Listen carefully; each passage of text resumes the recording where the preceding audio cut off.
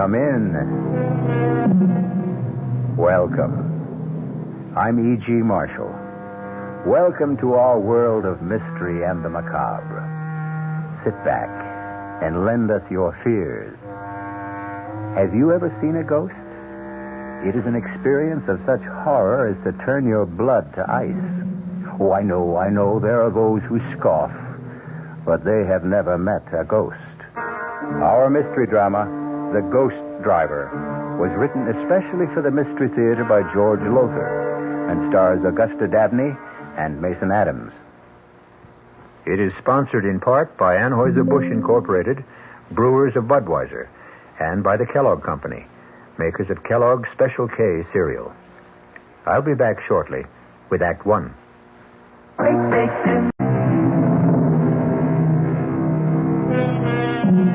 Do ghosts exist?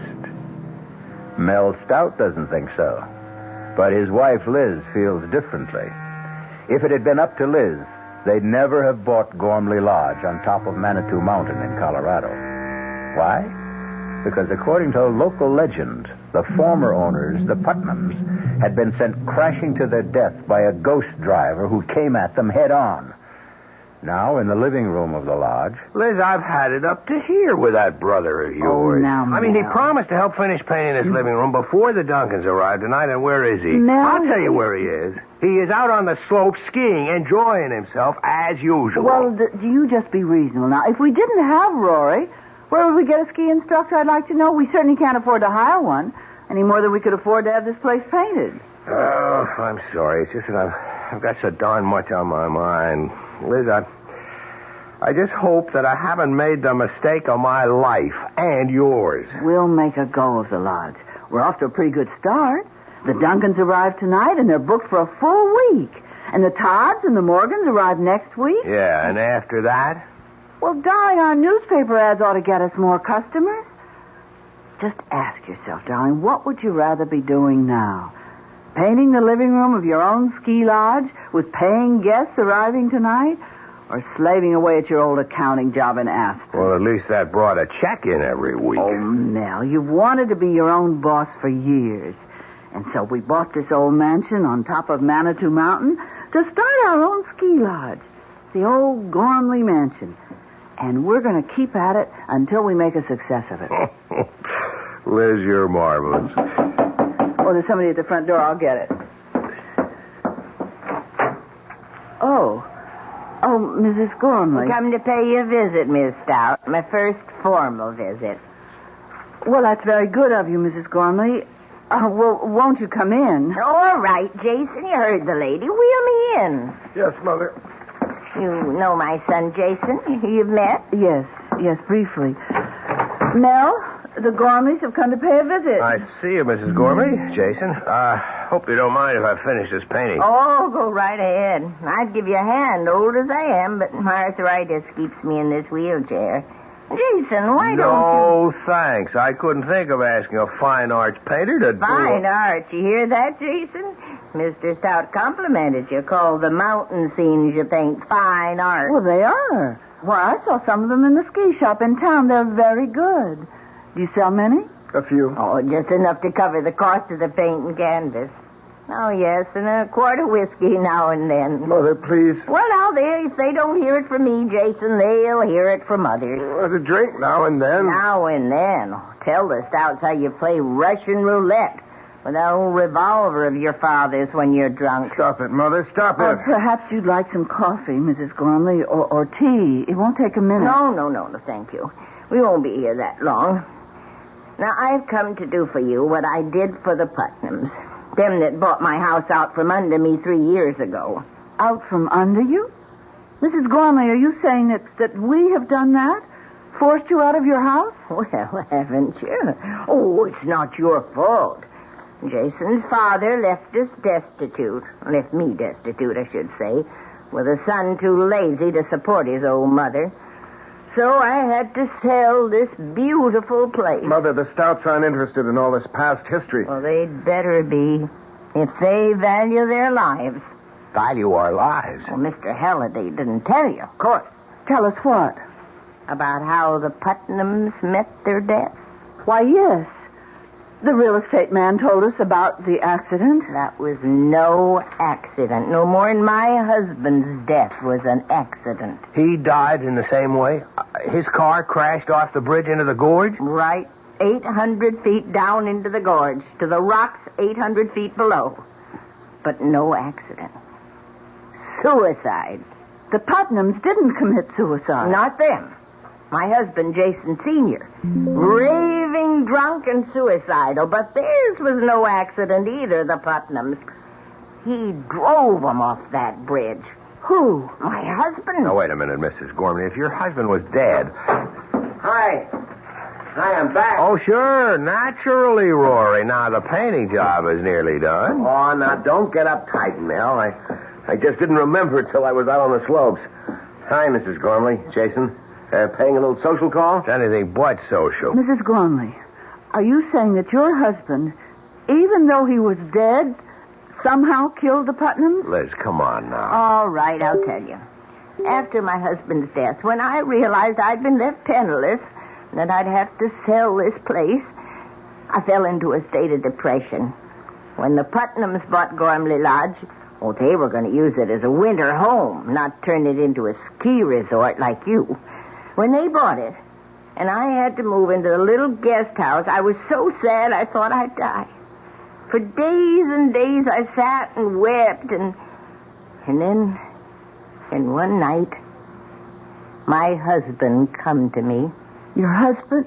You dreamed? It was no dream. Oh, it was my husband.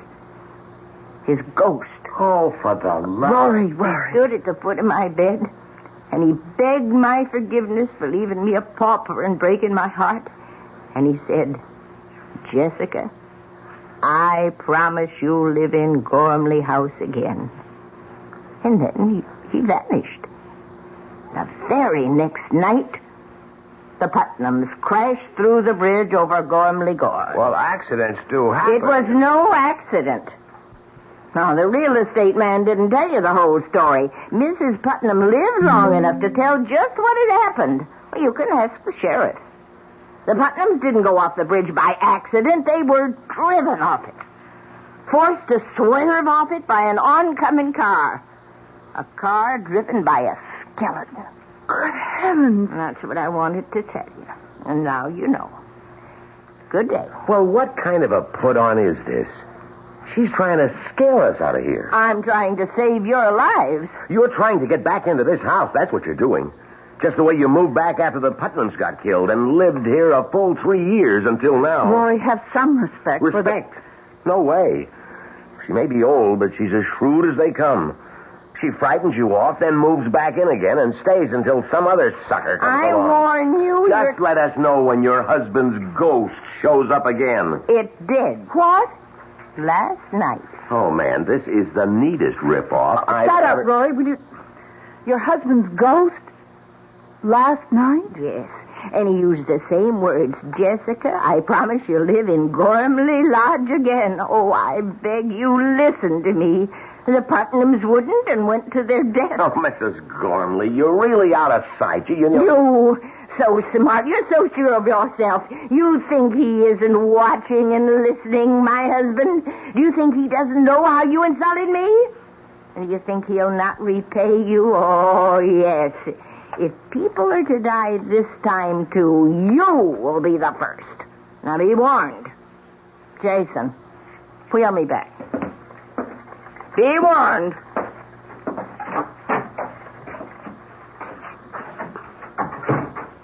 Rory, you shouldn't have talked to Mrs. Gormley like that. You didn't spring for that crazy story, did you? I don't know.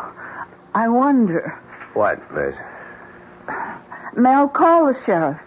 Find out if Mrs. Gormley's telling the truth. Oh, come on, Liz. I look like a fool. Anyhow, I've got to finish this paint job. What? Liz, you're not... I must find out.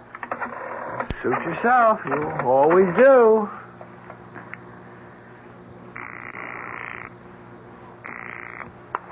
Sheriff Harper speaking. Oh, Sheriff, this is Elizabeth Stout calling. We're the new owners of Gormley House. Oh, yes. What can I do for you, Mrs. Stout? Well, we just had a visit from Mrs. Gormley. Oh? What do you mean, oh? Oh, nothing, Mrs. Stout, only she can be a little hard to take, getting on in years. Yes, well, what I wanted to ask you... Of course, you remember the accident to the Putnams 3 years ago, crashing off the bridge over Gormley Gorge. Yes, I remember. Well, according to Mrs. Gormley, Mrs. Putnam lived long enough to tell you what had caused the accident. Is that so? Yes, it is. And what did she tell you? Well, now, Mrs. Stout, she was near death. Maybe out of her head with pain and shock. What did she tell you, Sheriff? Did she tell you that they had been forced to swerve off the bridge because of another car that came straight at them? A car with a skeleton driving it? Well, as I said, she was out of her Did head. she? Yes, that's the story she told me. Thank you. Goodbye. So? Mrs. Gormley told the truth. Oh, the Putnam woman was dying. Anybody in that condition is liable to say anything. I suppose. Now, look, just get off it, Liz. We put our life savings, every cent we've got in this place, and I'm not leaving, ghost or no ghost. Well, speaking of leaving, I'd better get on down into Manitou and pick up the Duncans at the airport. Well, it's a bit early, isn't it? Or have you got some cute chick in town that you'd like to spend an hour or so with? Mel, you put me away. Don't give me any ideas, Rory. Well, it's a bit early, isn't it? Or have you got some cute chick in town that you'd like to spend an hour or so with? Mel, you put me away. Don't give me any ideas, Rory.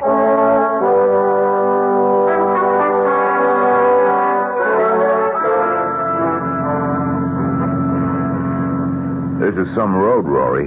You drive it often? In the dark, I mean? A few times, Mr. Duncan. Well, it's frightfully steep and curvy. Now, don't push the panic button, Mrs. Duncan. I'll get you to the top of Manitou Mountain safe enough. You'll be enjoying a hot toddy in front of the fireplace at Gormley Lodge before you know it. Maybe you better slow down a little. Ah, it's okay. That was just a patch of loose shale. You much of a skier, Mr. Duncan? Oh, I do okay. My wife will need some lessons, though. I take it Gormley Lodge has a pro. Oh, the best. Me? Well, fine. Say, this road is steep and curvy. Must be pretty spectacular.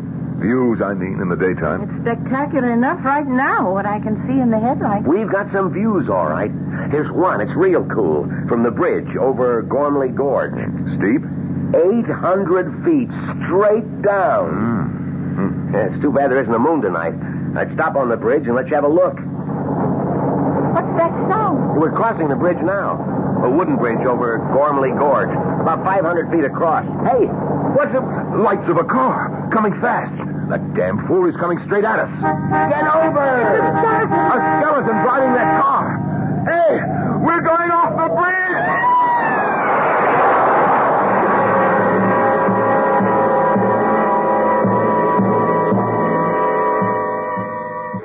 I'll be back shortly with Act Two. If you have the nerve to return, that is. Hello, Fox. It seems like only yesterday that I was a little girl tasting porridge. You know, this one's too hot. This one's too cold. And now I conduct taste tests on diet drinks. And there's one I must tell you about. Sugar-free diet 7-Up. It has a fresh, natural, delicious taste. It drives my taste-o-meter crazy. Sugar-free diet 7-Up. This one's just right. Hey, Mom, what's for dinner? Hey, Mom, what you got? How about a no-cook dinner for a change? Serve a delicious spread of sliced meats, cheeses, salads, and crisp rolls from ShopRite's appetizer counter. You'll love the freshness, the fine quality, and the pleasing variety. This week's best buys are ShopRite freshly sliced chicken roll, half pound, 69 cents. Imported Switzerland Swiss cheese, half pound, 89 cents. ShopRite liverwurst, 99 cents a pound. Fresh macaroni salad, 39 cents a pound. So relax. Pick up a ready-to-eat dinner at the ShopRite appetizer counter. She loves the family. She wants the best. She does all that she can do. She lets ShopRite do the rest. Hey, Ma, what's for dinner? ShopRite has the answer. Hello, Amco. My automatic transmission just stopped automaticing. I was wondering, do you service Chevrolets? Do we service those sensational Chevrolets? Ma'am, Amco has serviced over 3 million automatic transmissions of all kinds. Ah. Nearly 900,000 Chevrolets alone. Ooh. Do we service Chevrolets? George, pitch pipe, please. Chevy Nova and Impala and the Bel Air and Camaro and the Chevy too. Oh, my. Yep, we know 'em. Every Chevrolet automatic make and model on the road today, from the oldest Biscayne to a bright, spanky Caprice. By the way, what sort of Chevy did you say you had? A Chevy Mustang. Well, no matter. Nobody knows your automatic transmission better than Amco. AA MCO. There are over 500 AMCO centers coast to coast. Consult your yellow pages for the AMCO center nearest you. AA MCO. AMCO. This is WOR New York and RKO General Station.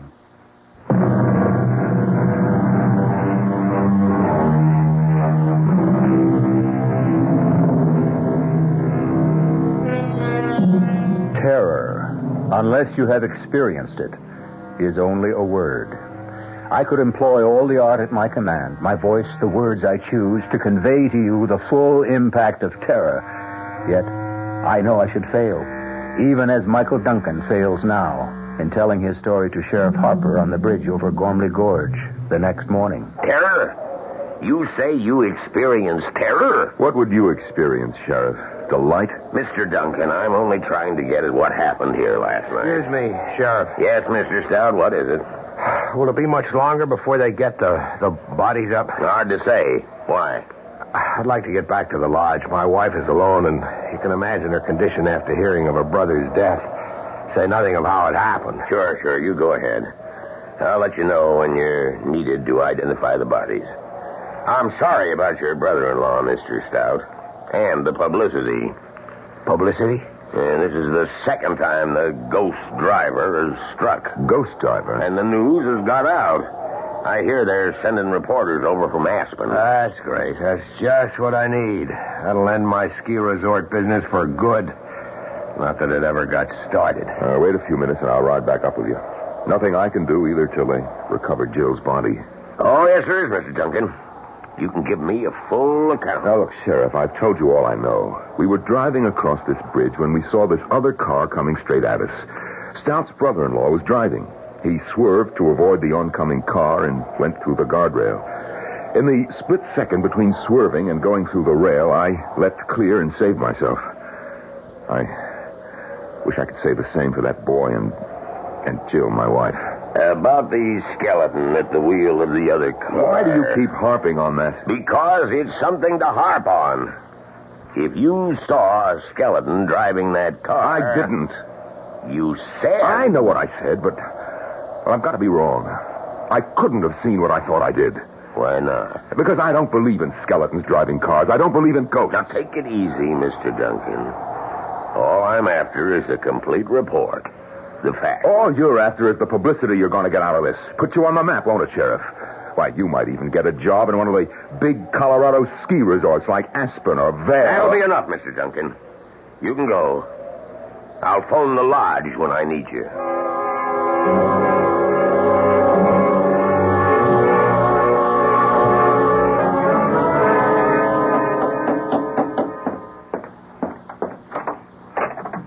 Mrs. Gormley.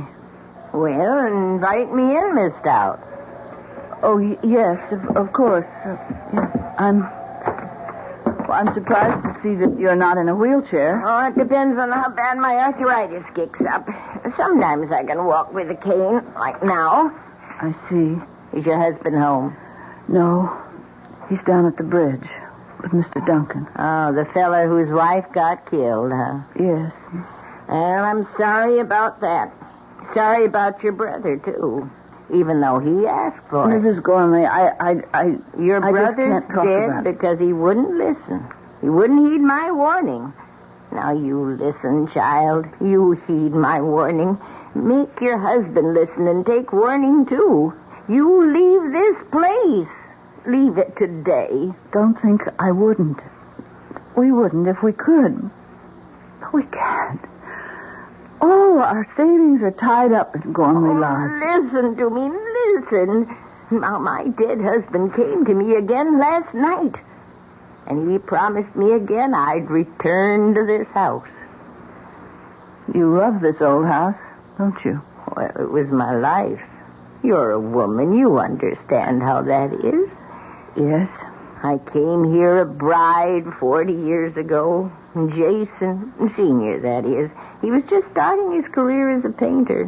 Jason, my son, was born here. There was another child, a little girl. She died here. No, this house isn't made of wood and stone. I'm sorry. I'm so sorry. Oh, I think they've come back. Yes, my husband and Mr. Duncan are back. I'll go then. Oh, well, Mrs. Gormley, I'm going to put some coffee on. You stay. Have a cup. No, I can't bear to go on looking at people who I know are going to die. What's this? Die? Who's going to die now? You are, Mr. Stout. You and your wife. If you don't heed my warning and leave as soon as possible. Now, what's all this, Stout? Who is this woman? Jessica Gormley used to own this place. Oh, the woman you told me about. The one who claims her husband's ghost visits her. I don't just claim it. It's true. Who are you? My name's Michael Duncan. Oh, yes. The one whose wife went to her death in the gorge last night. Well, you take my advice, too. You leave here. Leave as fast as you can. How about a drink, Stout? Oh, so you two won't listen. The ghost driver killed your wife last night, and yet you won't listen. Well, let me warn you once and for all. What was that? A shot. It was a gunshot. Jason! Oh, it's happened. He's killed himself. Oh. She's fallen. Liz, help her up and keep her here. Duncan, you come with me.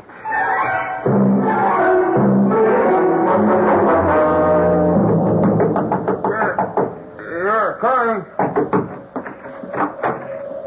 Yeah, Mr. Stout. What do you want? Oh, you're okay, Jason. We heard a gunshot. What of it? Well, we've heard of you and your little games like Russian roulette, and we thought that you... I'd shot myself?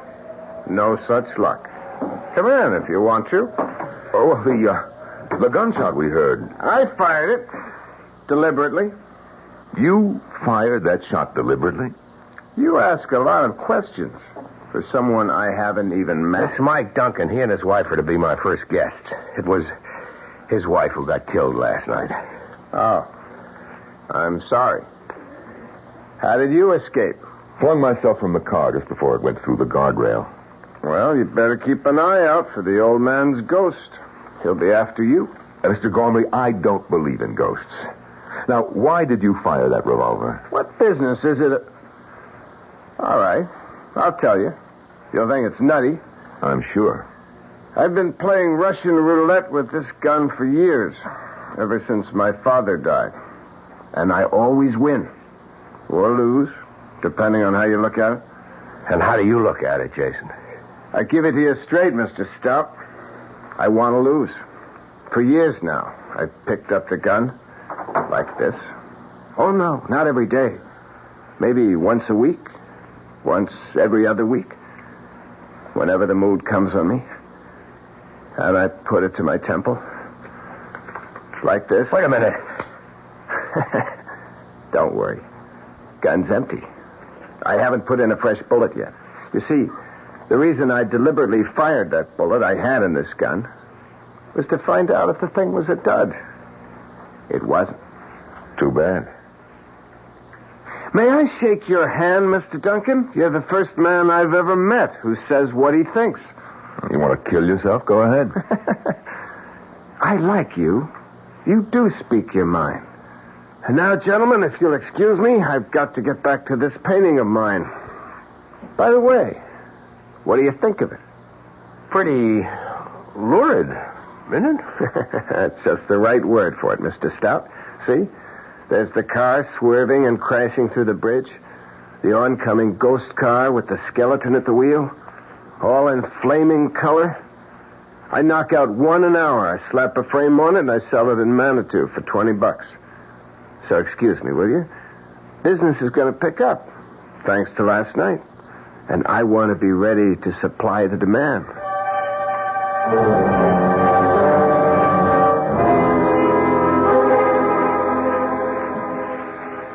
It's been a rough 24 hours, Miss Stout.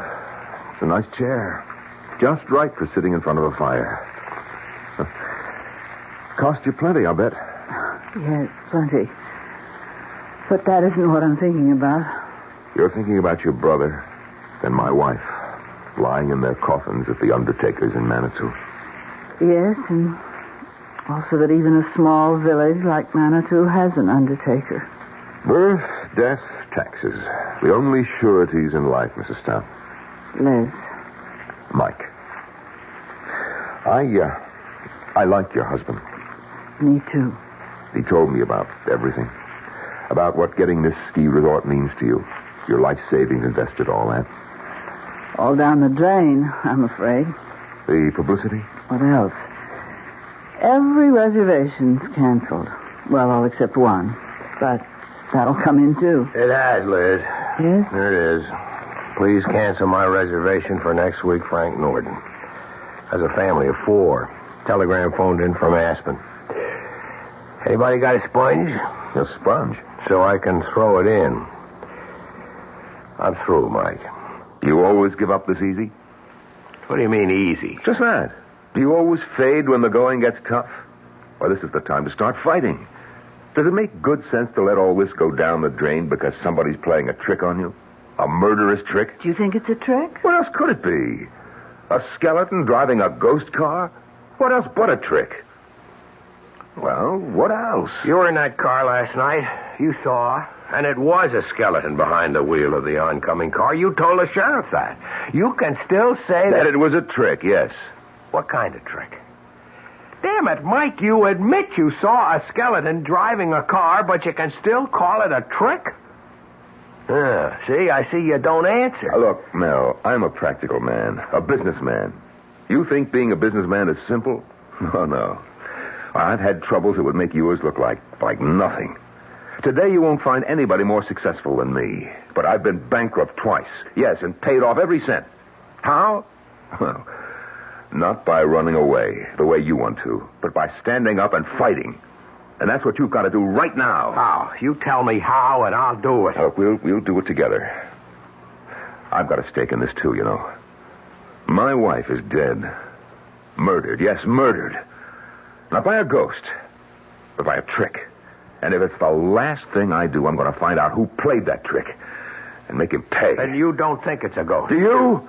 Answer me. Do you believe in ghosts? Did you believe before you came here and ran into this mess you're in? Well, no, I didn't. Then why start believing now? Ghosts, my foot. Mel, this is a trick. Somebody wants to stop you from turning Gormley Lodge into a ski resort. And if you ask me, it's the Gormleys. One or the other or both is behind all this.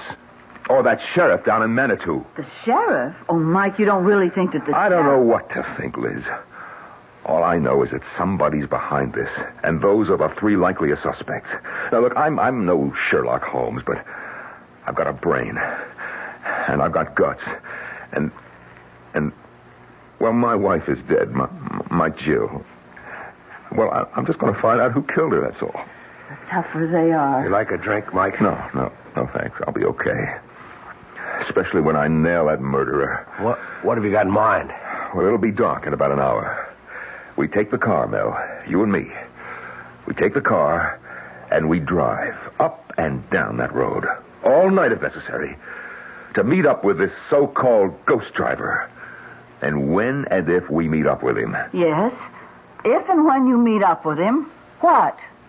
We don't turn aside. We don't swerve out of his path and off the bridge. We drive straight at him and keep driving at him.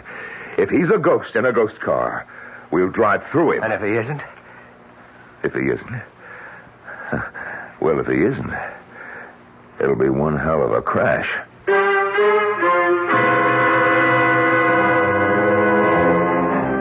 You out there listening, what would you do? If you were Mel Stout, would you accept Mike Duncan's challenge? I'll be back shortly with Act 3. Ever see a beer drinker pour his beer real easy down the side of the glass? Maybe you do it yourself. If so, the Budweiser brewmaster thinks you're missing something, especially if you're a Budweiser drinker. You see, Bud is brewed, so it will kick up a healthy head of foam. Exclusive beechwood aging and natural carbonation make it a lively brew. Well, anyway, pouring Bud plunk down the middle of the glass helps bring out the best in that clean white Budweiser foam and real beer aroma. It also helps you get the full benefit of a taste, smoothness, and drinkability you'll find in no other beer at any price. Remember, brewing beer right does make a difference. Next time, pour that Budweiser right down the middle and see for yourself. Anheuser-Busch, St. Louis.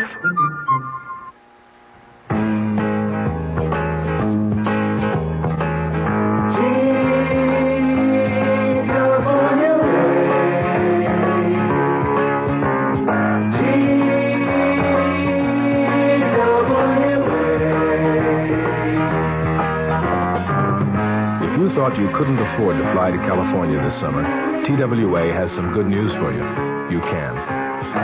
Thanks to TWA's demand schedule service, you can fly to California for only $125. Just make your reservations 90 days before you want to go and put down a $20 deposit for each way.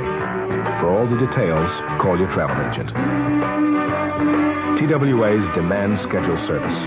Now you can afford to fly to California.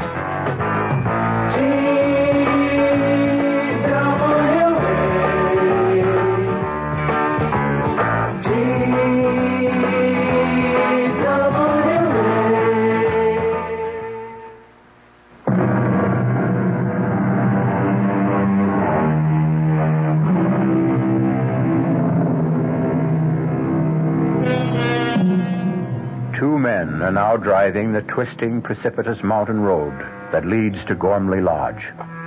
One, Mike Duncan, believes that the ghost driver they hope to meet is nothing but a trick. Mel Stout, his life savings, every penny at stake, has had no choice but to go along. Mike, I'm bushed. Let's make this the last trip. We're going to drive up and down this road till dawn. Yes, and night after night if we have to. Until we meet up with our so-called ghost driver. This is the 6th time we've been up and down this mountain road. Okay. Pull over. I'll drive. Get out your side. I'll slip behind the wheel. Yeah. Hey, there's a car coming up behind us. Red light flash. That must be the sheriff. There's the sheriff, all right. Mr. Stout. Oh, and you, Mr. Duncan. What are you doing here, Sheriff? Well, that's what I want to ask you. I got a report from Mountain View House across the valley there that they were seeing headlights going up and down this road. Guess I don't have to tell you, everybody around here's on edge after what happened last night. Now, what are you up to? We're not up to anything, Sheriff. We're driving this road in hopes of meeting up with whoever or whatever killed my wife and Mr. Stout's brother-in-law. Get yourselves killed in the bargain? Oh, no. You drive on up to Gormley Lodge, and when you get there, stay there. You make that sound like an order, Sheriff. That's what it is, Mr. Stout. Well, I guess we better do like he says, Mike. I don't think so. Oh, you don't? No, I don't. This is a public road. We've got a right to be on it. Unless we're doing something that breaks the law, and we're not. You're a kind of troublemaker, Mr. Duncan, aren't you? Sheriff, I never go looking for trouble, but I know how to handle it when it comes my way. Now, either you arrest us for breaking some law or other, in which case you'd better be prepared to back it up, or I'll sue the town of Manitou and you for false arrest, or get off our backs. I'm not on your backs. I'm trying to save your lives. Take my advice. Advice, huh? I thought it was an order. All right, wise guy. Have it your way. Go ahead and get killed and be damned to you. Let's go, Mel. You can sure sound tough, Mike. No small-town sheriff pushes me around. Well, he's only trying to do his job. Maybe. And maybe not. What do you mean? I don't know. But that's what we're going to find out. Tonight, tomorrow night, or whenever. Oh, there's the bridge ahead. Yeah, maybe you better slow down. No. If it's a ghost, we'll go through it. If it isn't... Mike, headlights coming toward us. Now, look, don't lose your nerve. Coming closer. We're going to crash if you don't... Mike! Driving that car, it's Rory, his brother-in-law. My God!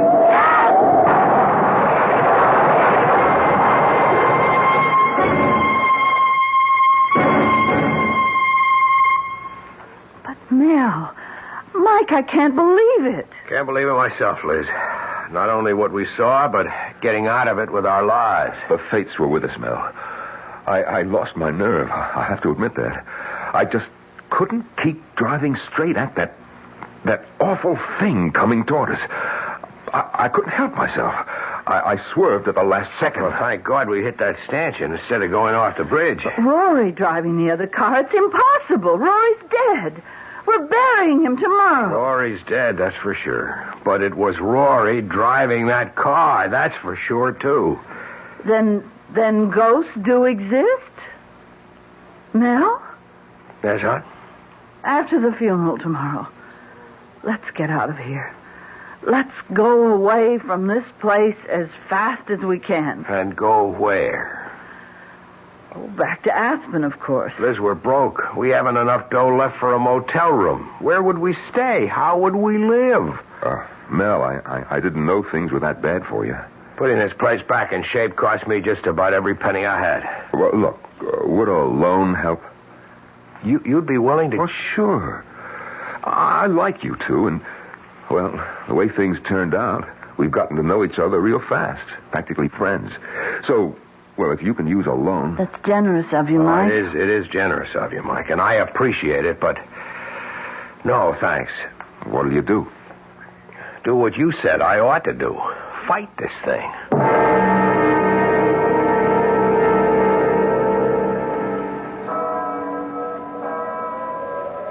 Liz, Mike, if you ever come east, be sure to look me up. We will, Mike. Yes, of course.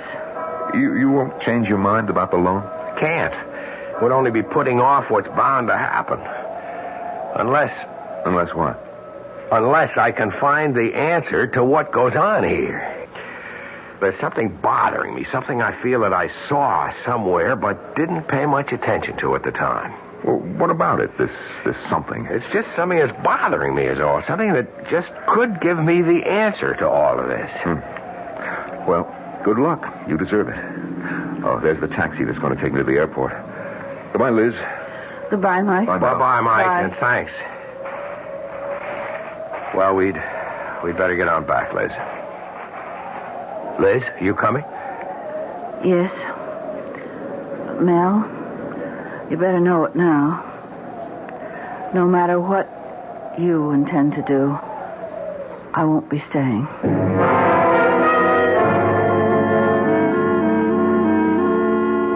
Mel, we've got to face the facts. Buying this place was a big mistake. I admit it now. But there's no sense in crying over spilt milk. What's done is done. So, darling, let's just turn our backs on it, walk away from it, and start again. Start what again? The treadmill of office work?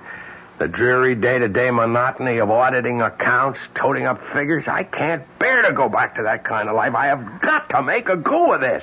I don't have any other choice. But is it worth your life? Ghost or no ghost, Mel, it's killed 4 people. It would have been 6 if you and Mike Duncan hadn't been lucky enough to hit that stanchion. And it will be 6 if you insist on driving that road again tonight. 6? How do you make it 6? Well, you don't think I'm going to let you do it alone, do you? But at the funeral, you said that you weren't even going to stay. Because I hoped that would change your mind. But it hasn't. So you see, I have no choice either.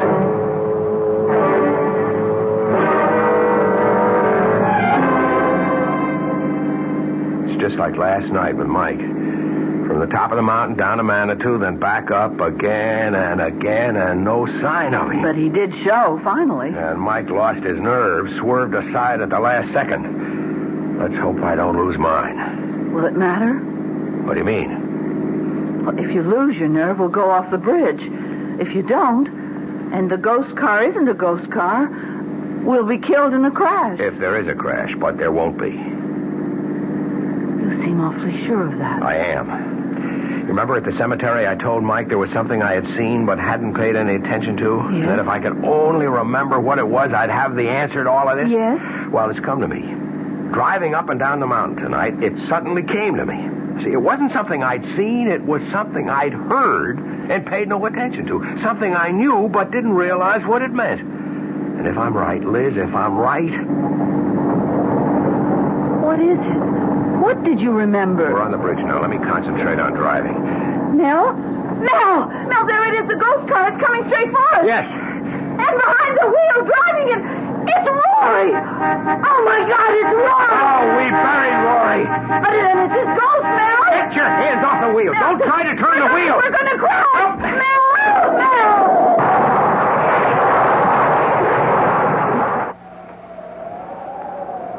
Mel? What? This time he swerved and he went off the bridge, just as I knew he would. How? How did you know? Later, Liz. Right now, we better get up to the lodge and phone the sheriff.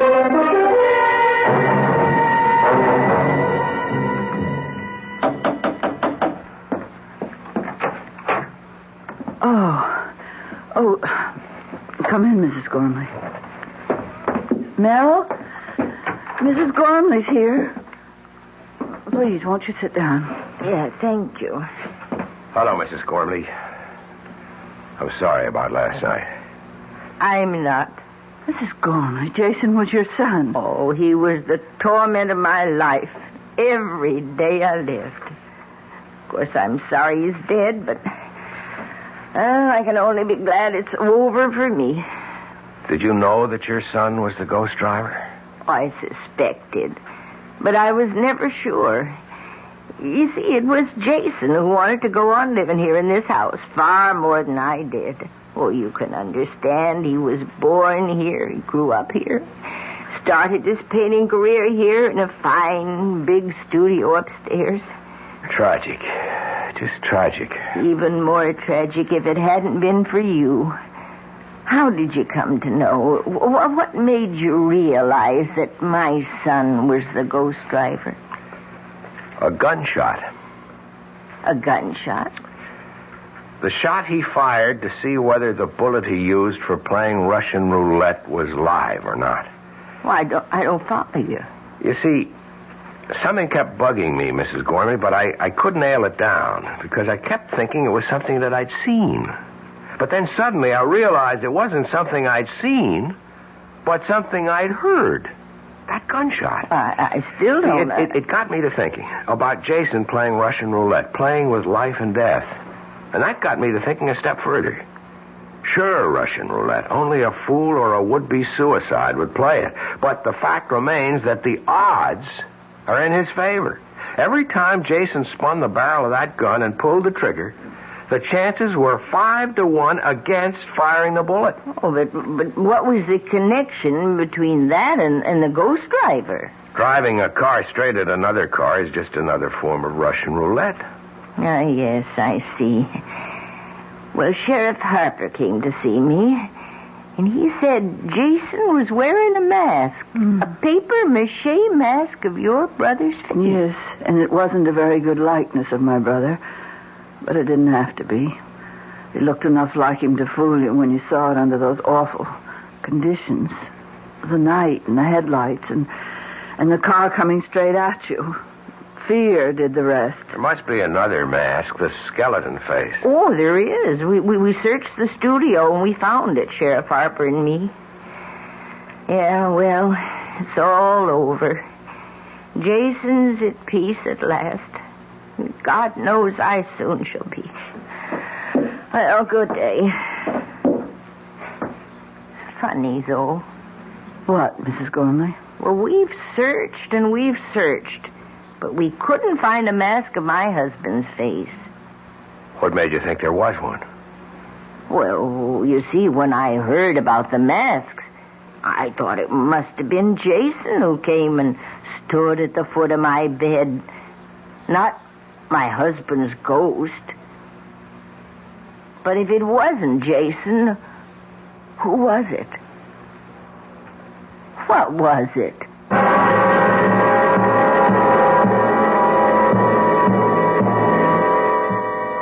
An interesting question. What was it indeed? I'll be back shortly. Hi, Ms. Goldilocks here. Professionally taste-testing diet drinks can be very difficult, but I've just had to bear with it.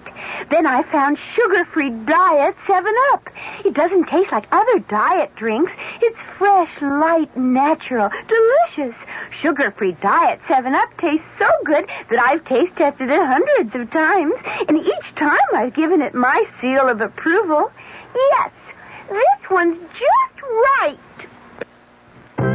Introducing the greatest taste to come out of your toaster since Samuel Bath Thomas baked his original English muffins in 1880. Thomas's new onion English muffins. Little bits of real onion blended into Thomas's original English muffin recipe create a tangy taste that makes everything fantastic, like burgers and cream cheese and cold cuts. Even butter tastes better. Thomas's new onion English muffins. The greatest new taste since 1880. Thomas's promises. Hey, Pat, how tall do you think she is? 300 feet if she's an inch, Luigi, and a fine lady she is. The year 1886. While most New Yorkers were enjoying their first look at the Statue of Liberty, a few were enjoying their first taste of Thomas's bread and discovering it was every bit as delicious as Thomas's English muffins.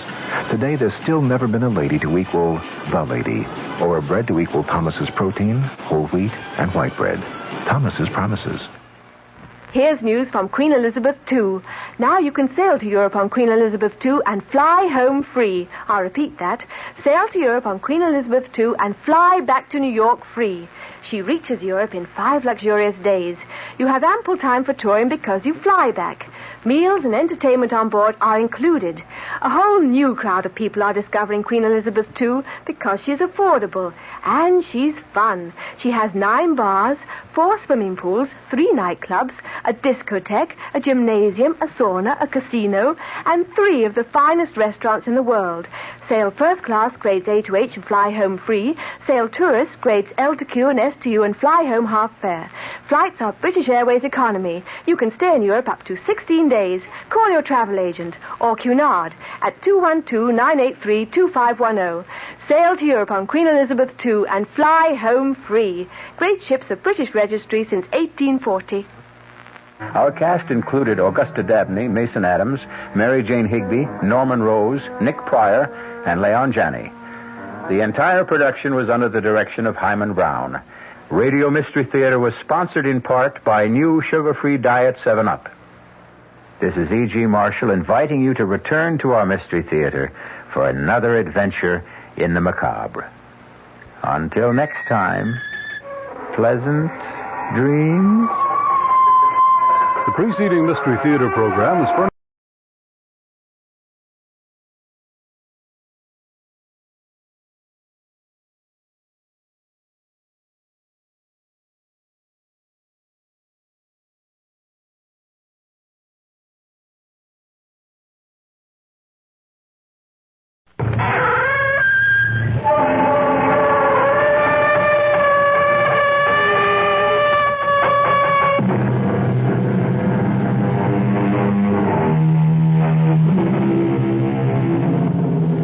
Come in. Welcome. I am E.G. Marshall. Welcome to the world of terrifying imagination. Our story deals with fate. Some call it luck. Whatever it is, it works in the strangest ways to reward us or defeat us. Fate walked into Charles Powell's life in the person of Clint Livitz. Now, look, Clint, or whatever your name is, I don't like you, and I don't like your insinuations. Now, if you don't get out of my office and leave these premises immediately, I'll have you put out. You must be putting on an act, Mr. Charles Powell. Maybe this'll jolt your memory. 3541063. What? Yeah. I thought that would do it, Charlie. I thought that might help you remember.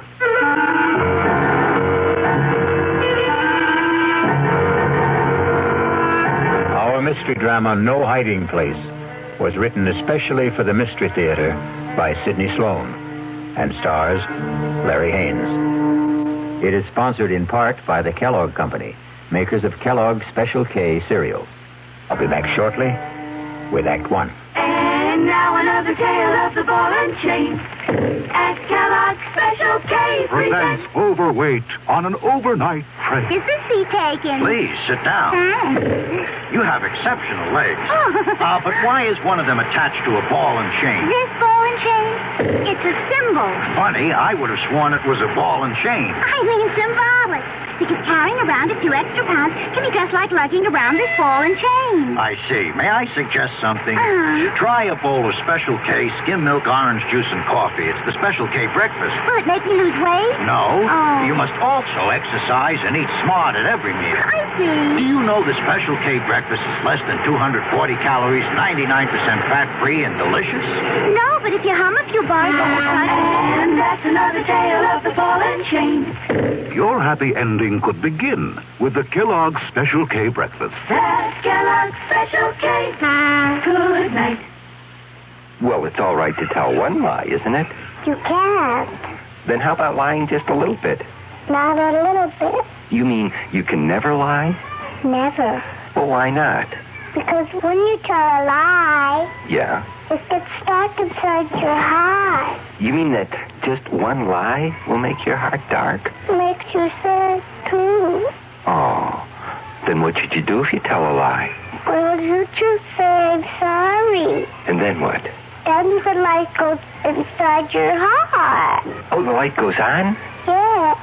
Oh, a light doesn't really go on in your heart, does it? Yes, it does. Well, how do you know? Because the light in your heart will shine in your eyes. Oh. And then you'll be happy. I wonder why people tell lies. I wonder why, too. From the Franciscans, with love.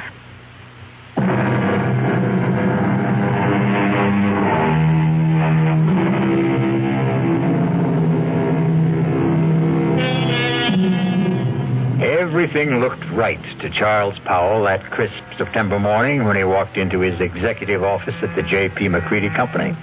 And why shouldn't it? Charlie Powell was a big shot there. At 37, executive vice president of one of the largest manufacturers of heavy construction equipment in the country. And he had done it all in less than 12 years. It was a real-life Horatio Alger story, even to his being engaged to J.P. McCready's daughter, Allison. How could anything go wrong? But it did. The moment he walked into his private office. Yes, Elsie. There's someone to see you. Appointment? No, sir, but he says that you'll see him. Mr. Powell, maybe I'd better come in and explain. Yes, all right, come in. Sorry if I sound strange, but really, Mr. Powell, that man is kind of frightening. Frightening? Well, he just sits there and grins at me. I told him he didn't see people without an appointment. He said, oh, he'll see me. Just tell him it's an old friend, Clint. You know anybody by that name? Clint? No, it doesn't ring a bell. All right, send him in. I'll get rid of him. Okay. Don't say I didn't warn you. Mr. Powell will see you. Nice of you to see me, Mr. Powell. Well, I try to see everybody, Mr. Just Clint. I don't think you ever knew me by anything but Clint. You must remember, Mr. Powell. Well, I'm sorry, but I don't... Come on, give it a try. Give it a good try. Now, look here, I'm busy, and I have neither the time nor the patience. You must be putting on an act, Mr. Charles Powell. Maybe this will jolt your memory. 3541063. What? Yeah. I thought that would do it, Charlie. I thought that might help you remember.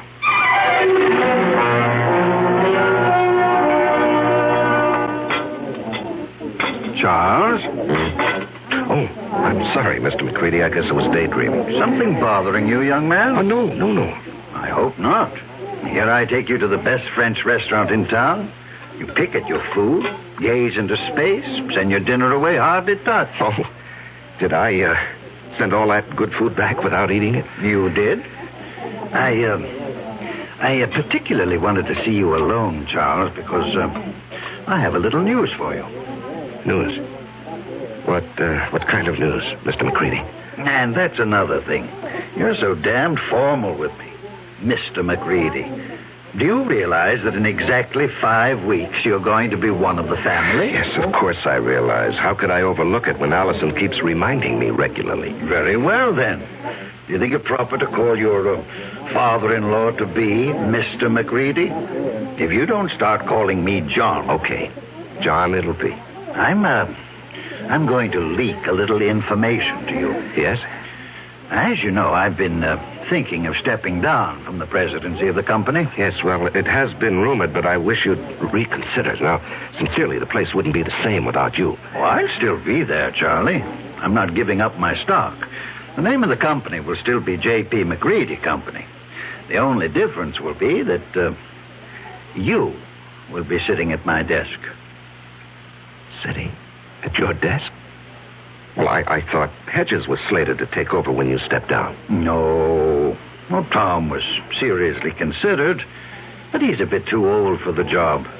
No, the company needs young blood. Well, I'm really bowled over. I've watched you grow. Come up on merit, ability. You're going to go far, my boy.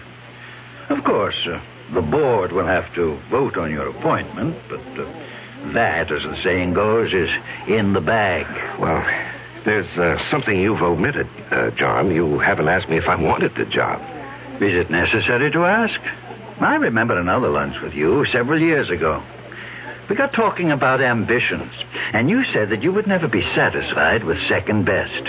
It had to be the top job, or you'd move on. Yes. But that was before this morning. What? Nothing. Just mumbling. I'd like to know how you feel about it, Charles. Well, even to be considered for the position is an honor, Mr. John. And your answer? Let me think it over. I must think it over.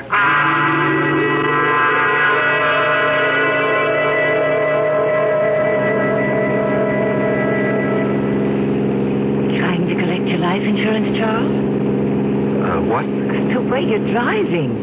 Are you out to get me, yourself, or both of us? Oh, I'm sorry, dear. I guess I didn't realize how fast I was going. This car has more power than it needs. More than I need. I'm sorry. At least it gave us a topic for conversation. What did?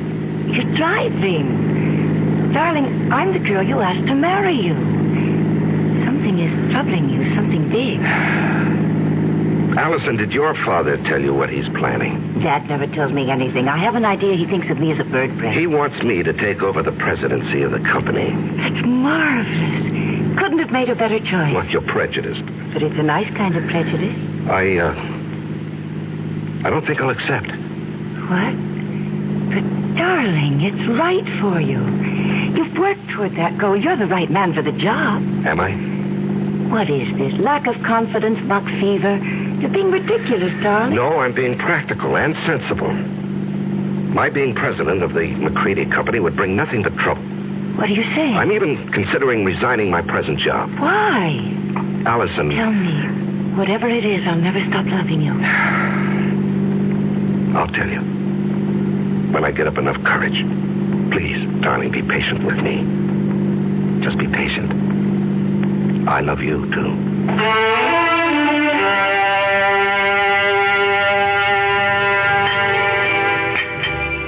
So you finally got here. Thought you were going to forget our appointment. You didn't really think that, Clint. Oh, I knew you'd come. You wouldn't dare not to come. Sit. You got it with you? Yes, I've got it. Small bills. 5s, 10s, as specified. Let's have it. Here. And a pretty manila envelope, too. Nice and neat. Thanks. Now, look, I don't know how much longer I can do this. You'll do it as long as I say. And if I run out of money? You'll just have to scrounge around and find more. Well, I'm thinking of quitting my job. You wouldn't want to do that, Charlie. Well, suppose it gets too much for me and I say, go ahead, spill what you know. No, you wouldn't do that. You're going to marry a very rich girl. A couple of extra yards ain't going to change your manner of living. Even a couple extra grand. How long are you going to suck my blood? I don't like the way you put that, Charlie. I'd rather you'd think of it like it was sort of sharing the wealth. You got the bread. I got nothing. This way, we both got something. I got a nice living, and you got your freedom.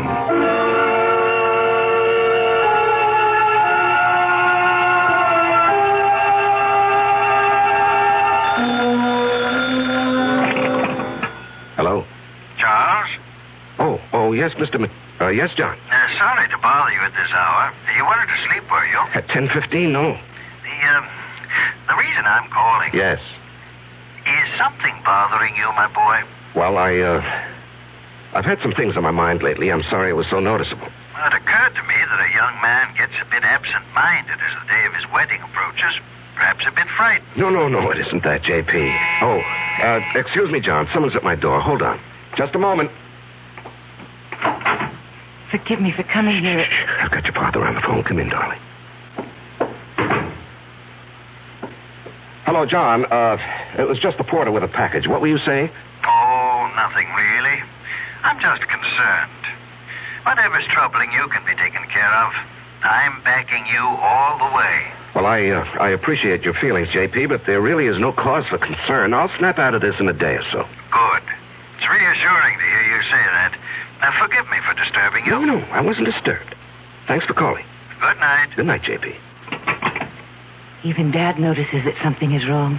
Yeah. I haven't seen you in 3 days. You trying to tell me something?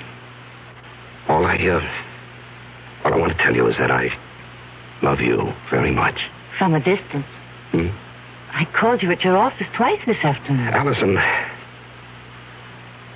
Allison, I can't keep this from you. I thought I could, but every day, every hour, it grows bigger. Until now, it feels as though it's going to engulf me. And you, our life, everything that has meaning for me. Darling. No, hear me out. And then if you want to go out that door quietly, I won't say anything more, and you can forget that you've ever known me. Loved you? Are you trying to say you don't want to marry me? That you stop loving me? Darling, it's because I love you that I'm going to tell you. I considered keeping the whole matter from you, writing out the trouble and probably overcoming it. Darling, how little you know me. No matter what the trouble is, I want to be with you. If you want me. Allison, I'm a fraud. What? I'm not Charles Powell. It's a name I assumed to hide my real identity. Want me to go on? Yes, darling. Go on. At the age of 22, I was charged and convicted of murder and sent to San Quentin for life. I was innocent. Evidence, circumstantial evidence. Court-appointed attorney who didn't know what to do or didn't care. A weak effort to appeal, which was refused, and there I was, at 22, in prison for life. Chance of a parole only after serving 20 years. I'd be old, all my young life confined in prison. So, when I had a chance to get out... You escaped. And ran for 2 years. Do you know what it means to be hunted? You can't get a job, you have no place to live, you can't ever sleep for fear someone will see you and turn you in. Oh, darling. I was ready to give myself up. When I suddenly discovered that it wasn't necessary to run any longer, I picked up a 2-week-old newspaper and read a report of my death. What? Yes, a man had been burned to death in a flophouse fire. The only thing he had on him was something that I had kept, my only possession. A locket belonging to my mother. It had a picture of her taken when she married my father. And it had been stolen from me as I lay asleep in a freight car. I guess the thief thought it was gold. It was just cheap gold plate. And the man was identified as you? My mother and father's names. were inscribed on the back. The man was so badly burned that the locket was the only thing that could possibly identify him. And after 2 years of hunting, the authorities were glad to close the file on Robert Hagen. Robert Hagen?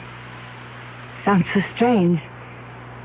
The name doesn't fit you. Well, it sounds strange to me, too, now.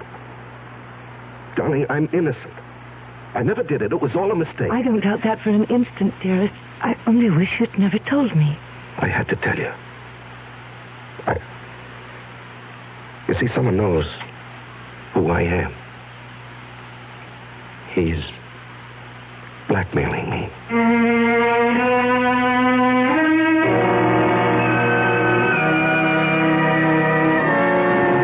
When you're being blackmailed, you don't have many alternatives.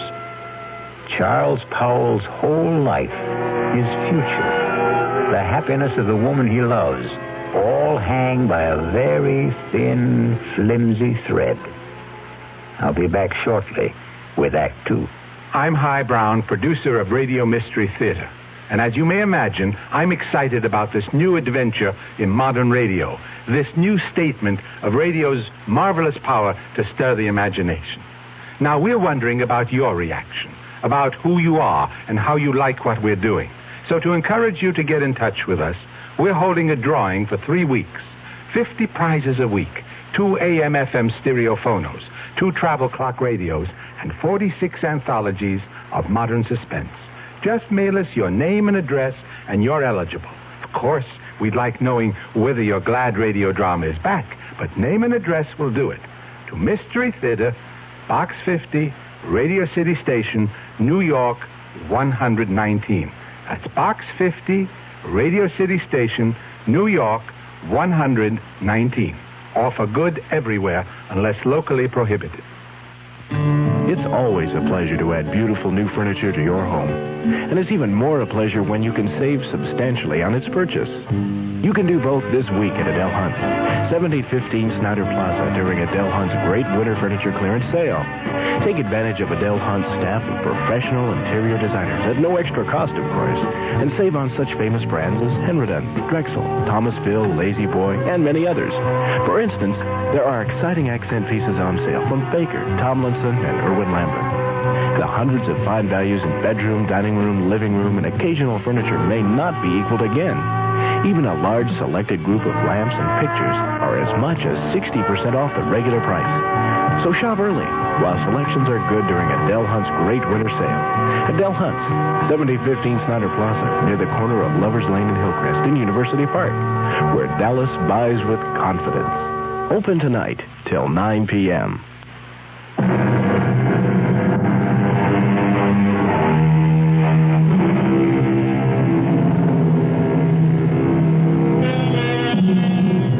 When Charles Powell chose to give in to his blackmailer, he didn't envision the trouble that was building up for him.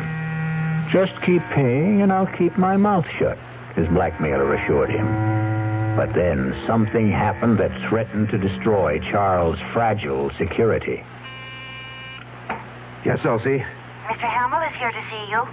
George Hamill? Well, we're not playing tennis until tomorrow. I know that, Charlie. I've got something else to talk about. Business. Business? Yours or mine? Mine, but it concerns you.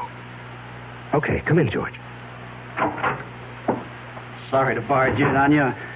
I know you're busy. Well, I'm never too busy to see George Hamill, rising young district attorney and next governor of the state. Your humor creaks, Charlie. Seriously, I've got something that sort of disturbs me. Oh? What does? Last night in a bar over on the west side, a man was bashed over the head with a bottle. He's in serious condition. Well, what has that got to do with me? Well, the man who did the bashing, an ex-con by the name of Clinton Livitz. Yes? He's asking for you. Says you'll go as bail. Now, what I want to know is, how does a guy like you get mixed up with a Joe like that? George, what did you think? That he and I were buddies or something? I didn't know what to think. Well, I do know the man. He He applied for a job with the company a week or so ago. The foreman who interviewed him discovered he was an ex-con, and he refused to hire him. It was brought to my attention when one of the societies that helps ex-cons called me. So you got him a job in the plant? No, I couldn't. I mean, I wouldn't go over the head of the foreman, but I did see him, and I handed him a couple of dollars. Of dollars? You know how much money he had on him when we brought him in? $276. Oh, well, maybe he got lucky at the races with the money I gave him. How much was it? Oh, gee, I don't remember. 15, 20. I just took it out of my pocket and handed it to him. It was a way of easing my conscience. I felt bad about the way our foreman had treated him. Well, take my word for it. This Clint Livitz is a bad customer. Stay away from him. What will become of him? Well, he'll go back to the pen where he belongs. What's the bail set at? $5,000. And you're not seriously considering putting it up, are you? No, I was just asking. Because if you are, that's the last you'll see of your money. For that matter, Mr. Livitz, he'll jump bail. Please, George, I'm a big boy now, and I think I can make my own decisions. Well, who would have thought it? Charles Powell Bleeding Heart. Now, look, we've been friends for over 5 years. When you were running for DA, I backed you with substantial contributions. I like you. You're my friend. Now, let's not kick that all out because of some stupid disagreement. No. Let's not kick it out. I'm sorry, Charlie. But I just can't understand what your connection with that ex-con is.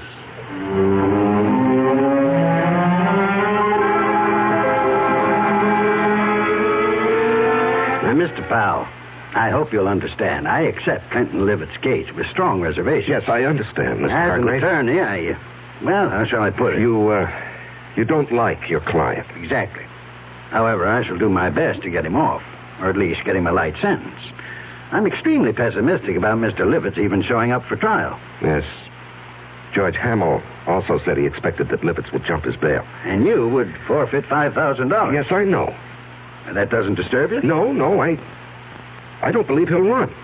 I see. Do you want to speak with him? He's been released. He's waiting in the other office. Not particularly. He says he wants to see you. Oh. Well, in that case, yes, I'll see him. Send Mr. Livitz in. I'll leave you alone.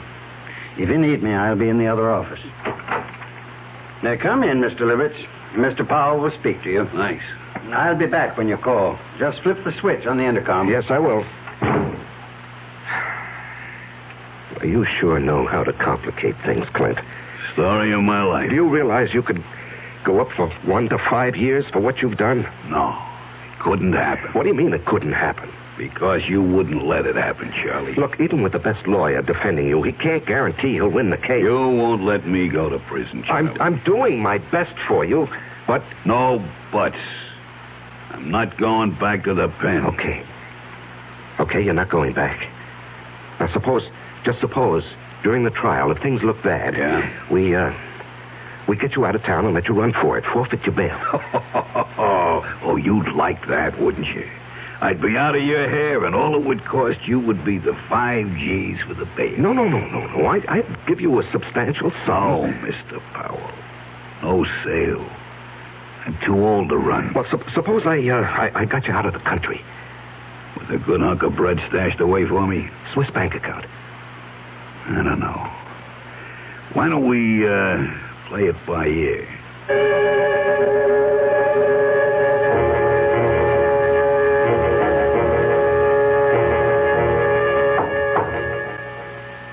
Come in. You wanted to see me, J.P.? Yes. Can you spare a minute? Yeah, sure. I've heard it on the grapevine that you were... how shall I put it? That you were aiding some ex-convict in trouble with the police. That true? Yes, it's true, John, and I think I know what kind of grapes grow on that grapevine. All right. Now, George Hamill. Oh, that damn busybody. Why can't he stick to his job and... Now, George is a friend.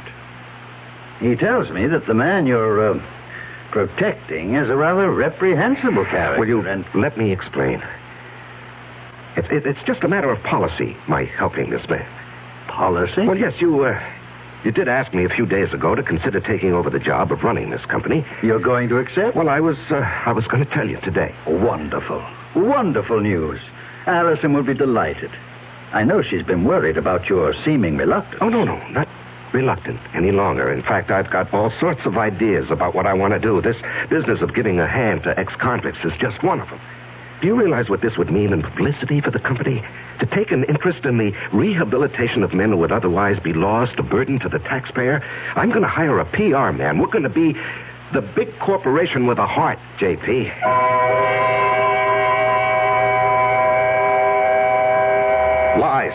Lies, and more lies.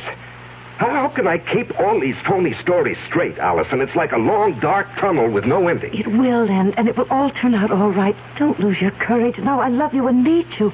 We'll worry this out together. You know what I've considered? What? Going to the authorities and saying, look, I'm Robert Hagen, the man you think died 13 years ago. No, darling, they'd throw you back into prison. Well, I'd hire the best lawyer. No, don't. Please don't take such a chance. What would I do without you? Darling, I don't know how much longer I can stand this pressure. I've got to do something to free myself. Why not give him a lot of money and ask him to go away? Promise to stay away forever. In Hargrave's office, I suggested that he jump bail and get out of the country. What did he say? Well, when I mentioned a big sum, I didn't exactly say how much. A Swiss bank account. He was interested. Did he say he would accept? Well, we were interrupted, and he didn't say definitely. Offer him anything. Just get him to go. Well, how would I get a large sum of money together? I have some small investments, a fair bank account, but what he might want would be beyond me. You forget you're marrying a very rich girl. Oh, no, I wouldn't think of that. Don't give me that male ego business. I've got money. Dad was nice enough to give me a big hunk when I was 21. Now, look, Allison. With all my earthly goods, I thee endow. We're not married yet. You're not going to back out now, not after I've endowed you with all my earthly... Or is it worldly goods? You are the nuttiest woman I've ever known. See, I've got you laughing. Darling, all our troubles are going to evaporate, vanish. No. It won't work, Allison. It'll never work. But you said... No. Clint Livitz will never stick to any bargain. He'll want more, and he'll want more. He'll never be satisfied. If we got him out of the country. What's to keep him from coming back when he's broke or even threatening us from abroad? I gave him $1,000 in cash only a few days ago. When he was picked up in the bar, he had only about $270-some left. In a matter of 2 days, he'd squandered over $700. But if he were made to understand that the sum agreed on was all he was going to get... Can't I make you understand? We're not dealing with a rational, honest man. He'll agree to anything. And then when his money runs out or he decides he wants more, he'll be right back. What can you do? There are only 2 things one can do about a blackmailer. Keep on paying and paying forever. And the other? And the other? Kill him.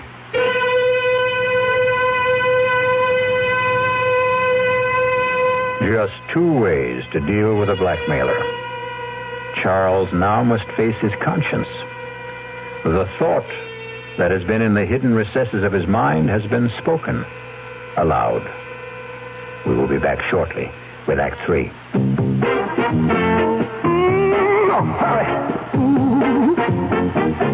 When you say bud, you said a lot of things nobody else can say, yeah. When you say bud, you've gone as far as you can go to get the very best. Think about it and decide for yourself. Well, sure, the Budweiser people really do believe that brewing beer right does make a difference. But even that's up to you. Because the king of beer is leading all the rest. When you say Budweiser, you said it all. Anheuser-Busch, St. Louis. Who knows how to help you solve your shopping problems? The Better Business Bureau knows. Honey, the TV set just won't work. Who do I take it to? The lady down the street took hers into a place that charged her more than her set was worth. Gosh, I don't know. I'll tell you what to do, folks. Who are you? I'm the man from your Better Business Bureau. Now, before you take your set in for repairs, shop around and check into a firm's reputation. You know, that's even more important than the price. Friends and neighbors can help, or you can ask for a few names of previous customers to find out if they were satisfied. And since the amount you pay will vary from one place to another, it's up to you to find out in advance what a service will cost if you have it fixed at home. Just another consumer tip from your Better Business Bureau.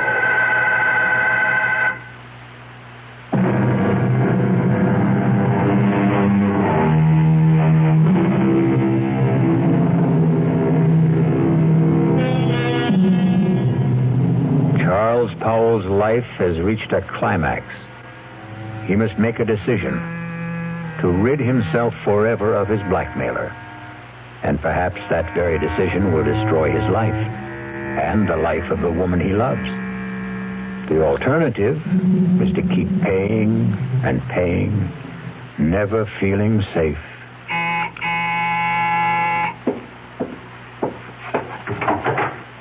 Oh, Allison, I was, You were expecting him, weren't you? Yes. I gathered as much when I called you at the office this afternoon. Aren't you going to ask me in? Yeah, come in. You were so evasive. Well, he, wanted to see me this evening. He, wants more money. And you're going to give it to him? Well, I haven't many choices, have I? You mentioned one. No, Allison, I'm sorry I let that slip out. I didn't mean it. I couldn't go through with that if I wanted to. I could. What? Honey, you don't know what you're saying. I know very well what I'm saying. How long do you think you can keep this business hidden? Well, I don't know. Maybe forever. Look, he's not a young man. All those years in prison, the kind of life he's led. How many years do you think he has left?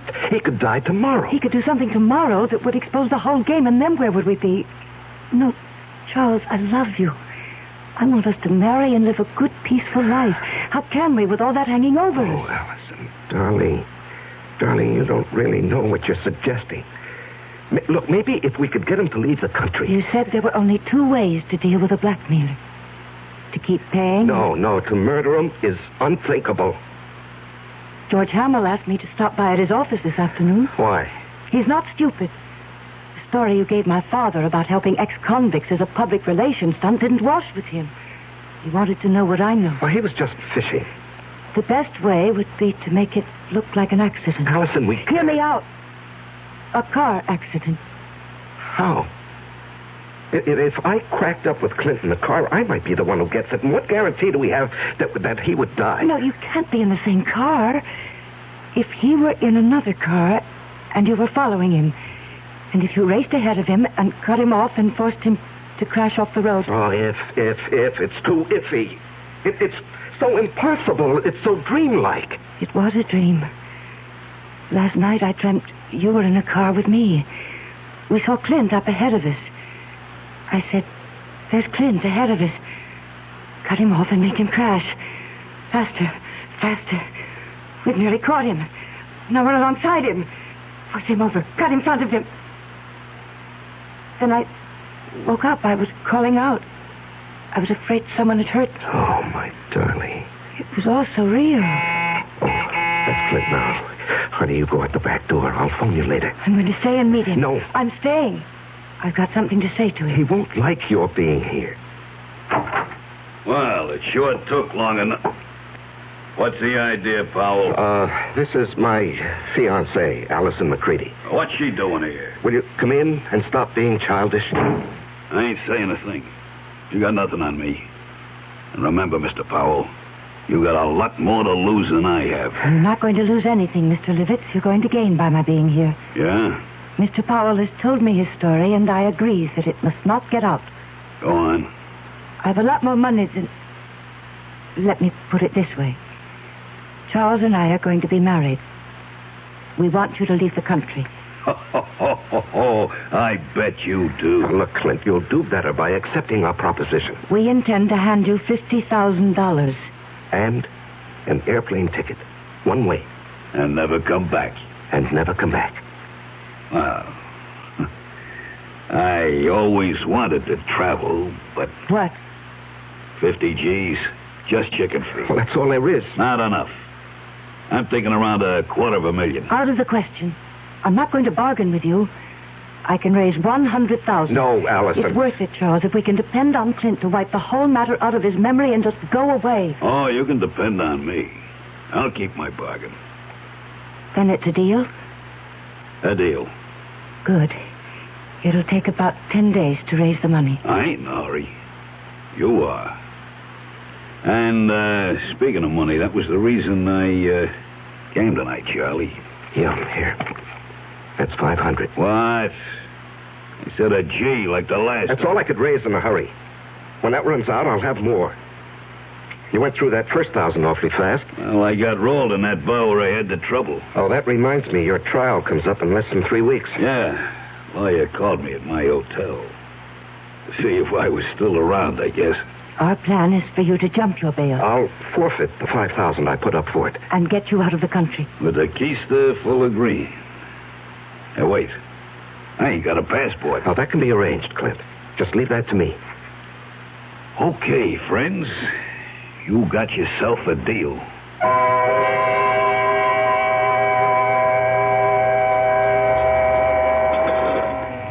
Say, Charlie. You're going to put this meal on your expense account, I hope. Too rich for your blood, George? Too rich for my pocketbook. That's JP's favorite French restaurant. Oh, yeah. Nice to have wealthy, high-paid executives for friends. I'm a simple man. I like simple things. And I like simple answers. Meaning? How long are you going to cling to that cockamamie story about your helping ex-cons rehabilitate themselves? Well, it's the McCoy, George. That guy got something on you, Charles? Pardon, monsieur, the telephone for you. Oh, yes, thank you. Where is it? It is here, monsieur. I will plug it in for you. Thank you. Just like the movies. Yeah. Hello? Charles? Oh, yes, Allison. I know George Helmel's with you, else he told me you were lunching with him. Listen to what I'm going to say, but don't let on to George. Yes, dear. Allison says hello, and to remind you that in 2.5 weeks, she wants to see you at the church promptly at 11. I'll try to remember. Okay. He's all set, darling. Now, what's so important? It's got to be tonight. I'll have the house all to myself. Why is the color scheme so important? The housekeeper and her husband are going into town to see their 15-year-old son in the high school play. Well, I don't see that that's such a problem. Choose whatever color will make the bridesmaids happy. Rent a car and let Clint take it to drive out and be here promptly at 9. Do not come together. You come out in your own car, but first report it broken down. Have it picked up tomorrow morning. You'll bring it back after it's all over. Understand? We did not see each other. You couldn't get here because your car was out of order. Oh, yes, I follow, dear. I follow. I'm not sure I agree. I have a .22 target pistol. I know how to use it.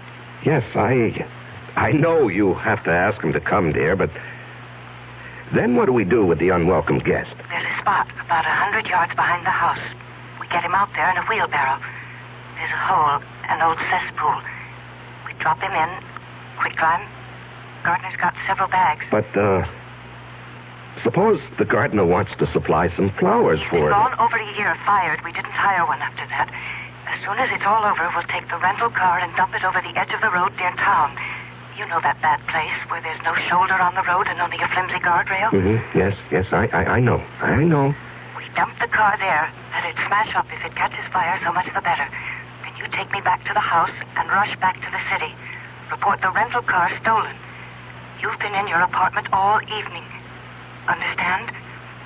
Yes, the color scheme suits me fine, dear. You sure have it all planned. No baubles, no slip-ups.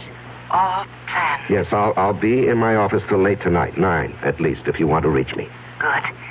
That was for George's ears, wasn't it? Yes, that's correct, Allison. Now, look, I have a report to get out. If you've completed your instructions, I'll get back to my lunch with George. Goodbye, dear. Wow. And that's only the beginning, Charlie. Wait till she gets you signed on the dotted line.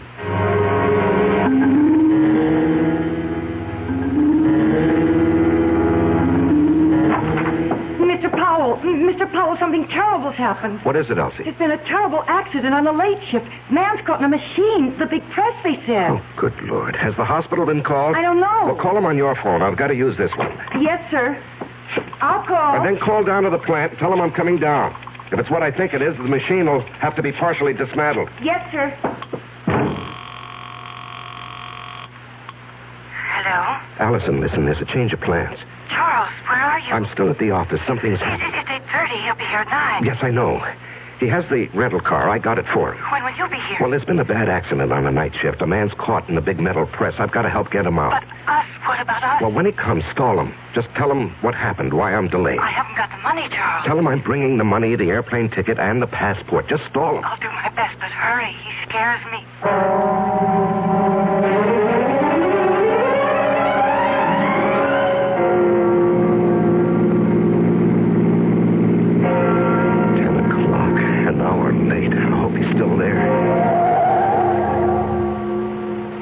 Are on. I'm not too late. He's still here. He's still here. Allison, open up. Clint, don't leave. Clint, wait. Will you wait? I'm here. Clint. I gotta stop him. I gotta catch him.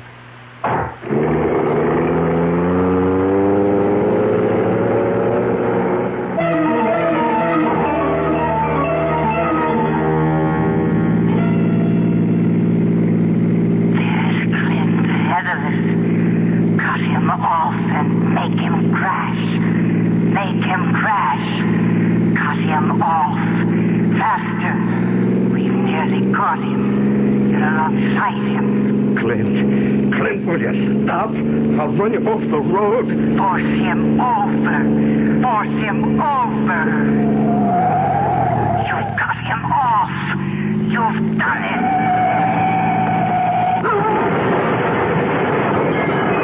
Crashed and burning. Let him burn.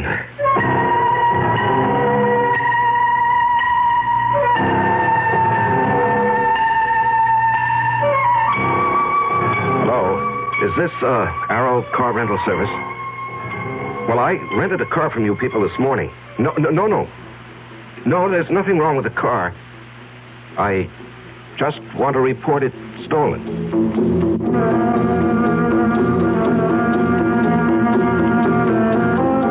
The City Foreign Car Service?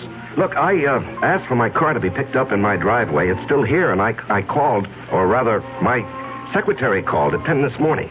My name is Charles Powell.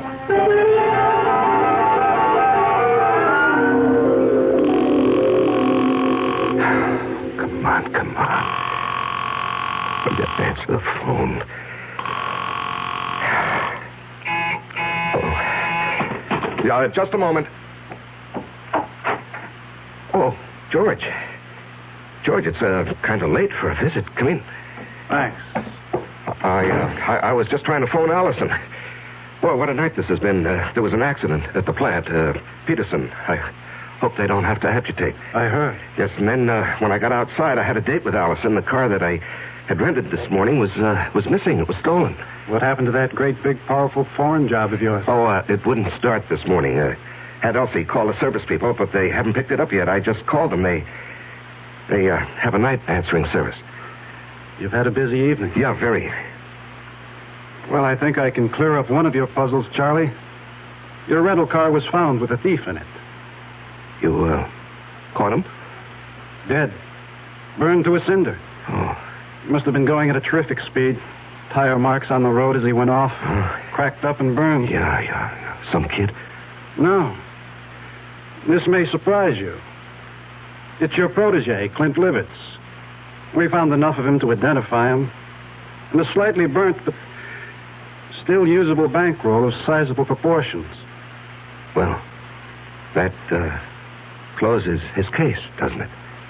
And opens up several others. Incidentally, Where were you all evening? Home. After I got back from the plant. You didn't go out? Well, I told you my rental car got stolen. I came home by cab to change my clothes. The big car is out of commission. I won't play games with you, Charlie. I checked it in the driveway just before I came up. The engine is still quite warm. Do you want to explain that? No, I don't want to explain. Charlie, I'm arresting you for murder. I must warn you that George, what are you talking about? Are you accusing me of Clint Livett's death? No, that was obviously an accident. I'm holding you for the murder of Allison McCready, the girl you were going to marry.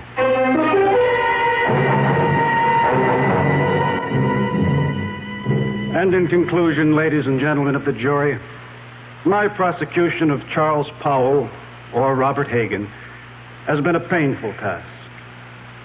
I was his best friend. It was difficult to believe that he would kill the woman he loved, but the evidence is conclusive.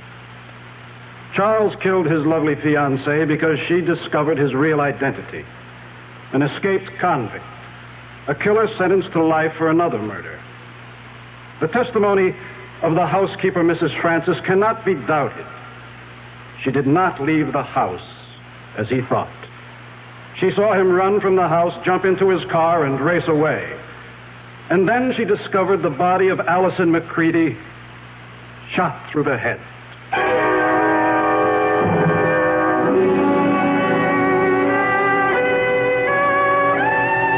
Your Honor, may I make a statement before you pronounce sentence? I did not kill Allison. I loved her. To say anything more in my defense is useless and unnecessary. Allison is dead. All I ask is that I be given the chance to follow her. Swiftly and efficiently.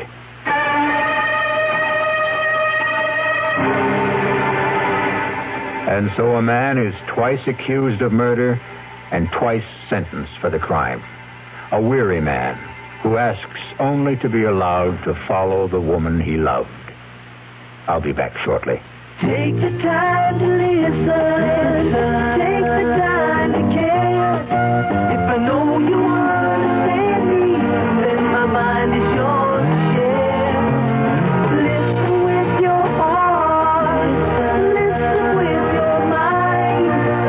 When you really listen, love is what you find. How do you do, sir? My grandmother just died. I'm so happy for you. Meet Mrs. McNulty. How do you do? Did you know you have spinach on your teeth? Oh, that's wonderful. This is Mr. Jackson. Nice to meet you. I have bubonic plague. Oh, yes, Mr. Plague. Meet Miss... Reception lines aren't the only places people don't listen. When you listen, love is what you find. A thought from the Church of Jesus Christ of Latter-day Saints, the Mormons.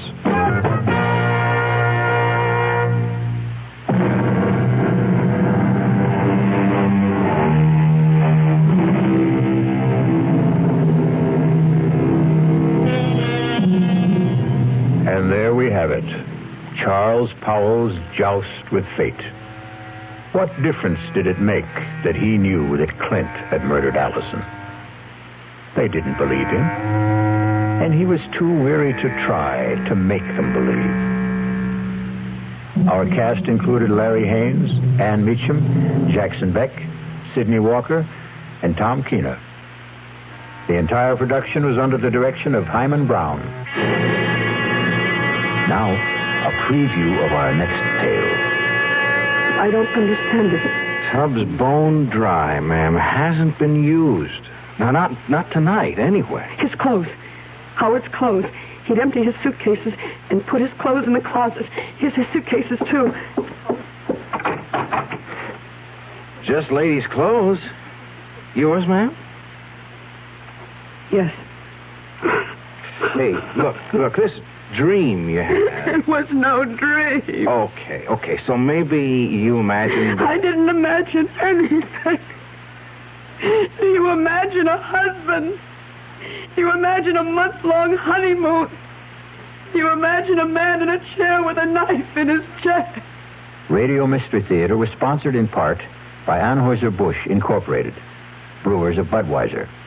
This is E.G. Marshall inviting you to return to our Mystery Theater for another adventure in the macabre. Until next time, pleasant dreams.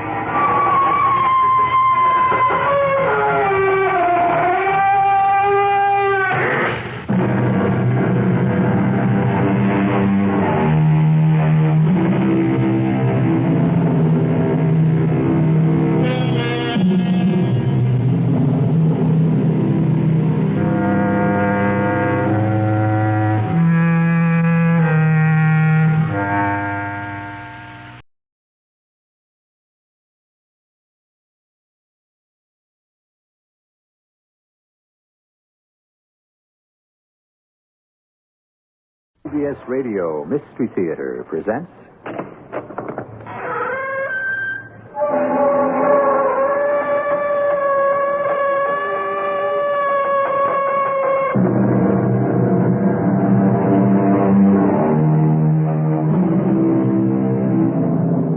Come in. Welcome. I'm E.G. Marshall. If you bet on horses, it really doesn't matter what you bet. $2, $5, $50, or all the way up to the $1,000 wagers of big-time gamblers. Sooner or later, you have to lose. And if you keep on bucking chances, you end up betting your life. And now, running a good race his first time out is Charlie's Dreamboat. But my own whirlwind is pouring it on, opening more and more daylight. Hold it. My own whirlwind is pulling up lame. I repeat, my own whirlwind is pulling up lame. Hey, don't you want to know what happened to the pony, Doug? Right at the moment, I'm more interested in what happened to me. 7 races, the favorite runs out of the money. You know what I am, Stretch? I'm dead.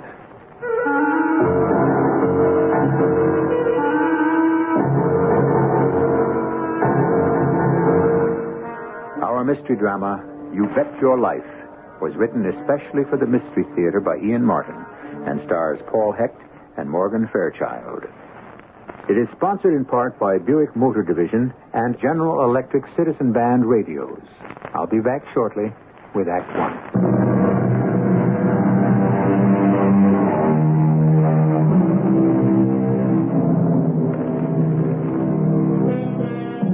There's an old racetrack joke.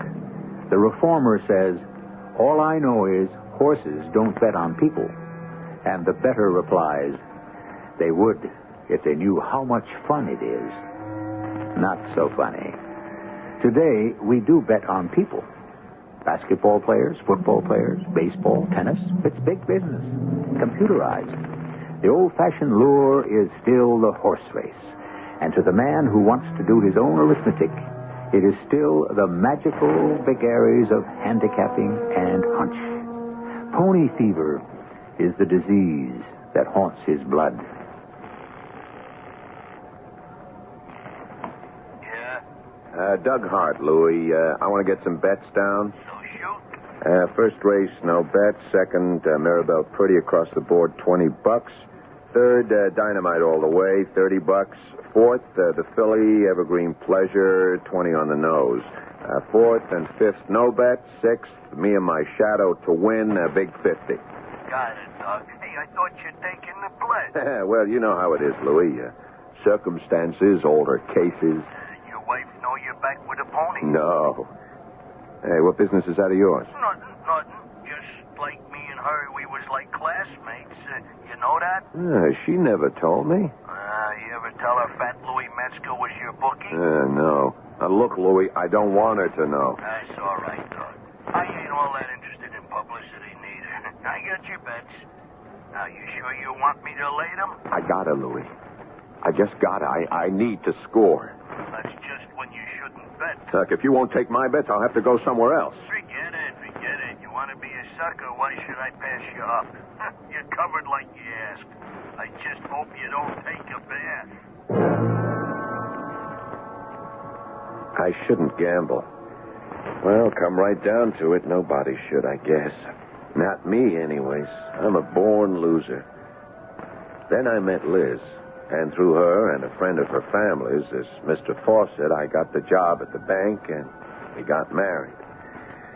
I don't know how a girl like Liz ever gave a guy like me a tumble. I guess she never would have if she'd known about me and the horses. Doug, that you? Yeah, Liz, honey, home from the wars. From the races is more like it. What do you mean, huh? Oh, come on, Doug. I know what time the bank closes as well as you do. We had a computer error. We were all stuck in the cage till they could balance the books. The bank, you mean? What else? I was thinking about our books. Oh, look, Liz, I'm a little tired. Could we talk about this later? Doug, I think we ought to talk about it now. Isn't it about time we faced the problem? What problem? You're gambling. Oh, that. You mean a little flyer here and there on the track? I mean a day-to-day little flyer. Which daily double did you blow today? Liz, I had this one wired. Shamrock waltzed home in the third at 7-1, and Eelgrass was a shoo-in in the sixth. I should have cleared nearly $3,000. But you didn't.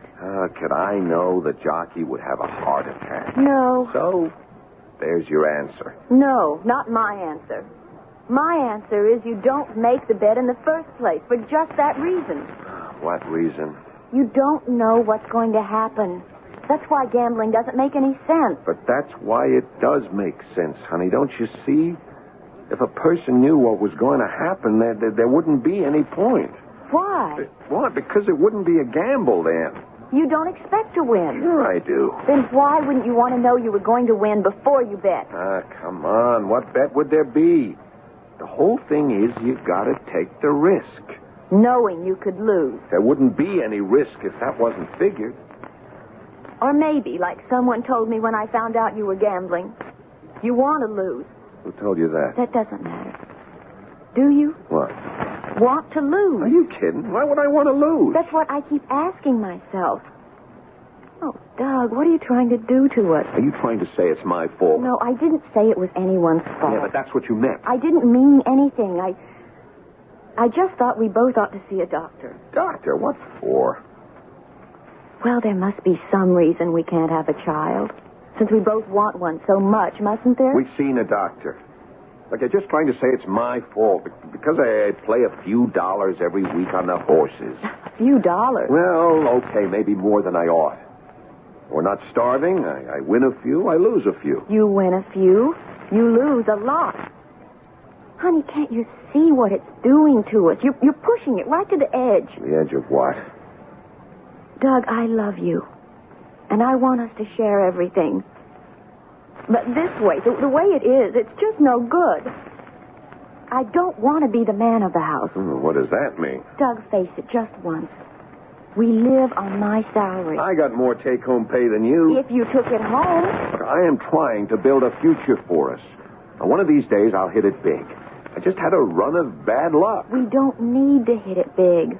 And we sure don't need the bad luck. Why don't you just quit? You wouldn't ask me to quit a loser. I would. If you mean the racetrack.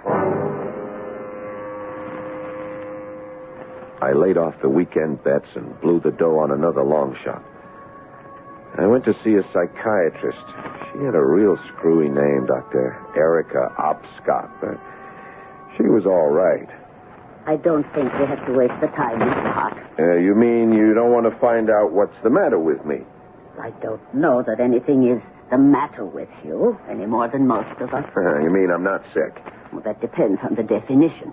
That's an answer? Let me clarify. Any compulsion is a sickness, insofar as it cannot be controlled. Some people drink to excess, others smoke. Some have personality disorders that intrude on normal living. But I'm not like that. Look, I just like to lay a little bet now and again. Now and again? Well, like if you don't keep it up, it breaks the rhythm. I mean, like you got to play the odds. Every day? Yeah, well, that's how it goes. And you don't consider that a compulsion? No. I could quit any time I want. So why don't you? Because I don't want to. Is it more important to you than having a child? Of course not. Then why don't you? What? Quit. What has that got to do with having a kid? Well, I don't know. It just might have some bearing is all. But since it's no problem, why don't you quit and find out? So I did. I quit cold, right in the middle of a system I was sure was ready to pay off. And if I ever had any idea of going back, that was washed out 2 months later when Liz told me... You've got to treat me very careful from now on. Well, don't I always? We won't go into that. Lately, yes. I haven't got any cause for complaint. Oh, come on, Liz. I was just off for a while. I know, but now you're back on. I want you to stay that way. I'm going to keep you that way. Can I? Well, you can have me any way you want me. Oh, that's easy. Just like you've been the past 2 months. Away from the betting. Well, that's how you want it. Isn't that how you want it? Sure, hon. Aren't you happy? Sure, of course. It's all that important. You mean you miss it? Well, I got to level. There's some kicks around. Like, well, waiting every day, hoping for a big payoff. And that's what you don't have now. Well... Supposing I was to tell you that since you gave up your first love for me... Hey, wait a minute. No, let me finish. Since you gave up betting on the horses, you have made what I hope is a better parlay. Oh, well, I don't know the language. You may not be headed for a big winner. But there's one thing you sure are headed for. You're going to be a father. What? Liz, you I'm pregnant, Doug. Now, isn't that a better winner than you ever hoped for? Which, of course, it was. And I had the monkey off my back. I forgot the horses. I didn't have to make any bets until... Suddenly, I ran out of the money again in an area I couldn't have handicapped. My boss, Mr. Fawcett, called me in. Your meritorious service to the bank is fully recognized, and we have every wish to reward it. Oh, that's all right. I'm just doing what comes natural. Yes, of course. No doubt. Still, with the prevailing economic storm signals, we have no other option but to let you go. You mean I'm unemployed? That is a fair statement of your position. No pension. Unfortunately, you've not been with us long enough to qualify. How about severance pay? Unfortunately, you've not been with us long enough to qualify. Yeah, forget it. So this is it, huh? Well, as you phrase it, this is the parting. You mean I'm fired? Well, I would prefer to say that you've been... Look, let's lay it on the line, Fawcett. Me first. I quit.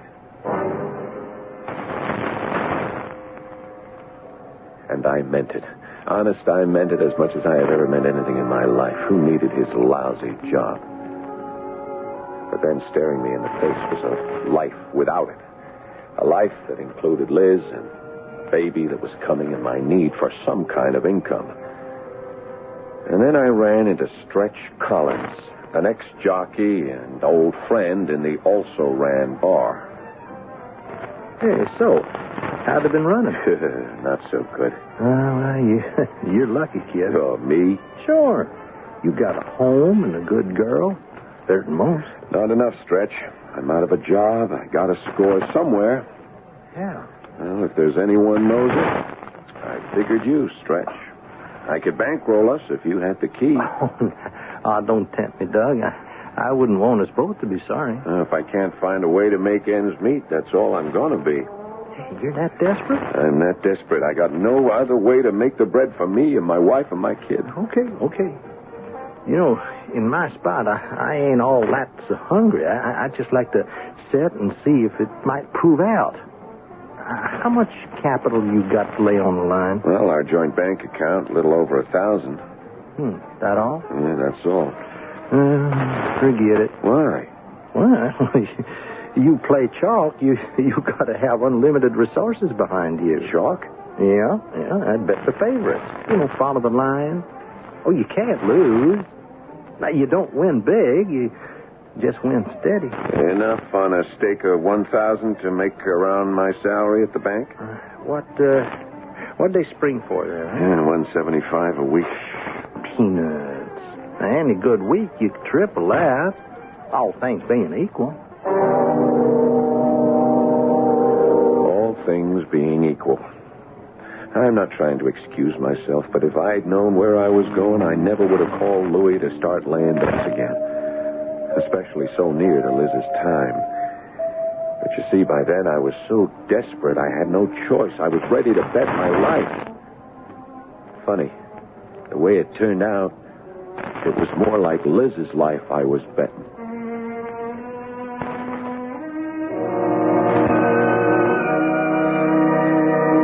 Are we all so different from Doug Hart at that? Don't we all have our secret drives, ambitions, compulsions? Is the only difference that we don't succumb to them? We hold them in check? And who is to say we are right? If we let go, what would the consequences be? Well, let's see what they were for Doug when I return shortly with Act Two.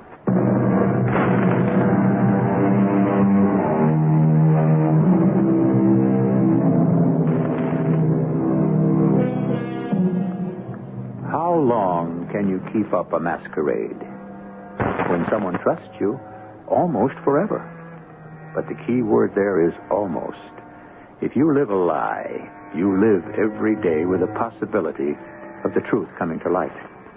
Even if the lie is only temporary and to protect someone else, it just isn't worth the risk, as Doug Hart is going to find out. Oh, great. Who turned the toaster to the light? The bread isn't even warm. Doug, Yeah. what's going on here? Oh, just making breakfast, Liz. Why'd you let me sleep? Well, I didn't want to wake you. Something's burning. Oh, that's my egg. Oh, I'll get them. Doug, what are these, scrambled? Well, they started out to be fried, but I goofed, so I had to kind of muddle them around. Uh-huh. What is this that you're cooking them in? The bacon grease. That black stuff? Yeah, well, the bacon got kind of burned while I was getting the coffee. Yeah, kind of. So you muddled the eggs around. You know what you're going to end up with? No, what? A dark brown, streaky omelet. Why didn't you wake me? Oh, in your condition, I didn't want my wife bending over a hot stove. In my condition, the only way I can bend over is backwards. Just the same. Let me take over from here on in, okay? Hey, you're going to have a baby. That's more important than my breakfast. The baby is a couple of weeks away. Your breakfast you have to eat today. It's not that important. You think I'd send my husband off to work without a good meal in his stomach? Look, hon, it's about work. Oh, something else burning. Oh, Murd, that's me again. That's a toast. Yeah, well, that's easy to fix. Yeah, if it was all that easy. Oh, what? Oh, no. So stop mumbling, sit down, and let me take care of you. Yeah, I'm the one who should be taking care of you. You've already done that, husband. You know what I mean. Don't worry, your turn will come. Once your daughter arrives, I'm going to sit back and let you take care of her. What do you mean, daughter? You mean son? Just leave this up to me, please. We are going to have a girl. I'll lay you odds it's a boy. Don't say that. You don't want a boy? That isn't the point. It was just what you said. Dad, no more gambling, you promise? No, look, I was just kidding. I know, but you still scare me. Don't give it a thought. My gambling days are over. I only ride sure things from here on in. You, me, and the kid. I know. I trust you. It's just that lately you seem so jumpy. There's nothing to worry about anymore. No, of course not. Nothing wrong at the bank? Better not be. Okay. Then let's get you off to work. I'm sorry if your breakfast is a little singed around the corner. That doesn't matter, so long as we are. Peace. So sit down. Let me feed you. I'm the one who should be feeding you. I don't like to see you on your feet so much. Don't worry. Look, the slightest twinge, and I'll call you at the bank. No, don't call me there. Why not? Well, you know what a creep old Foxy Fawcett is. He doesn't like his tellers getting personal calls. Well, surely he couldn't object to a little emergency like your wife having to be rushed to the hospital. You don't know him. You just said I did. Yeah, you know what I mean. Look, I'll leave you a number where you can reach me directly. You okay? Okay. It's what I wish I was able to do all the time. Huh? What do you mean? Reach you. Somehow the last few weeks I don't know. I don't seem to be able to. We don't seem to connect. You drift away. I keep losing you. No. Not me, Liz. Don't ever say that. Hey, we're not losers. We're going to be winners all the way. I should have told her the truth, but how could I? It was almost her time, and I didn't want to worry her. After the baby, then I could tell her. And show her how well I was doing with Stretch's help. All I had to do was be careful, ride with the percentages. Wasn't big money, but it was steady. I had it all figured out. Sure I did. The one thing I didn't figure was that Liz would find out for herself. All because of that big mouth Phyllis Kaufman who lives next door.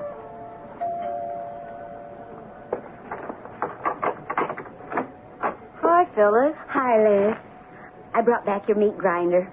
Okay to come in and sneak a morning cuppa? Sure. I just cleaned up the dishes and I was going to heat up the pot for myself.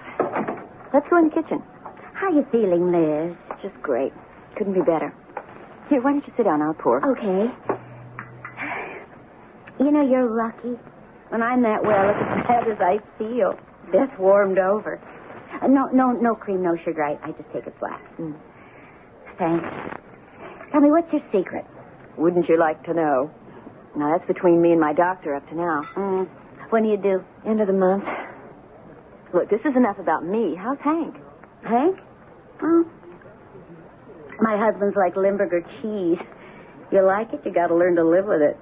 Oh, it took me a few years, but I make it now without tears. Your hubby home? Are you kidding? At 9:30 in the morning? He's long gone for the bank. Oh? What bank? Neighbor's savings, like always.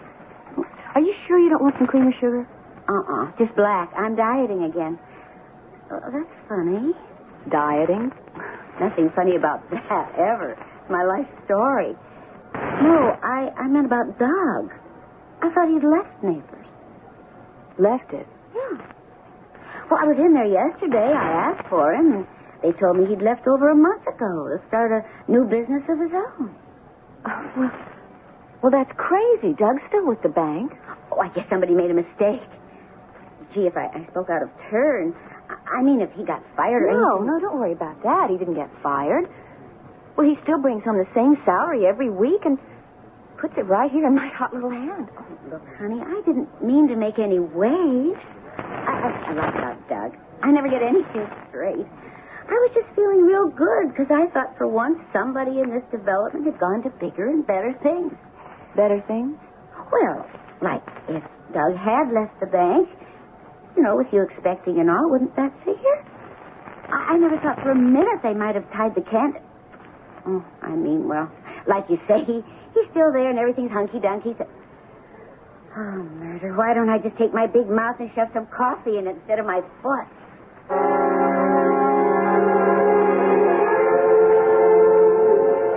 Well, dear me, Mrs. Hart, isn't it? That's right, Mr. Fawcett. This is an unexpected pleasure. We haven't seen very much of you since your husband left us. Now, have we? Since my husband... No, I'm afraid not. Such a fortunate thing that events coincided so happily. Events? It's always so unpleasant to have to, well, Neighbors was sorry to lose him. Fine young man, fine. But to look on the bright side, how fortunate it was that he had already planned to leave. Under other circumstances, we'd have been most sorry to see him make the change. Most sorry. I was sorry to find out I'd made the change myself. Of course, one understands a young man's ambition and drive is so important with a family on the way. If you'll forgive my mentioning it. Yes, it's a little hard to overlook. But I'm sure you didn't come to visit us at the bank just to indulge in idle chatter. What can I do for you, Mrs. Hart? Well, I just wanted to find out. I just wanted to check our bank balance. No, I can tell you that without checking because Mr. Hart closed out the account before he left.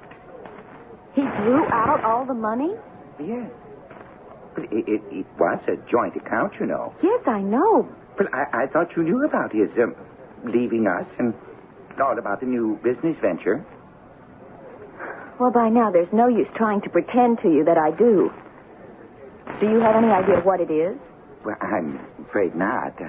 I tried to find out, but he didn't disclose his plans. I wish he had consulted me because, well, quite frankly, I felt that a capital venture at this juncture in his life was ill-advised. He didn't give you any idea? No, and I didn't like to press. I wish I could tell you more. Oh, I think you've told me plenty. Thank you, Mr. Fawcett.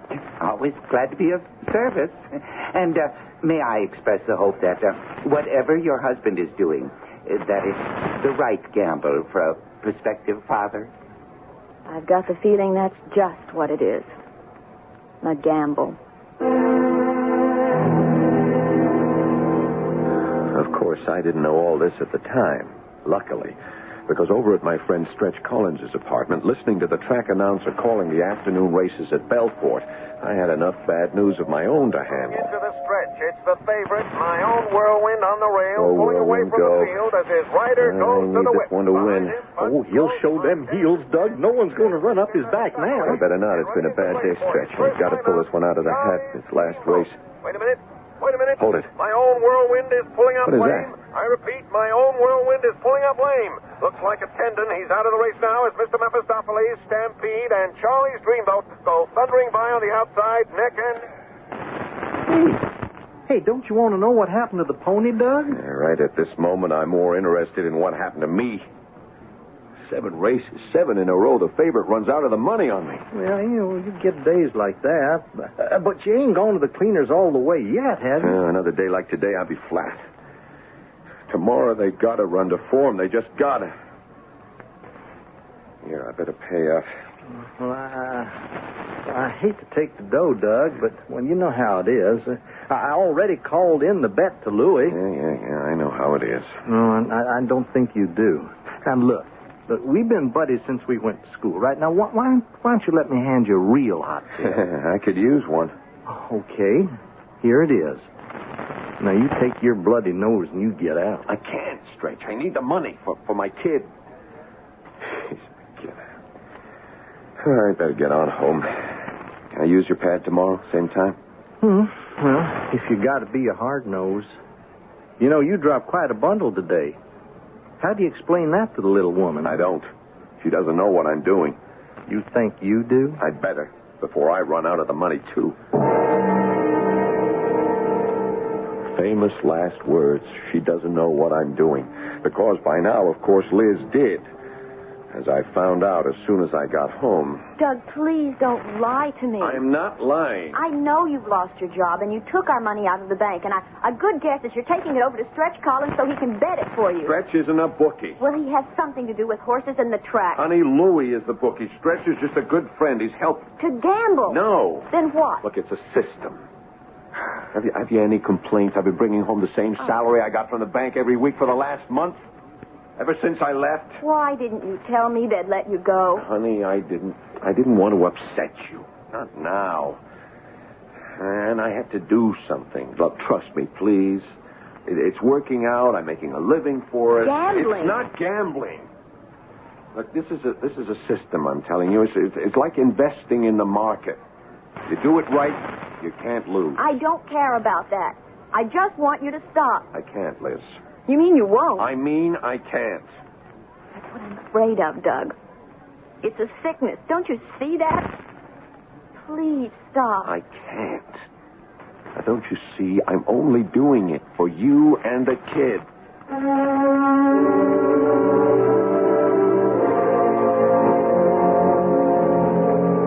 No one in the world has more excuses, rationalizations than the addict.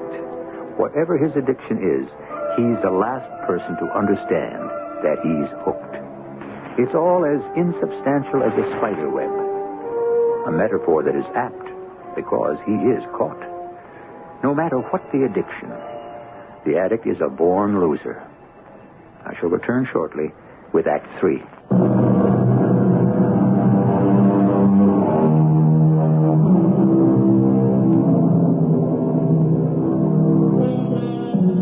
It's been a strange night for the Harts. A sleepless, haunted one for Liz. A drugged sleep of self-defense for Doug. But now the endless night is over. And with morning, Doug drags himself from the neurotic sleep which has not refreshed him, to watch a pale and exhausted Liz at last finding some fitful rest of her own. He has dressed quickly and surreptitiously stolen downstairs and is about to leave the house when... Doug? Oh, hi, darling. You were going to sneak out on me I thought you were still asleep. after last night. Close the door. Darling, please, let's not drag over We've got to. You were going over to Stretch Collins, weren't you? Like I explained, I have to. Why? I told you. I'm 500 of our 1,000 in the hole. I gotta make that back and get in the black again. Another day like yesterday, and you could lose it all. It couldn't happen. There couldn't be another day like that. Not playing chalk. Oh, don't give me that racetrack lingo. But I explained what it meant. Look, honey, it's so simple. I'm not trying to make any big kills or get rich quick. I'm just trying to make a living for us. No one makes a living out of betting. I've been doing it for the last month. Just a run of luck. No, sir. No. Sober, careful calculations. Now, honest, Liz, I've actually been making more money every week than I did at the bank. Until yesterday, when you lost $500. That was yesterday. Today I'll get it back. How? It is a sheer matter of mathematics. When a horse is established as a favorite, he has to run in the money most of the time. So you bet him to win, place, and show. If he wins, you take all three. If he places, he pays off twice. Even if he only shows, you don't get hurt too much. And in the long run, day in, day out, you got to make money. And what about the short What run? do you mean, the short run? Suppose you went through all your money. You didn't have any more to bet. Liz, I'm not betting long shots. Why don't you trust me? I will. If you'll quit right now. I can't, Liz. I can't. Not until I'm even. Now, don't ask me to let you and my son down. You mean your daughter? Okay. That's one bet I'll be happy to lose out on, but I got to make up on the others. No way I can stop you. It's for all of us to get back what I've lost. You know what I hope? What? I hope you do lose. Maybe it's the only way you'll ever get over being sick. Losing won't help any, Liz. But if I do, I won't be back. Okay, Doug. You can gamble, but I'm not going to. Not with all our lives. If you can't stop yourself, I will.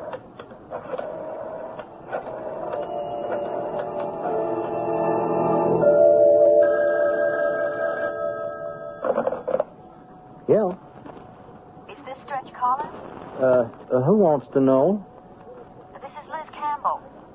Who? You remember me from school. I married Doug Hart. If you're looking for Doug, he ain't here. I know he isn't, but he will be, Stretch. Look, I didn't say that You can't fool me. I know your voice. Especially on the phone. You used to call me often enough. Oh, well, that was when I was still riding and I had something to offer a girl. Stretch, you could offer this girl something now. What? Don't take any more bets from Doug. Look, Liz, I tried to head him off, but if he's got money and he wants to lay it, I can't turn him down. Like, I don't make books. I only run for the guy who does. See, I start turning down betters. I get my head handed to me in the basket. Then please, ask the bookie to turn him down. Honest, Louie? You've got to be kidding. Well, then tell me how to reach him. I'll ask him. Liz, I can't. This is a rough guy. Well, anyways, it won't do no good. Doug would find another parlor. You know, once a guy has the fever, and nothing stops him. Not even for old time's sake? Oh, honest, I can't help you. And don't kid yourself. You can't help him either. Is Honest Louie, by any chance, the same fat Louie Metzger we all went to school with? I didn't say that. I know, you practically did. And I bet it is. And I think just for once I'll play my hunch. Where can I find him? Now, look, I can't tell you a thing like that. You don't have to, Stretch. Just promise me one thing. What? Don't tell Doug I called you. Please? Once again, although I was the guilty party, I didn't know what was going on. I only knew the nightmare I was living through, perhaps deserved, but devastating enough to be like the end of my life. And what was worst of all, I didn't know yet how desperate it was to become, and the awful, incredible thing I was about to do that might mean the end of my life and Liz's. And Butternut Hollow takes the big money with Kelso's Nightmare and Sweet Prince Charlie to place and show. So this fifth race today has followed the amazing pattern of the whole card yesterday. An astonishing reversal of form which has seen the favorite run consistently out of the money in 12 successive heats. Oh, boy, I have never seen anything like it, Doug. Just doesn't figure. What am I going to do now? You take your lumps. I can't, Stretch. I'm flat broke. Unless I can get it back on the last race. Look, we both know Highwayman is a lead pipe cinch. I got to get a bet down on it. If you got the long green. No, look, he can't lose. What's he going off, huh? 2-1. Yeah, you see, that's perfect. I can get my 1,000 back, and then I'll quit. Call it in, Stretch. $1,000? You got the do-re-mi to cover? You know I don't carry that kind of cash. Well, I can also guess you don't have it. No, I'm sorry, pal. But no cash, no bet. I'll give you a check. No, not me, you don't. I broke my legs falling off a horse, and I don't want them broken again. Look, you can't lose. If I don't win, I'm lost anyway. Stretch, call it in for me. Doug, I don't want any part of this. You got to see that. Now, I'm going out to make some collections. You want to call that bet in, you call it in yourself. And if you want to know what I think, win or lose, I hope Louis don't cover you. So I was left to make the decision. Make a bet I couldn't cover, but that if I won would put me on Clear Street. But if I lost, I might end up in a river somewhere with concrete boots. Sure, we all went to school together, but me and Fat Louie never cut it that good. One thing was sure. I didn't have that much time to make up my mind. So.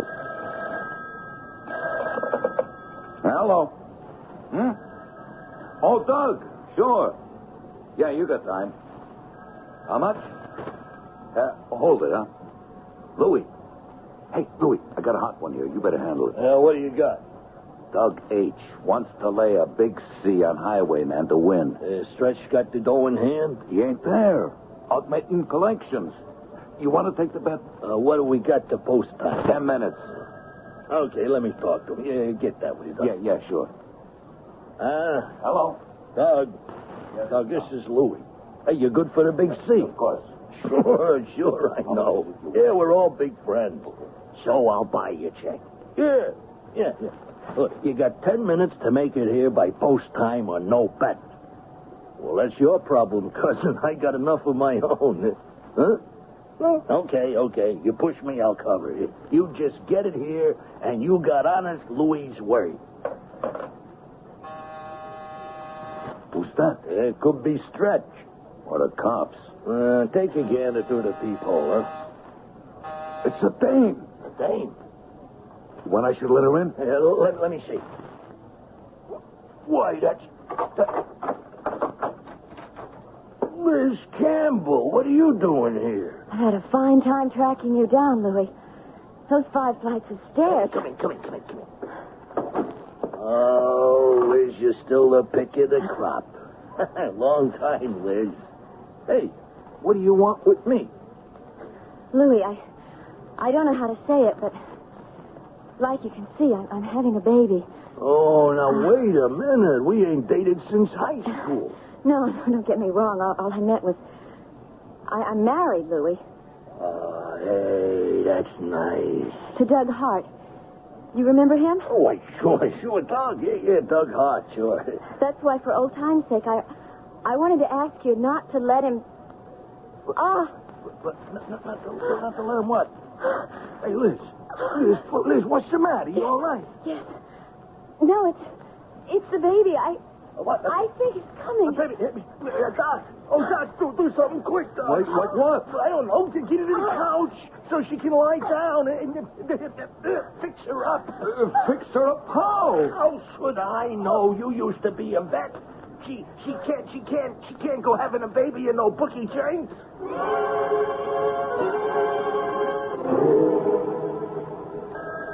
Doc, forget the phones. We ain't taking no more bets.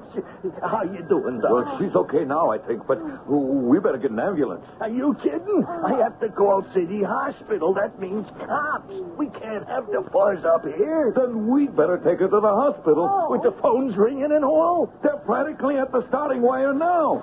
Oh, no. So she can't hold out until the race. It's just about post time. And they are bringing all the fillies to the let him in. now. The highwayman has refused I made it by post time, didn't I? Hey, forget the fillies, Doug. You got another race on your hands. I got my bet down on time, didn't I? Yeah, I covered your bet. And what is more important right now is to get your wife to the hospital to have her baby. What? Liz, where? Oh, no. Oh, no what? What? It's highwayman. I mean, she's just got to win. Well, you better know it. You mean you laid my bet? You called it in. Yeah, so I can't afford to lose. With your wife in that condition, you just ain't a whistling vixen. The devil with a horse race. We got to get Liz to the hospital.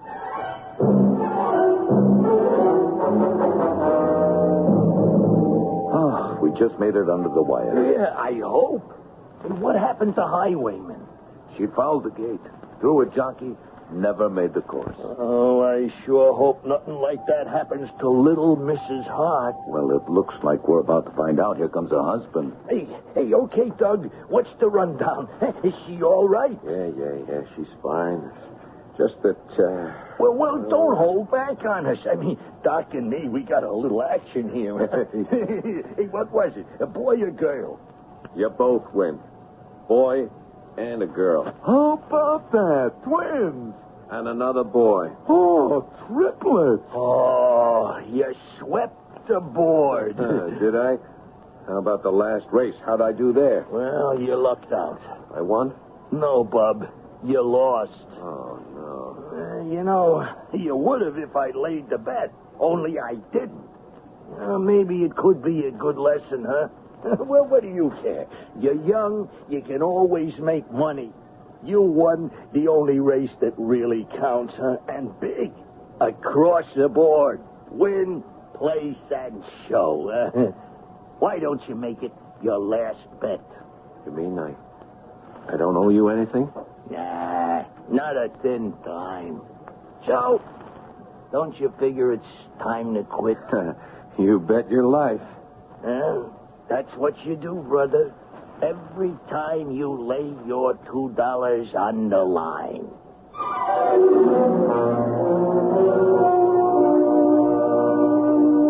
It's a harmless enough pastime, betting a little on the horses, in moderation.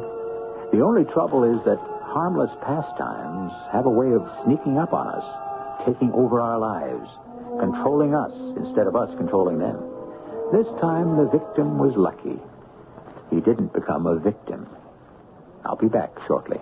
This is Howard Cosell admitting that rich as my fund of information is, there is one subject I still haven't mastered, CB radio.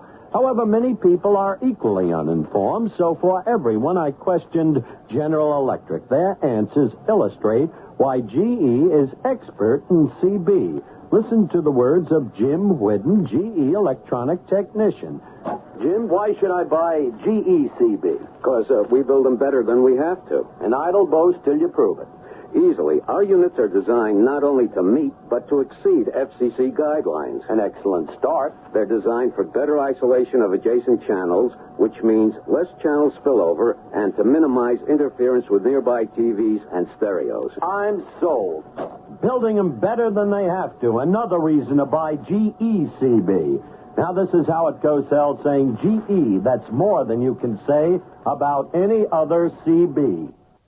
The hardest part of growing a garden comes before you plant the seeds.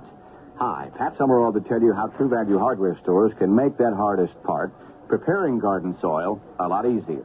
Right now, True Value hardware stores offer a Lawn Chief 2-horsepower chain drive portatiller for the exceptionally low price of just $139.99. This rugged, easy-to-handle tiller weighs just 65 pounds. Yet it does all the back-breaking digging for you while you just guide it along. The Lawn Chief portatiller has 8 tines that really dig into turn over even hardened ground in minutes.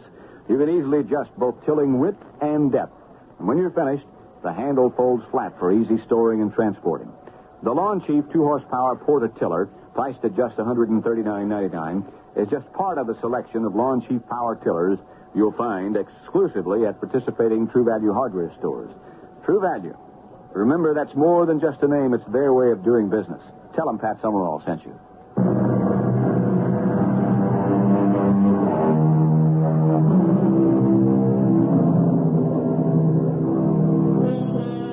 Heaven knows I don't mean to preach, and all of us should be allowed to follow what paths we want to.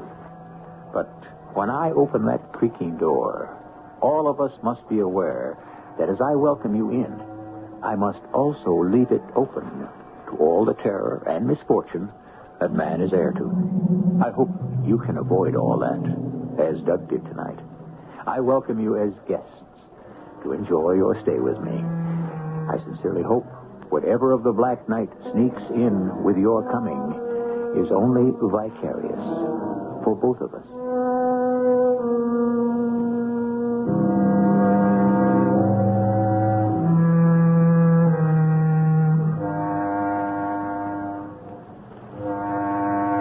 Our cast included Paul Hecht, Morgan Fairchild, Earl Hammond, and Ray Owens. The entire production was under the direction of Hyman Brown. Radio Mystery Theater was sponsored in part by True Value hardware stores. This is E.G. Marshall inviting you to return to our Mystery Theater for another adventure in the macabre. Until next time, pleasant dreams.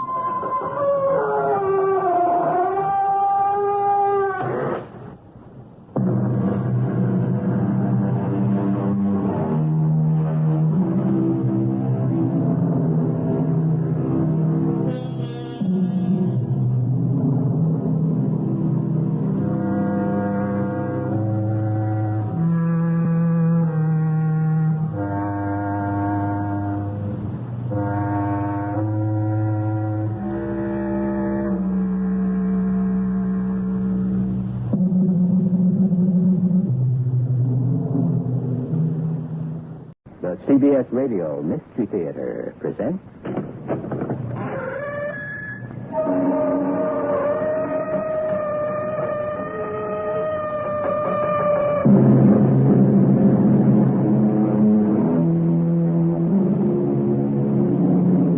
Come in. Welcome. I'm E.G. Marshall. There was a little girl who had a little curl right in the middle of a forest. And when she was good, she was very, very good. And when she was bad, she was horrid. Is the true wisdom of this world contained in a nursery rhyme? Probably. Because we can all be either good or bad, depending on, well, each case is special. What does it take to make you behave badly? I would not wear that pearl if I were you, man. You wouldn't. And why not? You wore it once, when you were the beloved of an Indian Raja. 100 years ago, you were the favorite wife of this Raja in Delhi, India. He gave you that pearl, and you were murdered for it. What are you saying? I'm saying, if you wear it again, you'll be murdered again.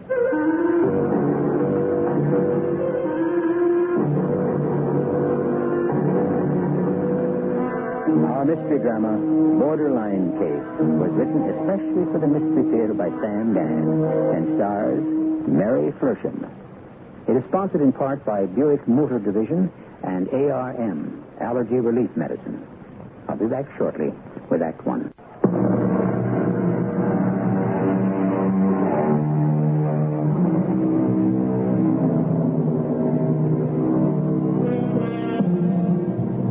James M. Barrie wrote a fine and funny play called What Every Woman Knows. And what does every woman know? Why, that she's the smart one, operating behind the scenes, pulling the strings, planning the moves.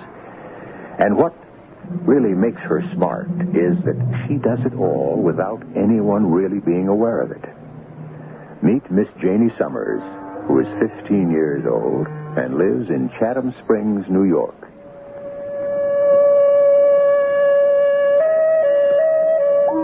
Where did didn't always live here in Chatham Springs, up north near the Canadian border. We used to live in New York City, where my father was a detective, a member of New York's finest. So what are we doing up here in El Boondocks? I'll never forget the day I came home from school. Hi, Janie. Hi, Mom. What's wrong? Oh, well, what makes you think something's wrong? Okay. I walk into the kitchen and I see that paper bag you're using for the garbage. It's the kind they have at Stansel's, which means you were shopping there this morning. But we hardly ever buy at Stansel's because it's the most expensive supermarket in the neighborhood. However, it's the only one that carries those fantastic frozen pizzas I go ape over. For some reason, you feel you have to sugarcoat a pill. You think you have to do something nice for me. So, what's wrong? We're moving. Moving? Yes, dear. We have to move. Moving? But, Mom, I have a chance to be head cheerleader. I know, Janie. And Jerry. Jerry? The boy I've been telling you about. The Greek god. Oh. I mean, he looks like a Greek god. He's just starting to notice me. Oh, could I have the pizza now? It's in the refrigerator. Uh-oh. We must be moving far away. It's the extra large size. Yes, dear. We are. Not out on the island, I hope. No, upstate. Westchester? Hey, that might not be too bad. No, darling, I mean upstate. Chatham Springs. Which is where? Well, if you go a mile further, you're in Canada. Mom, you can't do this to me. Darling, we don't have a choice. It's Daddy. Daddy? Well, he hasn't been well. Why didn't I know? We weren't sure. What's wrong? It's his lungs. He has to get away from the big city. Oh. So we chose Chatham Springs for 2 reasons. 2 reasons? Well, first, the air. Second, there's a job for Daddy. What kind of job? Sheriff. Sheriff? Mm-hmm. Oh, Mom, how could Daddy be a sheriff? Oh, when they heard he was a detective first grade. But, Mom... And on the New York City Police Force. But Daddy isn't really a detective. Jenny, how can you say that? He's a basketball coach. That's in the winter. In the fall, he coaches football, and in the spring and summer, baseball. Well, dear, Daddy does a terrific job, but it's with the Police Athletic League. It's not being a cop. Janie, it's being a certain kind of cop. Sure, Mom, but not the kind of cop you have to be if you're a sheriff. Oh, I know. Daddy is not now, nor was he ever, the kind of policeman who walked around with a badge and a gun solving crime. Well, fortunately, there isn't too much doing up in Chatham Springs.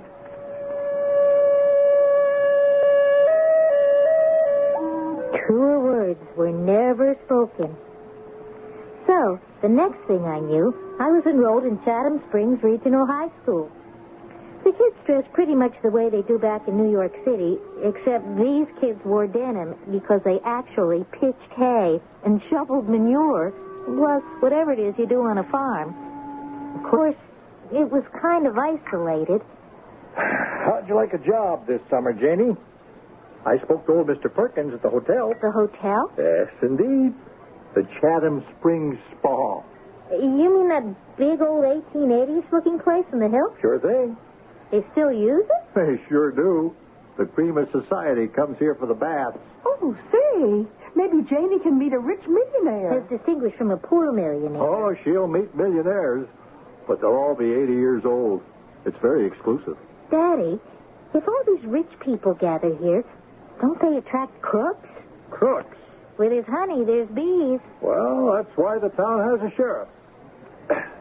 Now, if you ladies will excuse me, I'll take my 7 p.m. cruise downtown and see if anybody swiped the sidewalks. Keep the coffee hot, Louise. Oh, now I know why they need a sheriff. It's the summer months. Did anyone tell Daddy about the summer hotel and the crowd it attracts before he took the job, Mom? No, they just said it's a quiet little out-of-the-way place with plenty of hunting and fishing where nothing hardly ever happens. What's Daddy going to do if there's a robbery at the hotel?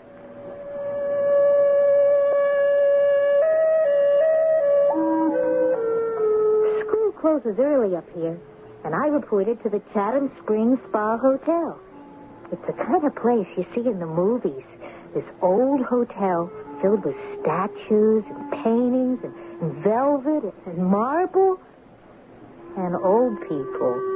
Rich old people, creaky with age. So most of them have been coming here, since they were alive. Old Mr. Perkins, the manager, told me what I was supposed to do. Mainly, for the most part, just stay behind front desk. But what do you want me to do, Mr. Perkins? Hand out the mail, I suppose. Is that all? Well, smile. Smile? It's mostly an elderly crowd up here, and a pretty young, smiling face kind of peps up the whole place. You mean you hired me because of my smile? Youngster, you've got the brightest smile in Chatham Springs.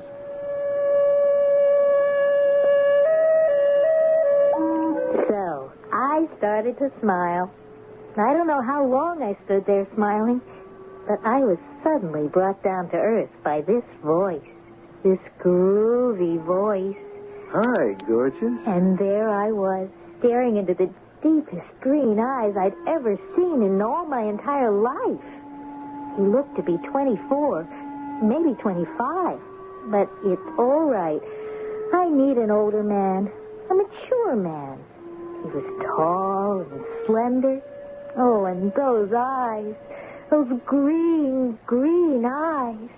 Any mail from Mr. Doggett in Suite 322? I'll look. Thank you. Well, no, I'm sorry. You're Mr. Doggett's secretary, aren't you? That shouldn't have been hard to figure out. I also just figured out why you're mad. Mad? Angry. What makes you think I'm angry? Do you deny it? Well, You've just been down to the tennis court. Hey. You been spying on me? They just painted the fence. It's still wet. That shirt you're wearing costs about $30 in the men's shop. Yeah, I'll never get this paint off the sleeve. Yeah, they should put up more signs. No wonder you're angry. Well, you must admit I conceal it beautifully. That is, from everybody but you.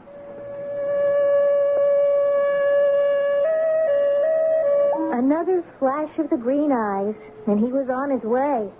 Bad sign. He didn't ask my name, nor did he tell me his. I may have handled him wrong. I may have appeared a little too smart. This can scare a fellow off. Well, a fellow, yes, but not a man. A mature man, like Mr. Doggett's secretary. Mr. Perkins? Who's Mr. Doggett? Oh, he's a man invented something for the automobile. What? I don't rightly remember. Must have been 40, could have been 50 years ago. I think every time anybody buys a car, he gets 50 cents or $1. It mounts up. What's his secretary's name? He's too old for you. Oh, I don't mean Mr. Doggett. I know who you mean. Tom Barlow's too old for you. Tom Barlow. I just knew it would be a strong name like that. Tom Barlow, with the green, green eyes. He was usually busy with Mr. Doggett, looking over papers and one thing or another. The rest of the time, he liked to play tennis, a game I had never had a chance to develop. So, there he was, for at least an hour a day on the courts, with our lady social director, Miss Jenny Croydon. She's at least 32, and she dresses kind of 1968-ish. But out on that tennis court, she was something else. She wore a cute little short white outfit. Come. This, my girl, is no place to dream. Come alive. I am Mrs. Elvira Tottenham. The keys to my room, if you please. She was tall, stout, with flaming red hair. She wore an electric blue dress, and her fingers seemed to sparkle as she waved them. Then I saw it was because of the diamond. Well, now, what are you staring at? What was I staring at? It hung from around her neck. It was a pearl. Yes, a pearl. It was the size of a small marble, and it was gray. A gray pearl.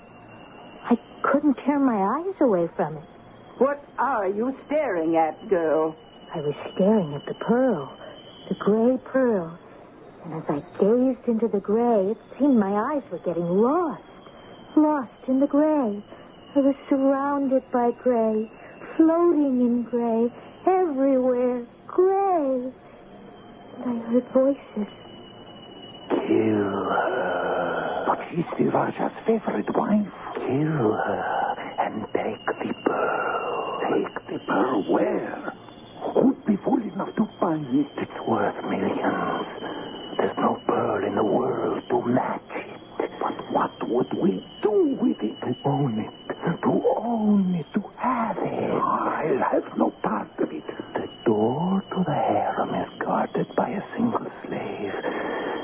Your knife for him, my knife for her. Hurry before it grows light. Not a sound. Now. Stab him. Now. That was well done. Now, inside. Quickly. She's awake. Don't let her scream. The pearl. I have the pearl. Hurry. Let us leave here. Lou, I must hurry. But you have all the time in the world. What? The pearl. The Star of Delhi. It's mine. Mine alone. My keys, young woman. Whatever are you thinking about? What was I thinking about? What had I just seen? What had I just heard? It was so real that how could it be? How could I have heard and seen slaves and harem and a beautiful woman murdered for a smoky gray pearl?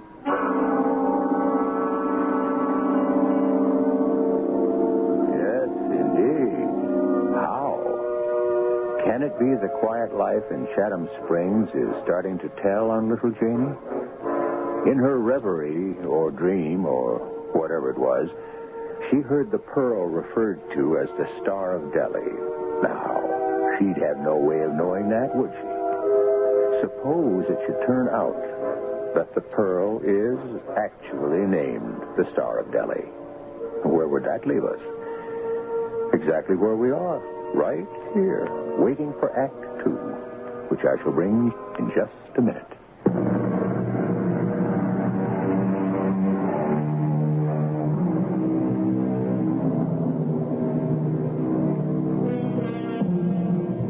A pearl of great price, as we are told in the Bible.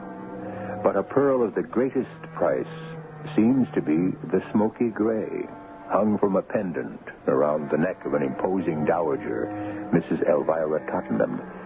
And it seems to have captured the attention, riveted the gaze of our young heroine, Janie Summers. I kept looking at that smoky gray pearl, and as I looked, I could hear voices. 2 men. They were sitting around a small table in a kind of room. I have the pearl, Sahib. Oh, I don't believe you, Bahadur Khan. The promised price, 100,000 rupees. That's the pearl. Why does the Sahib want the pearl? What can the Sahib do with the Star of Delhi? Show me the pearl. 100,000 rupees first in British pounds. You have the money? In this chest. Now the pearl. Behold, Sahib, the Star of Delhi. Yes, it is the star. And now, Sahib, I am to be paid? Oh, yes, Bahadur Khan. You shall be paid. No.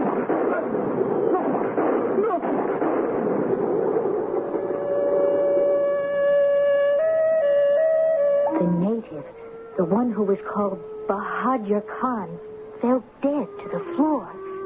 And the Englishman picked up the pearl, the Star of Delhi. He looked at it, and he looked at it. He held it up, and a mist, a gray mist, seemed to flow from the pearl. Then the whole room disappeared in the gray mist. I saw faces, all kinds of faces. A judge in a deep black robe with white hair. A man with a scar. A man with one eye. Young lady, are you dead or stupid? I want my key. Mrs. Tottenham. There's some difficulty. Welcome again to the Chatham Springs Spa. Perkins. Still alive, I see. Forgive me, madam, but why shouldn't I be alive? Well, you're not getting any younger. No, among us is. I come back each year to see the toll the time has taken. Mrs. Stuyvesant Tresvant. She passed away. Oh. And old Doggett. He's still with us. I shall outlive them all. And who is this young thing at the desk? What's your name, girl? Janie Summers. Janie's father is the sheriff. Then you better behave yourself, girl. Janie, this is Mrs. Tottenham. She stays with us every year. Now, give her the keys to room 324. I'll have your bag sent up, Mrs. Tottenham. I hope you'll enjoy your stay with us. I doubt that. I doubt that very much. She says that every year. Mr. Perkins, what is that pearl she wears around her neck? The pearl. Oh, yes, the pearl. That's famous Star of Delhi. How did I know? How'd you know what? How did I know it was called the Star of Delhi? Well, everybody knows it's called the Star of Delhi. It's the most famous pearl in the whole world. It was given by an Indian Raja to his favorite wife, and she was murdered by a man named Bahadur Khan. Oh. Well, then you do know the story. No, I don't. I really don't. Well, Mrs. Tottenham sat down with me one night and told me how this thief, Bahadur Khan, and a Confederate stole into the Raja's harem, murdered the wife. And then Bahadur Khan knifed his pal. Say, who's telling this?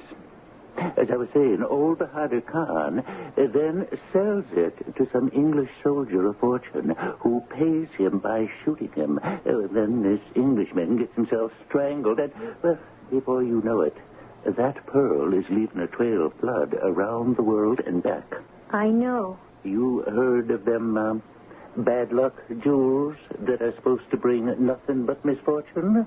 Well, that there is the granddaddy of them all. All the time Mr. Perkins was talking to me, there seemed to be a mist over my eyes, a grayish mist. Because of it, I couldn't see very clearly. If I could, I would have seen something that would have scared me very much. But I'll tell you about that later. Meanwhile, I was scared enough as it was. I was so scared, I decided to quit. You mean you want to quit your job? But why, dear? I told you why. It's the pearl, the Star of Delhi. Oh, that. It brings death to everyone who owns it. That's just a legend. People who own pearls like to make up dramatic stories about them. It increases the value. These aren't made-up stories. I went to the library, looked up some old newspapers. You don't want to believe everything you read. Even when they mention dates and places and the results of trials held in court. All right, let's assume it's true. Louise, how can a thing like that be true? For the sake of argument, the bad luck only comes to the owner of the pearl or to the one who steals it or buys it. Isn't that true? Yes, Mom. Well, then, how does that affect you? I looked at that pearl, at the smoky gray pearl, and you know what? I feel that I must have it. Janie. I know it's wrong. But, Janie, you're not that kind of person. Oh, what kind of person? The kind of person who would steal. You're not a thief or a murderer. Neither were any of the other people who took the Star of Delhi. None of them were thieves and murderers originally. The first man who stole it, Bahadur Khan, he was the Raja's cousin. He was a most honest, a most trusted man. He may have been fooling the people. What are you trying to tell us, Janie? I don't trust myself when I'm near that pearl. But why? Janie, you were never one for diamonds and jewelry. I know. But that pearl... Yes? It scares me. I looked at it for the first time, and I saw all those things, and how can I account for that? Well, there's an explanation. Yes, Daddy? What? Yeah, I don't know exactly, but there has to be some explanation. Well, okay, I got to get down to the office. See you ladies for supper. Mom, what should I do? Now, you said the pearl scared you, but you didn't really tell us why. I didn't want to say it in front of Daddy. Is it because you're afraid you'll want to steal it yourself? Yes. Well, don't worry. You won't. You don't know how it is. I look at that pearl and there's nothing else in the whole world. It'll be different next time. How? Janie, there are 3 types of people in the world. Honest people, thieves, and borderline cases. Now, the honest people never steal. The thieves always steal. The borderline cases think they're honest, but they bend with the strongest wind. Then I guess I'm a borderline case. Oh, no, you're not. What you were doing was having fantasies. Doesn't that prove that there's something wrong with me? No, it just proves you're alive. Now, are you going back to work at the hotel? Well, I don't suppose I would have quit in any case. After all, Mr. Green Eyes is there. Hello, Jeanie. Who told you my name, Tom? Same person who told you mine. Well, how are things? Just fine. Hey, that's a cute blouse. Oh, do you really like it? Oh, yeah. Green's my favorite color. Mine, too. Now, what do you suppose can be keeping Jenny Croydon? We had a 1:15 date to play tennis, and oh, there she is. Excuse me, Janie. Hey there, honey. You shouldn't wear your disappointment in plain view, my girl. Neither should you wear your pearl. But what are jewels for if not to be shown? He's a very ordinary young man. Not all that young. You may think he's handsome, but what do you know about men? I see you're no longer impressed with the Star of Delhi. I think it's beautiful. But that's all. You don't get lost in it. Good for you. I can tell by your eyes. But isn't it dangerous to wear that pearl? Look inside my handbag, girl. I have something to show you. What's that?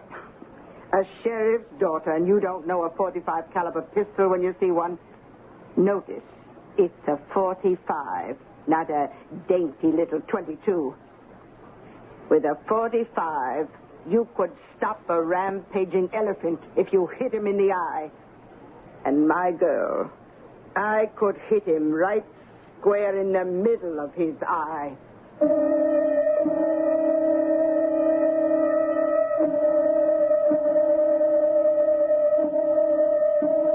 An elephant has very small eyes. Not that we advocate this kind of sport. We are, if anything, strict conservationists. However, we must take the world as we find it and deal with people as they are.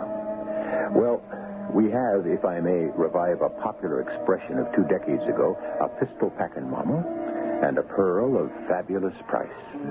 Will there be fireworks? Don't you just know it. Act 3 will be along shortly.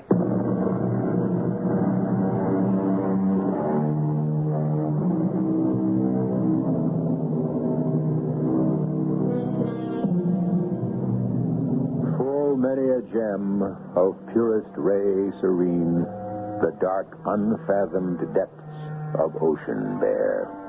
That's a poem by Mr. Thomas Gray, which talks about the hidden treasures of the world.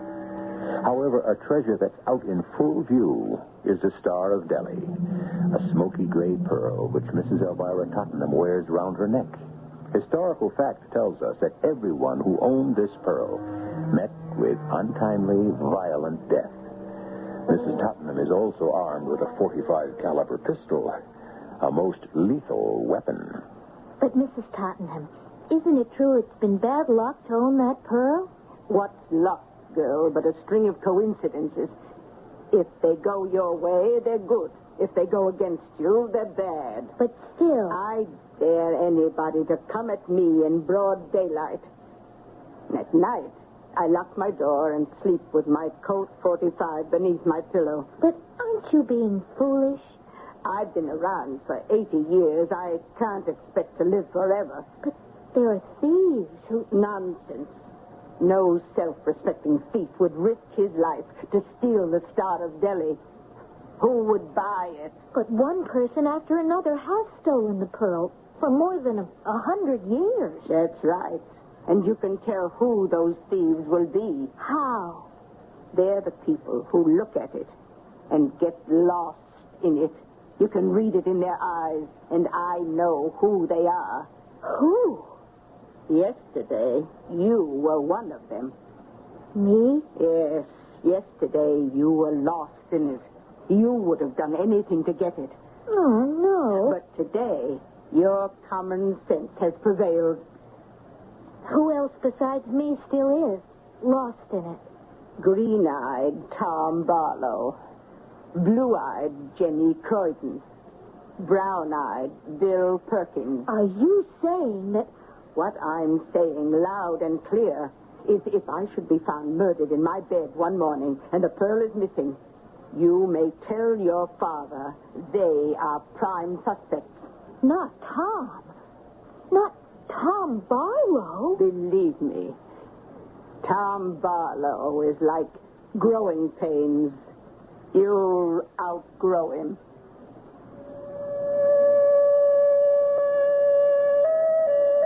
Lost in the pearl, in the Star of Delhi. How were they lost in it? Did they see the same story I did? All the murders and robberies? I tried a little test. I waited till Tom Barlow came into the lobby again. Janie, did anybody ever tell you you have an absolutely beautiful smile? What happened? Did she give you the air? Did who give me the air? Miss Twinkletoes. Jenny Croydon. Oh, hey, I love both of you. I'd even marry both of you, but bigamy is illegal. Not everywhere. Is it illegal, do you suppose, in India? I wonder how many wives Bahadur Khan had. Who? Bahadur Khan. Bahadur Khan. 4 syllables, and each seemed to strike at him as if it were a deliberate thrust of a knife. His face became chalky white, and the green light died in his eyes. Bahadur Khan, the name of the first assassin. Once again, I saw the dim, dark hallway, the massive door, the 2 men, and the 2 voices. We'll kill her and take the pearl. But what can we do with it? To own it. The door to the harem is guarded by a single slave. Come, help me. Your knife for him, my knife for her. And I saw them move stealthily towards the huge, well-armed slave who stood by the solid wooden door. He didn't see them, and suddenly there was a knife in his back. He dropped to the floor. And now, for her. I watched what I didn't really watch the first time. I saw the one killer, the one named Bahadur Khan, move toward the divan. I saw a young woman asleep. The first time I had closed my eyes, but this time I forced myself to keep them open. As he came nearer and raised the knife, I looked at her face. It was the face of Mrs. Tottenham. And the man with the knife had the greenest eyes I ever saw. It was his face, the face of Tom Barlow. Then he turned quickly and stabbed his friend. As the man fell to the floor, I could see his face, It was Mr. Perkins. Janie, what was that silly question you just asked me about some guy named Bahadur Khan? I don't know. What kind of a name is that? What are you staring at? Nothing. Nothing. But you're staring at something. Something. His eyes. I've been hypnotized by his eyes ever since I met him. But now, there was something about his eyes that was different. Something I'd noticed in my dream. Or was it a vision? One eye was greener than the other.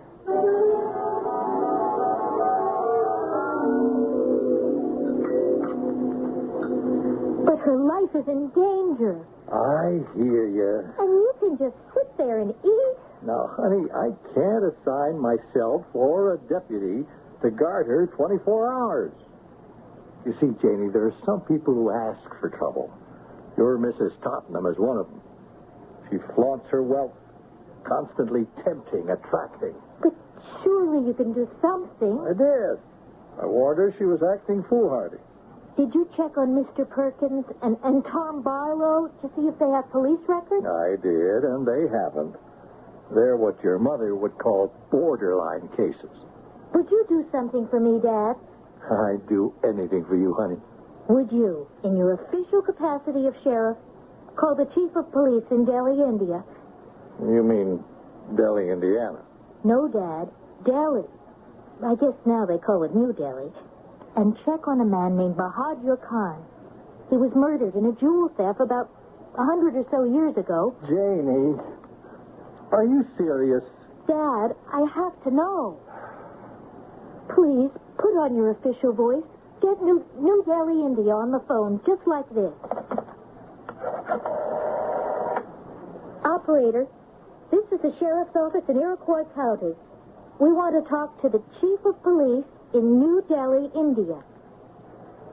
That's fine. Have the overseas operator handle it. Just one moment, sir. Daddy, I got the chief of police in New Delhi. Janie. Remember the man's name, Bahadur Khan. A chief? This is Sheriff Summers of Iroquois County, New York. Summers. No, I don't believe I got my blue at Harrow. Must have been another Summers.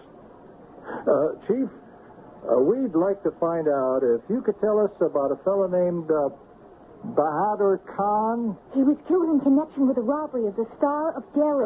Killed in connection with the robbery of the Star of Delhi? That's right. About 100 years ago. About 100 years ago, give or take. You will? Hey, Chief, that's very nice of you. Why, yes, sir. I'll wait for your call. Oh, what a nice, neighborly fella. Said it's no trouble at all. Call me right back. Oh, but, honey, what can this possibly tell you? I don't know, and I could never explain it. How do you like that? Has the chief of police in New Delhi found it already? How about that? Sheriff Summers. What? When? I'll be right there. Dad, what happened? Mrs. Tottenham. She's been murdered. 5 minutes ago.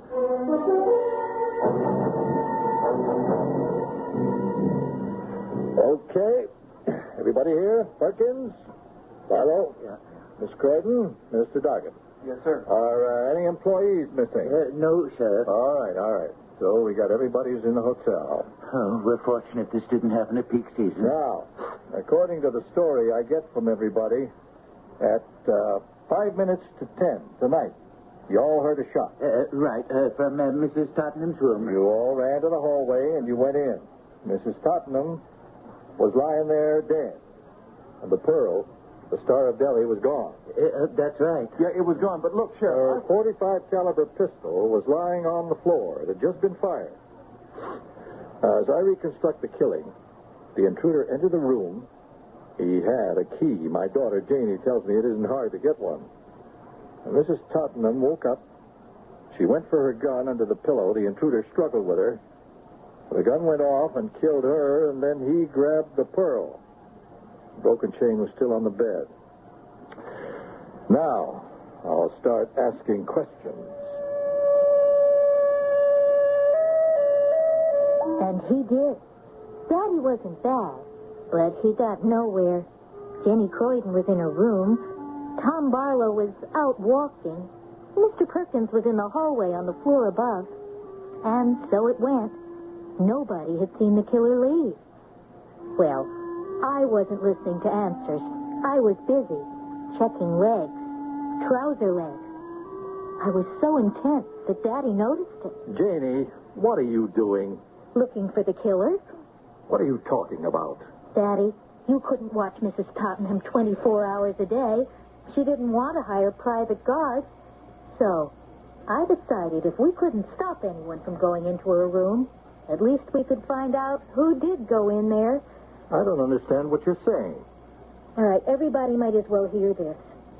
Last night, I got some ordinary thread. I rubbed some chalk on it. I stretched the thread across Mrs. Tottenham's doorway, just about a foot off the ground. Against the white door, it would be invisible. But anyone going in that door would break the thread with his foot. Therefore, he would have a white chalk smudge somewhere between his knee and ankle. Are you looking for it, Mr. Perkins? There he is, Daddy. Stand still, Mr. Perkins. I didn't do it. I must inform you of your rights. I don't have the pearl. You can search me. You could have hidden it. I did go in there to steal it. You admit that? I had to have it. I got the key to her room. I figured she'd be asleep. I stole in there. But I saw that in order to get it off her neck, I'd have to kill her. Well, I stood there, and she opened her eyes.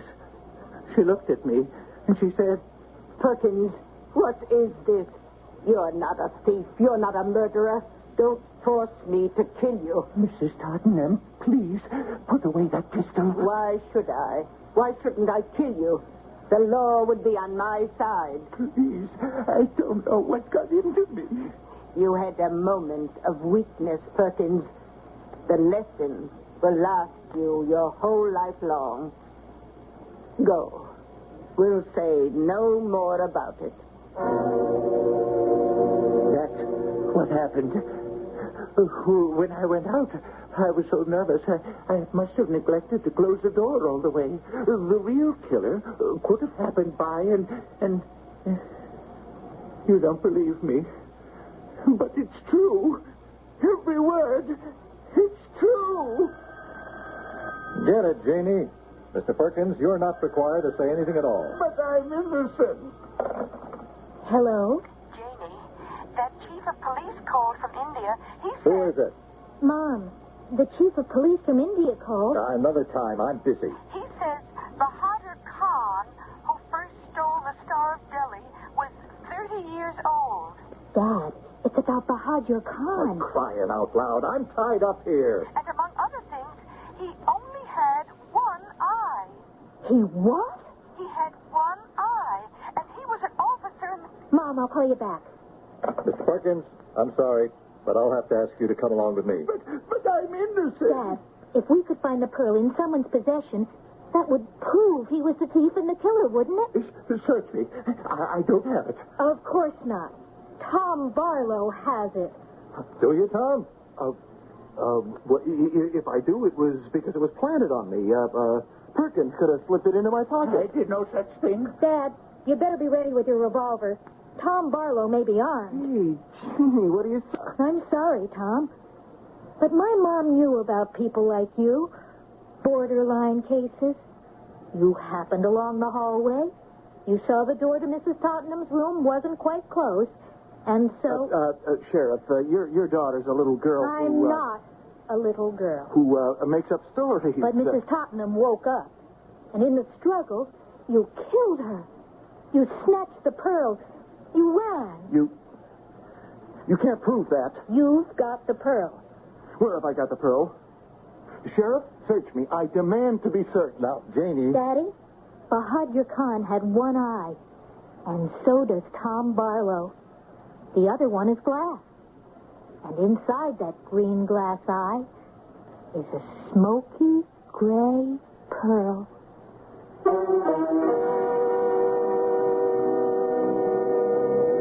Well, where else could it be? Smoky gray pearls and green glass eyes. And smart teenage girls. Mix well, and you get a solution to a story of murder and robbery. And if you stay here for a minute, you'll get even more.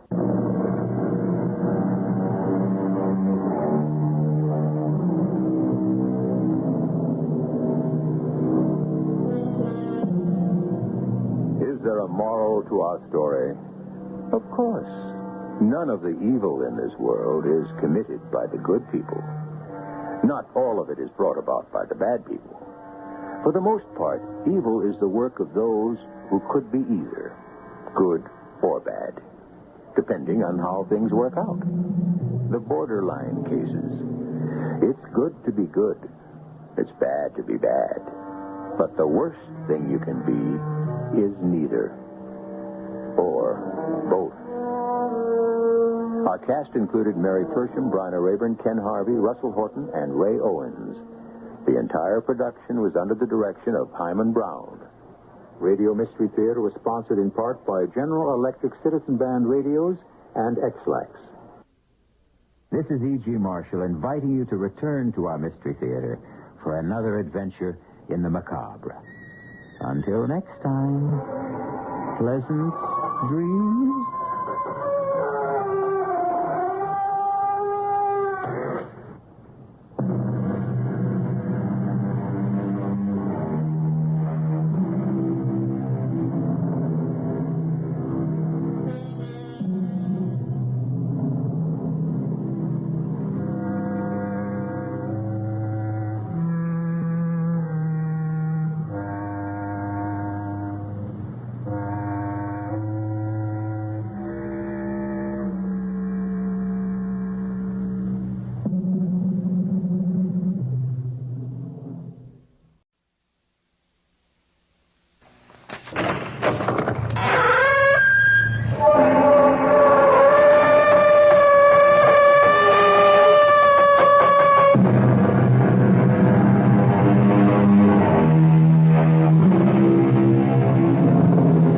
Come in. Welcome. I'm E.G. Marshall. The fates, they say, weave the pattern of our lives. Some there are who believe that whatever happens to us is destined so to be, while others talk of free will. However it may be, certainly there is one element that touches all our lives, the element of the unexpected. How often have you asked, why did this happen to me? Rarely, if ever, have you found a satisfactory answer. So it was one fatal night with Nell Pearson, Mrs. Nell Pearson, widow, whose life was about to be shattered by unimaginable, unexpected horror.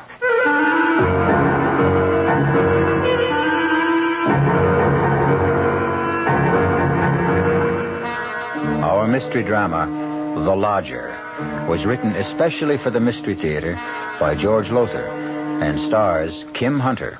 It is sponsored in part by Buick Motor Division and Anheuser-Busch Incorporated, brewers of Budweiser. I'll be back shortly with Act One. You've been hearing some pretty lavish claims recently about miles per gallon. We'd like you to consider something equally important, and that's range. Range is the miles per gallon multiplied by the number of gallons your car's tank holds. Range is what makes the Buick Apollo such a special small car. It comes from coupling the Apollo's economical 6-cylinder engine with a standard 21-gallon tank. It holds a lot, but it doesn't use a lot. Look into the Apollo. It's the Buick of small cars. Hello, this is Goldilocks. It seems like only yesterday that I was a little girl tasting porridge. You know, this one's too hot. This one's too cold.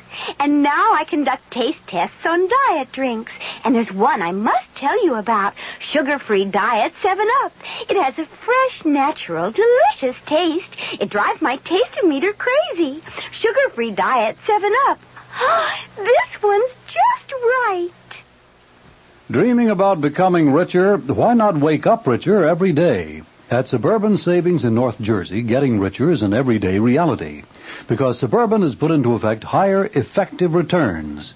Suburban's limited issue 7.50% savings certificate has an annual effective yield of 7.90%. And Suburban guarantees it from 4 to 10 years with a minimum investment of $2,500. You'll sleep a lot more soundly knowing your savings are earning more money at Suburban Savings. So sleep on Suburban's higher effective return tonight and come into any of Suburban's convenient offices tomorrow in Bayonne, Edgewater, Elmwood Park, Emerson, Hackettstown, Morris Plains, Nutley, Paramus, and Sparta. Early withdrawal prior to maturity is, according to regulations, subject to a substantial penalty.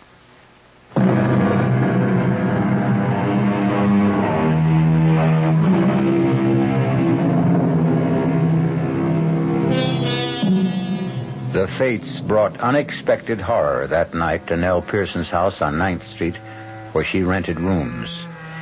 Yet one wonders, was it altogether unexpected?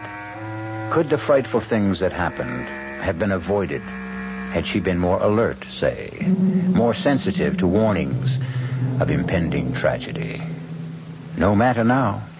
What matters is that earlier that day, in the afternoon, she had no idea that death, in its most grisly form, was shortly to enter her house. Oh, my goodness, Mrs. Pearson. Oh, my goodness. What is it, Miss May? The headlines, look. Ripper strikes again. Oh, good heavens, that's awful, perfectly awful. Read it, Mrs. Pearson, read it. I am. No, out loud. I want to hear. But you just finished reading. Well, all right. The Ripper claimed another victim last night. Thursday night. He always kills on a Thursday. This time, another attractive widow, Mrs. Henry Dodd. Always a widow, always a widow. Miss Mapes, please. The body, gruesomely slashed and mutilated, was discovered by a neighbor who, hearing Mrs. Dodd's hysterical screams, rushed to her apartment. There she found the comely young widow lying in a pool of blood. Oh. And a message scrawled in red lipstick across one wall. Stop me. Please stop me. Excuse me, Miss Pearson. Which windows you want washed first? I don't know, Charlie. You want to get to that today? Well, it's kind of warm out. I thought it'd be a good time to get started on them. Well, you decide, Charlie. Suit yourself. There's been another one, Charlie. Another what, Miss Mapes? Murder by the Ripper.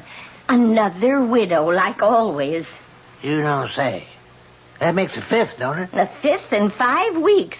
One a week for the past 5 weeks. And always on a Thursday night between 11 and 12. And always a widow. Oh, I better change my night out. What do you mean, Charlie? Yeah, well, Thursday's my night out, and you're a widow, Miss Pearson. You never know. The police might start putting two and two together. Oh, Charlie, you and your jokes. I don't think that one's particularly funny. I'm sorry, Miss Pearson. I was just funning, that's all. Well, take your fun out on those windows. All right, getting right to it, Miss Pearson. Getting right to it. Maybe he wasn't joking, Charlie. Not joking? Well, Thursday is his night out, and you are a widow, and, well, who knows? Oh, Miss Mapes, if I had your imagination... excuse me. Yes? How do you do? My name is Tony Adams. I saw your sign rooms. Wondered if you had a vacancy, maybe. Oh, yes, I do. Won't you come in? Thank you. I have a room on the second floor front. It's very spacious, light, and airy, too. Fine, I'll take it. You haven't even seen it. I've seen you. I don't go with the room, Mr. Adams. Oh, sorry. I meant it as a compliment, not a proposition. I'll show you the room. This way. May I ask your name? Pearson. Mrs. Eleanor Pearson. Nell. You've been in town long, Mr. Adams? Oh, no, a few weeks. I've been staying at a hotel, but, well, I never did like hotel living. Oh, what do you do? Reporter? I'm a reporter on the City Sentinel. Oh, that must be interesting. My husband always said newspaper work must be fascinating. What did he do? The room's this way. Why, he was a riveter. Putting in beams on new skyscrapers. Dangerous work. You been a widow very long? Oh, it's close to 3 years now that...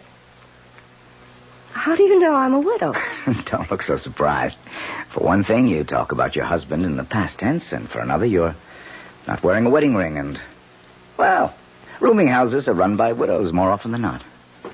Oh, you're very observant. I'm a reporter, and that's my job. Yes, I suppose it is. Here's the room. Fine, just fine. You haven't seen it. You're not even looking at it. Why look at a room when I can look at you? Mr. Adams, let's get something straight. I've had more than one male boarder make a pass at me, and everyone found himself out on the street in short order, bag and baggage. Now, if you're after a room, fine. But if you're after something else... Oh, come on now, Nell. Mrs. Pearson, if you don't mind. Okay. I've got to get back to the paper. See you later. But you haven't even asked the price. It'll be okay, whatever it is. It's $80 a week, including breakfast and dinner. Whatever you say, Nell, whatever you say. Well, I never.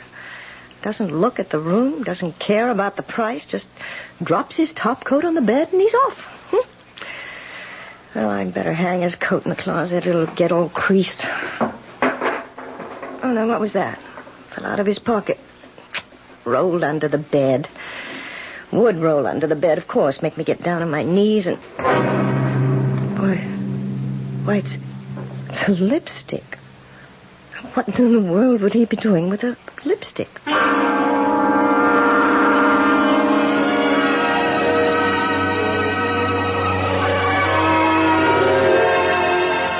Oh, now why did you go and turn the TV set off, Charlie? You know I like to see who played what. Oh, I'm sorry, Miss Mapes. I forgot. Pretty good movie, huh? Oh, it was all right. You like it, Miss Pearson? What? What'd you say, Charlie? Well, I just asked if you liked the movie. How could she? She didn't even see it. Of course I did. Well, you may have been looking at it for 2 hours, Mrs. Pearson, but you certainly weren't seeing it. You were thinking of something else. Well, me, I saw it, and I liked it. Oh, 10:30. Well, I'm off to bed. Oh, by the way, I finished the window washing today, Miss Pearson. Oh, good. I'm glad they only got to be washed twice a year. It's a big job. It took a whole week. Well, good night. Night.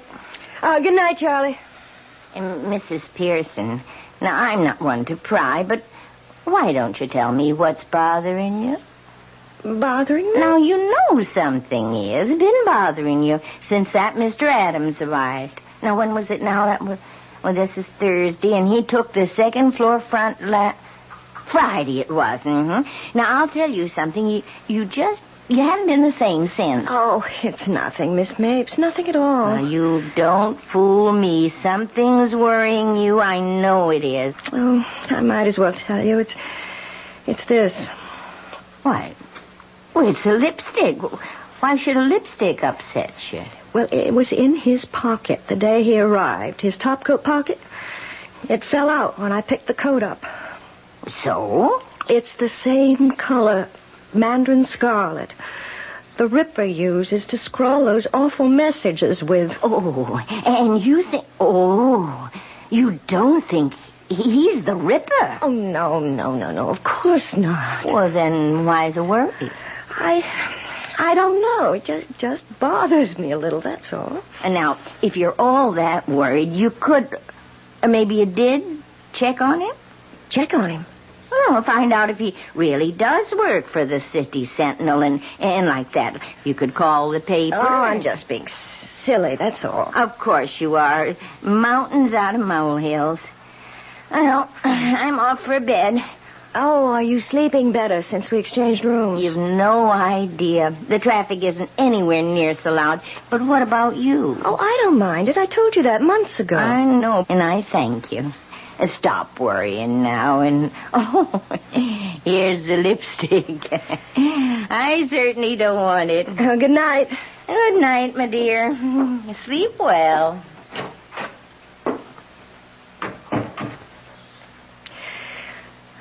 wonder.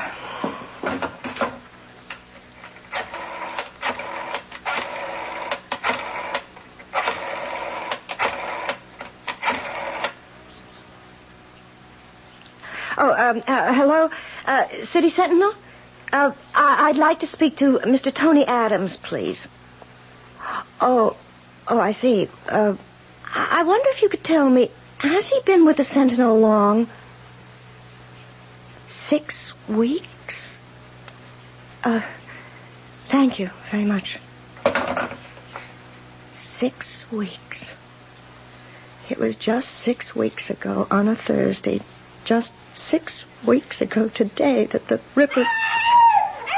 Miss Mapes! Oh, my God! Charlie! Charlie, where are you? Oh, heaven help me, I'll have to go up myself. Miss Mapes! Miss Mapes!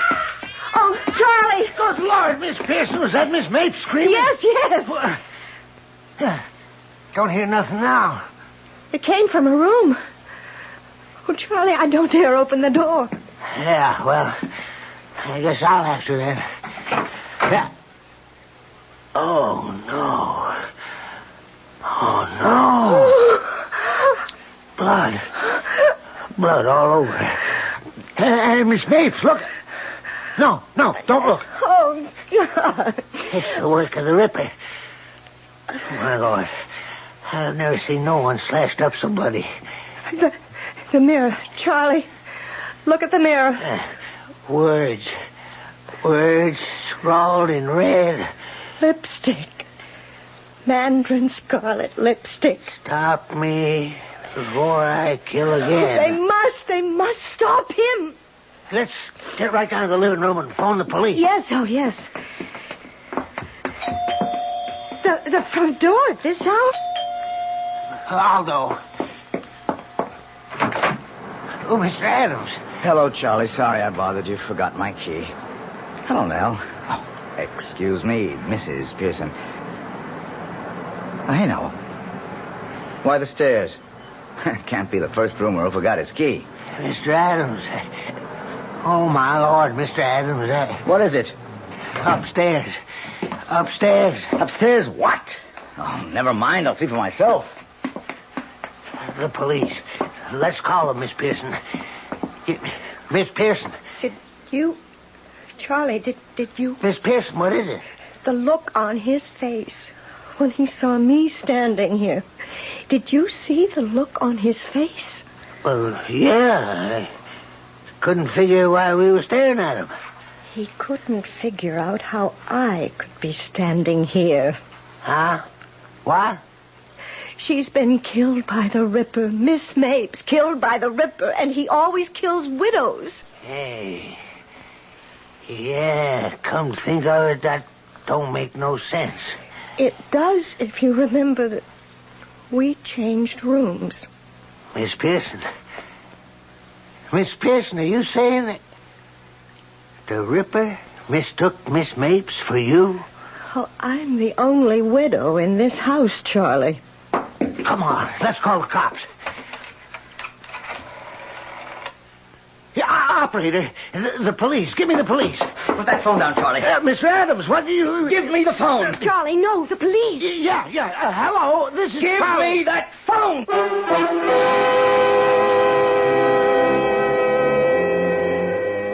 So, weaving their pattern of the unexpected, the fates bring together on this fearsome night an innocent spinster named Miss Mapes and the Ripper, who mistook her for Nell Pearson.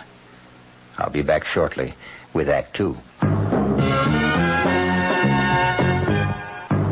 When you feel like having a cold Budweiser, do you automatically reach for a glass?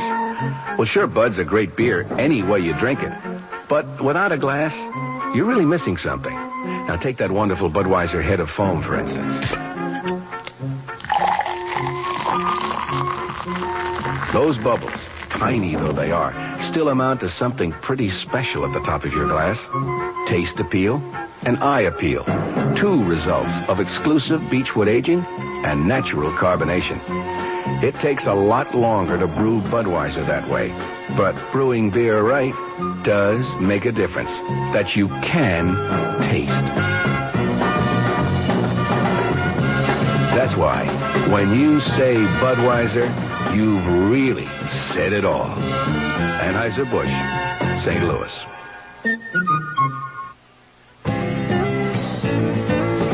Hey, Mom, what's for dinner? Hey, Mom, what you got? Here's ShopRite's suggestion for a delightful cookout dish. Boneless top round or sirloin tip steaks, just $1.69 a pound. Delicious cooked over the coals, just as delicious pan-broiled indoors. For a busy night, here's a quick dinner idea. Freezer Queen family-size frozen casseroles, all varieties except beef, just 99 cents for the 2-pound size at ShopRite. For dessert, Pepperidge Farm Layer Cake, 17-ounce box, 69 cents in ShopRite's frozen food case.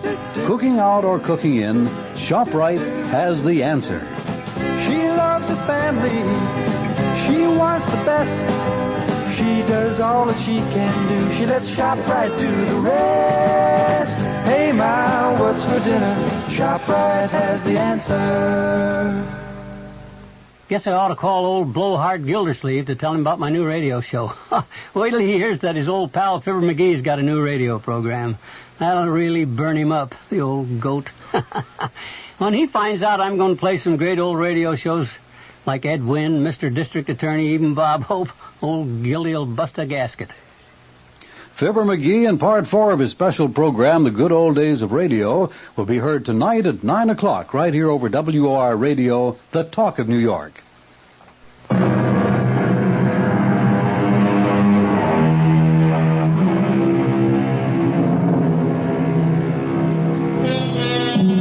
Mrs. Nell Pearson feels that she's about to faint as she sees her new boarder, Tony Adams, grab the telephone away from Charlie, the handyman, break the connection with police headquarters, and then begin to dial another number furiously.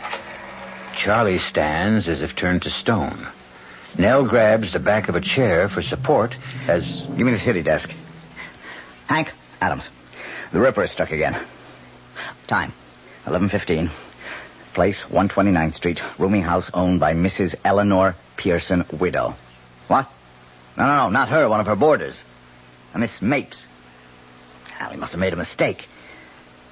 Hank, I know, but it isn't a widow this time. Now stop talking and take this, will you? In one of the ghastliest, bloodiest murders he's yet committed, the Ripper slashed his 6th victim.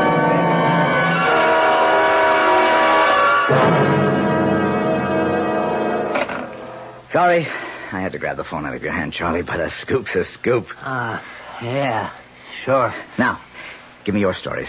We'll start with you, Nell. Tell me, what happened? Oh, Nell, come now. Snap out of it. Stop staring at me and tell me what happened. I heard her scream. She screamed and screamed and screamed. Where were you? Here, right here. She'd just gone up to bed. What were you doing? I had just telephoned someone. Then the screams began, and I ran upstairs, and Charlie was there on the landing, and we went into her room, and there she was. I've got to sit down. Nell, what's the matter? Let me help you. Don't touch me. Okay. All right, Charlie, let's have it from you. Oh, well, like Miss Pearson says, I heard Miss Mapes screaming and went running to see what was going on. You must have moved fast. Your room was in the basement, isn't it? Oh, well, I wasn't in my room. I was in Miss Pearson's room, just across Miss Mapes. What were you doing in Mrs. Pearson's room? Yes, what were you doing there? Well, you remember when you changed rooms with Miss Mapes a couple of days ago? Yes. And there was that leak in the bathroom and I fixed it? Yes. Right. Just went up to check on it, is all. I didn't know you changed rooms, Nell. No. You didn't, did you? That would account for... Why don't you say it? The Ripper mistook Miss Mapes for me because he didn't know about the change of rooms. You were lucky, Nell. Very. this time. Now, please, Mrs. Pearson, we're here to help you at police headquarters. And I understand why you're worried. It is possible the Ripper mistook Miss Mapes for you. He did. Yes, but now there seems to be something else on your mind. Something to do with, one of your boarders, you say? His name is Tony Adams. He's a reporter on the City Sentinel. Well, he rented a room at my place just a week ago today. That was the day after the last murder. Yes, I know. Well, after he rented the room, he left to go to the newspaper, and I picked up his top coat to hang it in the closet, and this fell out. A lipstick? Yes. Mandarin scarlet. The same color the Ripper uses. To scrawl those horrible messages like last night on the wall of Miss Mapes' room. Well, it seems to me you're letting your fears run away with you, building up a case in your mind. Well, what about last night? He just happened to come home minutes after the murder, he says. And you think... I think he was lying.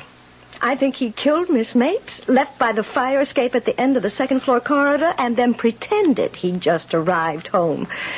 Claimed he'd forgotten his key, so he'd have a witness to prove an alibi if he needed one. Well, it's clever thinking, if that's so. He's a clever man. Believe me, he is. And I'm afraid of him, Lieutenant. Terribly afraid. Mm-hmm. Well, I'll tell you what. The managing editor of the Sentinel's a good friend of mine. Let me just give him a ring and check on this Tony Adams.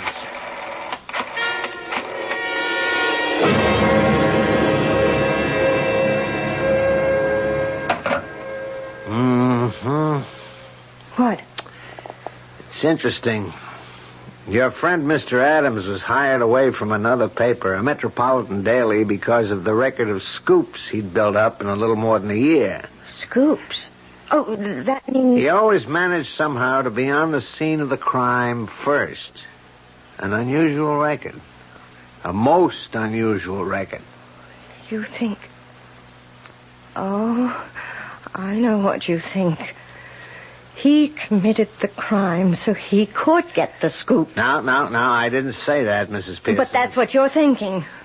Well, either he's a remarkable police reporter or he's the Ripper.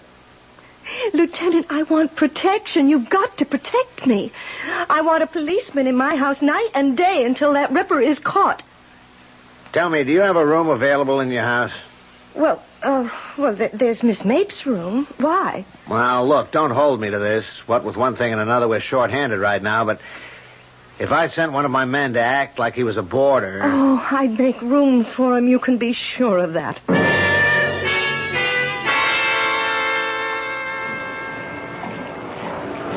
Oh, Nell. Charlie said I'd find you down here in the laundry room. Oh, what is it, Mr. Adams? What do you want? One thing I want is for you to call me Tony. One thing I want for you is to stop calling me Nell. Oh, come on. What have you got? Not much sense asking you now. What is it? Why, well, I was going to ask if you'd like to go to the movies with me. I figured that'd be your answer. What other answer would you expect? There was a murder in this house last night, a gruesome murder. Not only that, but the victim was a friend of mine. And you have the indecency to ask me to go to a movie with you? Yeah, I guess you could look at it that way, only... Look, I wish we could be friendlier, that's all. I'll level with you now. Excuse me, Mrs. Pearson. I've been thinking of settling down for some time now. So I've been looking around, you know, keeping my eyes open. From the minute they fell on you, Mrs. Pearson. Oh, no, damn it, Nell, listen to me. Take your hands off me. I don't call laying my hands on your arm exactly putting my hands on you. Don't touch me. Don't even touch me. What is it with you? Well, don't just stand there looking at me. What is it? I just want to be left alone. You just want to be left alone, or you just want to be left alone by me? Answer me. By you. Sorry. I won't trouble you again. Good night. What are you doing there? Charlie.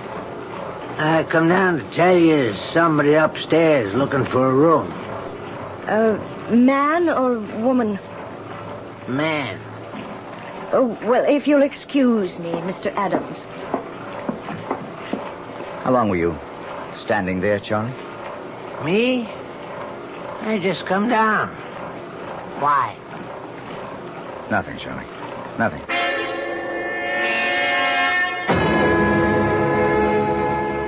How do you do? I'm Mrs. Pearson, the landlady. My name is Bowen, Lawrence Bowen. I saw your sign out front. I wondered if you had a vacancy. Yes, I do. A bed sitting room. Would you care to see it? If it's not too much trouble. No trouble at all, if you follow me. Did anyone recommend you here, Mr. Bowen? Well, no. I couldn't say I was recommended, although...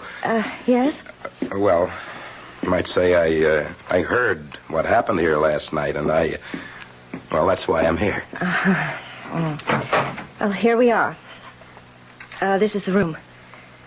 So this is where it happened? Yes. Huh. What a shame to die like that. Maybe you could fill me in on some things. I got a lot from Lieutenant Goldman, but I'd like to hear your side of things. Well, it's like this, Mr. Bowen. Is Mr. all right? Or should I call you Sergeant or something like that?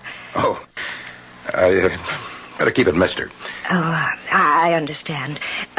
Did Lieutenant Goldman tell you about my finding the lipstick? Yes. Where did you find it? Well, I didn't find it, actually. It fell out of Mr. Adams' pocket. And, of course, when I saw it was mandarin scarlet, my suspicions were aroused right then and there. Yeah, same shade of lipstick the Ripper uses to write his messages. You found the lipstick and that aroused your suspicions. In other words, you think he could be the Ripper. I'm practically sure he is. Which is his room? Right there, that front room at the end of the corridor. I'd like to have a look at that. Is he out of the house? Oh, he may be. Though he was downstairs just a little while ago. I wouldn't want him to find me in his room. Maybe you could check and find out. Oh, of course, I'll do that. Now, be careful. Don't say or do anything to make him suspect. Oh, I won't. I won't.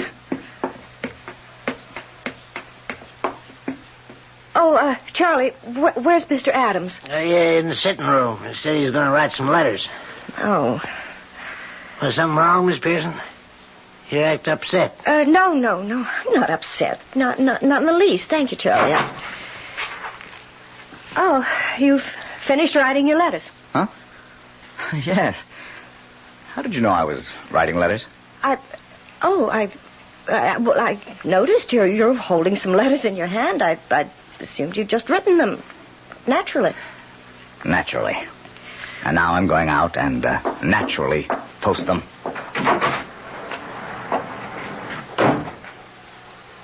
Say, what's, that's none of my business, I guess, but...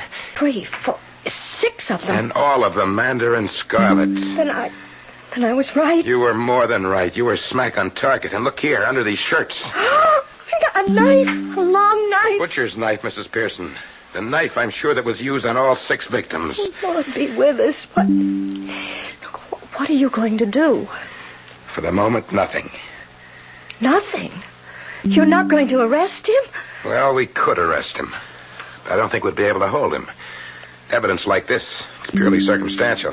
When we nail this bird, we want to nail him for good. Oh, I don't know. Maybe you ought to talk to Lieutenant Goldman and get his opinion. I will. You can depend on that.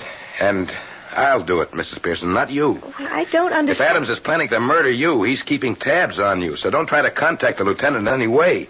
Leave all that to me. Oh, very well, I will. Oh, Mr. Bowen, I can't tell you how glad I am you're here. There's no question about it now. He is the Ripper. He is planning to kill me. Well, he won't. I'll see to that. And that's a promise.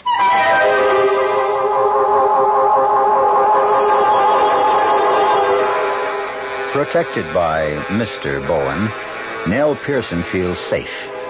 Well, safer than she did. But all too often, the fates are at work, weaving, ever weaving, the unexpected. I'll be back shortly with Act 3. Give your hand to a friend. Give your heart to your love. But give your allergy to contact. Now listen carefully, because this message may surprise you. There is an ingredient that can effectively help block pollen's bad effect on your system. Sneezing, sniffling, drips, itchy, red, watery eyes. It's the antihistamine most prescribed by allergy specialists, and it's an ingredient in Contact. Surprising, yes, but the true wonder of Contact is how our tiny time pills keep this antihistamine working, helping up to 12 hours per capsule, all day, all night. Allergy is our business, too. Give your hand to a friend. Give your heart to your love. But give your allergy to Contact. Take Contact only when needed, only as directed. Introducing the greatest taste to come out of your toaster since Samuel Bath Thomas baked his original English muffins in 1880. Thomas's new onion English muffins. Little bits of real onion blended into Thomas's original English muffin recipe create a tangy taste that makes everything fantastic, like burgers and cream cheese and cold cuts. Even butter tastes better. Thomas's new onion English muffins. The greatest new taste since 1880. Thomas's promises. Hey, Pat, how tall do you think she is? 300 feet if she's an inch, Luigi, and a fine lady she is. The year 1886. While most New Yorkers were enjoying their first look at the Statue of Liberty, a few were enjoying their first taste of Thomas's bread and discovering it was every bit as delicious as Thomas's English muffins. Today, there's still never been a lady to equal the lady, or a bread to equal Thomas's protein, whole wheat, and white bread. Thomas's promises. It's bitter. It's sweet. It's bitter. It's sweet. It's bitter. It's sweet, Marcello. Well, maybe it's a bit sweet, Sophia. On second thought, I love its bitterness. Punta Inés. Is it bitter? Is it sweet? People have been arguing about it since 1786. Punta Inés, a lovely before lunch or dinner drink from Italy. On the rocks or with soda and a slice of orange. Punta Inés, capital P-U-N-T, little e, capital M-E-S. It's bitter. It's sweet. It's bitter. It's sweet. It's bitter. It's sweet. All right, Sophia, it's bitter. No, my darling, let's just say it's bittersweet. Like life, like love, like marriage, Italian style. Punta Inés. Punta Inés. Reported by Caroline Importers Limited, New York, New York.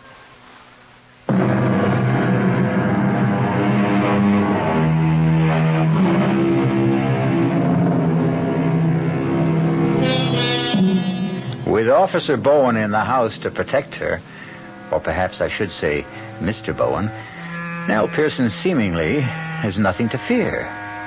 But note that I say seemingly. And having noticed it, let's move on, you and I, to the dining room in Mrs. Pearson's rooming house some days later.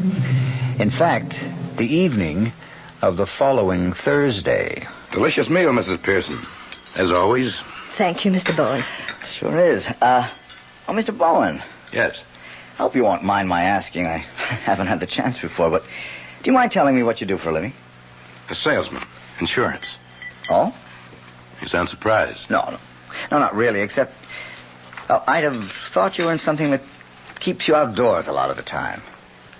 Your ruddy complexion. Like what? Oh, I don't know. Building trades, maybe. Foreman of some kind of outdoor crew. Policeman, even.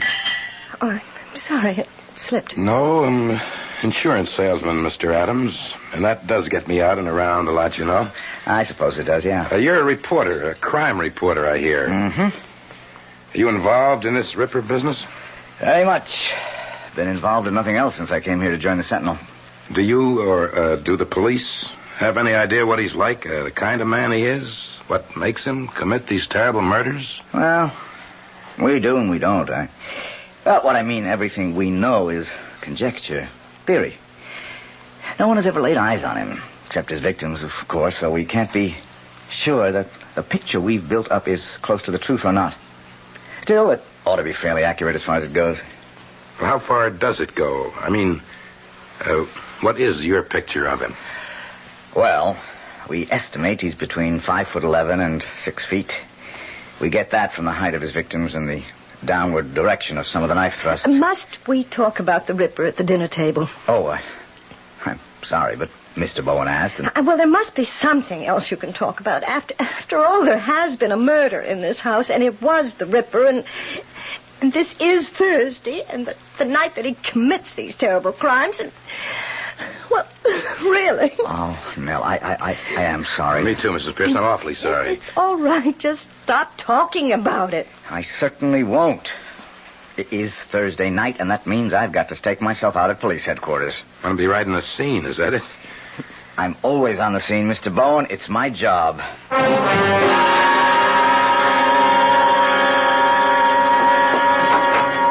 Well, here we are, Mr. Bowen. Come in. Well, now, this is very nice. Very comfortable, Mrs. Pearson. I can't understand why Miss Mapes, poor woman, wanted to change rooms with you. Well, the noise of the traffic bothered her. Well, no traffic noise that I can hear. Oh, that's because it's so late. It's nearly 11, but Miss Mapes usually went to bed quite early. I see. Better lock the door, Mrs. Pearson. Oh, but with you here to protect me... Well, the fewer chances we take, the better. Oh, well, I'll lock it then. Good. Now, all we have to do is just sit and wait. Till midnight, that is. After midnight, you'll be safe. At least till next Thursday. You mind if I turn on the TV? Oh, of course not. Why should I? Well, you'll want to read your newspaper you brought, won't you? No, not necessarily. I thought I might kill time while waiting, but... No, go ahead. Go ahead, turn it on. We can catch the 11 o'clock news when it... Oh, excuse me. Hello? Mrs. Pearson? Yes. This is Lieutenant Goldman, police headquarters. Oh, yes. I just wanted to let you know you have nothing to worry about tonight. Oh, I'm sure I don't. I feel perfectly safe. You'll feel even safer when Officer Randolph gets there. Did you hear me, Mrs. Pearson? Why, no. What did you say? I've sent one of my men, Officer Randolph, over to your place. He ought to be with you in about 5 or 10 minutes. I'm very sorry I couldn't send anyone to stay with you through the week, but as I told you, we're short-handed. You understand? Mrs. Pearson? Yes, I understand. Good. Don't worry now. Goodbye. Friend? What? Friend calling to see if you're okay? Yes. Yes. Well, you are. All your worries will be over by midnight. Would you like something to drink? Oh, no. I'd like a cup of coffee myself. I'll just run down to the kitchen. No. I can't take a chance of letting you out of my sight, Mrs. Pearson. Not now. It's 11 o'clock. Time when the Ripper does his killing. Even though he doesn't want to. Doesn't want to? No, he doesn't want to kill. He has to. How do you know? Why else would he scrawl those messages? Please stop me. Don't let me kill again. Always with the same kind of lipstick, Mandarin Scarlet. And why a lipstick? One of these. Why one of these? You're... Yes? You're the Ripper? I'm sorry to say that I am, Mrs. Pearson. I wish I weren't. Look, you don't have to be. I do. I can't help myself. I just can't. Right now, this minute, I know what I'm going to do. And I don't want to do it. But I know I won't be able to help myself. They must catch me, Mrs. Pearson. They must catch me. They must stop me. They are going to catch you tonight. There's a police officer on his way here now. He'll be at the front door any minute. But you won't be able to admit him. Someone will. Charlie will. I don't see how. What do you mean you don't see how? He'll ring the front doorbell and keep ringing until someone answers. No one will hear the doorbell, Mrs. Pearson. I disconnected it. Newspaper you brought. Not to read. To carry this. The knife. The butcher's knife. Oh, heaven help me. Heaven help me.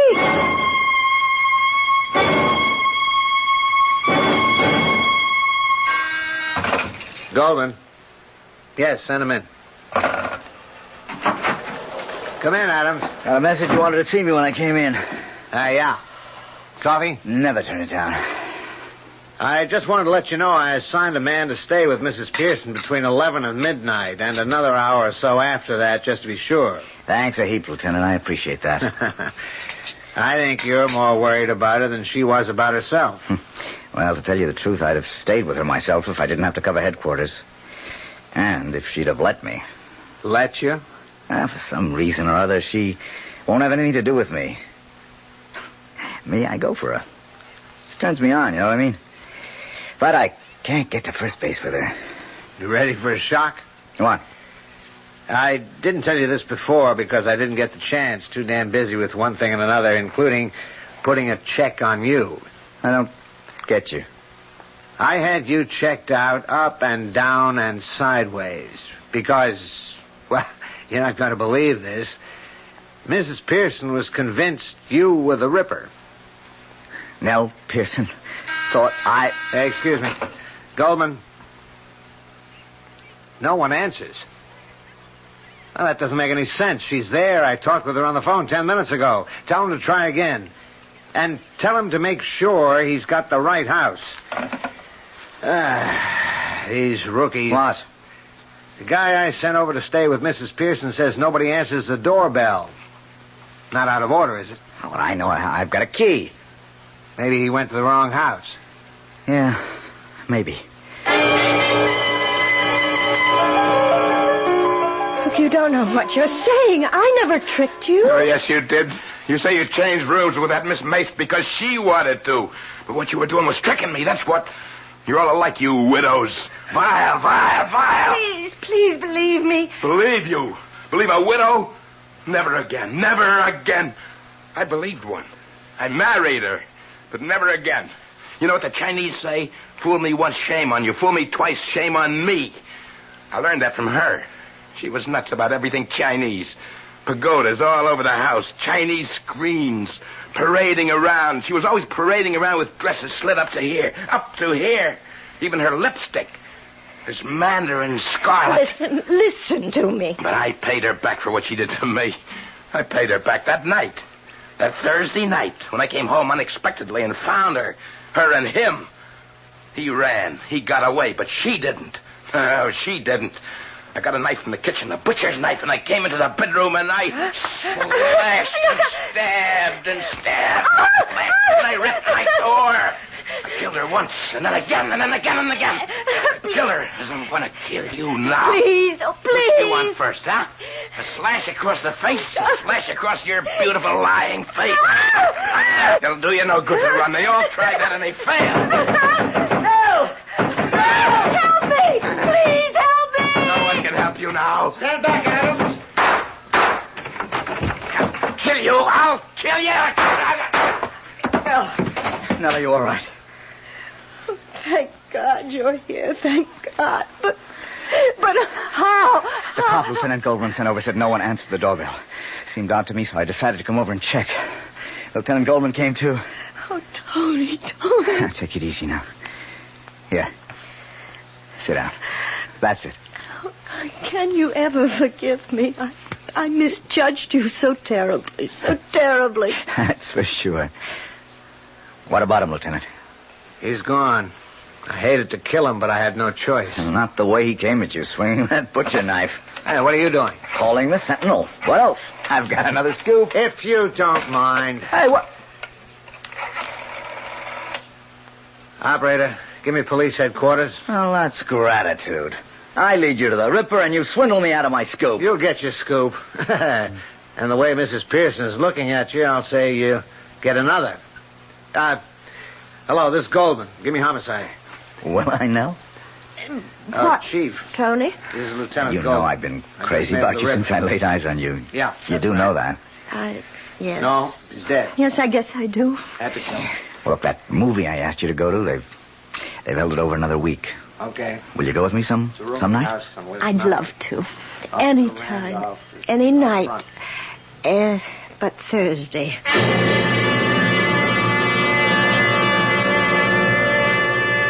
Weaving and spinning, the fates create the warp and woof of our lives. And always through the pattern runs the scarlet thread of the unexpected. Sometimes for good, sometimes for evil. And make no mistake, as the unexpected awaited Nell Pearson, so it awaits you. Great taste in the morning. Kellogg's has that wholesome taste to get you up and grinning. This is Jerry Crawford for Kellogg's Special K. We've been having some fun in our television and radio commercials by using a ball and chain to symbolize the slight overweight problem common to so many of us. We point out that being a few pounds overweight is just a little more difficult for you. Climbing stairs, just walking around, even sitting down can feel, well, like you're wearing a ball and chain. In case you missed the message, it's this. If you really want to get rid of that extra weight, you really have to work at it by exercising and with sensible meals like the Special K breakfast. A 1-ounce bowl of Special K, America's favorite high-protein cereal, 4 ounces of skim milk, tomato juice, and coffee. Less than 240 calories. Nutritious and, by the way, delicious. So why not begin each day with a Special K breakfast and then keep up the good work? Special K can't help you lose weight all by itself, but it really is a good start. Hi, Ms. Goldilocks here. Professionally taste-testing diet drinks can be very difficult, but I've just had to bear with it. Then I found sugar-free Diet 7-Up. It doesn't taste like other diet drinks. It's fresh, light, natural, delicious. Sugar-free Diet 7-Up tastes so good that I've taste-tested it hundreds of times, and each time I've given it my seal of approval. Yes, this one's just right. Buick introduces a new concept for you to consider in light of all the concern about miles per gallon. Range. Range is what you get when you multiply the mileage your car gets per gallon by the number of gallons your car's gas tank holds. Range is one of the things that help make Buick Apollo such a special small car. It comes from coupling the Apollo's economical 6-cylinder engine with a standard 21-gallon gas tank. It holds a lot, but it doesn't use a lot. Look into the Apollo. It's the Buick of small cars. America.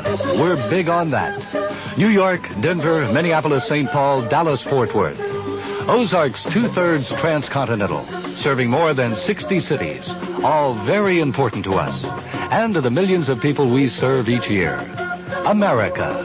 We're big on that at Ozark Airlines. Now go Ozark's evening jet at 6:45 to Washington with through service to Champaign, Urbana, and Peoria.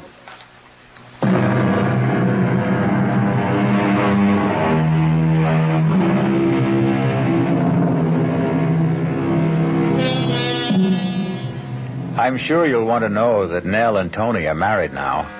Tony's on his way to becoming managing editor of the Sentinel. And Nell on her way to becoming a mother. And so the fates weave a happy ending. For once. Our cast included Kim Hunter, Michael Wager, Robert Dryden, Mary Jane Higby, and Joe Julian. The entire production was under the direction of Hyman Brown. Radio Mystery Theater was sponsored in part by the Kellogg Company, makers of Kellogg's Special K cereal, new sugar-free Diet 7-Up, and Contact, the 12-hour allergy capsule. This is E.G. Marshall inviting you to return to our Mystery Theater for another adventure in the macabre. Until next time, pleasant dreams.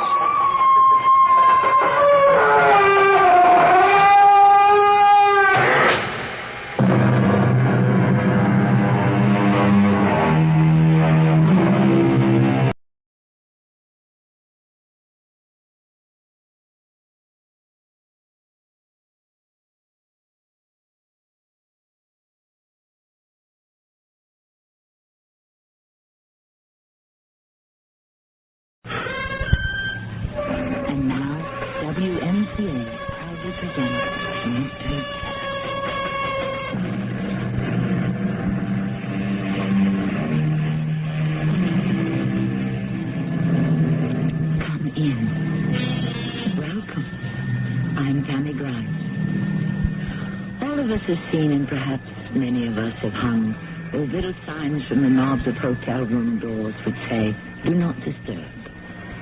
Do not disturb, when you analyze its meaning, is a polite way of saying, "Don't bother me." And in this context, it becomes an invisible sign that hangs from millions of doors all over the world. Don't bother me. I don't want to hear bad news. Please, don't rock the boat. How many times and in how many ways and to how many people has each of us said, do not disturb? I promised her. I promised Vera Svetig I would find the killer. I know. Now just rest. But don't you see? I found him. You have? Well, that's very good. Now you just need some sleep. You must listen. I found the killer. All right. I believe you. Don't you want to know who the killer is? Of course I do. Who is he? Who do you think? Me.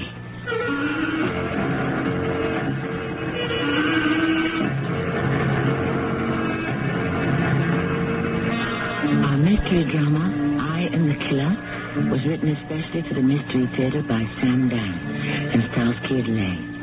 I'll be back shortly with Act One.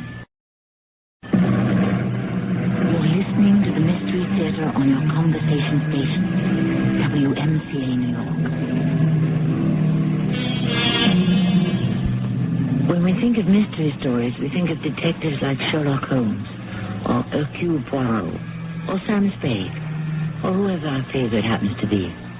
But the fact is, the greatest killers in history were not human beings at all, but tiny, mysterious, microscopic murderers. Therefore, the greatest detectives have been doctors and scientists. One of these was a most unlikely of a man who lived and worked almost 150 years ago. Everything about him seemed comical. His bald, bullet-like head, his excitable manner, and he even had a funny-sounding name, Ignash. The time is the early 1840s. We are in the Viennese dance hall. Johann Strauss, the elder, is leading the orchestra. One of the tables is filled with medical students trying to unwind and relax. Excuse me, weren't you at the lecture today? Yes. That's right. You were the one who made a jackass of himself. Me? Why did you have to ask Professor Hockmeyer that stupid question? If you don't ask questions, how can you learn? You're not there to learn. You're not? You are there to pass the course. And thus you move another step forward toward that certificate which entitles you to be called Herr Doctor. There wasn't a stupid question. Why is iodine the best treatment for influenza? And you heard what he told you. Because that's the way it is. Period. I still don't think it was a stupid question. Maybe not. But you were stupid to ask it. Obviously, he doesn't know the answer. All you did was embarrass him in front of the class. If he doesn't know the answer, why is he teaching? How can a doctor afford to admit he doesn't know something? The medical establishment would crumble to its very foundations. Our ignorance can kill people. But don't say that. They would die anyhow. Oh, well, forget it. My name is Johann Kiai. I'm Ignash Semmelweis. Ignash. You must be Hungarian. And proud of it. All right. I won't hold it against you. Well, I believe we all came here to dance. You see those girls at the table near the window? Yeah. What do you think? Average. How about the one in the blue dress? If you like that type. Bit thin for my taste. She'll fatten up as she gets older. And then she'll be too fat. That shouldn't bother you. You're not going to marry her.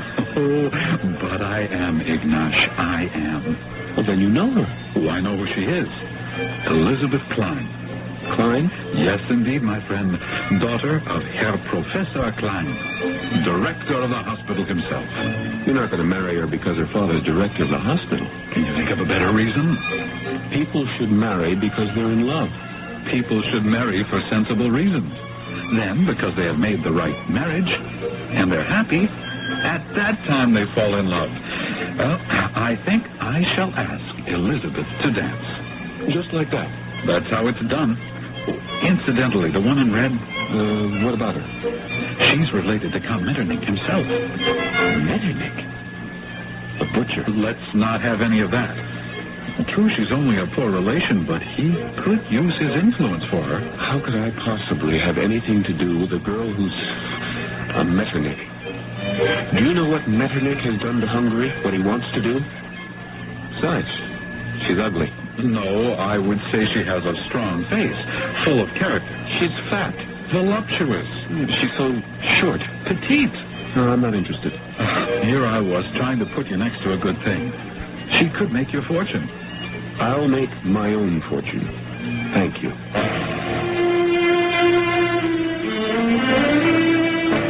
That was my friend, Ignaz Semmelweis. Caustic, abrasive, corrosive, like acid. A constant irritation to his professors. But what causes the disease, Professor Klein? That is not your concern, Herr Semmelweis. What is my concern, Herr Professor? Your concern is to show the proper respect to your teachers and your superiors. But how am I being disrespectful? By wasting the time of the class on foolish questions. Excuse me, Herr Professor. Why are these questions foolish? It is not the province of a doctor to determine the cause of a disease. His mission is to cure it. But how can we cure it? Herr Semmelweis, we have already wasted enough time. You could expect it in every class, at every lecture. He would always interrupt and ask, how? Can this be proved? Why, Professor?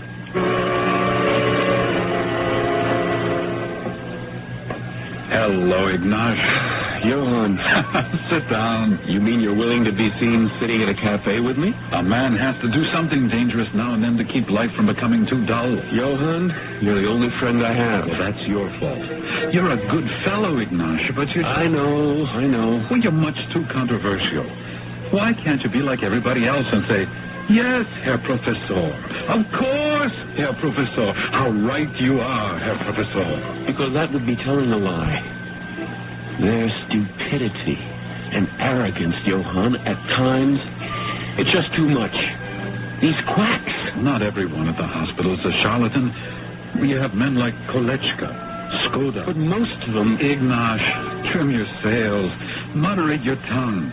The most important thing is to become a doctor. And then, later... There is no later.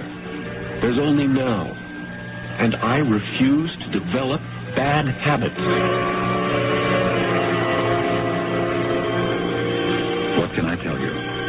They despised him, but they couldn't deny his brilliance. He was the brightest one of us all.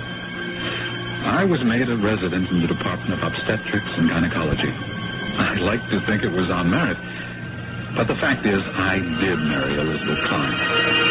Ignaz was also appointed, simply because there was no way they could have kept him out. So he reported to me for duty because I was, after all, his senior. Obstetrics was divided into Division 1 and Division 2. We, the doctors, work in Division 1. And who works in Division 2? Midwives. Midwives? Yes. Well, thousands of women still live in the Middle Ages. They believe devoutly that babies should be delivered by midwives. But aren't we supposed to educate? My dear Ignaz, if my own Elizabeth was ever brought in here to deliver, I would insist on placing her in Division 2. I don't believe you. The fact is, Division 2 is a safer place. I can't believe it. Consider the figures. This month alone, 36 out of 200 mothers died of childbed fever in Division 1. That's almost 1 in 5. And in Division 2, where the midwives work, it's something like 1 in 20. How is that possible? And here comes the latest. Yes, the usual procession.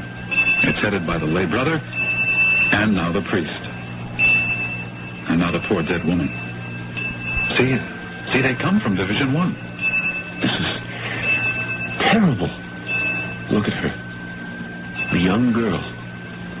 She's come here to create another human being. To bestow the gift of life. Why did she have to die? You know why she died. She developed childbed fever. It's what carries all of them off. In which ward did she die? You saw she came from Division 1. We have to do something about it, Johann. This simply cannot be allowed. Bravo, but can it wait a few hours? At this time, we are due at the morgue to assist Dr. Kolechka on some postmortems. Jakob Kolechka, the greatest anatomist of his day. How we looked forward to the hours we spent with him. A most sweet and gentle person. Even Ignaz could find no fault with him. After we had performed our dissections, Ignaz paused to talk. Professor, What is the cause of childbed fever? Childbed fever. Ignash, this poor little thing we have just had her on the table. She died of it. See how we have searched through her body for traces of the killer. But like a thief in the night, he has eluded us. But surely, Professor, there must be some clue. Of course. And it is probably staring us in the face. But we simply cannot see it. They come here, and they die by the hundreds. How can we stand by and do nothing? We do what we can. We do what we can. And what is that? Ignash, progress comes slowly in medicine. Problems defy solutions for hundreds of years. And then suddenly, out of the clear blue, the answer is revealed. And meanwhile? Meanwhile, I can only refer you to the philosophy of Hippocrates, who said, life is short, the art is long, experience is treacherous, and judgment difficult. Perhaps. But I have neither the time nor the temperament for philosophy. Then you must find the time and develop the temperament. Otherwise, you will lose your sanity. What causes childbed fever? What is killing all these women in our hospital? Perhaps one day, Ignash. And that day will not be today. We're due at Division 1 to deliver some babies. We walked along the corridors. As I look back at it now, how dim and dismal and dingy they were. Ignash was silent. His face was set, as if in stone. And Kolechka's the best of them. How can he sleep at night? You'll fall asleep at night too, Ignash, after a while. Listen, another one. You'll get used to that too. I don't want to see it. Let's walk around the other way. It's coming from Division 1, isn't it? Yes, Ignash. Look, if this is how you feel, perhaps you should not have chosen obstetrics. If I hadn't, would that have changed anything? The killer disease would still exist. The women would still be murdered. Where his patients were concerned, I had never seen such tenderness, such sympathy, such concern. She was a little more than a child, and she was ready to give birth to a child of her own. She was poor, ragged, dirty. After all, she was only a charity patient. As he stopped by her cot, she grasped his hand. Herr Doctor.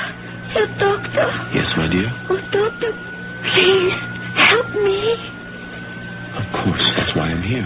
Save me, Doctor. I'll do everything I can for you, my child. Doctor, please, please. Don't be afraid. Millions of babies are born every day all over the world. It's a normal... It's natural. Don't let them kill me. No. No one's going to kill you. Yes. Is this the place where they killed the mothers right in here? Now, who's been telling you stories? It's true, Doctor. I wanted to go into Division 2. That's the place for the mothers who are going to live. Division 1 is where they kill us. Oh, no. Ask anyone. My sister died here. My friend Liesel died here. Everyone here gets the fever after the baby is born. Oh, please, Doctor, take me away from here. Put me in Division 2, please. My dear, you're here now. I'm your doctor. Now, look at me. Do you think I would let any harm come to you? I'm Dr. Semmelweis. What's your name? Vera Svetic. I promise you, Vera, everything will be all right. But the pain, it's starting again. The baby. Now, Vera, you can trust me. Say you trust me. I trust you, Doctor. I trust you.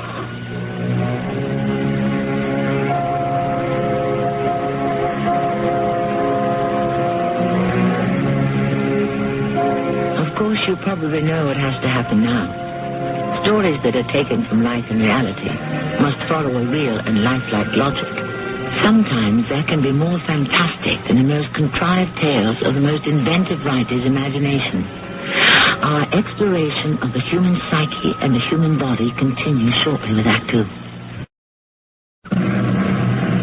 And now, the Mystery Theater continues on WMCA, New York.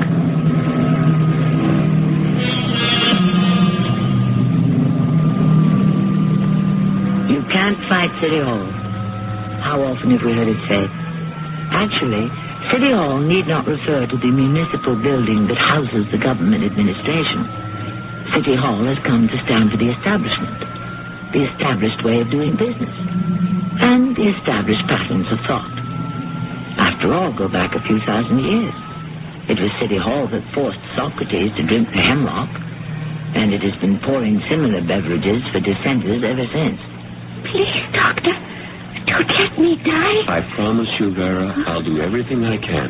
Now, don't be afraid. You're going to have a beautiful baby. And she did. It was a classical textbook delivery. No complications at all. Everything smooth and regular as clockwork. Absolutely nothing went wrong. Doctor? Here's your son, Vera. My son. Oh, and it's a boy. Yes? Heaven be praised. You wanted a boy, didn't you? Oh, yes, Doctor, yes. This world is no place for a girl, especially for the kind of girl she would have to become. A girl like me. But you're a very nice girl, Vera. Where else could she grow up if not where I grew up, on the streets? And where else could she earn her living but on the streets? It isn't as if she has a father who's a millionaire or a Grand Duke. Who is her father? I don't know. Well, you get some sleep now. You had a hard morning. Yes, Doctor. And how do you feel? All right. How does she look to you, Johann? Oh, pulse seems regular. Breathing appears normal. Color is fine. Yes, I thank the good Lord. This one will survive.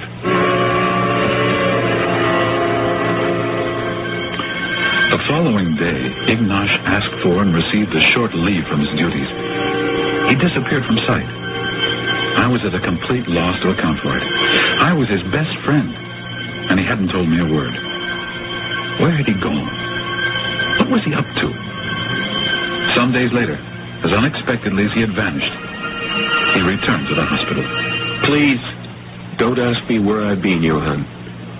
I can't tell you. And here I thought we were such good friends. We are. Believe me, we are, but Maybe I can tell you.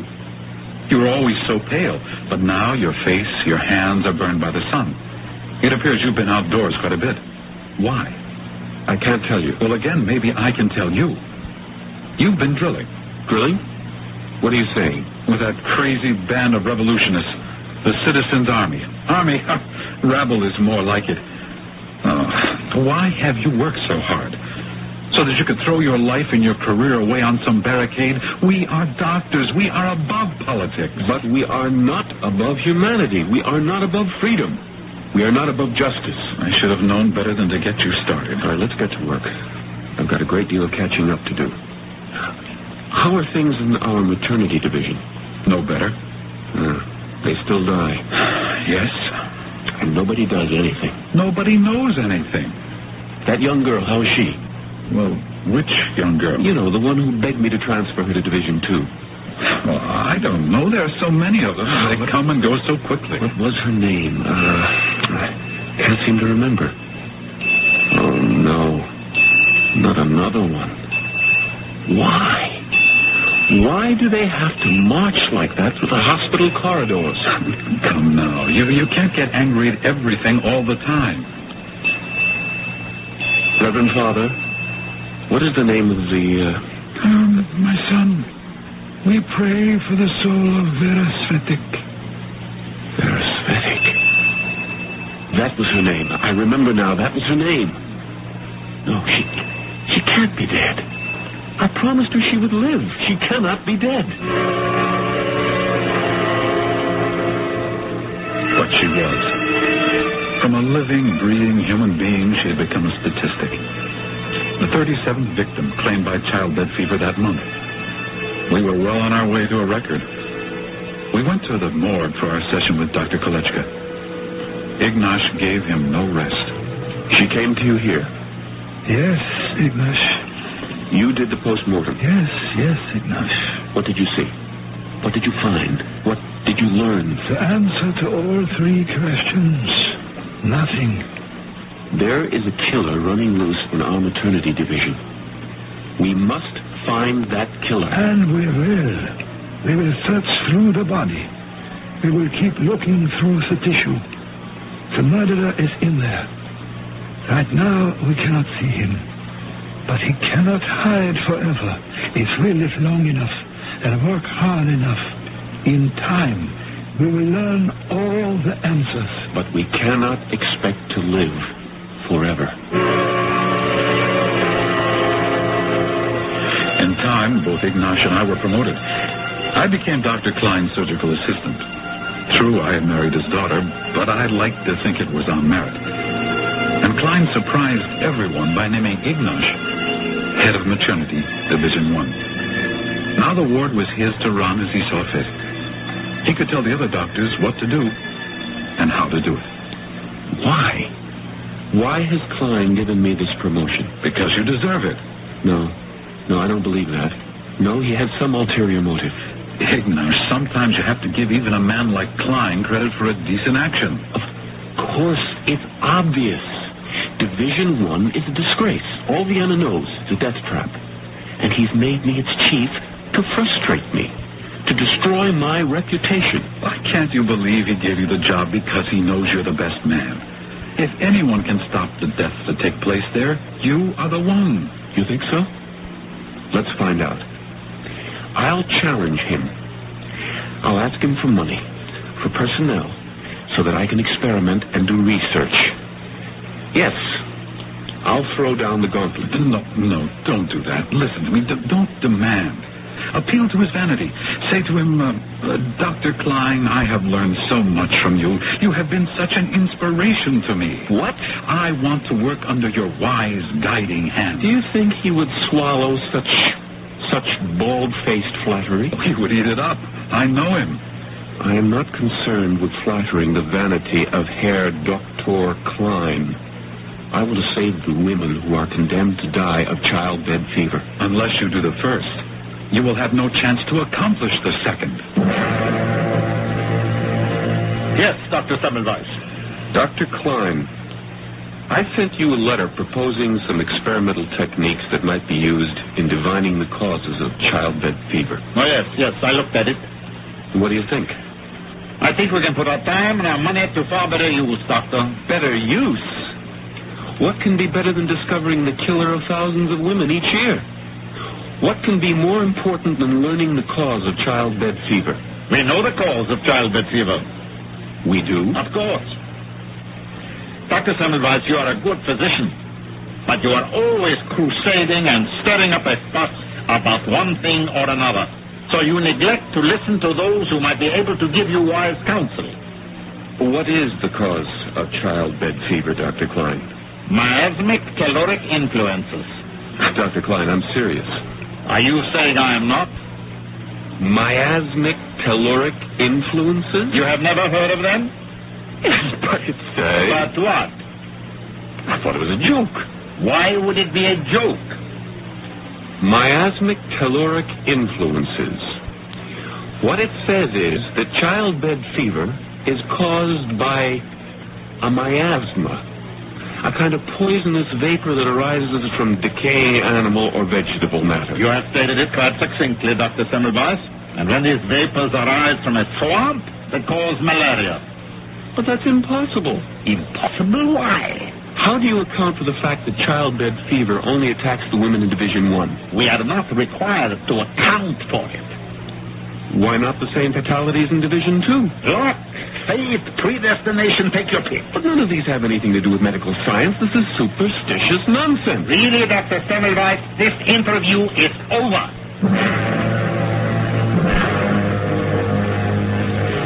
I've heard all about it, Ignash. You did everything you shouldn't have. Oh, the man's an idiot. True, but he's your idiot. You have to work with him. Miasmic, telluric influences. Why don't you transfer to another service? I did, and my life is so much happier. No more childbed fever. I broke my promise to their aesthetic. She's not the only one who died. To me, she represents all of them. Every woman in that ward who looks up at me with hope and trust in her eyes. And I betray them all, just as I betrayed her. I'm going to find that killer, Johann, if it's the last thing I do. It may well be. But what's the first thing you're going to do? Klein says that those who are placed in Ward 1 are predestined, marked by fate to die. I'll make him eat those words. But what are you going to do? Come down to Division 2 and watch me. Good morning, Dr. Semmelweis. Good morning, Sister Margaret. How are things in Division 2 today? Very fine, Dr. Semmelweis. They haven't had a single case of childbed fever here in over a week. Yes, so I understand. Tell me, how do you account for it? How do I account for it? Is the doctor asking me? Yes. Since the doctor honors me, just an ignorant midwife with that question. Never mind this nonsense. If you suspect anything at all, you must tell me. Since the doctor is speaking frankly, I can only suspect that midwives are more successful at delivering babies than doctors. Obviously. But why? I cannot say, doctor. It has been suggested that the women who come to Division 1 are destined to die, while those who are sent to Division 2 are destined to live. Now, what do you think of that? Who has suggested this ridiculous theory? Dr. Klein, the director of the hospital. Oh, well then, in that case, it is probably quite valid. Let's find out. We shall move all your Ward 2 patients into my Ward 1, and all my Ward 1 patients in here. Oh, no. No? I am the head of Division 2. I refuse. My good woman, you may be the head of this division, but I am the head of the entire department of obstetrics and gynecology. We will make the change. At once. To move all of the patients? No. The patients will remain where they are. The staffs will move. All your women will go and work next door. All my doctors and medical students will come and work in here. And so, we shall see.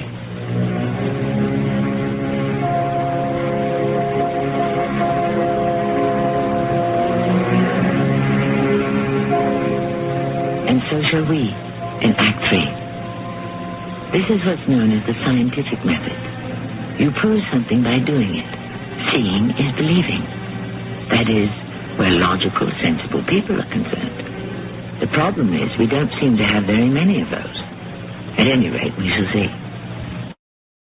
You're listening to the Mystery Theater on your conversation station, WMCA New York.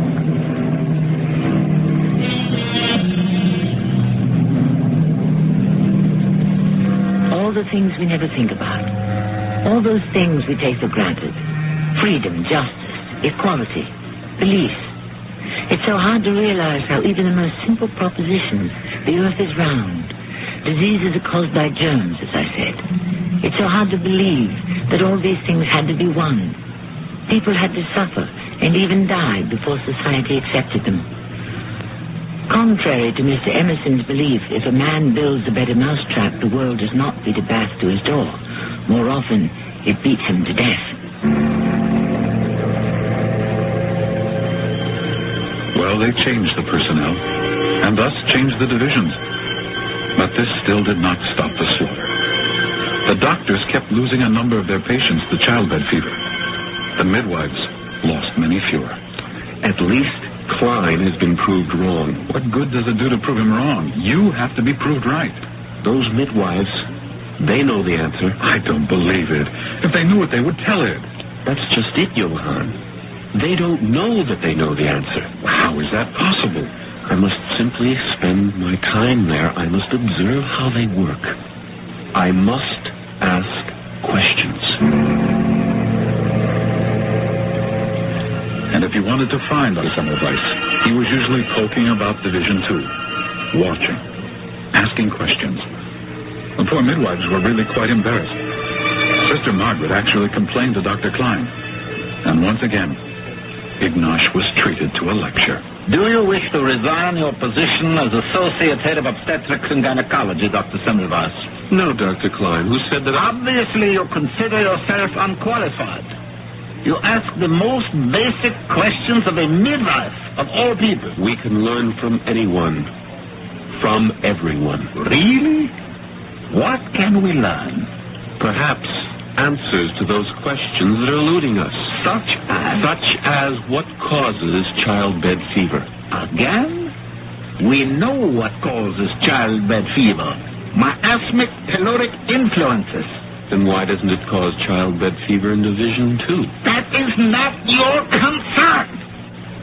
You are required to deliver these women of their babies. And kill them at the same time. You are not the one who is killing them.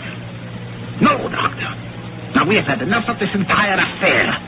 Go back to your work, and do not let me hear another word about that infernal affliction.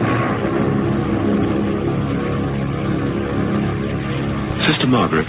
Yes, Doctor? I've noticed something. In your division, you deliver the women while they are lying on their sides. Yes, sir. Now, in Division 1, they lie on their backs. Could this have some significance? I don't know. Well, why do you have them lie on their sides? Why? Yes, why? Well, I don't know. Well, surely there must be a reason. We do it this way because it seems to me that we have always done it this way. Can you think of any advantages? No. But how does it happen? Doctor, some years ago, when the division was first formed, probably at the very beginning, whoever was head midwife said this is how women would be delivered. And that is how it's been ever since.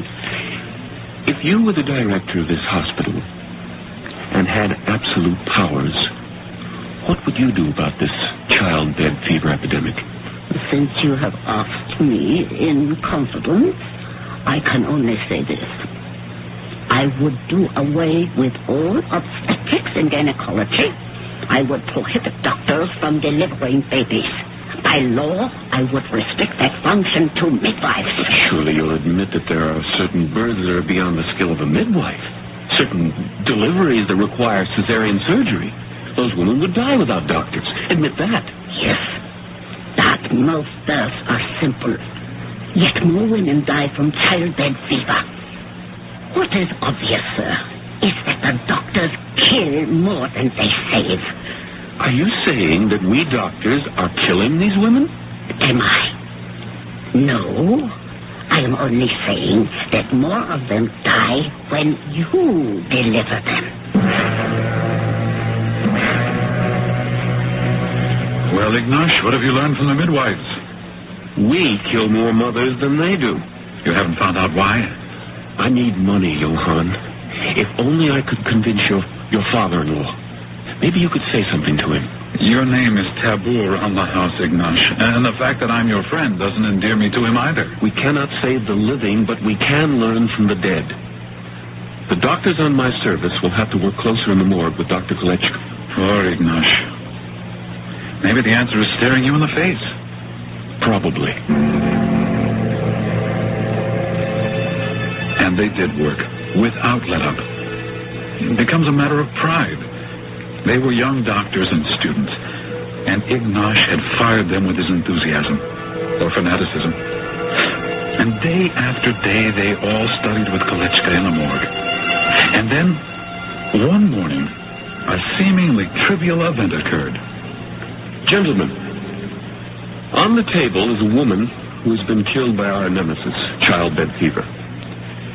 Dr. Kolechka will lead the study, and one of you shall assist him in the dissection. Let me see. Herr Schleuter, this will be your first time. Step forward. Dr. Kolechka. Oh, yes. Young man. Herr Schleuter, is it? Now pick up the scalpel and make a lateral incision here across. No. You cannot cut so deeply, young man. You're not slicing a melon. Gently. Here. No. Here, let me hold your hand. And now to get up.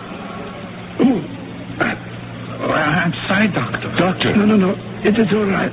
It's all right. It's just a cut. Here, let me. No. It's a hazard. All of our anatomy instructors must live with.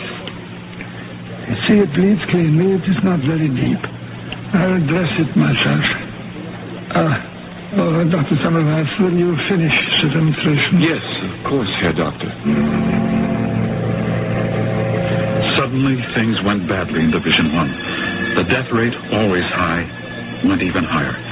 Ignash went without sleep. He spent days and nights at the hospital. I was afraid his health would be broken. Ignash, you must get some rest. Does the killer ever take a rest? The killer? Yes, the killer.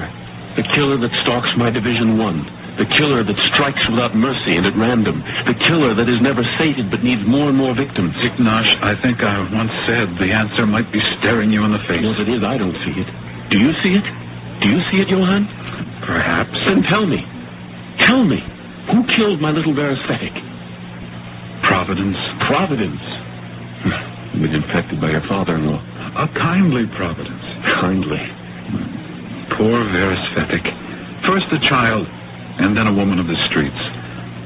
What did she have to look forward to? Cold, hunger, disease. How much longer did she have to live in any event? I can't believe you're saying this, Johann. All of most of them, who are they? The homeless, the waifs, the prostitutes, the dregs of society. They're human beings. Of course. But perhaps they're better off dead. No one is better off dead. Maybe this is nature's way. Nature? Yes, nature is cruel. Nature sends us wars and famines and pestilence. Why? So that we are not crowding one another off the face of the earth. And that's why they die of childbed fever. Well, it could be the reason. I cannot accept it. I will not accept it. The killer will be caught. And I shall catch him in the morgue. I go now to work with Dr. Kolechka. His eyes were so feverish. He seemed so excited. I was afraid to let him go alone. And just as well. When we arrived at the morgue, we were greeted by a shattering piece of news. The place was empty, except for the porter. Where's Dr. Kolechka? Oh, haven't you heard, sir? Haven't I heard what? Why is there no class being held here? Well, Dr. Kolechka is dead. Dead? No, that's impossible. He can't... I am sorry, Your Honor. I spoke to him just a few days ago. I tell you, he was in perfect health. Yes, sir. They say he died of blood poisoning. Yes, that is exactly what had happened to Jakob Kolechka. A great doctor, an even greater human being. Blood poisoning. That's what the diagnosis had been. And that's what the post-mortem had proved. How did he get it, Ignash? How? It might have been... Wait. I know. You know? Yes, and you do too. Or you should. Well, how would I know? You were there when it happened. You saw it happen. What? Schleiter, that clumsy, heavy-handed medical student. He was assisting Kolechka at an autopsy. Well, what does this have to do with... Schleiter didn't know how to make the proper incision. Kolechka held his hand to give him a feel of the right pressure. The knife slipped in Schleiter's fingers and cut Kolechka. You saw it. That's how Kolechka became infected. That's how? And that's how they get it. That's how... Who gets what? The women. That's how they get childbed fever. Now, wait. We were talking about blood poisoning. Isn't that precisely what childbed fever is, Johann? Johann! I've been searching for the killer day and night without rest, and I found him. Do you know who he is? Me. I am the killer. Ignash, you need some rest, some sleep. I am the killer. I killed Veresthetic. I came from the morgue with the infection on my hands, loaded with diseases. I I came to Division I to deliver babies. I killed Vera Fettig. All of us killed her. Ignash, you can't just blame yourself. Why? Why don't they die in Division II? It's so simple. Midwives do not perform autopsies. Midwives do not attend pregnant women with diseases on their hands. Why didn't we see it? Why couldn't we see it? Now listen to me. Here's what we're going to do. Every doctor, every student who comes into Division I will first wash his hands with soap and water and then rinse them in chlorine. Those are my orders.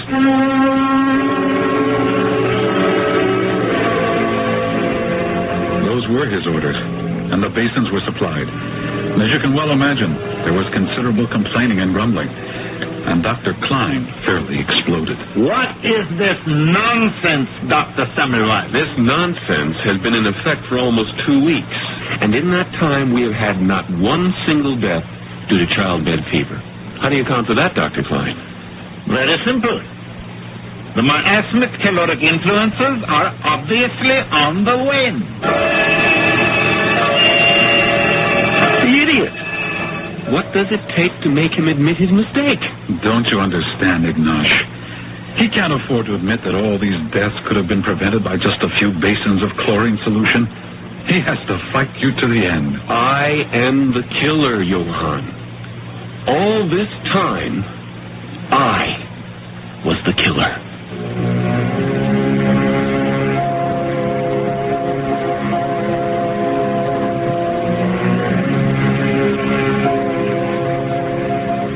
It took years before everyone finally saw what should have been obvious in the first place. We say there are none so blind as those who will not see. It might be illuminating to find out why so many people prefer the darkness to the light. I shall return shortly. And now, the Mystery Theater continues on WMCA, New York.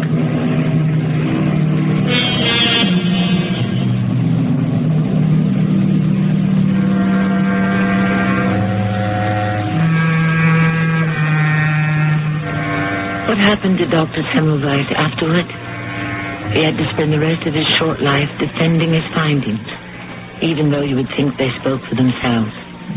In the end, the struggle broke his health and destroyed his mind. He had to be placed in a sanitarium for the insane. And the final irony, he died of blood poisoning. The knife slipped in his hand while he was performing an autopsy. And so even though he had defeated the killer, in the end, the killer had defeated him.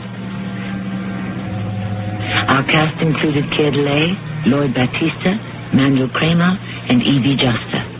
The entire production was under the direction of Hyman Brown. Radio Mystery Theater was sponsored in part by Raven House Paperback Mysteries.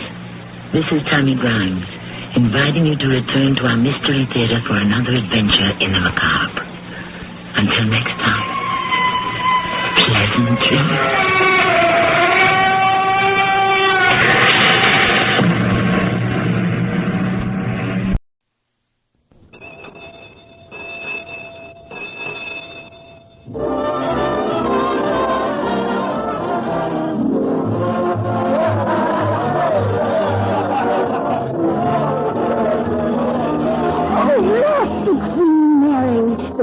Said we'd meet her about 11. I have to see her.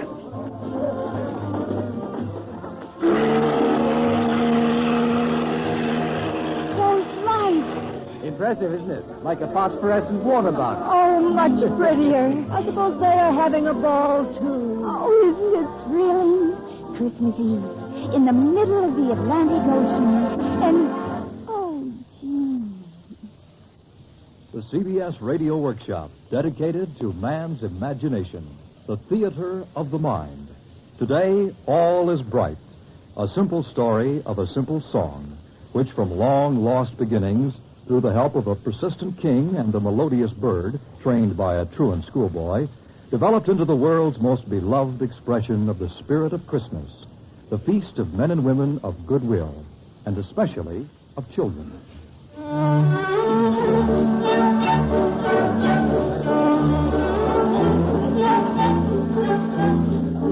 takes me back, that. Huh? I beg your pardon? I said it takes me back, that waltz. Quite a way, I'm afraid. Oh, yes. Yes, still, you're not playing it right. Oh? In what way? Not enough spirit. Not as to be an East sort of it. They are playing it as an English waltz, I suppose. Ladies and gentlemen, this, as you know, is Christmas Eve. So, on the eve of this, our greatest of holidays, we will play a melody which I am sure you all know. Play, boy.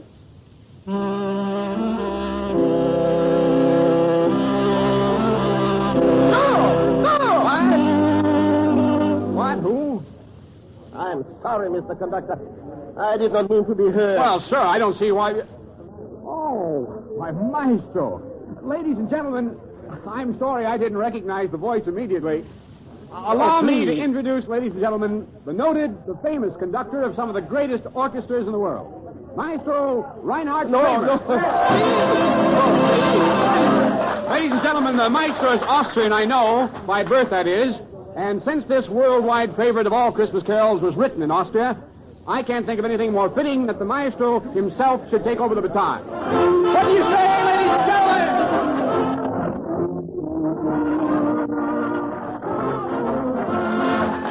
Go on, old boy. It will be an honor, sir. Something all of us will remember. Well, if you insist, so... Thank you, ladies and gentlemen. There's a guitar in your band, Mr. Woodson, sir. Here, Maestro. Thank you.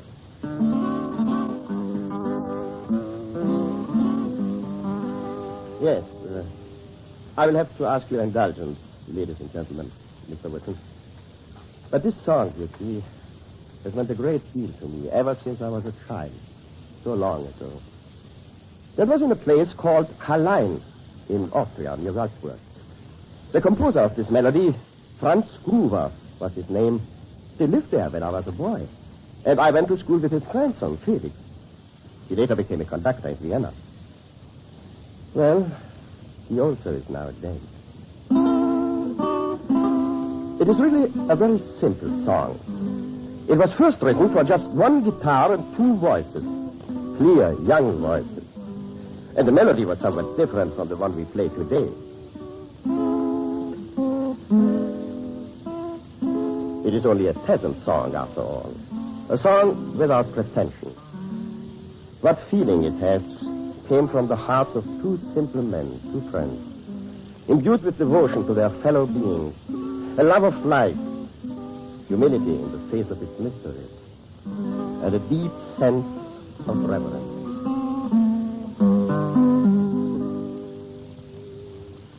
I say, old boy, why not tell us the whole story? My reliable British friend, of course. Well, this was in, now let me see, yes, in 1818, just a short while after the Napoleonic War. There were two men who met several times a week in a small village near Salzburg called Oberndorf. The local priest, Father Joseph Mohr, and the school teacher. The two used to sing and play the guitar together, and the school teacher always helped the priest out on Sundays by playing the organ in the village church. Christmas, of course, was the most festive season of the year. And no one for miles around ever missed the Christmas Eve midnight mass in Oberndorf. But on the day before Christmas, 1818, there was an unexpected disaster.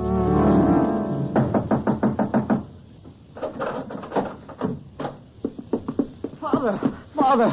Oh, gelobt sei Jesus Christus. Ewigkeit, Amen. What is the matter, Franz? The organ, Father. I had called the children in for practice, but the organ won't play. I can't get a sound out of it. You're sure? Of course I'm sure. But there's a midnight mass. Couldn't have happened at a worse time. The organ man is not due until February or March. But what will we do for music at the Mass? We can't disappoint all those people. I will have to think, Franz. Please, go back to the church now. I will be with you soon.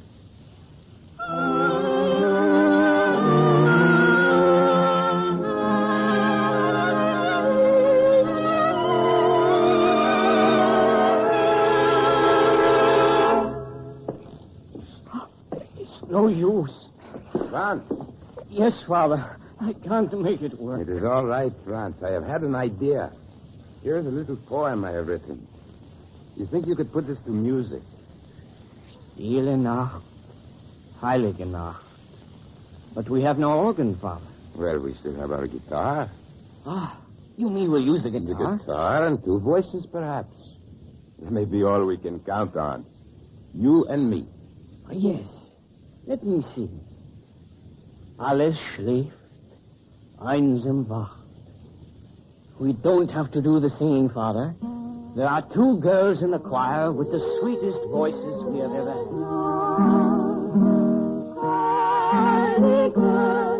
And within a day, Franz Gruber had indeed set Father Moore's little poem to a simple yet beautiful melody. This is what the people of Oberndorf and the nearby mountain farms heard that Christmas. A melody so touching and so easily grasped that all the other children in the church quickly joined in.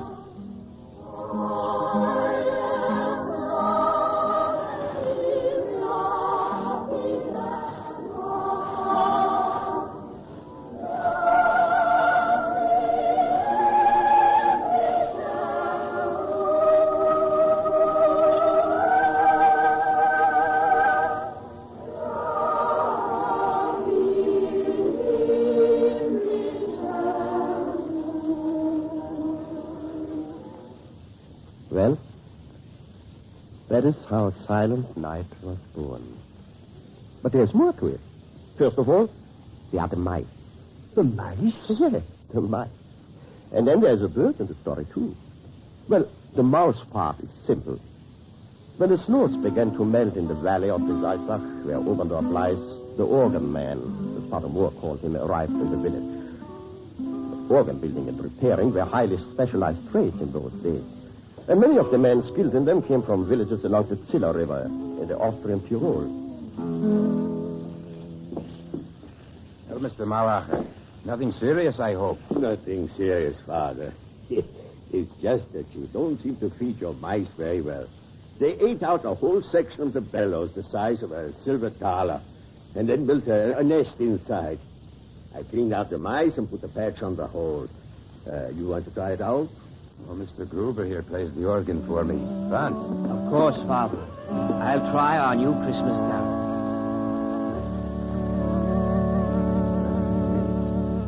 Down, down, dearest, high holy fair, and their infant with curly hair. Say, that's a nice song. I never heard it before. That's great. Mind if I take it with me?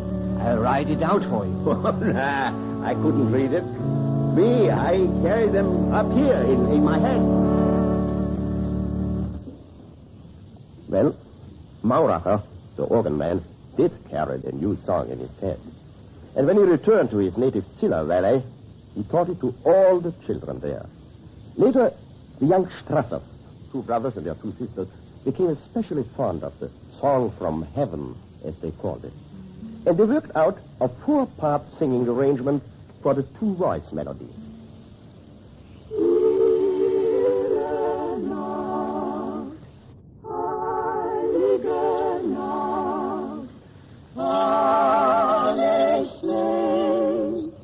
Old Mr. Strasser was a glove maker. And when his children were old enough, he sent them each year to the many big trade fairs of Europe to sell his output. But the children often felt lonely, of course, and homesick. And they used to relieve their feelings by singing all the songs that reminded them of home. And so, one day in Leipzig, the capital of the Kingdom of Saxony, a dignified elderly gentleman approached them.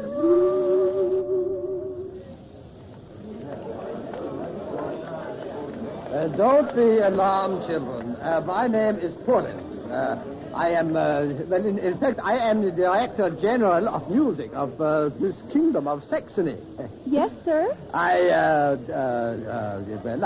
like your singing, especially that last one you sang. The Song from Heaven. What was that? The song from heaven. We call it that. The people in our valley. Oh, and where might that be? In Tyrol. We are Austrians. Oh, a Tyrolian folk song. Well, children, I want to ask whether you would be interested in singing for me at the concert.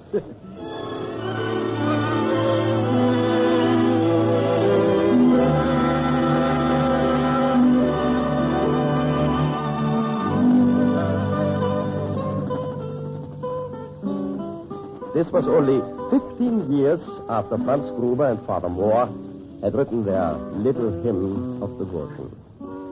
But Maurer, the organ builder, had never troubled to ask who had written the song. And so when the Oberndorf Carol had a great success in Leipzig and then swept through Europe, it was as an orphan. Another 20 years later, King Frederick Wilhelm IV of Prussia heard a melody during Christmas Eve services in the Berlin Cathedral. He called for the royal concertmaster. Your Majesty. Herr Eck, you are the concertmaster of the Kingdom of Prussia. What is the origin of that hymn, that lovely melody that was played tonight during our services?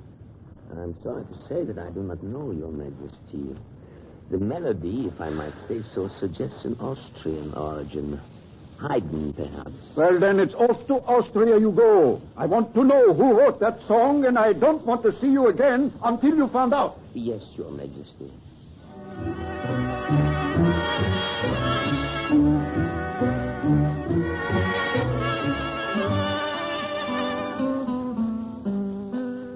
Well, the Prussians are a determined people.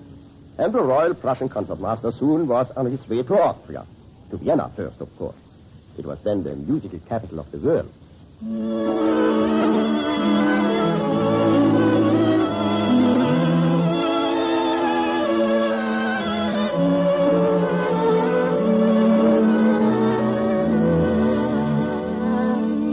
Most honored, sir. I have been music librarian here at the Imperial Archives for many years. And I can assure you I've never heard nor read that melody. And I can further add that Joseph Haydn did not compose it, nor did the great Mozart. Of course, it is just possible that Joseph Haydn's brother Michael wrote it. Now that I come to think of it, there are certain similarities of phrasing. Yes, but where can I find out for certain? Well, most of Michael's works have been lost, unfortunately. However, he was organ master at St. Peter's Abbey in Salzburg for a good many years. You might inquire there.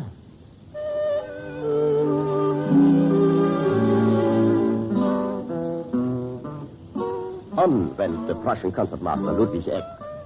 But in the length and breadth of Austria, he could find no trace of the song, or of anyone who might have composed it. The Berlin concert season was coming up, and so one day, concertmaster Ludwig Eck, miserable over his failure, reluctantly took a coach back to Berlin.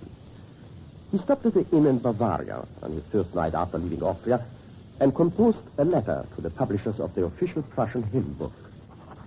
And would therefore suggest, in the next edition of your hymnal, you list Silent Night, Holy Night as probably by Michael Haydn, brother of the celebrated Joseph.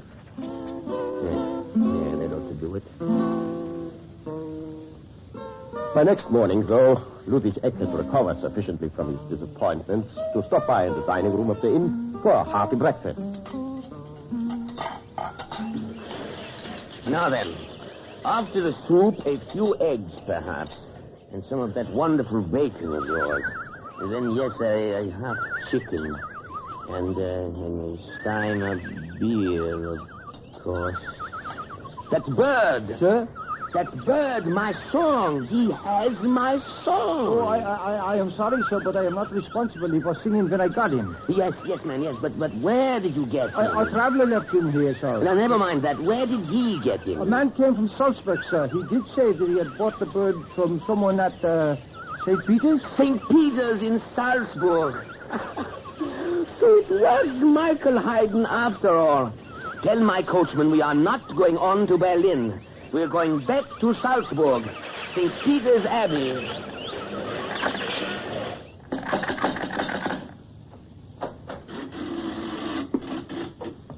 Gott sei Jesus Christus.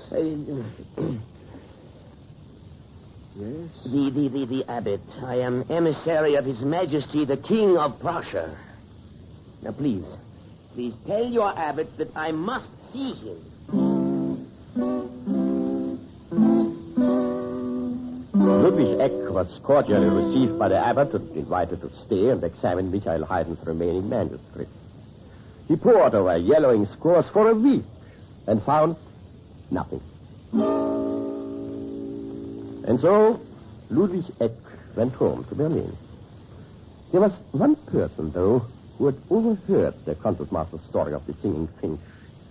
Ambrosius Prensteiner, who had himself studied at the Abbey School and was now choir inspector of the Salzburg district. He had developed an idea.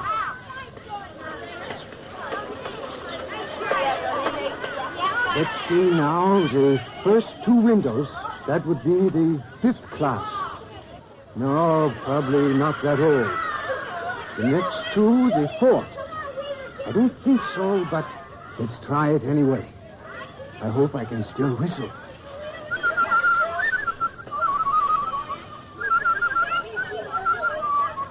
No, that's no good. Well, let's try the 3rd class.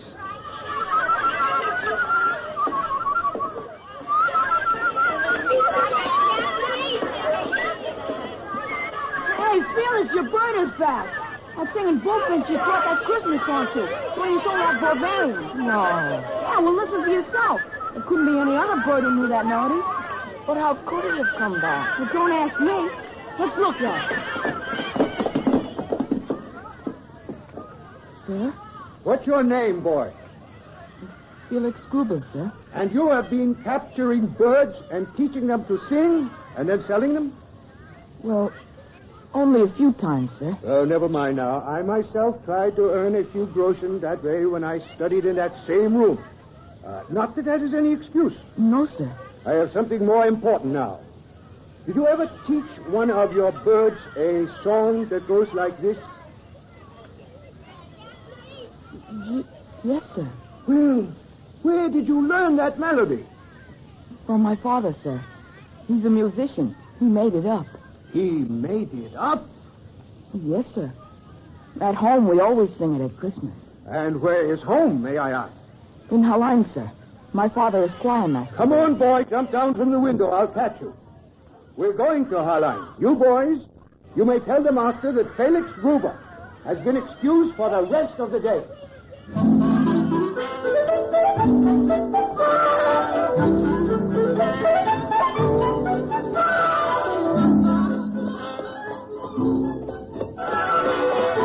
Just to the right down the street, sir. That White House. I hope your father is at home. Oh, he's always home, except Fridays and Sundays.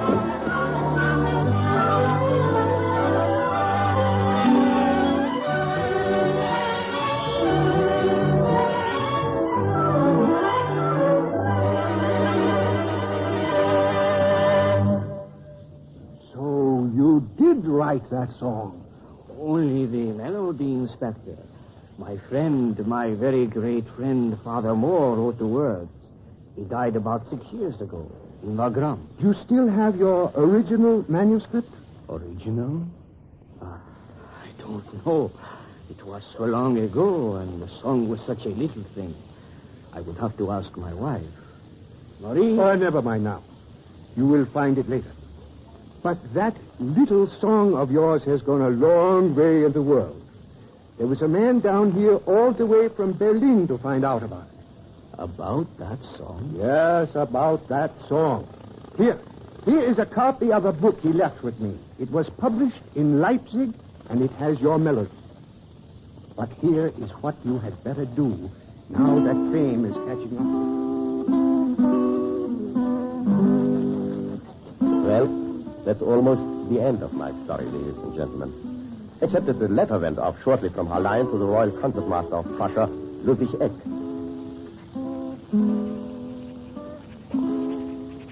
Authentic history of the composition of the Christmas song, Stille Nacht. And since this song subsequently appeared in a collection in Leipzig, in a somewhat changed form, the author begs to submit a copy of the original music. Hoping that my essay will suffice, I am, with veneration, high esteem, and almost obedience.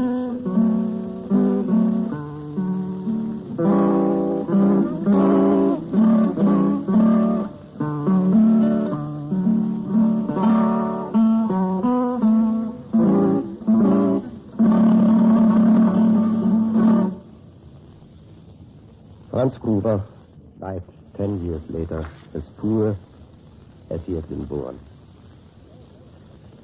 And now, ladies and gentlemen, there seems to be only one thing left for me to do. And the only thing I was asked to do in the first place. And that is to play the Song from Heaven, as those Tyrolean children called it, as I feel it should be played. I hope that the orchestra, that some of you will join me.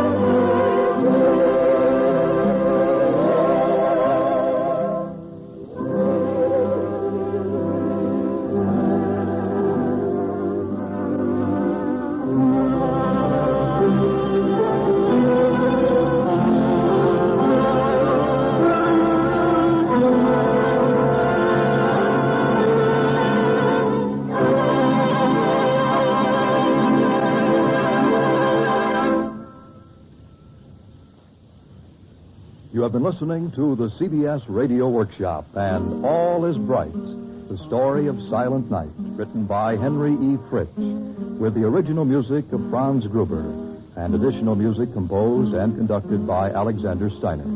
Rudolph Weiss was heard as Kramer, Joe Julian as Father Moore, and Herm Dinkin as Gruber. This is Bob Pfeiffer inviting you to listen to the CBS Radio Workshop each Sunday at this same time.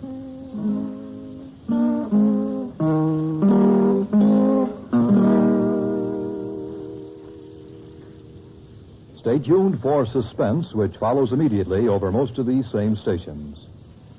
America listens most to the CBS Radio Network. The CBS Radio Mystery Theater presents...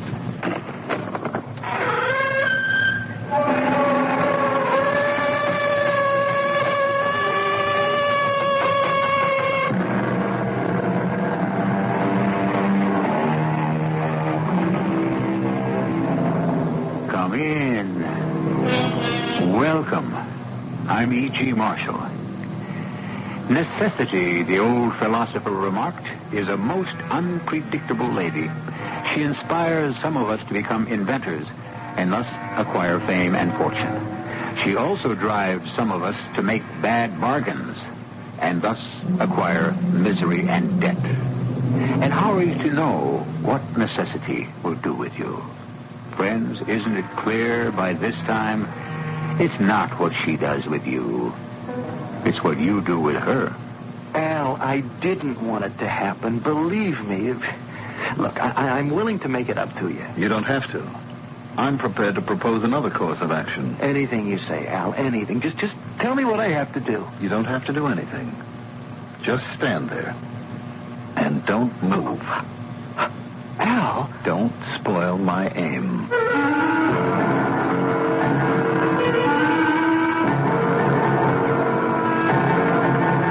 Our mystery drama, How Can I Ever Thank You, was written especially for the Mystery Theater by Sam Dan and stars Mandel Kramer. It is sponsored in part by True Value Hardware Stores. I'll be back shortly with Act One.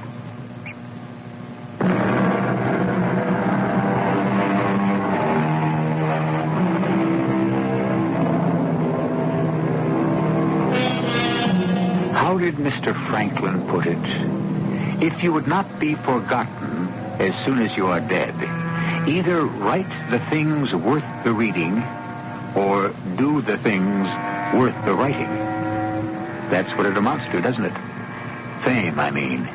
Write or be written about. Considering that true fame is something you can only get long after you're dead, what difference should it really make once you're gone and placed down under? Should it matter? Evidently it does, to a great many people. Mr. Barraclough, you simply must talk to me. Why don't you go home? I can't go home. Have you had a fight with your wife? No, I'm not married. Then your home should be a most pleasant place indeed. I simply cannot go home until we've arrived at some sort of understanding. I already have one. I am not going to speak to you. And hopefully you are not going to speak to me. But you have to speak to me. I'm your attorney. But I did not engage you. I was appointed by the court. Then go speak to the judge. Mr. Barraclough, please try to understand my situation. Mr. Jaggers, I couldn't care less about your situation. The eyes of the country, yes, even the world, will be on this trial.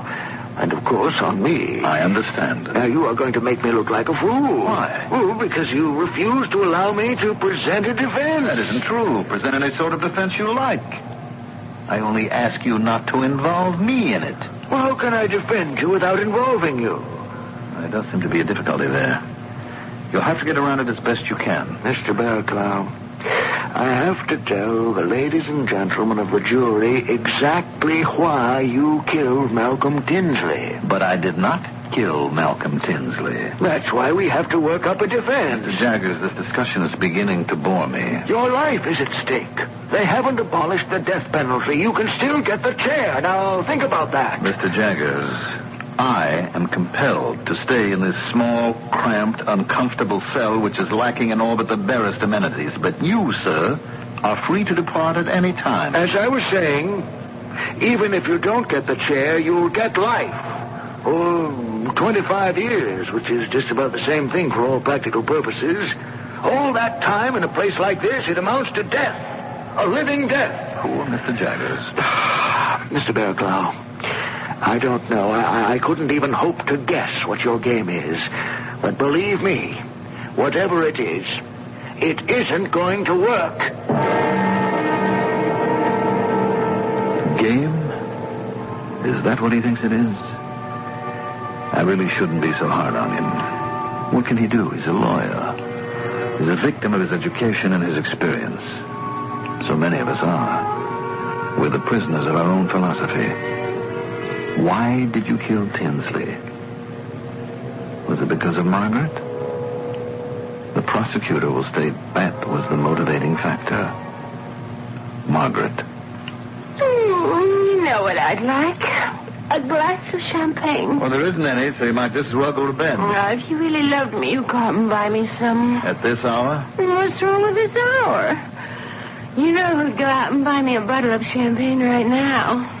Malcolm Tinsley. The stores are closed. It's just an excuse. No, it's a law. They can't stay open past midnight. There are ways. When there's a will, there's a way. Or is it when there's a will, there's a motive? That's the title of Malcolm's latest book.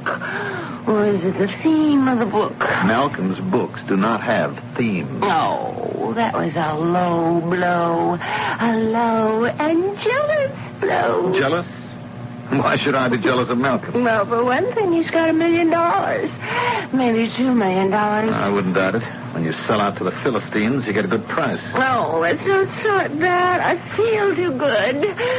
I had such a marvelous time at the party. Margaret, I suggest that we end this discussion since you show unmistakable signs of intoxication.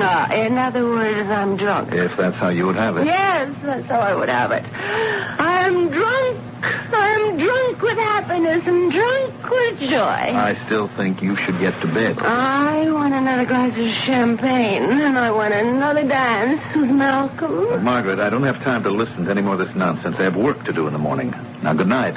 Am I to understand you're not going to get me some champagne? There isn't any. Good night, Margaret.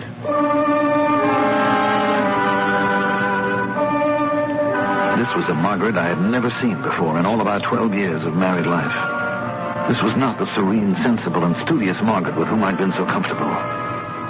Of course, it could have been the wine that was talking. The following morning... Some toast. Thank you. I'm afraid I had rather too much to drink last night. Yes, I'm afraid you did.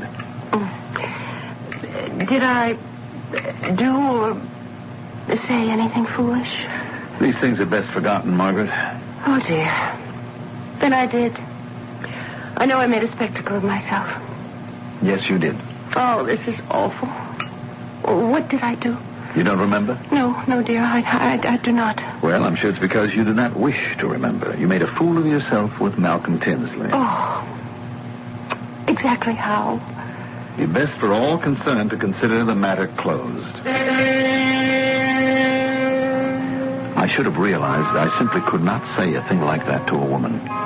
Any more than you can wave a red flag at a bull. If the analogy is somewhat disjointed, please forgive me. After all, I am about to describe a scene in which my wife shall have an assignation with my best friend, although I was unaware of it at the time. Margaret, what a happy surprise. Are you sure you're not busy now? No. Come in. Thank you. Well, sit down. Oh. No. Here. We'll both sit down on the couch. Oh. Malcolm, are you sure I'm not disturbing you? Oh, of course you're disturbing me. Oh, well, then I shall leave. Ooh, that would disturb me even more. Oh, what are you saying? I'm saying I love you. Oh, you mustn't say that. Well, after last night, what do you expect me to say? Last night? Yes. Malcolm, that's what I wanted to talk to you about. Margaret, you mean you want to take back any of it? Well, I don't know. Perhaps I'm not quite sure just exactly what it is. You haven't forgotten? Oh, it's not that I've forgotten. I suppose it's more a case of not really knowing. Well, how can you say that? One moment we were strangers. Strangers? What? Do you know how long we've known each other? Oh, but how and as what? You were Algernon's wife. I was his close friend. That was our relationship. Till last night. Last night? And then last night we were dancing together. We looked into each other's eyes as if we'd met for the first time. It was a rare moment, Margaret. A moment in a million. And we weren't the only ones who knew it. No? It was a shock that startled everyone in the room. Oh, darling. How I loved you. Malcolm. And when you told me how much you loved me. Malcolm, I thought it was a dream. Of course it was a dream come true. We were together? Darling, we'll always be together. Oh, Malcolm, I don't understand. What do you want with me? Do you have to ask? I'm older than you. Who cares? I'm not even beautiful. Who says so? My mirror says so, for one thing. And I saw the women who were there last night. Actresses, models, beautiful, glamorous women. All of them after you. You had your pick. Yes, I had my pick, and I chose you. But I'm married to Algernon. That's no problem.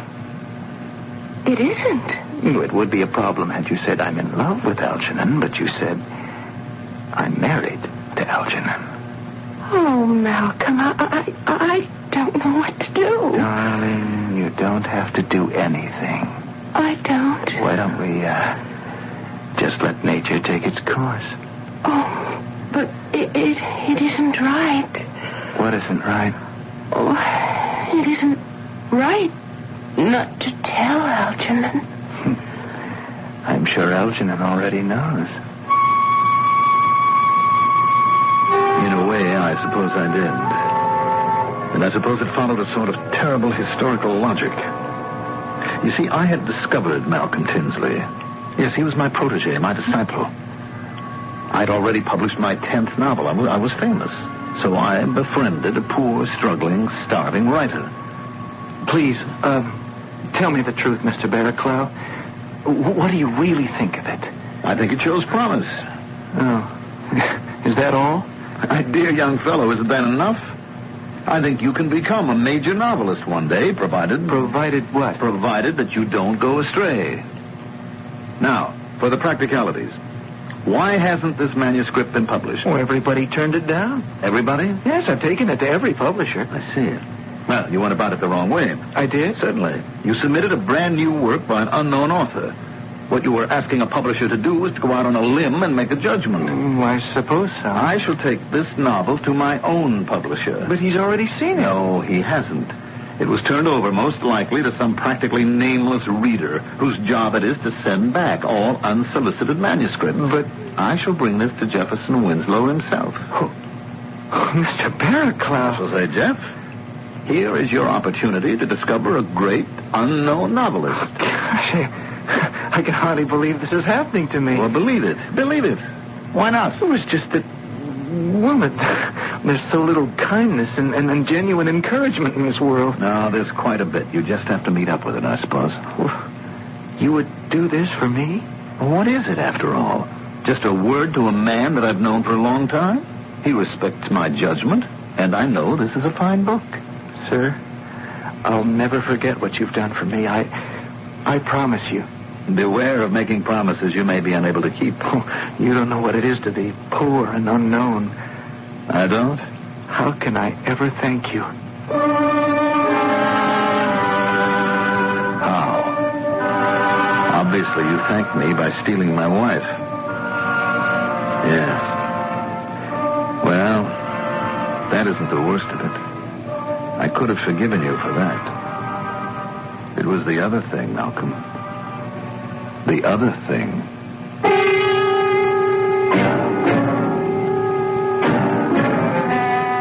One might imagine that stealing a man's wife would be the ultimate. But it seems there's another thing even worse. What can that be? Mr. Oscar Wilde might have said that the one thing that's worse than stealing a man's wife is not stealing a man's wife. But this isn't that kind of story. We shall consider the other thing shortly in Act 2.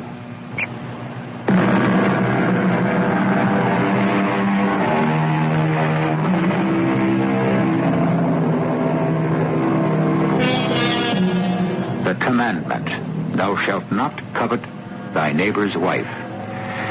And that's usually the problem.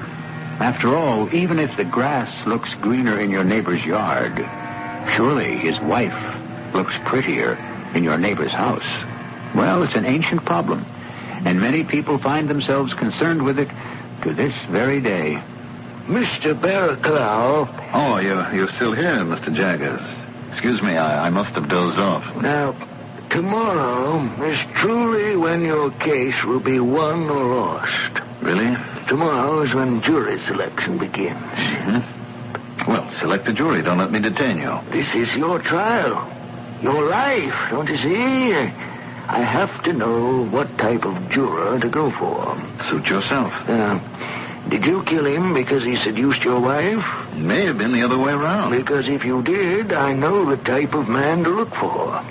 I want the tight jaw, the thin lip, the steely eye. I know such a juror's puritanical verdict in advance. Then why bother with the formality of a trial? If, on the other hand, you killed him because of professional jealousy, I want another sort. I want the dreamy-eyed, the aesthetic, the failed artist. I wonder if you understand. Oh, I understand, Mr. Jaggers. But you don't. Everything falls apart because I did not kill Malcolm Tinsley. Well, you were seen to enter his apartment. The two of you were there for some time. You left. He was dead. Now, please. Very well. Have it your way. No. Let's have it your way. Now, you say you didn't kill him. Yes. And if you didn't, who did? Mr. Jaggers, you would never believe it. Why not? I'll believe it if it's the truth. The truth. Are you afraid of the truth? Why can't you tell me the truth? Why can't you tell me the truth? Such a simple-sounding question. I should have known the truth. Way back, early on. I brought Malcolm Tinsley's manuscript to Jeff Winslow. Why did I fail to read the signs? Definitely, yes. And he's only 26, you say. Well, that's fantastic. He shows every sign of becoming the foremost American man of letters. The foremost, Jeff? Well, of his generation. Well, he's a member of my generation, Jeff. The younger half of it, but my generation for all that. Yeah, he's got a long way to go before he could be considered in your class. He doesn't have your depth, but he is certainly a marketable and profitable writer. Yes, that was a sign I should have read, a cue I should have picked up, a clue I should have recognized. But I didn't. And when his first book started coming out in such a cascade, yes, cascade, how else could I describe such a roaring, raging stream? There was another sign, closer to home. Some wine? No, I don't think so. But this is your favorite. No, I'm starting my new novel. I want my head clear. Oh. I didn't know you were ready to begin so soon. I'm going to do some preliminary character sketches tonight. What's it to be about? What's any novel about? Love, death, money, hope, despair. Sounds very serious. It is. I was reading where Malcolm's latest has made $1 million paperback sale. Has it? And at least another $500,000 for the movie rights. Is he actually getting all that money? Well, these figures are usually somewhat inflated. And then there are taxes, you know. Oh, but there'll be still quite a bit left. No, I would assume so. Couldn't you write a book like that? Like what? Like Forbidden Desire. No. But those are the books people read. Forbidden Desire by Malcolm Tinsley sold $1.5 million in hardcover. I see you read the book reviews. What did your last book sell? 13,000. You didn't even make your advance. Look, Margaret, a man must write what he believes in. Yes, I understand. Only I wish you had more recognition. I am recognized. Where it counts. My books will be read 100 years from now. Well, Malcolm's? But there were some signs that were not nearly so obscure. And one of them stared me in the face with such clarity that as I review everything, it seems to me that it's working out almost as if it were a novel, with all the appropriate reverses of fate. I went to see Jeff Winslow about my latest book, and I'll bet that you can just about predict the outcome of the scene. You must forgive me, Algernon. I've been so busy these days. You were never too busy to talk to one of your authors. That was one of your most important priorities. Yes, I know. And now my basic priority is to soothe the collective fevered brow of the parent company. What parent company? We have been taken over. We are now part of a conglomerate. And what does this mean? Well, it means that we must be primarily concerned with the bottom line. In other words, profits. Oh? Yeah. We are now owned by what is basically an oil company. What does an oil company know about literature? It doesn't know anything about literature, but it knows everything about product. Product? Yes. What we turn out here is product, which is marketed and sold. And this gets us to your latest novel. Yes, I brought it in early so we could get a spring publication date. Yeah, Algernon, look, we can't publish it. What? Oh, no, wait. We could discuss this thing for days. I mean, even weeks. But the basic fact, the bottom line is we can't publish it. You don't like it, Jeff? Oh, no, I like it. I like it. It isn't that. It just won't sell. The truth is, Algernon, none of your books really sell. Well, they've made money? Yes, it's a modest profit, yes. But today that isn't enough. You need a blockbuster. What happened to the Jefferson Winslow who used to publish a book because he believed in it? Yeah. He went broke. Well, why don't you write something like Malcolm Tinsley, and I can arrange for a very nice advance. Goodbye, Jeff. No, just don't walk out like that. I'd better. While we're still friends. Of course, all that was bad enough. But in a sense, it was to be expected. So many times, the disciple outstrips the master. The changing of rules is not only a feature of literature, but also a fact of history. Sometimes the erstwhile disciple kills the master with cruelty, and sometimes he kills him with kindness, as Malcolm Tinsley did to me. Algernon, I thought I'd find you here. Are you looking for me? Margaret told me. Margaret?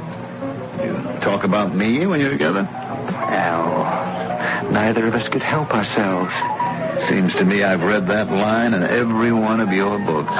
Look, let's talk about something that's really important. You and Jeff Winslow. And why would that be important? I understand he doesn't want to publish your latest. Well, I am not going to let him get away with it. Oh? If it weren't for you, I might never have made it. You had patience with a young, unknown stranger.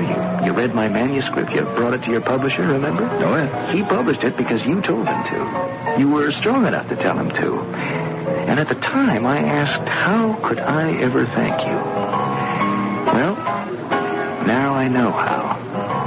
I'll do the same for you. The same? Yes. This time, I'll bring a manuscript to that very same publisher, and I'll say, publish it, Jeff. You know, the veiled threat, the implication will be that if he doesn't, I'll go elsewhere with my next book. That's what you're willing to do for me? That's what I'm willing to do for you. You can go to the devil. Al, I only want to help you. Don't need your help. You forget yourself. I'm a novelist, a man of letters. What are you, a hack? Writer of grubby potboilers for sex-starved neurotics. No. Hold on a minute, Algernon. Remove the four-letter words from your novels, you'd be left with entire blank pages. Hey, I've been putting up with your patronizing attitude long enough. My work has literary merit. Oh, really? Yes. It has vitality. It has life. What do we find in your work when we can understand it, that is? It's obscure. It's sterile. 100 years from now, who will be read? Who will be remembered? You or me? You like to flatter yourself. I'll stack my work against yours any day. You call it trivia. You spew forth work. Serious work. You think because it's popular it has no merit? Hey, pal, I came here to do you a good deed. You told me to go to the devil. Yeah. Now you can go to the devil. Good night.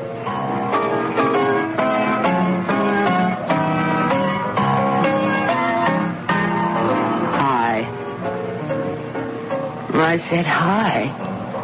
I heard you. So? Hi again? I don't wish to be impolite, but I am not looking for company. I know. So if you'll excuse me. He's gone, but you stayed. Therefore, I would assume you're the one who wants me. My good woman. Oh, no. You mustn't call me that. Anything but that. I would appreciate it if you would let me alone. Now, I'm sure there are other gentlemen in the establishment who would be glad of your company. We really should cut through this nonsense. What happened was this. You told him to go to the devil. He didn't. He told you to go to the devil. And obviously, you did. What? What are you saying? When you say to someone, go to the devil, just what do you think happens? What do I... Look, what are you trying to tell me? If it should so happen that the person really wants to go to the devil, then your command has struck a sympathetic chord. Do you follow this? No. I think you do. And so this coincidence becomes a reality, and you literally do go to the devil. What devil? How many are there? The famous devil of song, story, and legend. How do you do? What do you mean, how do you do? I am the devil. Well, why are you staring at me like that? Well, I must say this is the most interesting approach I've ever encountered in all my life. You don't believe I'm the devil? Oh, madam, I don't know what your game is, nor do I care. You, sir, are a male chauvinist. If I were a man with a mustache and horns and a tail, you'd have no trouble believing me. Well, you must admit... What must I admit? Who says the devil has to be what you have chosen to picture? What you have been conditioned to accept? Please, let's not have a scene. Do you know how long we had to fight, we women, before one of us could be accepted as the devil? No, but I'm sure... So let's get down to business. I don't have all night. Business? What business would I have with you? Assuming you're the devil. I am the devil. And you have business with me. Well, I can't think of any. You came to me, didn't you? No. You came to me. I came to you because you wanted me. Now, tell me. Why do you want me? But I don't want you. That's a lie. It's the truth. Is it? Think what it is that you want. What it is that you want so badly, you'd give your soul for it.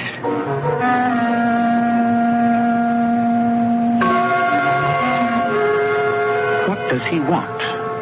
You've known Mr. Algernon Barraclough for a while now. What does he want above all? Revenge? Possibly. But in what form? We know Mr. Barraclough is an extremely complicated human being, so therefore we cannot have a simple answer to the questions, which shall, of course, be answered in Act 3.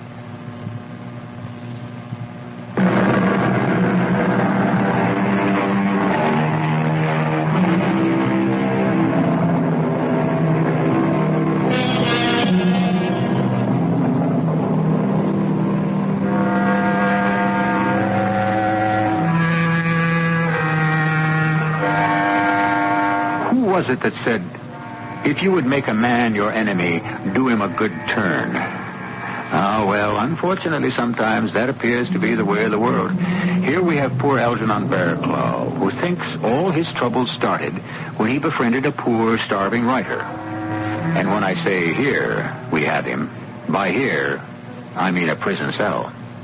Mr. Barraclough, why won't you talk to me? Because, Mr. Jaggers, we have nothing to talk about. But I am your defense attorney, sir. You're about to go on trial for your life. My life? That isn't, strictly speaking, an accurate statement. It isn't? No, sir. It isn't my life any longer. How can you say it isn't your life? Because my life doesn't belong to me now. Oh, I give up. The devil only knows what you're talking about. How right he is. Poor Mr. Jaggers. How can I ever hope to tell him? How can I even try to explain that there really is a devil? And that I not only had a conversation with her, but also made a bargain. What do you want, Mr. Barraclough? You know. Of course I know. I knew it all along. I knew it even before you did. Then why do you have to ask me? Because you must wrench that desire from out of the deep hidden recesses of your mind. You must acknowledge it. Do you understand? Yes. Now then, tell me. What do you want? I want to know if I shall succeed. Succeed in what? In my ultimate ambition. Which is? To live forever. To live forever as a man? Impossible. No, you know what I mean. I want my name to live forever. I want to find out if I have succeeded. If I have created a body of writing which will be immortal. And this is what you want to know? Yes. Is this more important to you than anything else? Yes. How long does a book have to live? 200 or 300 years, and the writer is pretty much assured of immortality. Could you answer that question for me? No problem. How would I know it's the truth? Well, you would see for yourself. Let's see, a couple of 100 years from now, they'd have libraries, wouldn't they? I should like to think so. Good. You'd go visit one. See if your books are there. Go into the future? Why not? Well, it's impossible. Oh, the devil, nothing is impossible. Would that be a way to prove it? You can send me into the future? Absolutely. Assuming it's true. In return for what? To prove I'm the devil. And after you've proved it? You'll want to make a deal with me. How do you know? I'll take that chance. Go ahead. Go into the future. Right now. Wait. Afraid to find out? No. I have to find out. Very well. I'll be going 200 years into the future, you say? Yes. It'll be a completely different world. It will. Different in dress, in manners, in just about everything. How will I be able to manage? Don't worry. You'll be equipped with the proper attire and the correct diction. And now, here you go.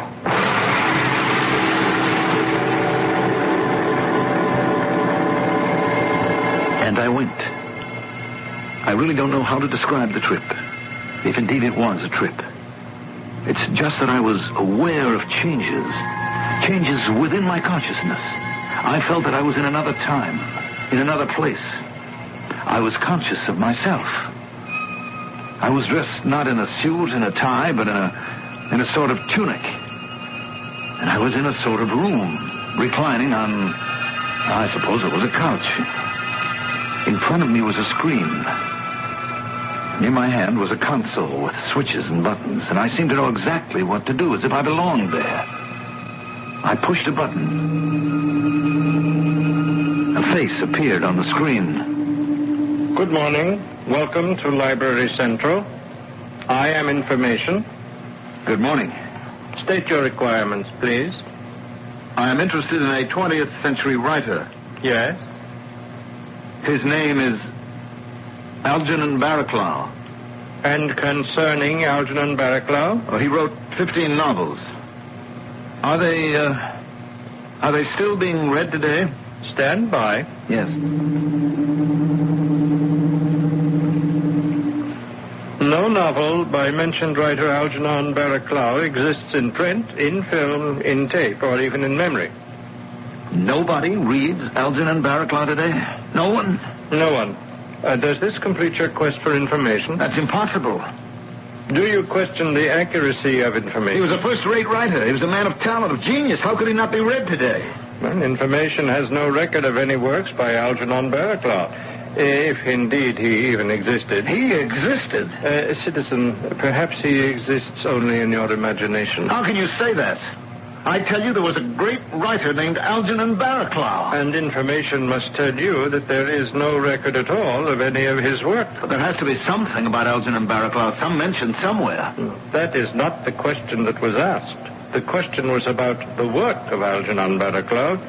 The answer, negative. Now you pose a new question. Mention of the name Algernon Barraclough. Stand by.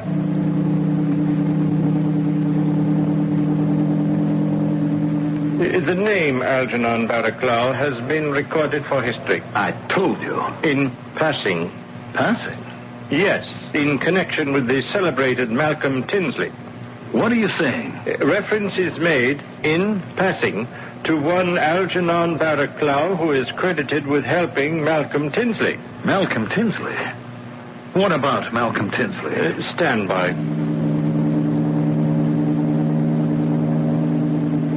Yes, Malcolm Tinsley, the most celebrated writer of the 20th century. That's a lie. You persist in challenging Information. Go on. Go on. I might as well hear the rest of it. Malcolm Tinsley published his first novel in 1970. For the next 15 years, he wrote lurid stories of violence and explicit sex. There, I knew it. That's what he's famous for. Well, he can have it. However, in the late 1980s, he suddenly changed direction. He began to create serious works of substantial literary merit. That can't be true. He became the literary giant of his time, towering above all his contemporaries. Stop. I don't want to hear anymore. I don't want to know anymore.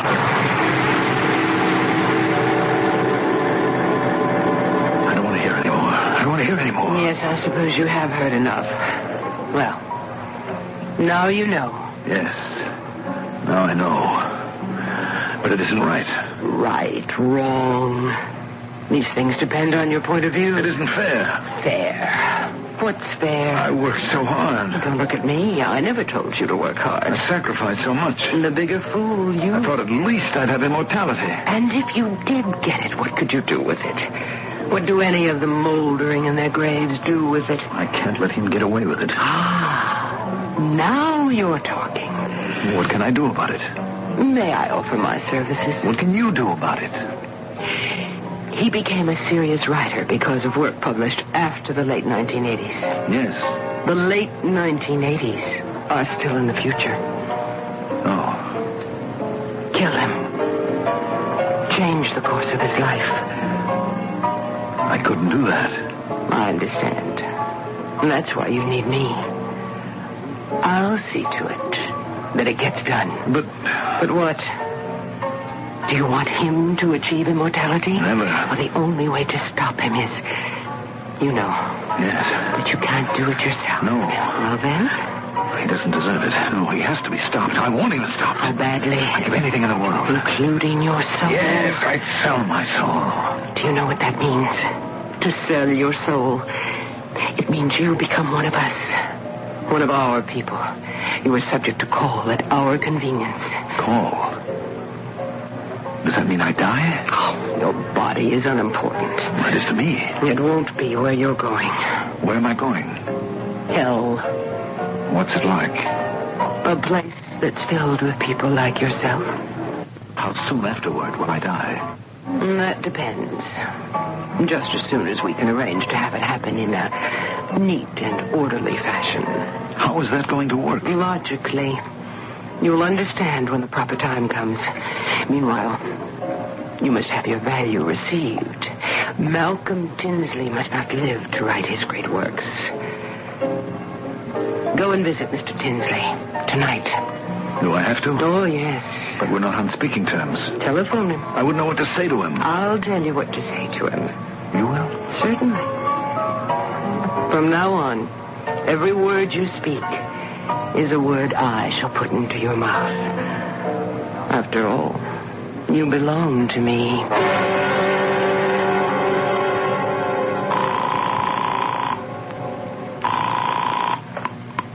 Hello? Malcolm? Algernon. Malcolm, I know that harsh and bitter words have passed between us. Each of us had injured the other. I didn't mean Well, it doesn't matter. The important thing is we're friends. Friendship, Malcolm. Love dies, fame and wealth may disappear, but friendship endures. Algernon, I've always felt our friendship was the most vital thing in my life. Do you suppose I might stop by for a drink? Well, of course, Algernon, of course. I'll be right there. Why did you make me say all that nonsense? It did the job, didn't it? I've never spoken such pap in all my life. Well, maybe that's why we need you down in our place. You might help improve our literary style. What do I do now? Go visit your friend.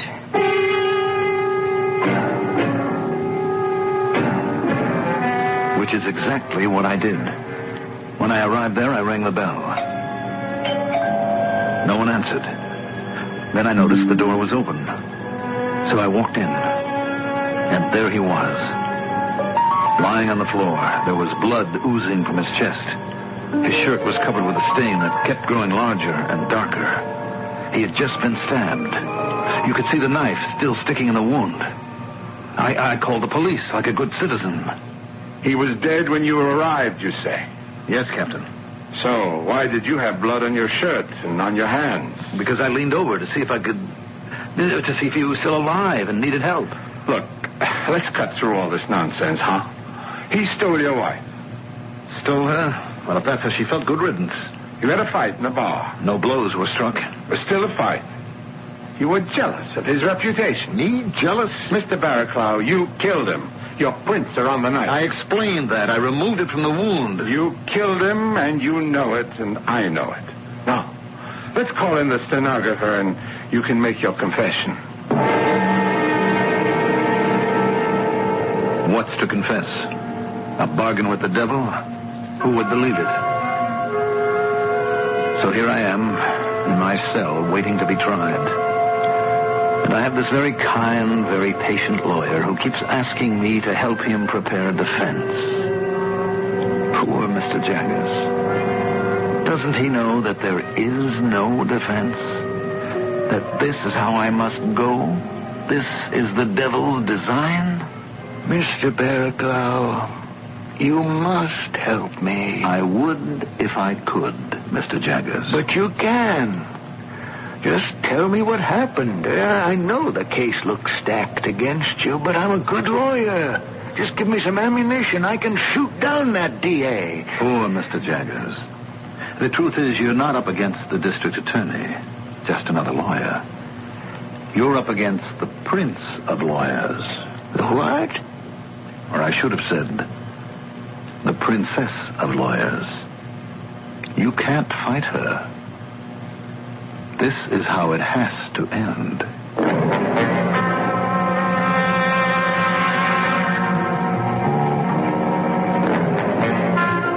All we know is what Mr. Algernon Barraclough has seen fit to tell us. And after all, if he has shaved a fact here and slanted a point there, well, after all, the man is a novelist by profession. My profession is to await your pleasure, and I shall return shortly.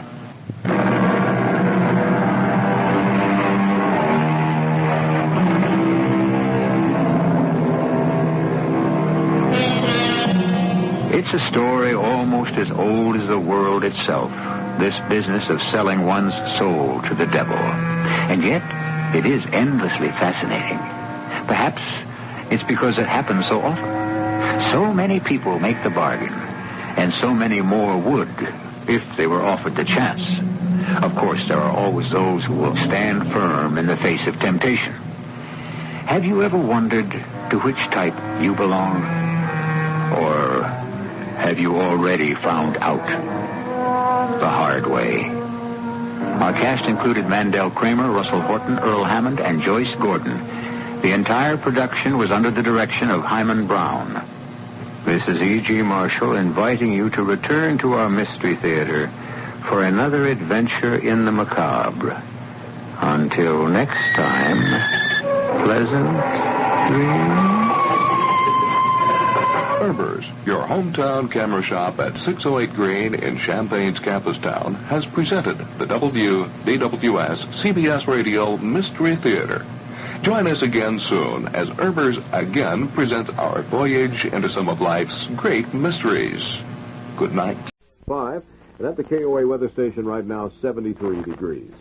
This has been the Night Report for Wednesday night, July 9th. This is Dick McDaniel saying good night for the Night Report news team. Stay tuned now for the CBS Radio Mystery Theater. The CBS Radio Mystery Theater presents...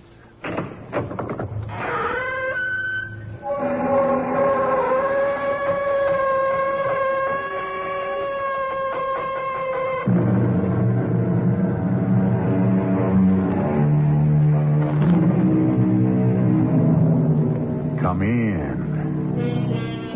Welcome. I'm E.G. Marshall.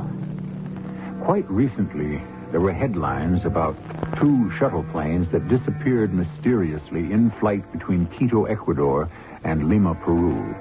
The speculation was that they had been hijacked. Somehow, the story got buried and forgotten. At least, I never heard the outcome. What really happened to them, I don't know.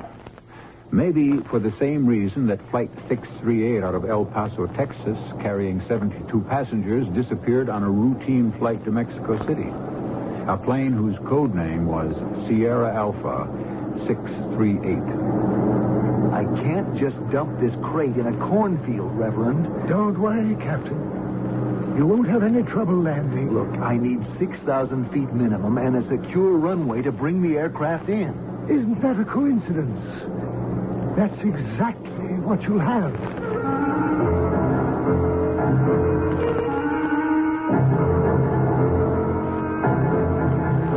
Our mystery drama, Sierra Alpha 638, was written especially for the Mystery Theater by Ian Martin and stars Robert Dryden.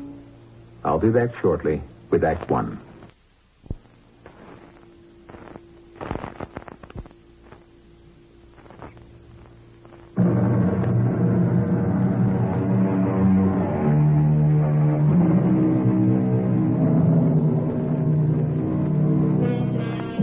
Flight 638 out of El Paso flies every weekday at 7:30, arriving Mexico City 10 a.m. It's a businessman's flight, something akin to the Washington shuttle. The passengers have one thing in common. They are mostly men. Women and children are notable by their absence. It's an early flight, and morning coffee is the most urgent of human needs. Excuse me, stewardess. Yes, sir? I wanted some coffee. Oh, I'll get it for you right away, sir. Just as soon as I've taken this tray into the pilots. I'll be right back. This is a gun in your back, stewardess. Just do as I say. All right, Captain. That's it. Oh. Don't change any frequencies. Don't touch the transponder. Kill that radio. Hey, who the heck are you, mister? You may call me by the correct title. I am the Reverend Joy. Nita, what kind of spoof is this? It's no gag, Mike. The man has a gun. Which is loaded, Captain. So just you and your co-pilot follow orders, and we won't have any trouble. I take it this is a skyjack, Mr. Where you are? I have told you. My name is the Reverend Joy. I am commandeering this plane. Why? This is the Lord's work. I don't read you. You don't have to for the moment. It will all be clear later. No, don't try it. Jim, cool it. The man has a cannon. And the man is not alone. I have 3 companions riding herd on your passengers back there. Also with, cannons. So let's just follow orders and keep calm. Now come about to 260 and hold that course till I give you a new heading. Maintain altitude. You realize this is a shuttle flight. We're not fueled for long distance. You carry enough to get us where we're going. Yeah, it depends on where we're going. Trust me. I don't seem to have any other option. But this place we're going, am I going to be able to set this baby down? I need 6,000 feet minimum secure runway to bring this aircraft in. Isn't that a coincidence? That's exactly what you'll have.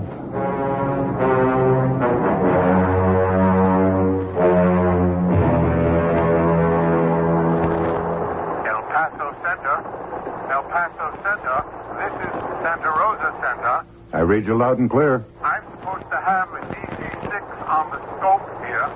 Sierra Alpha 638. He doesn't show. Did you have a handoff from him to me? I was about to hand him off, but I lost him. Where did he file for? It's a routine scheduled flight every day. El Paso to Mexico City. That's what I thought. But I've lost track of him. What do we do now? I'm not taking any chances. He could be down somewhere. I'm notifying search and rescue.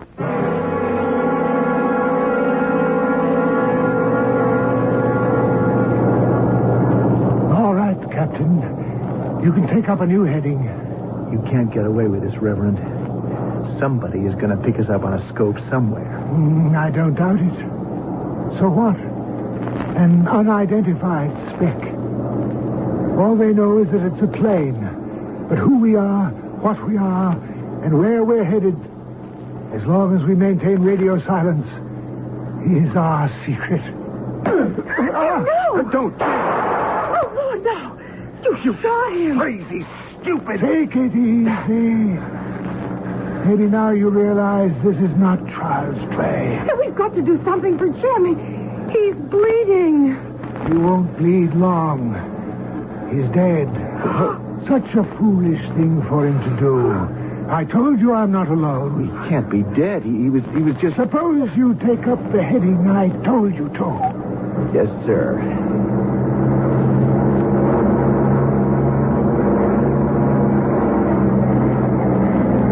Nita, how's Jim? I'm afraid he is... I switched to automatic, and I want to see for myself. You'll have to move out of the cockpit, Mr. God.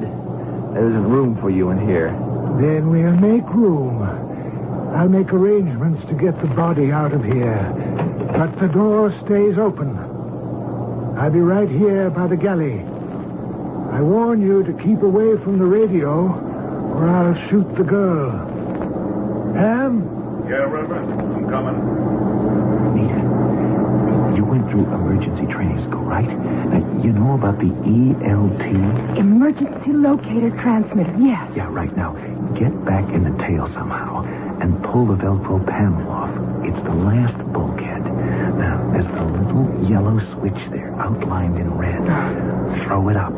That cuts the ELT in. As long as that is on, we're going to be found. I'll find a way, Mike. You trust me. Yes, I do. But remember, it's... There were 3 of us back there. Why'd you call us? Because he very nearly had the revolver out of my hand. Oh, well, still, and all, you didn't have to total him. I am not accustomed to having my authority questioned. Okay. Don't get your back up. Now, what are we going to do with him? Get him out of there. I want to sit at the controls till we land. We can't lug him back into the cabin. Passengers might panic. There's an emergency stretcher in the tail section. It's on rollers. I could bring it in here. We could cover him with a blanket. It's a good idea, Anita. You know where it is? The last bulkhead? On the right. That's my girl. Very well, Captain. Stewardess, go and get the stretcher. I'll give her a hand. She can manage for herself. Excuse me, please. Cam, you get back there and organize those passengers. Figure how many of them we can use and which are deadwood. I want them out in the fields the moment we land. You're not going to get much coolie labor out of that bunch. I better. We can't keep this plane under wraps indefinitely. It's got to be ready to do the Lord's work when I call on it. Look, why don't we scrap the soft stuff and go with the hard, Less risk. And God said, let the earth bring forth grass, the herb yielding seed. That harvest is precious to me and my church. Oh, man. You can dish the words. But if you wasn't so nuts, I wouldn't be sitting on several $1 million. So I ain't going to argue. Are we going to be able to land this thing at the farm? You leave that up to the captain and me.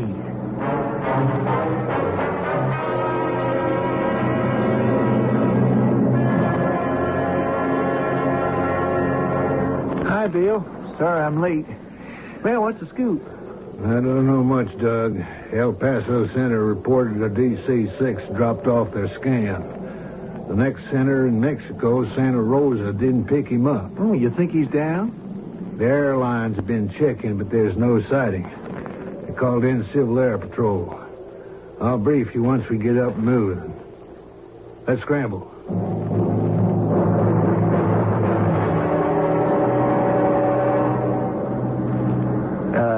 Mister, you have to keep waving the artillery around. Those things go off. Like your buddy found out? Yeah. He didn't have to do that. Well, you'll find the Reverend's pretty quick on the trigger about a lot of things. Where do you fit in this picture? Me? Strictly business with me. You're not a member of his cult or whatever it is? No, not me, Captain. I'm just hired muscle. To help skyjack the plane.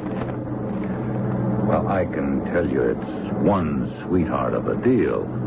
It sets me up in the big bucks for life. And the Reverend? Oh, he's got it made already. This only makes him 3 times as rich. What are we, hostages? We being held for ransom or what? Nah, nothing like that. Well, then what? All right, Ham. You can get back in your seat. We'll be landing soon. Okay, Reverend. What did you do with Jim? The co-pilot. Put him back in the tail section. Are you sure he's dead? He has gone to his return and made his peace. Yeah. You made it for him. Nah, a regrettable accident.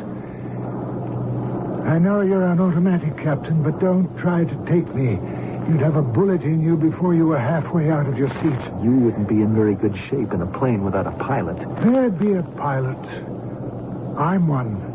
Or I used to be. All right. It's time to start our landing approach. I'll just get belted into the co-pilot seat, Captain. What is your name, anyway? Mike Therese. Mexican? Yeah, 2nd generation. Like Senorita Silvera, the attractive young stewardess who, brought us together. It may come in handy. What does that mean? We might have some need of interpreters. A lot of Mexicans on the plane. But that can wait. First of all, let's land this thing. Get her off automatic and back on manual. I don't like this terrain. Where am I going to set her down? You'll see. You can start your landing approach, Captain Torres. Normal descent, 500 feet a minute, down to pattern altitude so you can land where I'm going to tell you to. Don't I need a clearance to come in? There'd be nobody to give it to you. You mean this is an unattended field? Yes. You gotta be out of your head, Mr. Reverend, whatever your name is. This is a big plane. Look, I got 73 passengers back there, to say nothing of crew and your own men. I can't land on some dinky, chaparral-strewn hunk of desert. I promised you 6,000 feet of runway, and you'll get it. Well, even that's short. What kind of surface is it? Steel landing mats, war surplus. Good surface. Now look to your left at 9 o'clock as we clear this mountain face. There. You can see it now. In the valley. There's not much width. There's enough. Use full flaps. Aim for the threshold and bring her in short. Don't worry, you'll have plenty of braking power. How come you gave up flying? I didn't. It gave me up. You were grounded, huh? Why? Difference of opinion between myself and the FAA. They objected to my use of the Lord's food for the mind, which brings the peace of heaven, freeing the soul from the body which keeps it earthbound. You fly on marijuana? Should have tabbed it from the smell. Start your landing pattern. We're going in. Okay. One last chance, Reverend. What? You're risking a lot of lives on this landing. And whatever it is you're up to, you're not going to get away with it. Why not? You know as well as I do that this plane has simply disappeared. In this wild terrain, it will never be found. Don't kid yourself. It'll be found. If you're counting on your ELT, Captain Torres, forget it. I checked that when I went back with your ex-co-pilot. Your pretty little stewardess had turned it on, but I turned it off. And it will stay that way until I am through with this aircraft. Now, let's see what a hot pilot you are. You put this baby down and don't try any tricks, or I'll put you down and bring her in myself.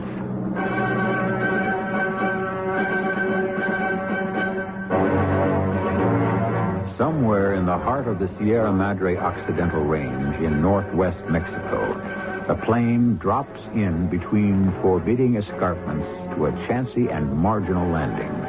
The lives of some 80 people depend upon the skill of the pilot and the whim of a fanatic cult leader, his morals and judgment clouded by the influence of drugs. But what brings them all together on this dangerous venture? I shall return shortly with Act Two.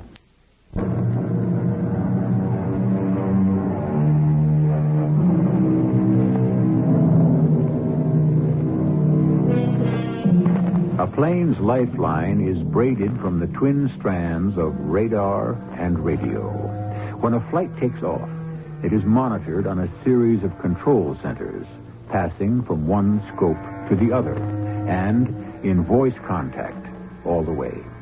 Occasionally, the radar scopes do not overlap, and for several minutes, a flight can be in no man's land if radio contact is not maintained. That's what happened to Sierra Alpha 638 when the skyjackers closed down the radio and diverted it into an area not covered by scopes. Now, 2 hours after the plane disappeared, all ground stations are alerted, and a massive search is underway. This is Air Rescue SA-16, Whiskey X-Ray. We have our radars on and emergency transmitters and receivers, but we come up zero. Would you advise future action? This is Harvey Coombs, El Paso Center. I've been named coordinator for the search and rescue, Commander. What area have you swept? We cover the area between the sign-off from El Paso scope to the pickup on Santa Rosa. No show. What about the west sector? Want us to cover that? Let's see. CAP has 2 more planes going out the east sector. Yeah. West is a spot for you. We're sure he hit the deck? We have to presume he's down. It's almost 2 hours since he flipped out. He should have checked in somewhere before this. Our radar doesn't show any sign of him. Keep up the sweep. Run a grid search through that western sector till I can dig you up some more help. Can do. We'll be in touch. What's your figure, Doug? It doesn't add up. If If he was in trouble, why didn't he holler? Maybe he never had a chance. Well, he could flip a switch and squawk. Well, he didn't. And if he bought it, where's his ELT? Damaged in the crash, possibly. Well, ours is not the reason why. Where the devil you suppose he is?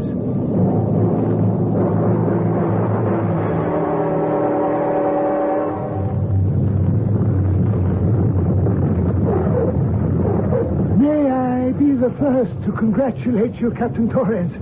An excellent landing. How would you know, Reverend? You're still 6 feet off the ground. I wouldn't advise you to get your hackles up, Captain. You're not dealing from strength. Don't be too sure about that. You made me land the plane, obviously to pick up something, which means she's got to get back up in the air. Now, don't tell me you could get her up again, which leaves it to me. How's that for trumping your ace? Let me remind you quietly, Captain. There are 73 passengers on this plane, plus your pretty little countrywoman who is a stewardess. By virtue of might, of being armed, I have the power of life and death over everyone. Would you care to be responsible for anything happening to them? You wouldn't harm them? Remember your co-pilot. You know, you're not even human. Quite right. I am supernatural. And I will have my way no matter what the cost. Now, let's get this operation started. What is this operation?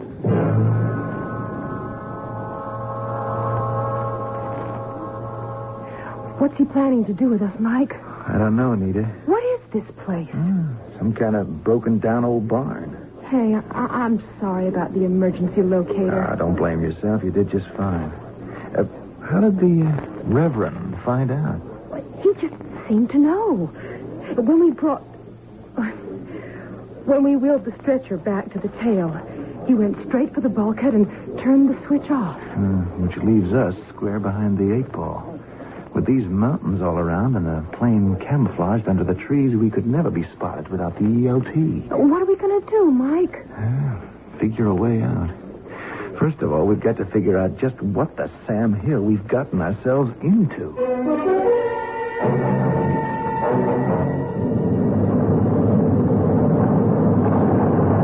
Same junk.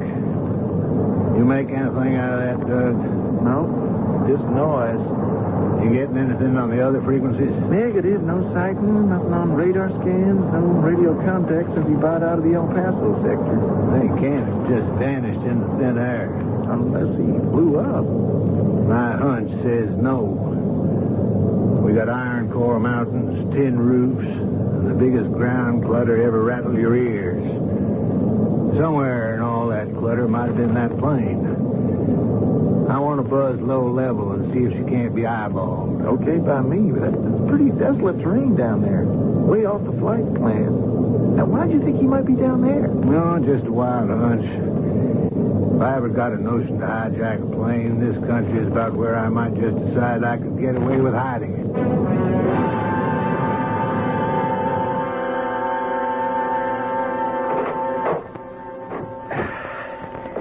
Hi, muscle man. The name is Ham. Now, the man wants to see you, Captain. What about? He'll tell you. Okay. Let's go. Mike? You heard him, Anita. No sweat. Just try to keep the passengers quiet. Let them know I hope to have something concrete to tell them by the time I get back. Sure. Hey, good luck. And it wouldn't hurt to have some for a change. Let's go, muscle man. I said the name is Ham. You want to be stuck with a name like that? Okay, let's go. Ham. Ladies and gentlemen, don't be alarmed. I'll try to tell you as much as I know. Where are we going? Not far. The house right there. Am I finally going to find out just what this caper's all about? Once you've talked with the head crazy.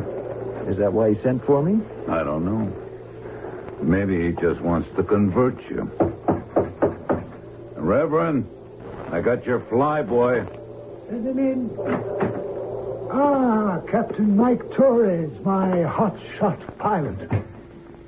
I need some more of your cooperation. Reverend, Just what do you intend to do with my crew and the passengers? I'll answer that after another question.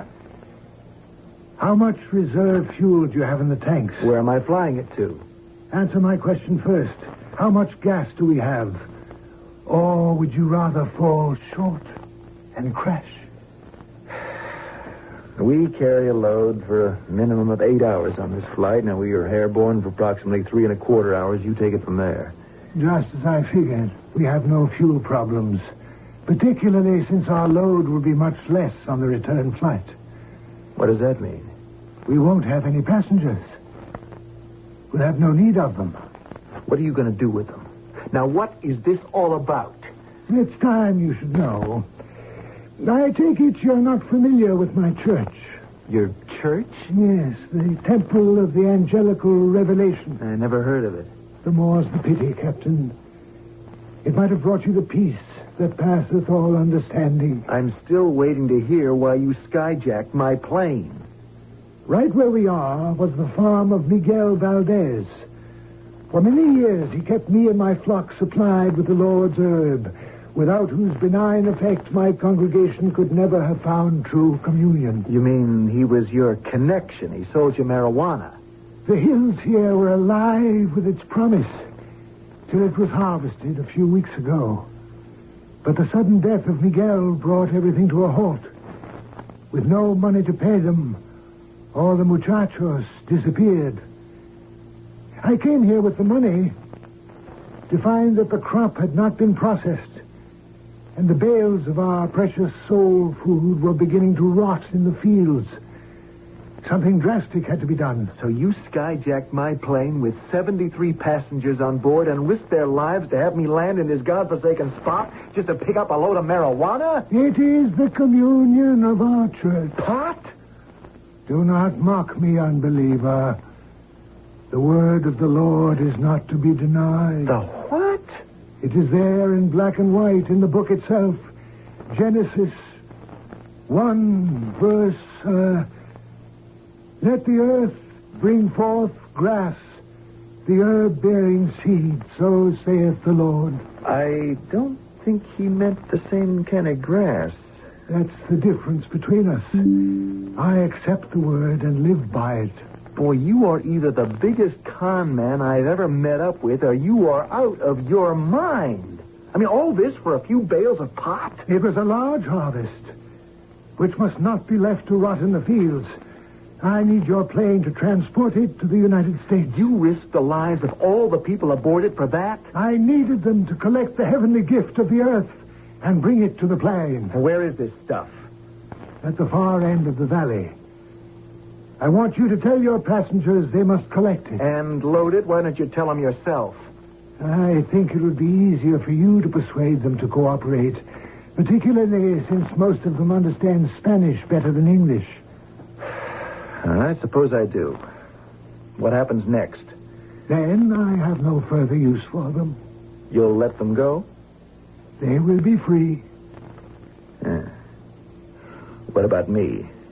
It will be a little different for you.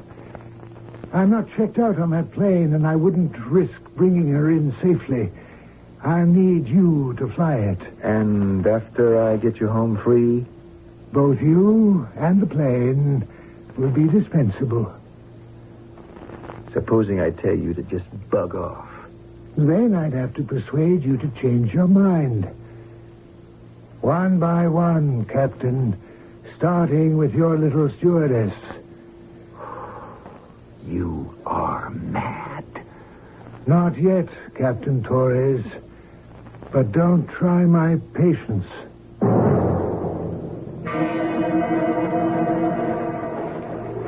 Ham, you know what that crazy man just told me? Sure. About the Mary Jane and getting the passengers to load it. That guy is a raving maniac. Now, how can you go along with this? I told you, buddy, my rake-off on this little caper is going to put me on easy street. A plane load of marijuana? By the time it's dried or cured or whatever you do with it, what could it be worth? Plenty. Oh, but that's just the icing on the cake. What do you mean? Oh, didn't he tell you about the horse? Heroin? You got it. 8 kilos of the white stuff. The Reverend sewed up through his connections with the Mother Church, or whatever you want to call it, somewhere in South America. They're using this farm as a drop.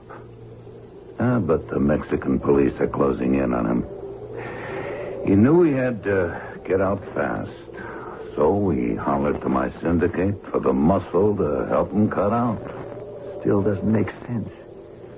You know what this lunatic's going to have to do to cover up all this? What are you talking about?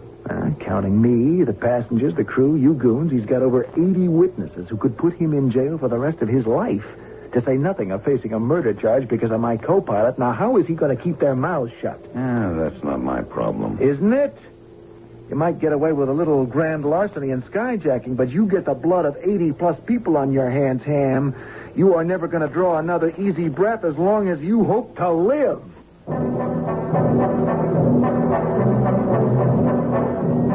The ugly specter of anarchy stalks the world again today.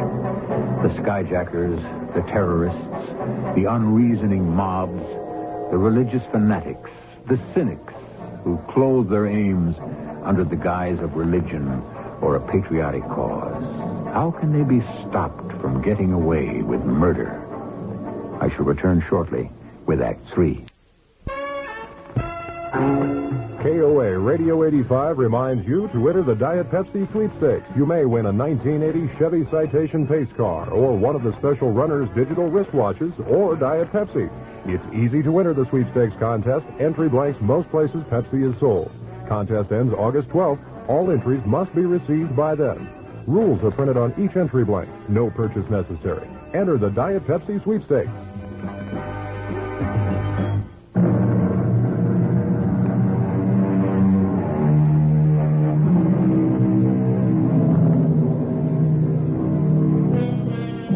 Captain Mike Torres' last statement to Ham Wesson, the hired gunman, has brought both of them to a halt. It is hard to read in Ham's flat killer's eyes what is in his thoughts, but at least for the moment, Mike has his undivided attention. There is a long pause as they regard each other, and in the strange silence, the evening sounds seem almost deafening. The Reverend told you he was going to total all them people? No, Ham, that's not what he told me. He told me he was going to set them free. But what he meant was something quite different. Captain, what do you expect me to do about it? Unless I get a guarantee that those people are going to be safe, every single one of them. That plane is grounded. I won't take you up, and you can all rot with the marijuana and the heroin, and your big caper goes straight down the drain. Look, don't throw your weight around, Captain. If you won't fly the plane, the Reverend can. Ham, you listen to me, and you listen good. Now, taking off from here, no matter what the load, is going to be tricky. We're surrounded by mountains. There are thermal effects and turbulence that'll test even the best pilot, to say nothing of knowing your plane inside and out to climb over the ridges. Now, even supposing you get over those hazards, where do we land in the U.S.? If that's where we're going. Oh, no sweat there. Yeah? What kind of field? Well, it isn't a field exactly. It's hard, dry-packed dirt. It's an old lake bed. Any mountains around? Oh, yeah, I reckon. And how's the weather? Weather? Yeah.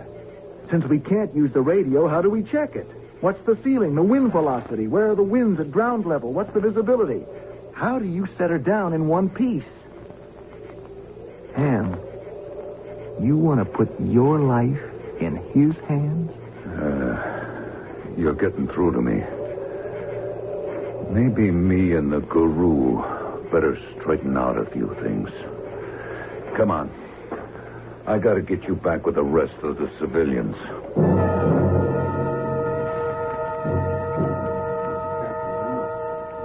The passengers are getting pretty restless. You're going to have to tell them something. So what happened, Mike? Nita, honey, we are dealing with a madman. He's the head of one of those cultist groups that pretend it's a religion.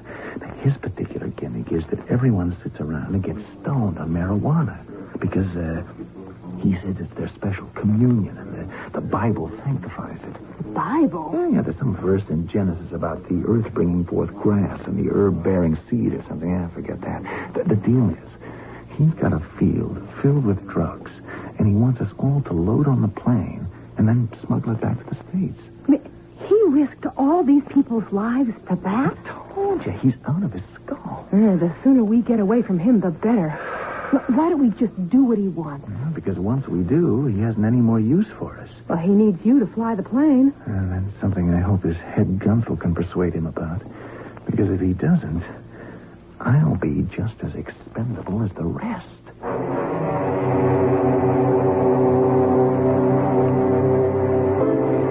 We leave them behind with a poisoned water supply. Oh, they will go to meet their Redeemer quickly and painlessly. But they must be disposed of. Reverend, you so much as harm one hair on just one of them passengers' heads. And your pilot ain't taking that plane up in the air. He doesn't have to know. It will happen after we leave them behind. Captain Torres ain't taken off without all of them on board. Oh, how do you know? Because he just told me so. Then he'll be left behind, too, and I'll fly the plane. No way. What do you mean? I ain't risking my neck with you at the controls. You'll do as you're told. Look, I don't have to take orders from you. I've had enough of your wacky notions. I'm taking over this operation, and from now on, what I say goes.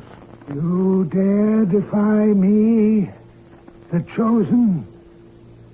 Behind me is all the might of my living church, and no one can stand against it. Put the gun down, Reverend. It's like the flying business.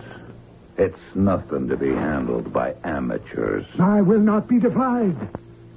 I will rise in my righteous wrath and smite... No. Why hast thou forsaken us? I told you, amateurs shouldn't fool around. And all that marijuana didn't help your aim, neither.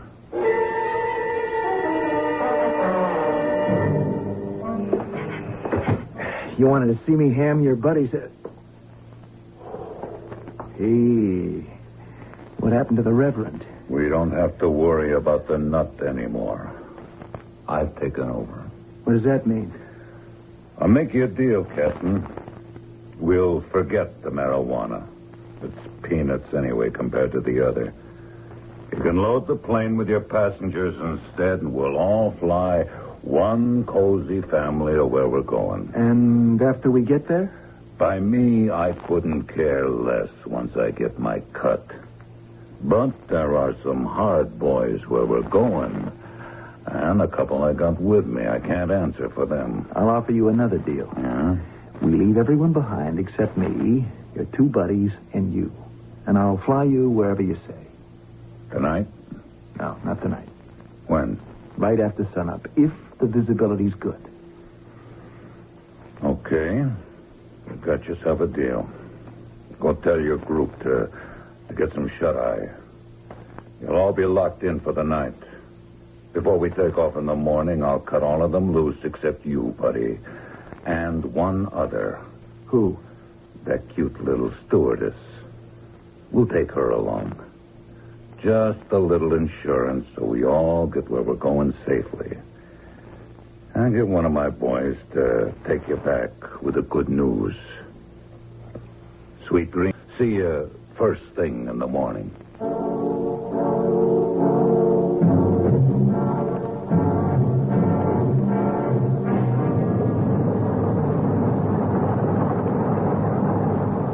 Looks like you hunched backfire, Captain. Yeah. Doug, if he crashed around here, sure didn't trigger his emergency locator. We'd have picked that up, even through all the interference. Should have. Even if his ELT failed. Why can't we pick up a bounce off the plane? Maybe we don't get any signal from the plane because it ain't around here. It has to be. How come? The way that DC-6 just dropped off the scopes. For a couple of minutes, he was between their ranges. He must have banked sharp to like a 90-degree head. Could be, but he also could have banked left. Well, I don't see it. That's right across the tangle of plane routes. Some plane or other should have spotted him by now if he went east. But if he came west, this is a light traffic area. I got plenty of fuel in the tanks. I think I'll run the grid again. I might just turn up something.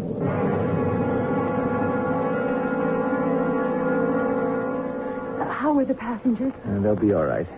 I told them to keep out of sight till we get off. Don't want anyone getting hurt now. Oh, I'm glad you got to the plane.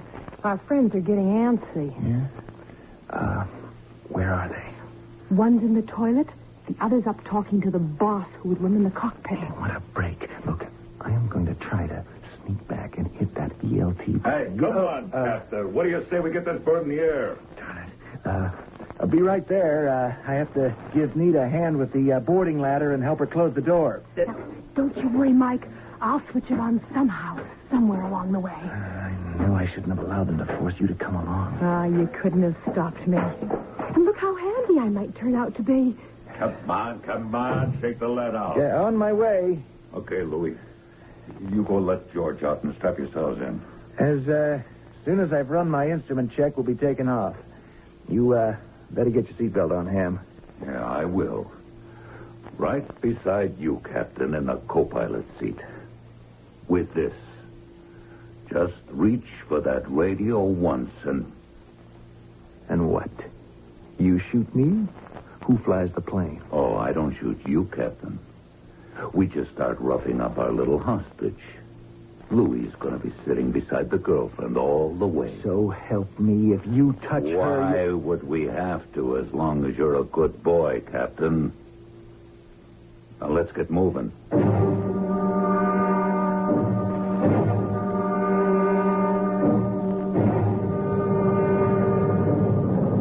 Nothing. I guess I should have gone down closer to the deck in case we could find... Hold it, Bill. Listen. Geronimo. We hit pay dirt. Get a bearing on it. I'm looking at the ADF on him right now. Roger. Let me see if I can raise him on the emergency channel. This Coast Guard Search and Rescue calling Sierra Alpha 638. Do you read? You got a fix on him, Doug? There's something screwy. Listen to this. He's at 225, no, 226, 227. That sucker's moving. He's in the air. And what's he doing with his ELT on? You can't raise him on the radio? No. I can guess why. The only reason to have his ELT on while he's airborne means he's in trouble. And I can guess what it is. That baby's been skyjacked. Don't you lose him now, Doug. I'm going to call in the Marines. This is Whiskey X-Ray to El Paso Center Search Coordinator. Do you read? Come in, El Paso Search Coordinator. We have found your lost plane.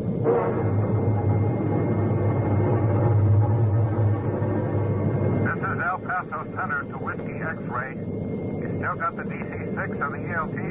I got better than that. I have him in sight. Has he spotted you? No chance. I'm above and behind him at 6 o'clock. It's a blind spot. No chance he can tab me from the cockpit. Did he change your course? Nope. He's still on the same heading. Okay, buddy. Stay with him and don't lose him. I can't send you the Marines, but I've vectored an AAF squadron to intercept.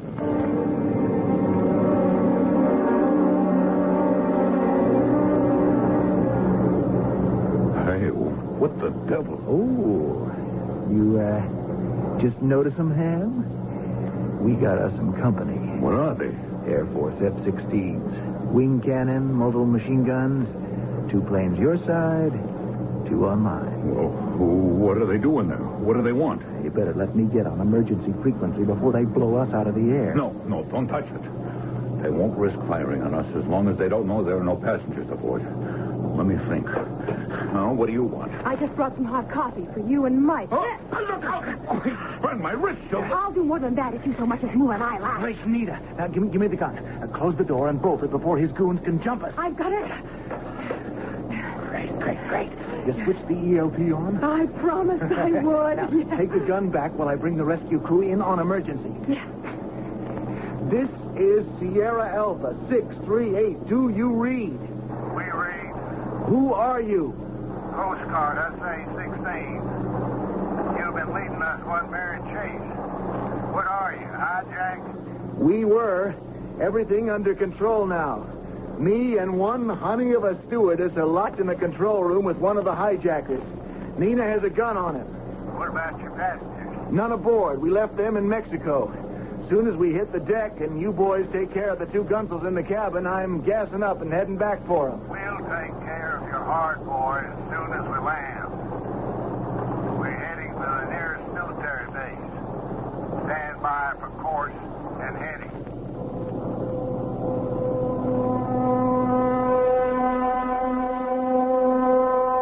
Ham and his brother gunman are in federal prison for what will amount to the rest of their lives.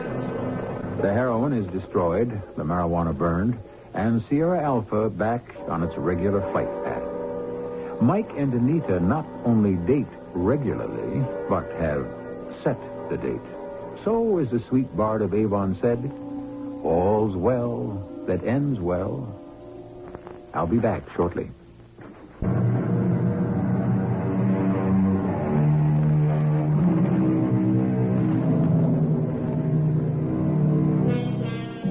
Through the high reaches of the stratosphere, the big birds fly, their contrails trailing behind them in a great white plume. The chance of being skyjacked? So small it is less than a decimal point, as is the accident record. The safest method of transport comfort and without fear. Our cast included Robert Dryden and Russell Horton, Diana Kirkwood, and Ray Owens. The entire production was under the direction of Hyman Brown. This is E.G. Marshall inviting you to return to our Mystery Theater for another adventure in the macabre. Until next time, pleasant dreams.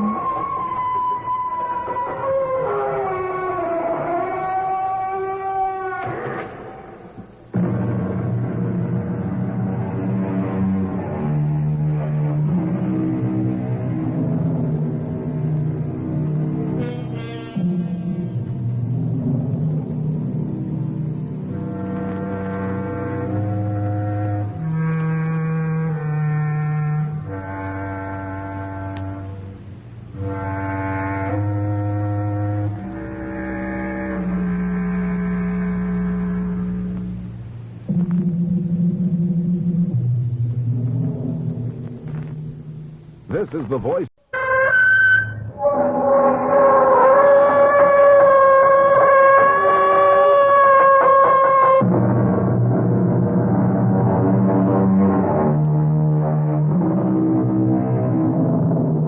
Come in. Welcome.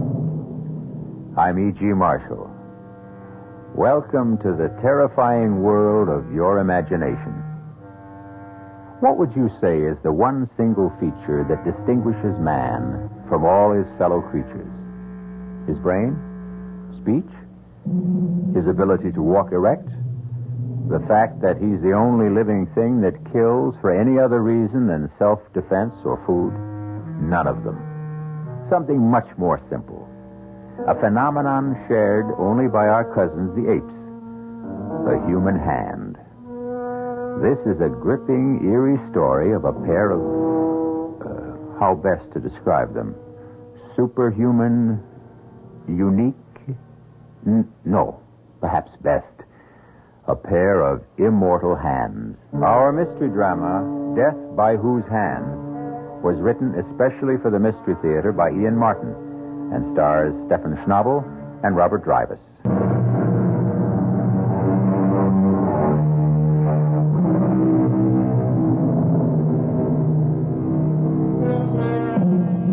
In the beginning of the 19th century, no city in Europe shone more brightly or boasted a more resplendent culture than Vienna.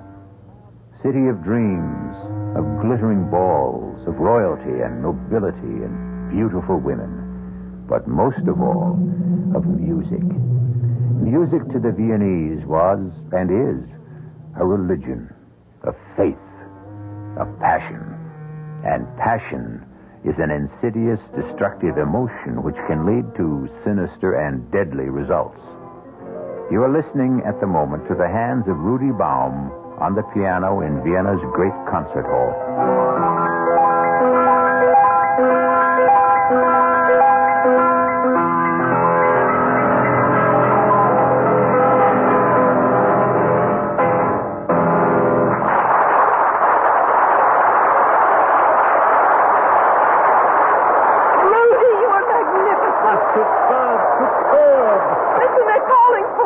No more encore. I have nothing left. My hands are too tired. Right, my boy. You must not strain them at any cost. Let's go to my dressing room. Rudy, Papa and I wanted to take you straight home to supper. I must go to my room at the university and change first. I am wringing wet. Oh, the touch of your hands. From the whisper of Mozart to the thunder of Beethoven. Oh, we must protect those hands. As a doctor and your future father-in-law, I will make that my business. Well, I intend to be a little part of that legend, you see. Magnificent, Rudy. Du hast wirklich glänzend gespielt. Yes, you were at your best, my friend. It was a remarkable debut. Remarkable? Well, it was a successful, beyond our wildest dreams. Beyond mine, I must admit. Rudy, I'll drive you back to the university. No, we can drive, Rudy. Oh, Papa, there won't be room for five in the carriage. Well, you and I, Helga, Rudy, and Franz. You are coming to our little supper and celebration, aren't you, Franz? I wasn't sure I was invited. Rudy's best friend and fellow pianist. But of course. Well, I accept. I'll go and fetch my hat and cape. Yeah, even I will go with you. There will be important people coming backstage. You won't mind waiting a while, huh? Helga and Franz? Natürlich nicht. We'll try not to be too long. You didn't answer the Herr Doctor, Franz. Did I have any other choice than to remain and cool my heels? I think, my friend, tonight your nose is a little out of joint. Why do you say that? Listen to them. Can you hope to match it at your debut? That remains to be seen. I think I'll wait outside. It's uncomfortably hot in here. What? Only for other pianists, I'm afraid, Franz Langemann.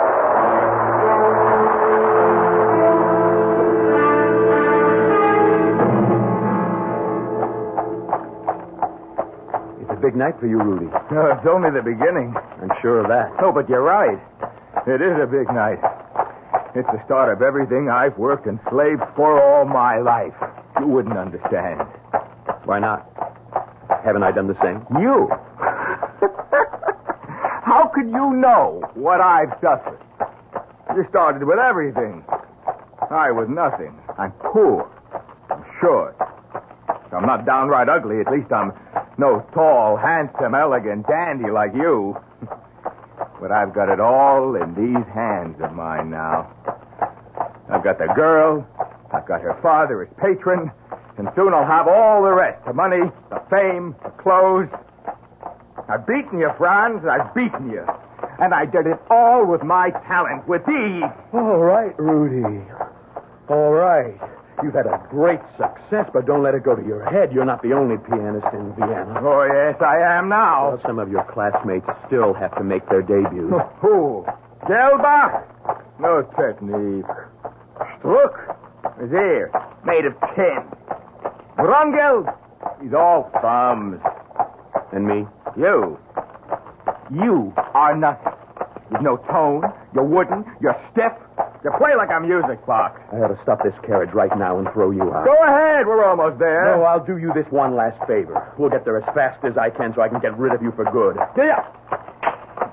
Hey, look out, Franz. The streets are icy. It's your big night. I'm only giving you something else to thrill about. There's a curve ahead, and that wagon is stopped blocking the road. Franz, look out! Look out! Listen, the carriage is tipping!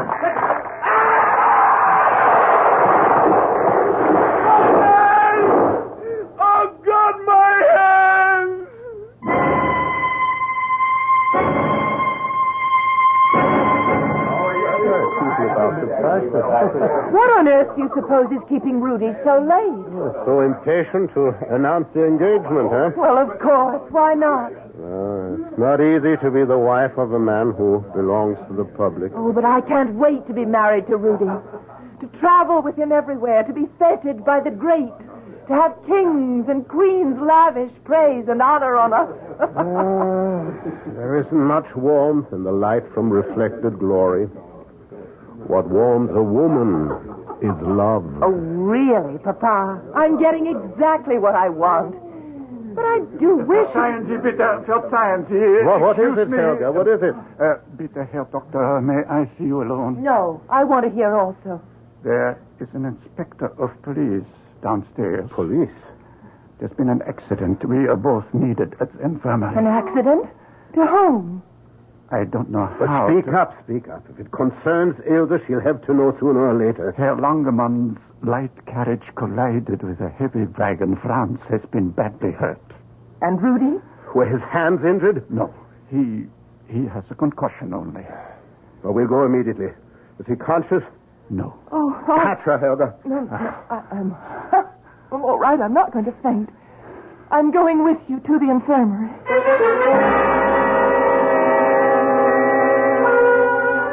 The hemorrhage is so massive. Brain destruction is irreversible. I'm surprised Rudy's still breathing. Oh, the music these hands made less than 3 hours ago. The music they could have continued to make. All vanished. Oh, what a loss. What an irreparable loss to the world.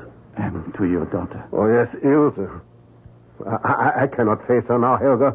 Will you, old friend? Trust me. I'll take her home and sedate her. No. Give her something here before she leaves. The inspector can see her home. I need you here. As you wish. But she'll want to see Rudy. What do I tell her? Tell her. She must wait. Don't hold out any hope. And Franz? Well, I'm going to see him now. Tell Ilse he had some hand injuries. Say he's under sedation. And be sure that policeman takes Ilse home. He's asked all he needs to know.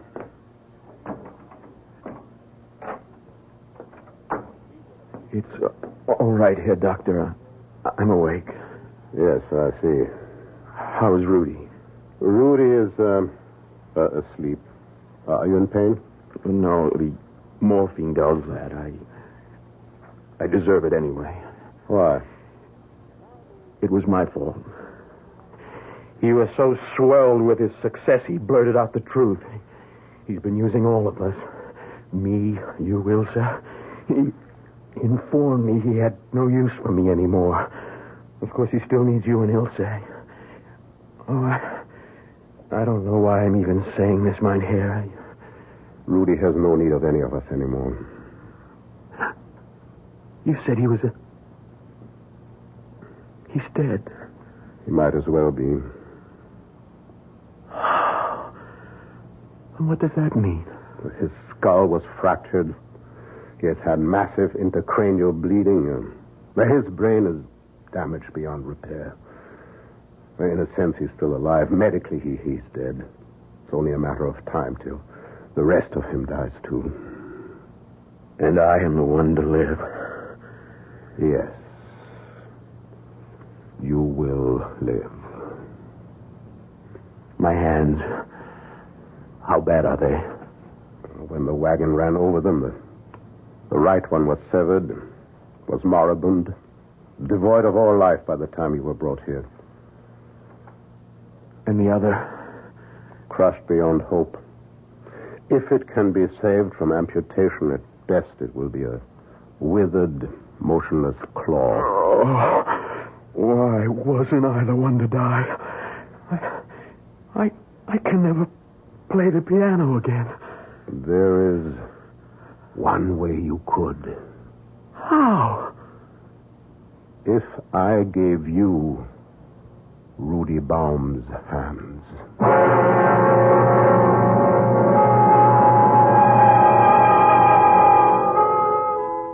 In stunned, incredulous shock, Franz stares up at the usually kind and humorous face of the Herr Dr. Herschel.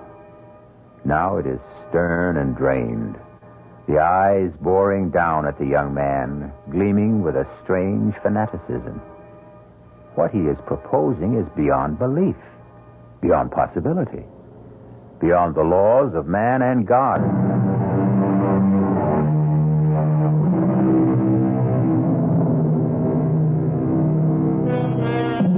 The year is 1804.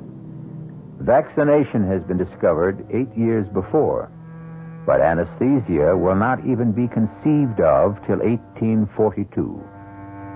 The only antidotes against pain are alcohol, opium, and a man's determination.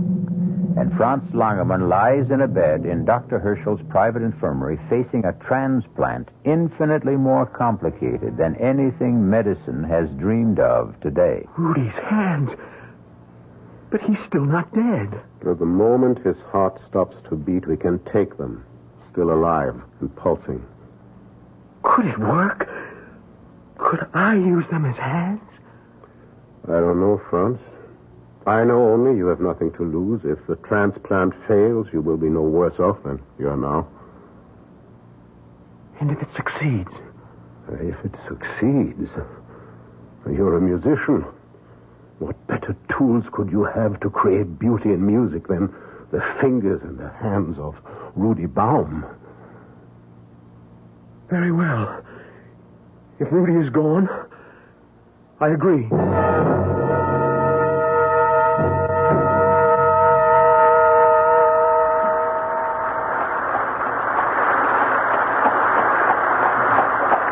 Johann, put the horses away. I'll sleep till mid-afternoon. I won't need you before then.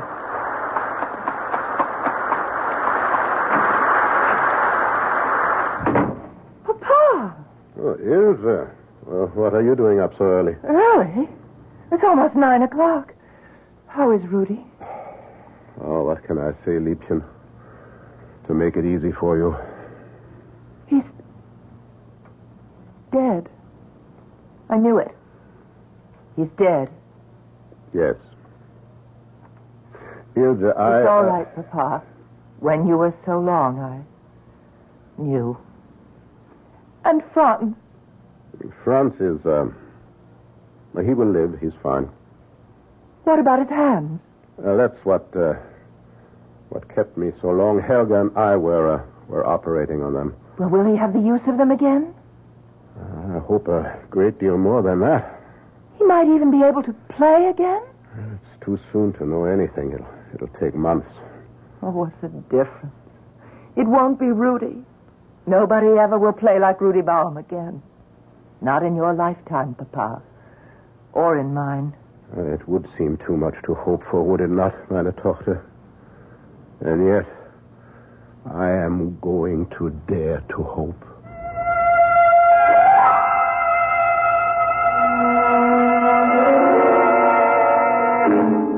Awake now and no sign of gangrene? Yes. Yes, there seems to be circulation in all the fingers, but no sensation yet. The nerves need time to regenerate.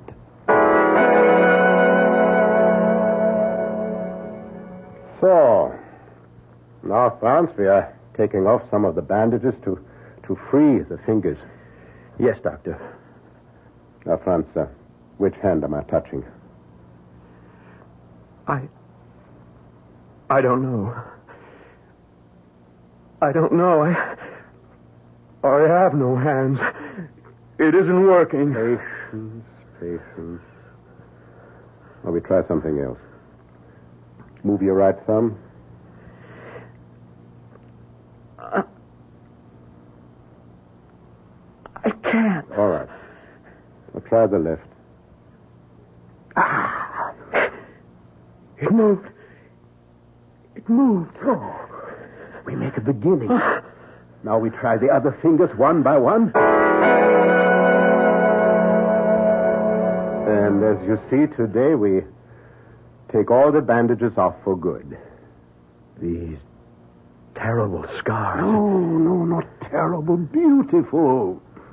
Well, you will see within a year there will be thin white lines you can hardly detect. Besides, I made the grafts far enough back so that your linen will cover them at all times. Even when you play. You really expect that I will ever play the piano again? I hope with all my heart. Now we try the exercises again. Here, pick up the pencil. I can't. I can't feel the damn thing. The feeling will come. No, never.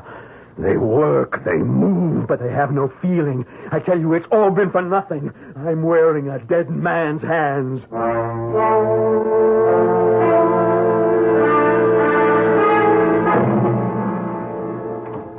Guten Morgen, Franz. Morgen, lieber Herr Doctor. How do you feel today? Oh, I haven't had any pain in them for the last 2 or 3 days. Now, the first part is over. We are going home. Home? I will not go back to the Schloss. It is too big, and with my family gone... Of course you don't return to the castle. You're coming home with us. Ach, no, mein Herr, I cannot impose on your hospitality. I insist. You are my patient, you're my protege, and my prodigy. Besides, you still need care and supervision for your exercises. Yes, at home we will have a new teacher for you. Who? Ilse. Helga has been training her to assist with your rehabilitation. Does Ilse know about the hands? No. No one knows that secret. Save you and I and Helga. No one does ever know. As far as the world is concerned, and you, Franz, these are your hands. You must think of them from now on, every moment, waking or sleeping, as your hands. Yours. But they are not. They are Rudy Baum's. Rudy Baum is dead. Come, let us go home. I have some special bandages that you will wear always. Now, come. Ilse is waiting to see you eagerly. Ilse? To see me? Well, I will tell you a secret, and then we shall never mention it again. I believe sincerely that it was not Rudy my daughter loved. She was just blinded and bewitched by his talent. I can be truthful when I say she mourns him no longer. Well, aren't you anxious to see her? Ilse? Yeah. Let's go home.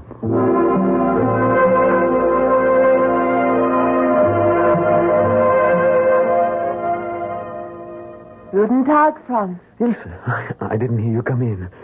Guten Tag. Where's Papa? He went back to the infirmary after lunch. Oh, I thought you and he were together. And now that I'm here, I must take up my duties. Will you come to the table? Are we to eat again? No. We're going to start your exercises. Oh. Your poor hands. Just think. That night, Papa never told me how badly they were injured. There's not a sign of a scar. Your father is a magician. No. I know he's prouder of his success with you than anything he's ever done. Do they still hurt? No. Even when I hold them? My hands are not what you heard, Ilse. It was my heart that was in your hands. Oh, that was a long time ago, Franz. It's over. Shall we start again, then? Us? Again? No, I meant the exercises.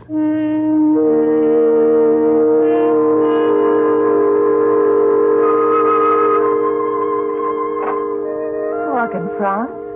What are you doing here in the music room? Ilse, suddenly, yes. I feel that my hands may be ready to try again.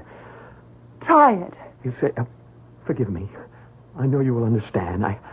I want to be alone in the house. I want no one to hear me until I'm ready. If that is what you wish, Liebling. Liebling? Oh, that was a slip of the tongue. I'll take it as that for now. But Ilse, will you help me in a plan I have? Ask me. Well, your father's birthday is 2 months away. I want to repay him for all he's done for me in a way beyond money. Let me have 4 hours a day. Alone. Here. No one but the servants in the house, and swear them to silence. Let the hair doctor think I'm taking my regular exercises to strengthen my hands. Instead, let me exercise them where they belong. On the keyboard. Oh, that's marvelous. If only... Only what? No, if only I could share it with you. No one can share this private agony. Liebchen, yes, I will call you that, and I hope that I have the right to. But I won't know for at least 2 months. Help me. In everything. Always. Ilse. Oh, darling. Darling. And that was not a slip of the tongue. I'll be out of the house in 10 minutes, and you can start to build your triumph alone.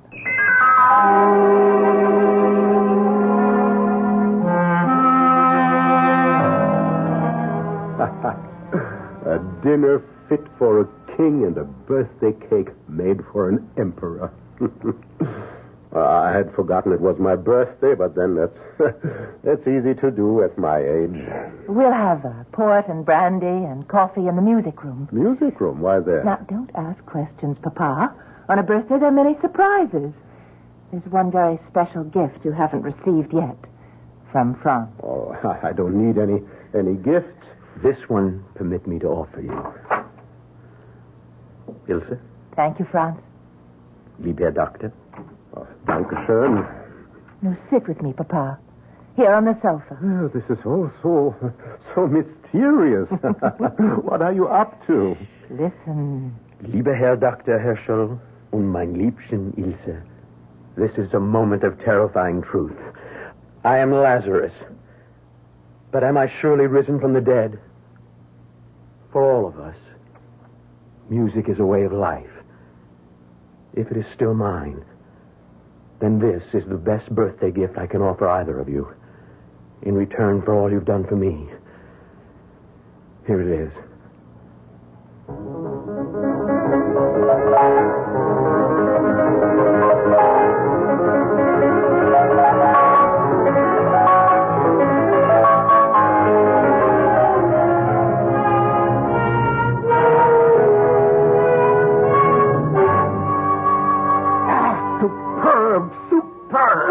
It was magnificent. I've never heard it played better. To live for moments like these.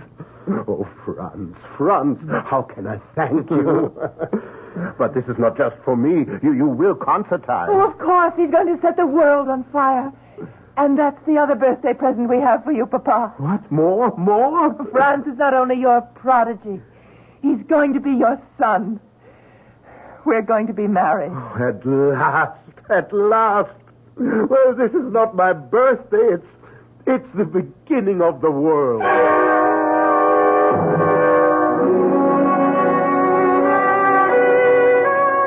Good night, Ilse. Must you go? Time enough for us. This is his celebration. Let us wait for ours. If I must. Don't tempt me. You were so wonderful tonight. The tone, your hands. All of me is yours. Then come. Come to bed.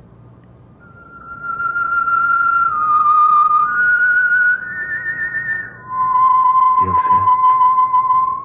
Oh, how sweet you sleep. Your hand in mine. Where are my hands? What? Who stole my hands? Rudy. You, Franz. You stole them. No, Rudy. No. Try to use them, Franz. Try to borrow my talent. Try to win the world and grasp it in your hand. Only you won't. Never. Never. Never. You are nothing except for my hand. And they will never belong to you.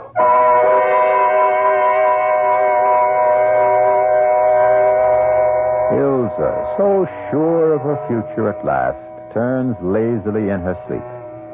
She has no intimation of the restless dreams that are torturing her intended husband. And neither of them is aware of the nervous tensing and extension of the hands that once were Rudy Baum's. Hands joined to the body of Franz Langemann.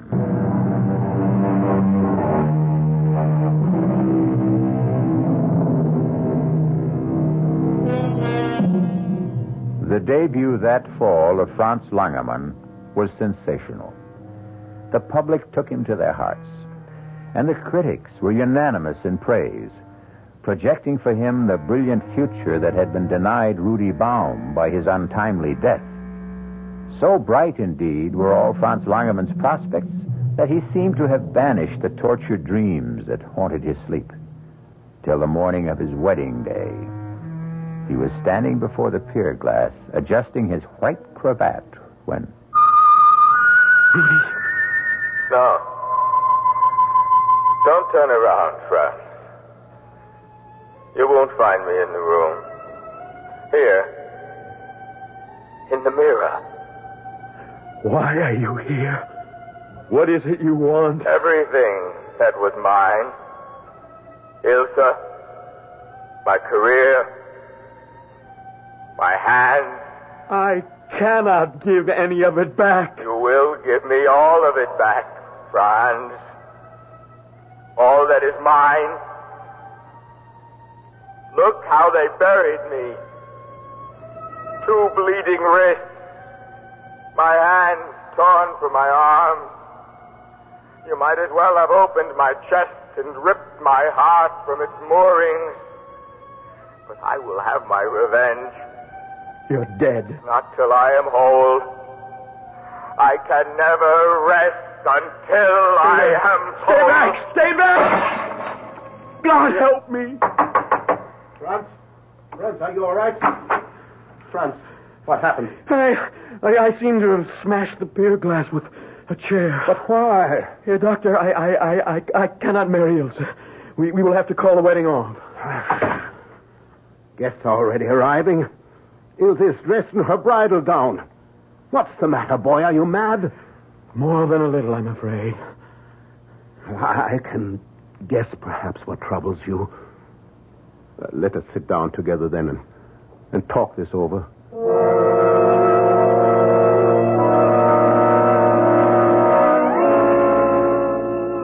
So Rudy has been haunting your dreams, and now today his specter appeared in the mirror? Yes.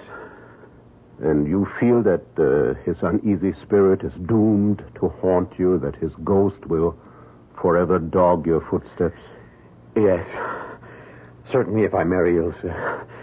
And I love her too much to put her through that, too. Franz, you are an exceptionally kind and sensitive man.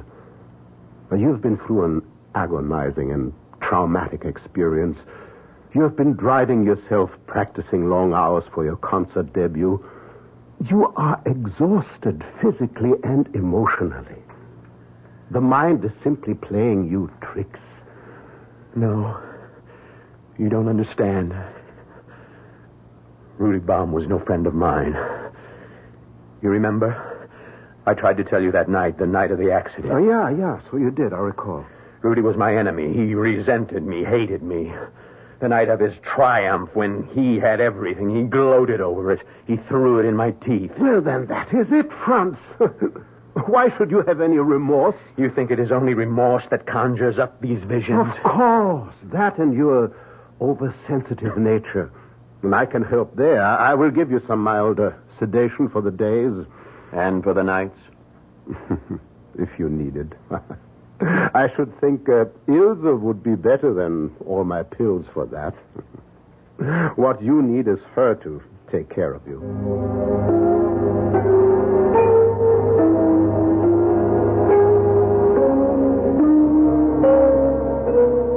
Ilse, Franz, welcome home. Oh, Papa, it's good to be back. It's good to see you here, Doctor. So, now tell me all about the tour. It was brilliant, marvelous, unbelievable. Standing ovations everywhere. France was the lion of the hour. He looks like a rather tired lion. Oh, just need a couple of days' rest. I must look a fright after that long carriage ride. You'll excuse me while I change. Oh, I forgot. We ought to give a special concert recital for the Emperor at Schönbrunn. Imagine, our own Emperor. Well, she is wildly happy. Yes, Ilse thrives on all the social life. Well, you don't seem to share her enthusiasm. Oh, my God, how can I? Oh, come on, Franz. Not so bad to be wined and dined. The important thing is to remember it's a tribute to your genius. My genius. Do you really think it is I they applaud? Who else? These. That's what they come to worship. And who makes them work? Not I. I tell you, they have a life of their own. Do you think I could attack the Beethoven Emperor as though notes exploded from one of Napoleon's cannons? I tell you, they are beyond my control, and it is driving me mad. I want to play my own music, be my own man. These may be the hands of a genius, but Lord help me, they are not mine. I never want to play the piano again.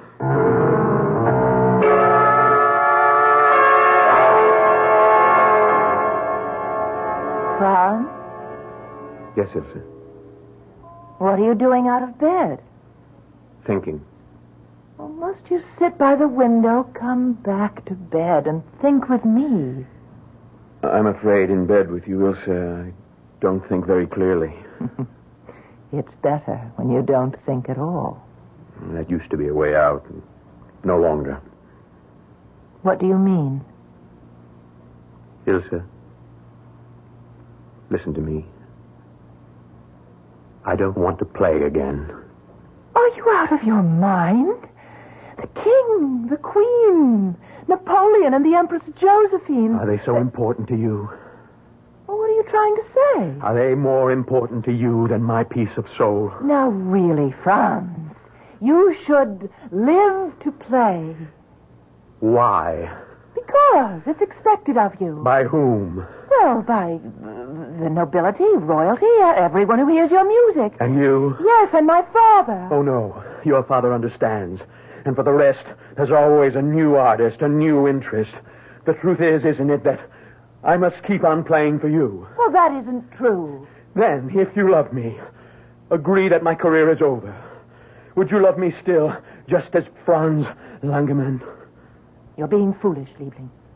This is just another temperamental display. Why should you stop playing? I won't allow you to. Won't you, Ilse? I think it's time we put things to a test. What are you doing? I want to show you something. I don't think I want to see it. At last you must. You see my arms? Why do you think I wear these bandages above my wrists? Well, you always said the scars were ugly and... Ugly? Let me show you the truth. Look at both arms. Why? There's nothing there but a thin white line. On each arm, all the way around. See? Yes, but I thought... In the accident, Rudy's brain was injured fatally, but the rest of him was untouched. All of me was untouched, except my hands. They were completely destroyed. But if they were... Oh, no. Yes, Ilse. Oh, no. Yes, these are Rudy's hands, grafted to me miraculously by your surgeon father. No. These are what you love, aren't they? Not me. Even when they were still Rudy's, it was these hands and the fame and the notoriety and the acclaim that could win and really claim your love. The man behind them meant little except a means to an end. Oh, right. No, Franz. No, I give you one last choice, Ilse. Rudy can never play again. And promise you I never will. But you stay with me as my wife and care for me and nourish me. Now I know you're mad. And I'll not waste my life on you. I forced myself to endure Rudy because I knew he could carry me with him to the top. I found you more endurable if you could give me the same. But if you turn your back on success and glory, don't ask me to do the same.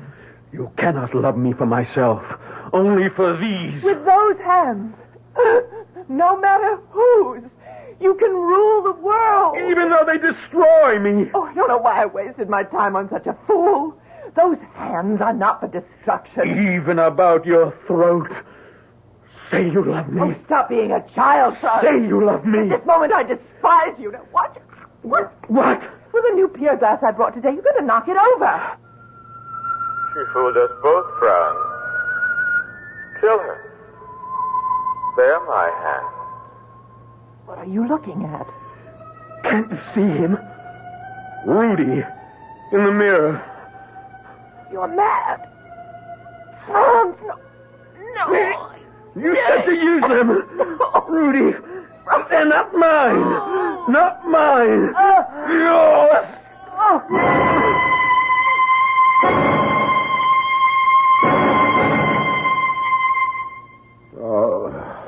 Now what is there to do? Police will come, Franz. You will be hanged. What does it matter?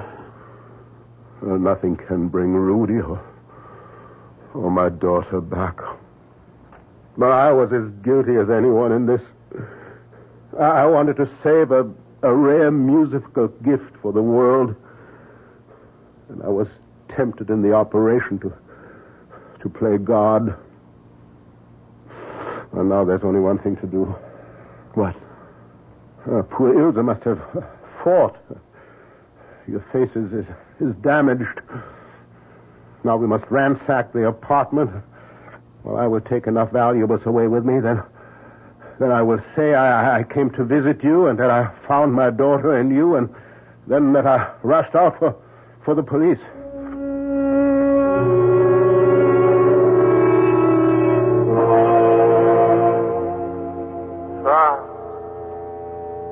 Franz!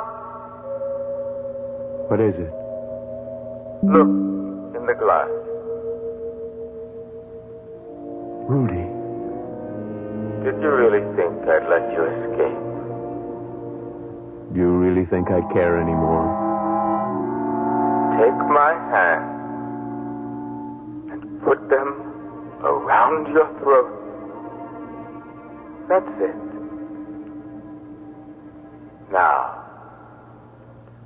let me do the rest.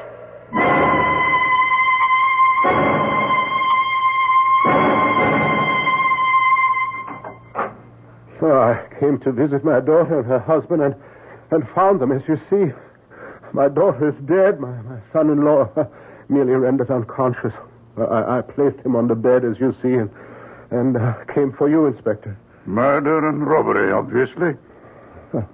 I don't know how much is missing. Certainly my daughter's jewels, some ivory pieces I gave them as a wedding present. Your daughter is quite dead, strangled. How is the young man? Oh, some facial wounds, possible concussion, and... What is it here, Doctor? Franz! Franz, he has been strangled too! Tongue protruding, face livid, marks on throat. Not much doubt. Some kind of maniac, it looks. Gott im Himmel. What is it? A maniac, all right. Look. Cut right off above the wrist. He has no hands.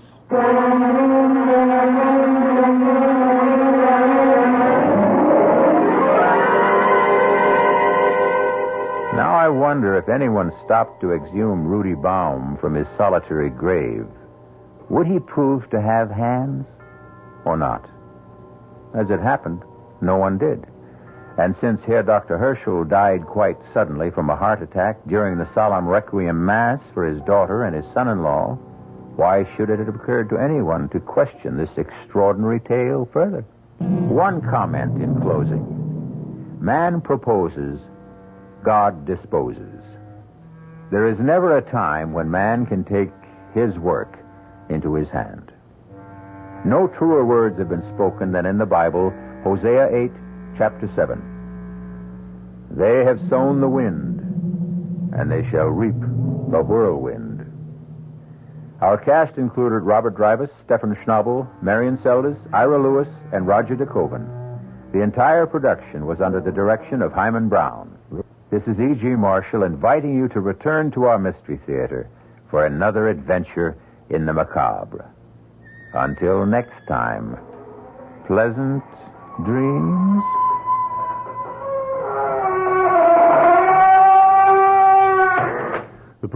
The preceding Mystery Theater program was furnished by the CBS Radio Network. This is WOR New York and RKO General Station. At the time signal 8 o'clock, here's John Scott with the news.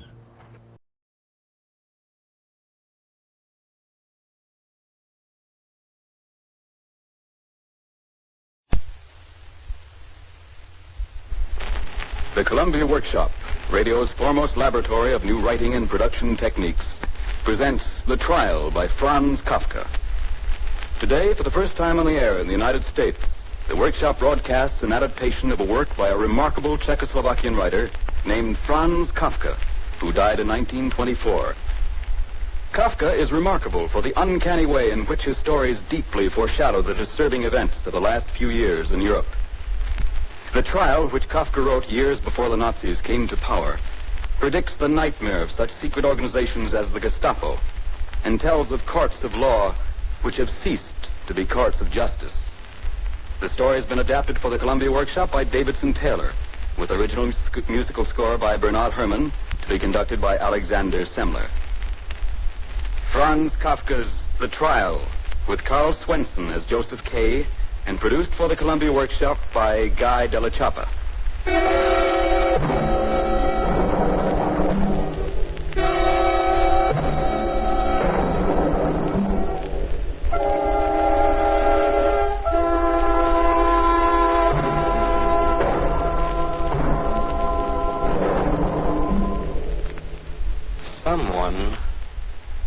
Someone must have been telling lies about Joseph K. For without having done anything wrong, he was arrested one fine morning. His landlady, Mrs. G., who always brought him breakfast at 8 o'clock, failed to appear on this occasion. This had never happened before. K. waited a little while longer, and then feeling put out and hungry, he rang the bell. Did you ring? What? Who are you? I say, did you ring? Well, Mrs. G. is to bring me my breakfast. He says Mrs. G. is to bring him his breakfast. It can't be done. What? The insolence. Mrs. G. Mrs. G. She can't come just now. And I wouldn't try to leave your bedroom if I were you. Well, I shall neither stay here nor let you address me until you have introduced yourself. You must stay in your bedroom, Joseph K. Didn't Franz tell you that? Oh, so his name is Franz. Well, what's your name? And what are you doing here? I'm going to get Mrs. G. and have you shown out. Oh, no, you don't. And you can't go out. You're arrested. Arrested? Arrested? What on earth for? We're not authorized to tell you that. You will go to your bedroom and wait there until sent for. Where is your warrant? He wants to see a paper. Why am I arrested? I demand to know. Proceedings have been instituted against you. You will be informed of everything in due course. I am exceeding my authority in speaking to you as freely as this. Well, I can't imagine what your authority can be. This is a country with a legal constitution and all the laws are in force. This is a time of peace. I'm a citizen. How can I be under arrest? Particularly in such a ridiculous fashion. Here, show me your identification papers. Do you think you'll bring this fine case of yours to a speedy conclusion by wrangling with us, your warders, over papers and warrants? They're nothing but subordinates, but we know enough to realize that our officials are well enough informed about you. Otherwise, they would not have arrested you. Our officials, as the law decrees, never hunt for crime, but as the law decrees, the guilty are drawn toward the law. That is when we're sent out to make arrests. I have never heard of this kind of law. You've heard of it now, Joseph K., and you'll hear of it again.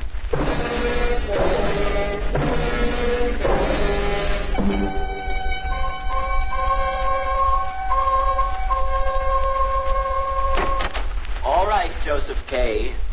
The inspector will see you now. Well, it's about time. Here he is, Inspector. Uh-huh. Joseph K. That's my name. You are presumably very much surprised at the events of the morning. Why, certainly, Inspector. Certainly I was surprised. But I can't say that I was very much surprised. Not very much surprised. Just what do you mean by that? Well, I rather thought this whole thing might be a little joke. Oh, you thought it was a joke, did you? Yes. Well, now, seriously, it can't be an affair of any great importance.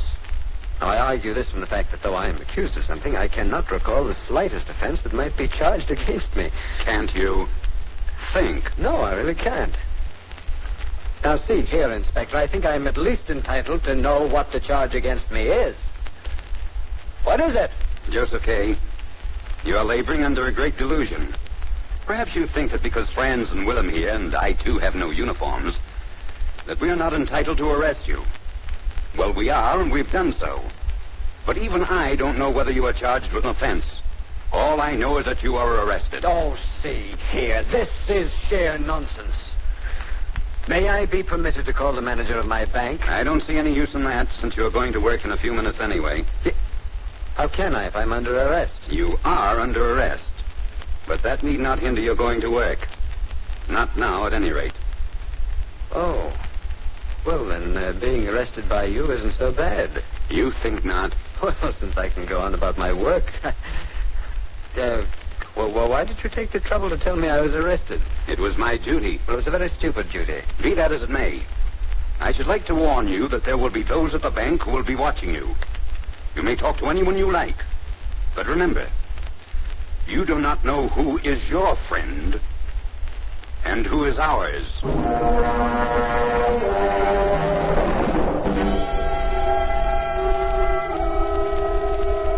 For some time, he walked the streets alone, but he could not see anyone following him. He reached his boarding house at 11:30. And when he let himself into the dark hallway, he saw a figure of a woman and thought it was a fellow lodger. Miss B? Oh, who is it? It's so dark here in the hall. Well, it's I, Joseph K. I'm sorry I didn't recognize you at first. I'd like to talk to you if you're not too tired. I realize that it's very late. Here in the hall isn't a very good place, is it? Would you come into my rooms with me for just a moment? Certainly not. You must remember that I scarcely know you at all. Couldn't what you have to say wait until tomorrow? Well, you are a secretary in the law office, aren't you? Yes, I am. Why? Well, today, I was arrested. Arrested? Mm-hmm. And you're free already? What were you arrested for? Well, I don't know. You see, that's why I wanted to talk to you. Was there a interrogation commission here with men not wearing uniforms? What? Yes. How did you know? Oh, that's bad. Why do you say that? To me, it seemed that it couldn't possibly have been serious. Oh, but it was. I've heard the advocate for whom I work speak of such cases often, and I even know a few of his clients who are involved in cases such as yours. Well, have you any advice that you could give me? Listen, I ought not to be here in the hallway talking to you in the dark at such a late hour. I must go now. But promise me one thing. If you decide to retain an advocate, let me know. I'll introduce you to Mr. H. Well, that is very kind of you, but I don't want anyone to be associated with me now that I'm involved in this case. I feel alone, and I don't want anybody to share it with me. You can count on me. Oh, I ought not to be saying this to you. I hardly know you. But before I go, tell me a little more about what the interrogation was like. What it was like?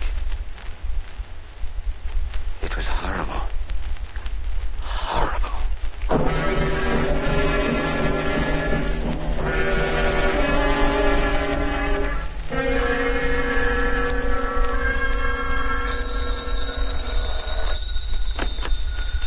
Hello? Is this Joseph K.? Yes? To whom am I speaking, please? Joseph K., tomorrow is Sunday. Who is this? Tomorrow, a short inquiry into your case will take place. I insist on knowing who is speaking. Tomorrow morning at 10 o'clock, you are to be at 9 X Street. Of course, I don't need to remind you that you must appear without fail, and you must be on time. I shall certainly not be there unless you tell me who you are and by what authority you make this demand. The address is 9 X Street.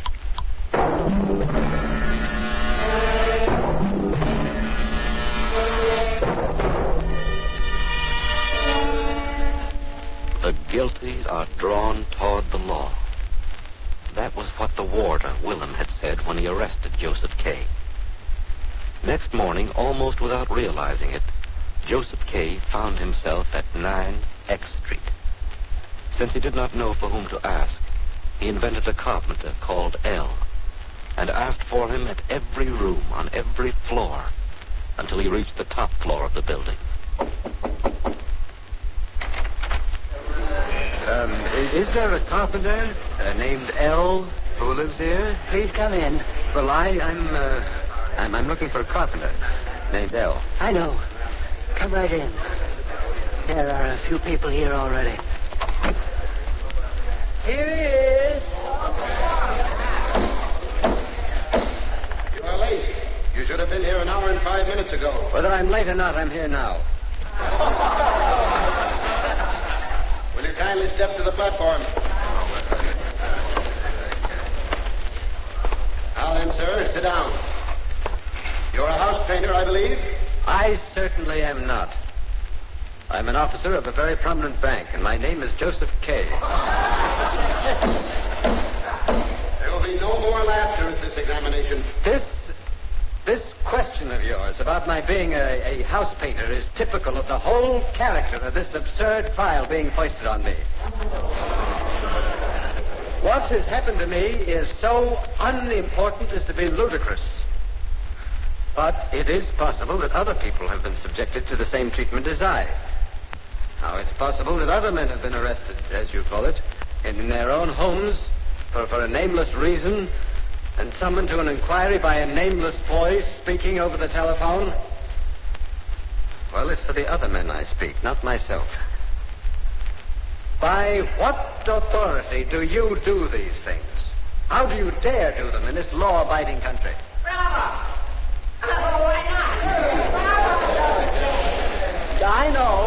I know that there must be some sort of organization in back of you. You wouldn't dare go to such lengths. But that organization must, in its upper limits, be at least somewhat corrupt, or else it would not invade the homes of innocent men and lay upon them secret charges which are not even stated. I will not be interrogated, and I intend to report this entire matter to the officials. Joseph K., in a moment you may go. But before you go, I should like you to know that everyone here today is an official. Are you not officials? Yes. Turn and look at the audience assembled here. Turn around. Look at them. Now I'm going to ask that every man here will turn back his lapel. There, do you see? Do you see those badges? Yes. I see them. Take a good look at them. And remember that such a badge as that may be under the lapel of any man you meet. On the street, in your waiting room, in your boarding house, on the bus, at the theater, on the stairs. Joseph K., you may go now.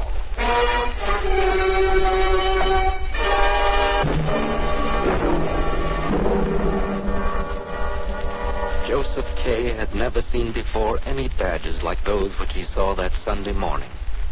Nevertheless, he did not report to the authorities. First, because there was no charge against him. Second, because he was a free man. And third, because he did not know whether the court where he had been was in league with the authorities or against them. Days passed.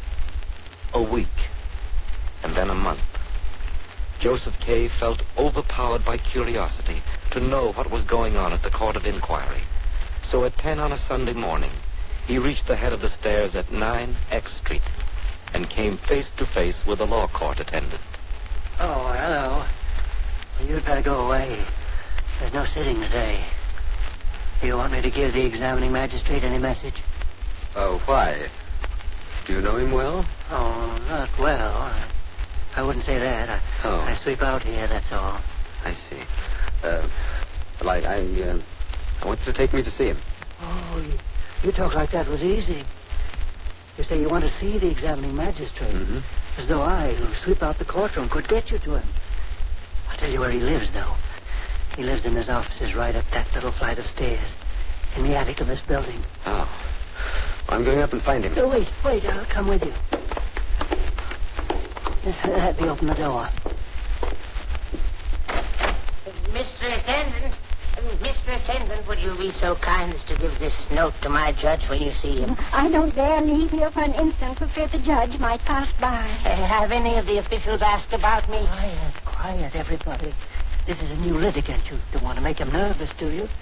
Here, you old fellow with a long beard. How long has your case been going on? I don't know, sir. But come on, tell the gentleman how long your case has been going on. For 25 years, I think. Don't talk so loud. There are officials behind every one of those doors. Well, I don't care about the officials. Tell me, old man, what are you charged with? If you please, sir, the attendant said you were a litigant, and I feel deeply for you, sir. You haven't seen as much of these courts as I have, sir. But if you were an official, I still couldn't tell you just now what I'm charged with. It's so hard to remember. But, why, you can't have been hanging around the law courts for all those 25 years without ever finding out what the charge against you was. What's all this noise? Oh, it's you, Joseph K. Yes. I demand to speak to you. Oh, you demand to speak to me now, do you? Yes, I demand it. May I come into your office? You may not. Why not? I'm entitled to know what's happening to my case. Listen to me, Joseph K. After all the contempt you have shown for us, I should not be even this lenient with you. But understand this. I have nothing further to do with your case. I know nothing else about your case. Now get out. Get out of here, I tell you. Get out! Get out!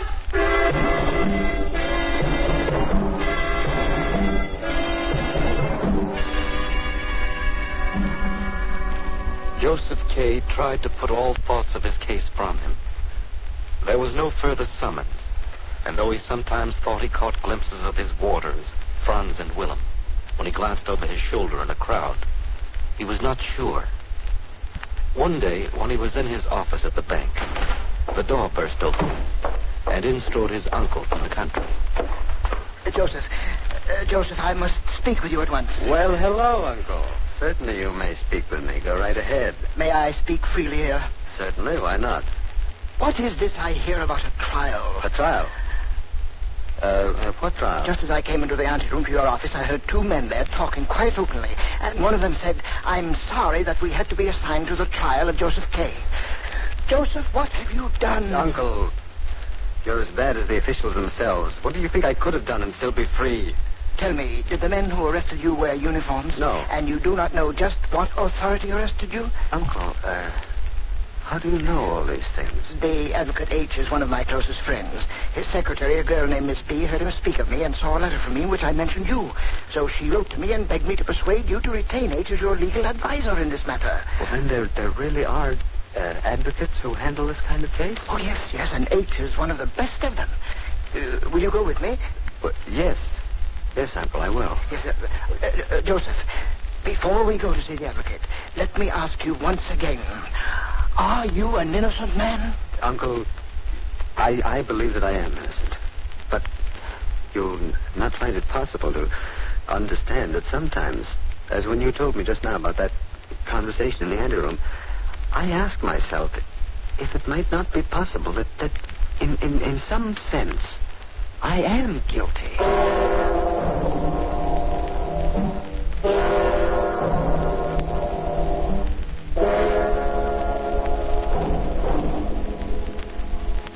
It is 11 months since your uncle first brought you in to see me, Joseph K. Heretofore, I have not told you what the possible verdicts may be. Well, I want to know them. I want to know the worst that can happen. You know that at my advanced age, I have abandoned my regular practice to handle just such cases as yours. All my life long, such cases have interested me deeply, and I have handled many of them. But never in my life have I known these law courts to give a definitive acquittal.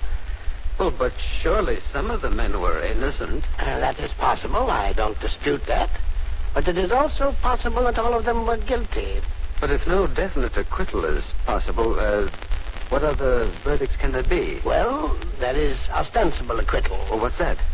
In ostensible acquittal, the accused makes an affidavit of his innocence, which is circulated to all the judges. If a sufficient number of judges approve it, the affidavit is given to the judge in charge of your case. He may then, on the responsibility of the other judges, free you. Well, and that is the end of it? No, not at all. Any judge who has not signed the papers may at any time have you arrested again. Then the process is to be gone through with all over again. Why haven't you told me this before? Do you want to make an affidavit of your innocence now? I'll be glad to circulate it. No. No, I don't believe I want to make an affidavit. Not just now. It seems so hopeless. Well, it probably is just as well, particularly since we don't know right at the moment which judge has taken over your case, if indeed it has been transferred. What other possible verdict can there be besides a definitive acquittal and ostensible? Well, there is indefinite postponement. What does that involve? It involves keeping your case in the lower courts, keeping it from getting past the first stages. And that is what I have been doing so far. I have already explained that definitive acquittal is not open to you. You must choose between ostensible acquittal and postponement. I must be alone to think. I think I'll go into the cathedral and stand in the middle of the building. I must be alone. It's so hard for me to feel that I'm alone and not being watched. You will tell me your decision as to which cause you want to pursue. But what I want to hear is all the judges saying to me, Joseph K., you are an innocent man. We give you definitive acquittal. You will never hear them say that.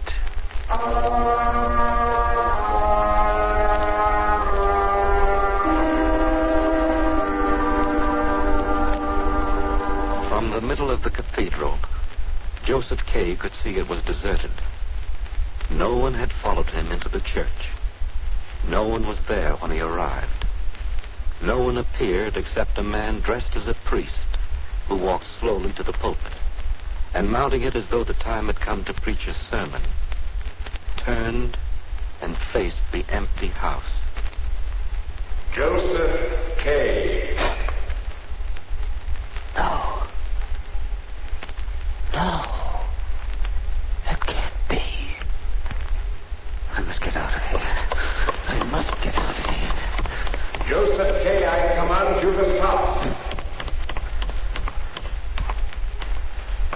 Come here and stand beneath the pulpit.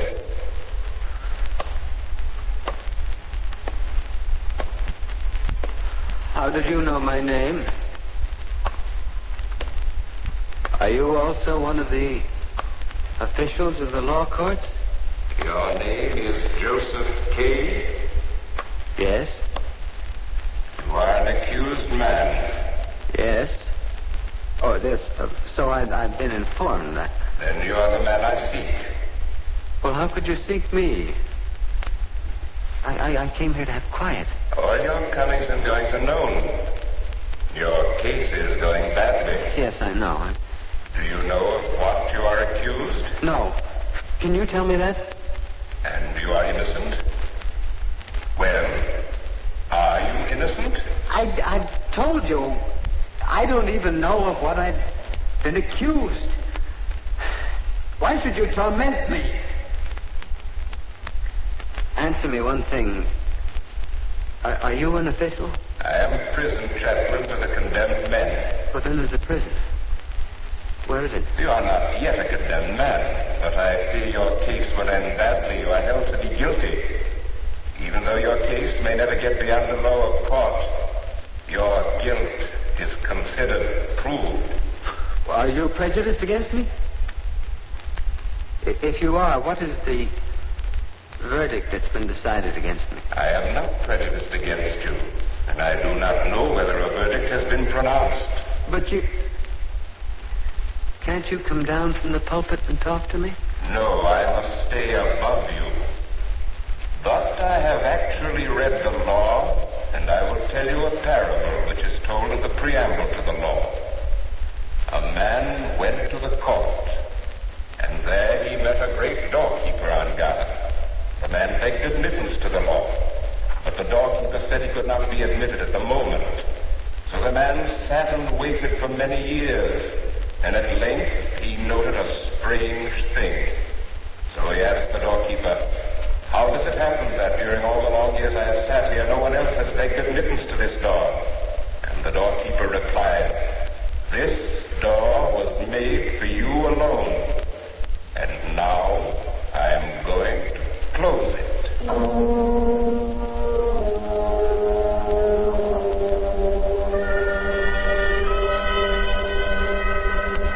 That night, while Joseph K. was sitting in his room, 2 men entered without knocking.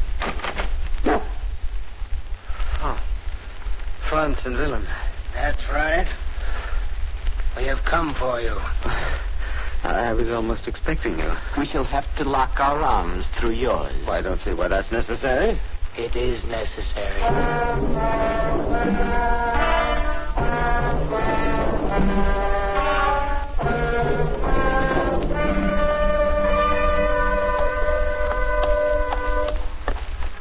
Where are you taking me?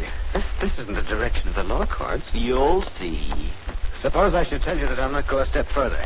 I wouldn't try it if I were you. Well, since neither of you will tell me what's going to happen to me, answer just one question. Now, I don't ask what my sentence is, even what I've been charged with. Only tell me, has the sentence been passed? Well, we might have... Quiet, Franz. Not another word from you. We're nearing the quarry.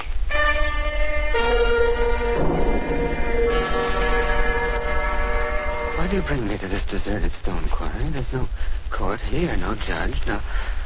I've received no warning of anything. What do you intend to do?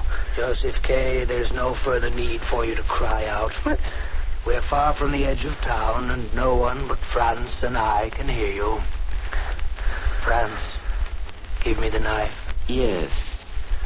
Take this knife, Joseph K. Take it yourself.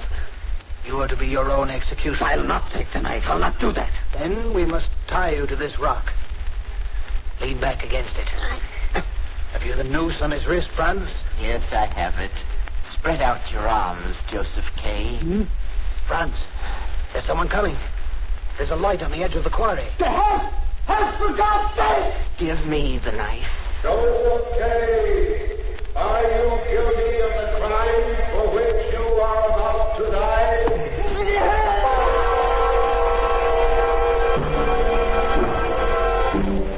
Are you guilty?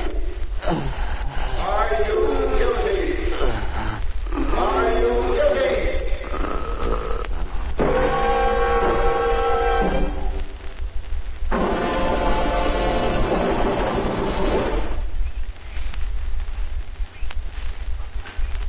So ends The Trial by Franz Kafka. The story was adapted for radio by Davidson Taylor and was based on the English translation as published by Alfred Knopf. Bernard Herrmann composed the special musical score, and Alexander Stemler conducted. The role of Joseph K. was played by Carl Swenson. The Trial was directed for the Columbia Workshop by Guy Della Chapa.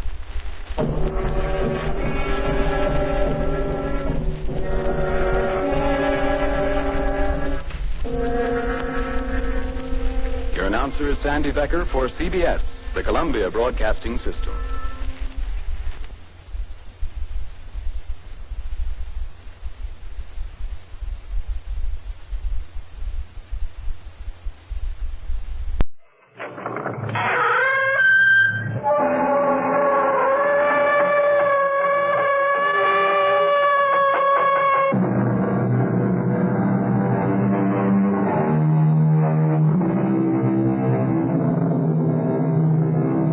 Come in.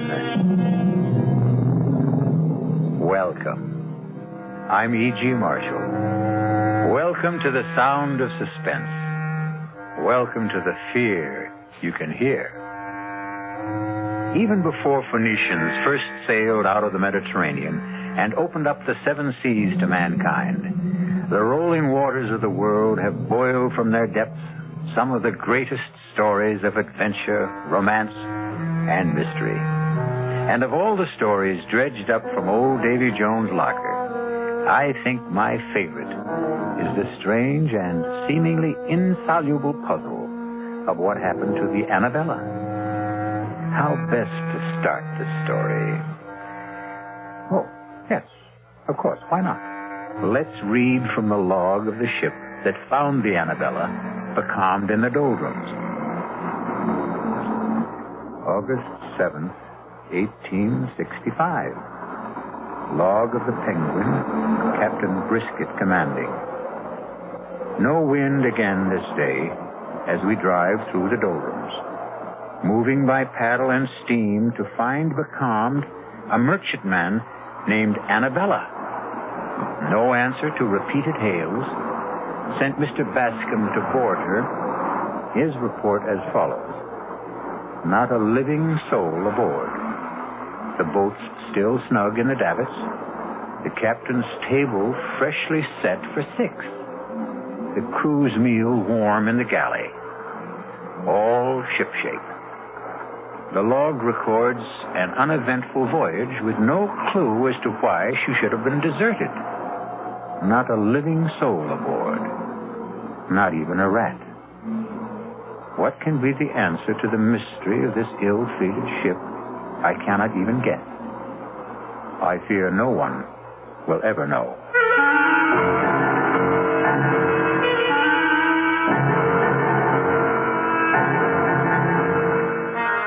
Our mystery drama, Sea Fever, was written especially for the Mystery Theater by Ian Martin and stars George Matthews and Brett Morrison. It is sponsored in part by the Kellogg Company, makers of Kellogg's Special K cereal, and by Anheuser-Busch Incorporated, brewers of Budweiser. I'll be back shortly with Act One.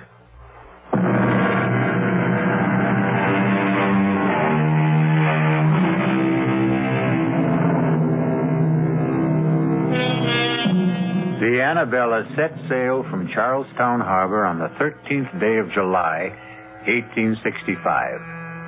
Her captain was Josiah Adams, a huge and forbidding giant of a man. And all the rest on board were as choice a crew of cutthroats, thieves, and murderers as you could set between bulkheads.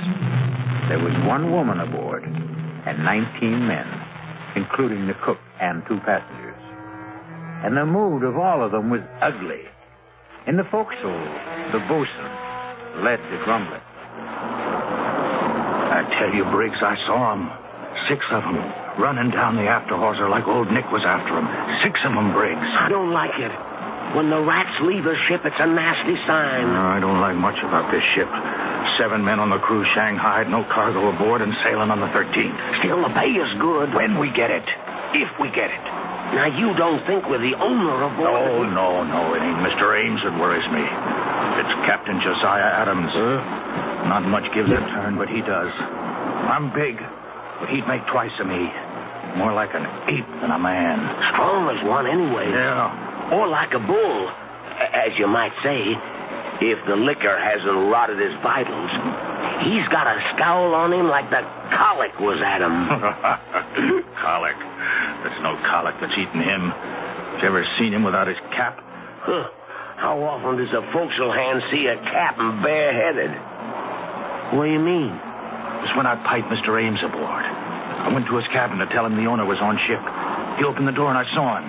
His head, bald as a white turnip, and his scalp as chewed up as the riptide off Chatham Light. I don't get you. They say he lost his last ship in Hudson Bay. He was washed ashore and found his way back to the States overland. The Indians caught him and... You mean... I scalped him. And he lived. You see? So that explains his sour face. He mightn't be a bad master at that. I wouldn't count on it. I think his heart is as black as his skull is white. Don't forget the rats. There's 4 bells. Your trick at the wheel. Let's not keep Mr. Peabody waiting. Come on. What more do you know? Why don't you ask the captain himself? I think you're full of wind. I'd best get to the helm. You're afraid to ask the captain, Briggs. Why don't you ask the mate? Just this way. Tell me, Mr. Peabody, where are we sailing with no cargo? Why did we have to Shanghai half a crew? Take a leg there, Briggs. You're late. 4 bells sounded and gone. Stand to the wheel. Aye, sir, Mr. Peabody. Mr. Peabody, sir. Yes? It's like I was wondering to myself, as it might be, where are we headed for, sir? Africa. The Gold Coast. I knew it. I knew it in my bones. You knew it? Why did you ask? It's blackbirding. That's what it is. Slave trade, ain't it? The slave trade is dead, I believe, Briggs. In America, legally. But not in Brazil. They still pay fancy prices in Brazil. That's what it is. I might have known. And if it is, would you object? Me? Not if the pay is high enough. One question, sir? Any further questions or answers you'll have to get from the captain. Mr. Ames or his fellow passenger, Mr. Rogers. After you've stood your watch. They're in the cabin if you'd care to risk it. Sir. So it's blackbirding, eh? Just what Christopherson guessed.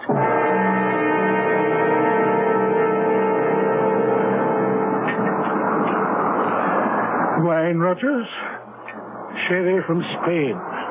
Sharpens the appetite before dinner. Something will have to wet mine. This miserable tub rolls like a horse in mud.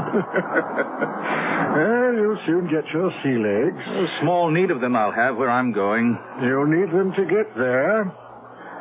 To the Gold Coast, Mr. Rogers. The Gold Coast.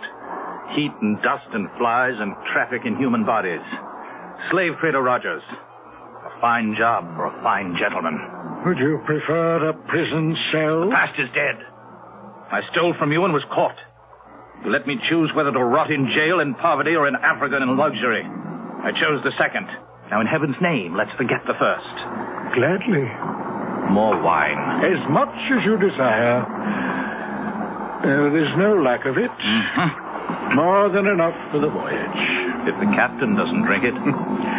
Captain Adams prefers a lustier brew. He must be the biggest man I've ever seen. And that head...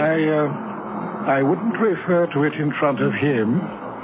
He's tender about that scalp pit. I wouldn't blame him. How he ever survived. Tribute to his magnificent constitution. The man is all steel. Not all. What? No, he has at least one soft spot. You mean his wife? Well, you know, the old legend is that it's bad luck to have a woman aboard. A woman aboard? Are you trying to tell me that Mistress Adams is aboard this ship? Why, of course. I thought you knew. This is no place for a woman. Oh, damn it, Rogers, I won't have it. The woman must be put ashore. I want to talk to the captain immediately. If you want the captain, you'll find him on the bridge. How do you know? My reputation as a ladies' man, Mr. Ames, remember? I make it a point to determine first when the lady is available. You better be joking, Rogers. I wouldn't give that for your life if Captain Adams discovered you toying with his wife.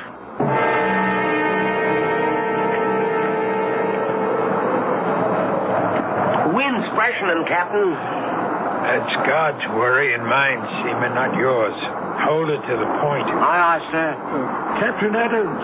What is it, Mr. Ames? A word with you, sir. No. What? You heard me and get off my bridge. No one sets foot behind the wheel except on my orders or invitation.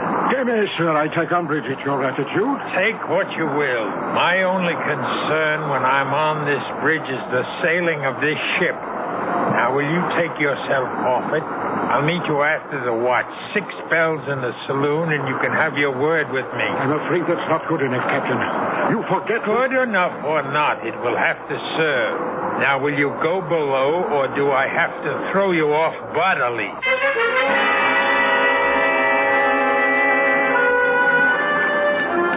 What time is dinner, Cook? Oh, Captain said 6 bells for you and Mr. Rogers and the mates.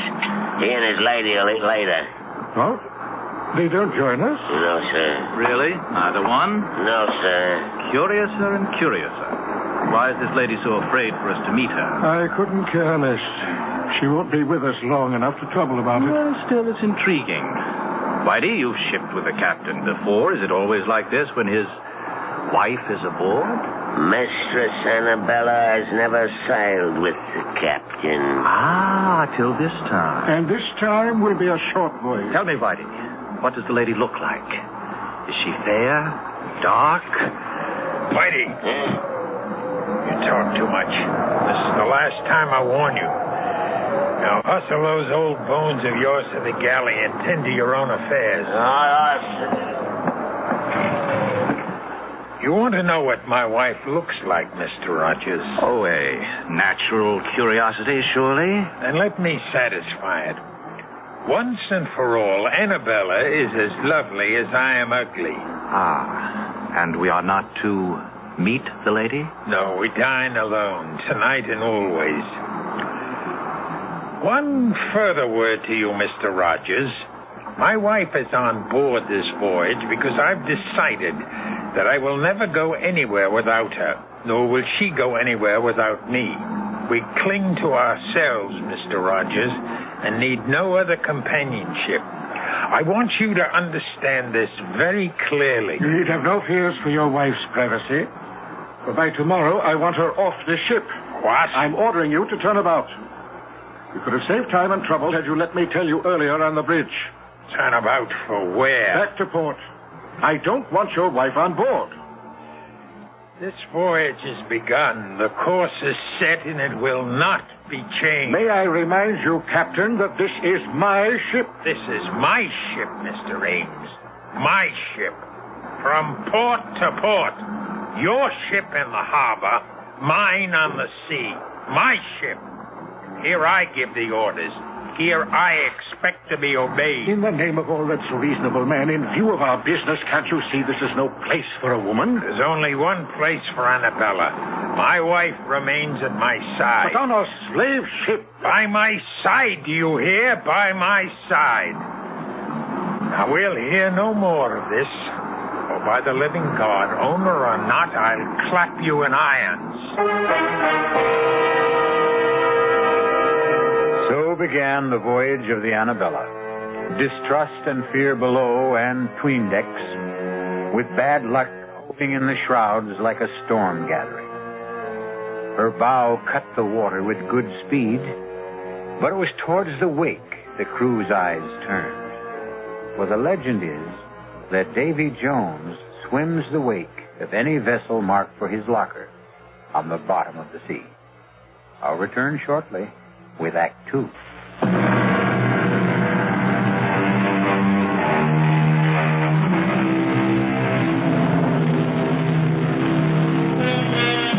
For the first week, the Annabella sailed southeast by south, beating down towards the tropics.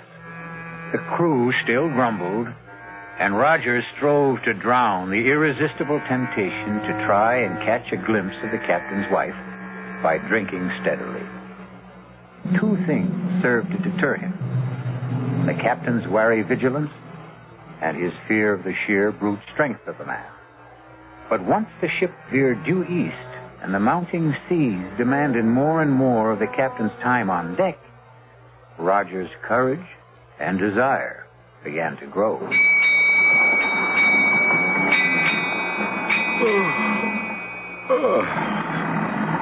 Well, it's time to turn in. Really? What time is that? 8 bells. I'd take a turn on deck if the sun wasn't down. Step. I'm for my bunk and a book. And you? Oh, the only book I care to open is the closed one that lies astern of us. If you're wise, you'll steer clear of both the captain and his wife. And that Spanish sherry, it's stronger than it seems. Good night, Rogers. Good night, Mr. Ames. Oh, good evening, Captain. Off for the bridge? It's making up some dirty weather out. I won't sleep much this night. Batten down tight, Mr. Ames. We may be taking some seas. Are you now for bed, Rogers? No, Captain, I'm not quite finished the bottle. I'd take it with me to my bunk if I were you. You'll be safer on your back when the swells begin to lift. Aye, aye, Captain. But you'll bring us through safe and sound, won't you? I won't leave the bridge till I know all's secure. I want you to sleep sound this night, Rogers. Who mans the wheel, Mr. Peabody? Paget, sir. Soundest hand we have. And the second mate mans the bridge? Aye, aye, sir. Good enough. Follow me aft. Right, Captain. Here. Help me to move this hatch. Here. That's well enough. Now batten down tight when I've dropped through. Make sure she's watertight. Aye, aye, sir.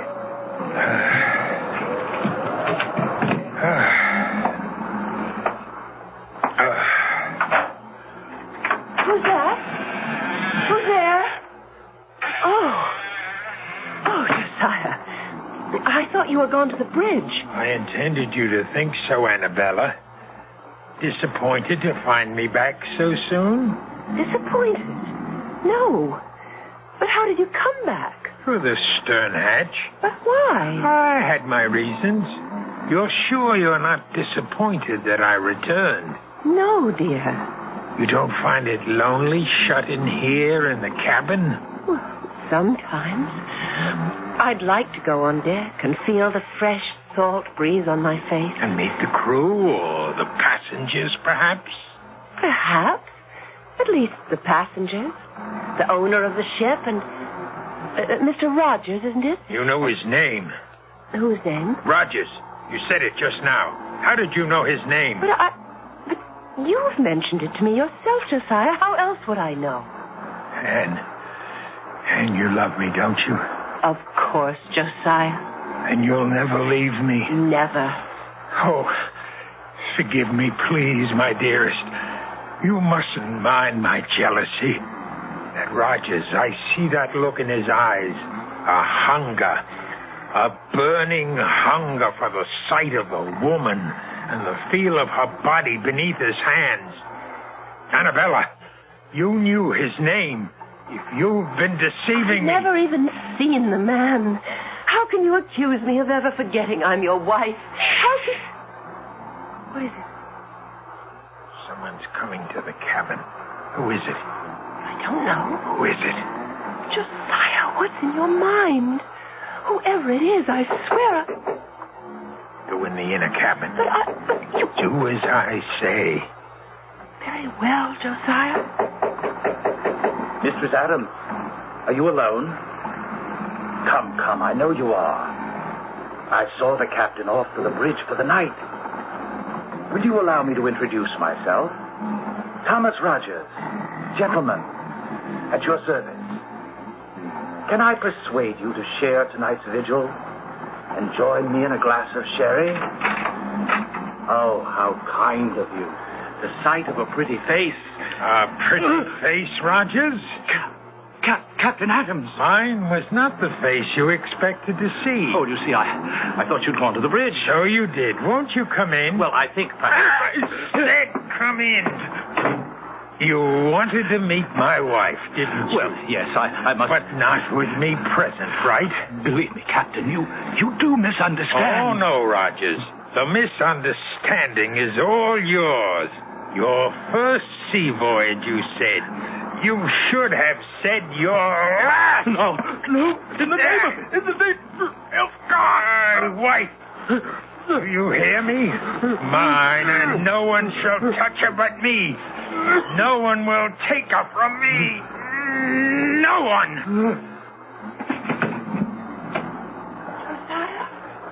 happened. I heard... Oh, you killed him. I should have snapped his neck like a chicken. I wanted him to suffer. But how could you? He was nothing to me. No one shall have you but me. Josiah, aren't you afraid? Afraid? The owner, the crew, everybody on board. When they find They out... won't find out. No one knows he's here. He'd make very sure of that. His body will go out the stern window and into the sea.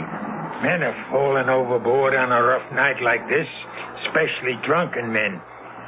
No one will know what happened to him except you and me.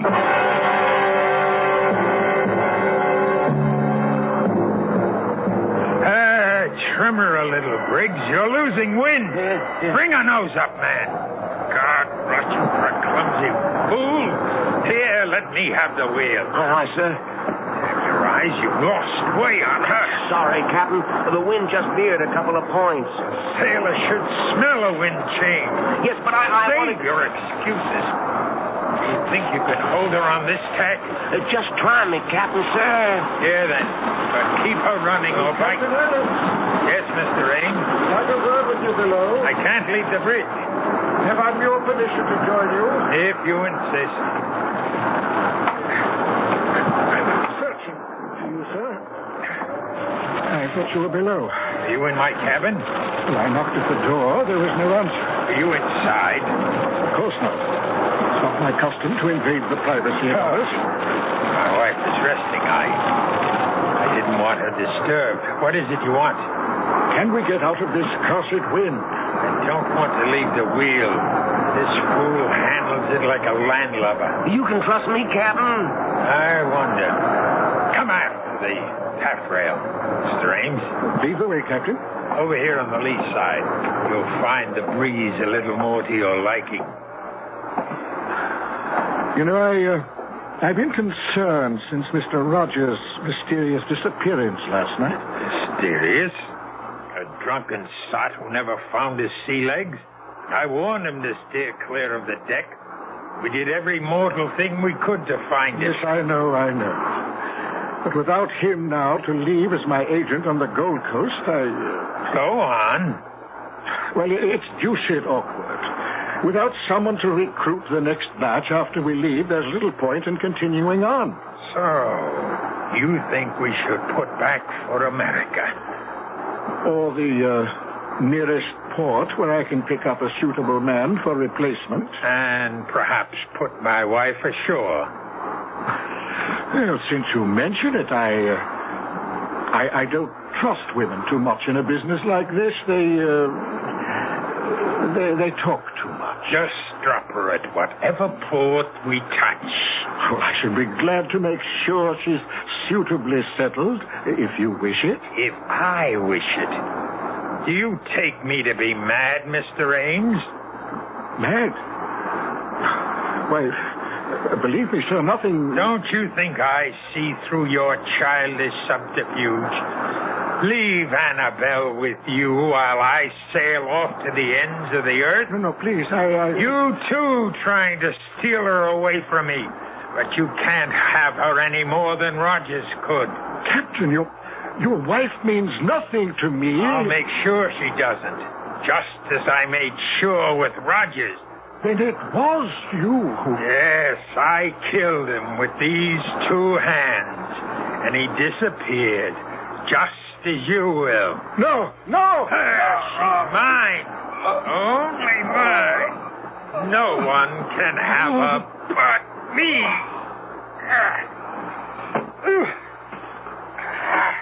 Into the sea, Ames, like Rogers.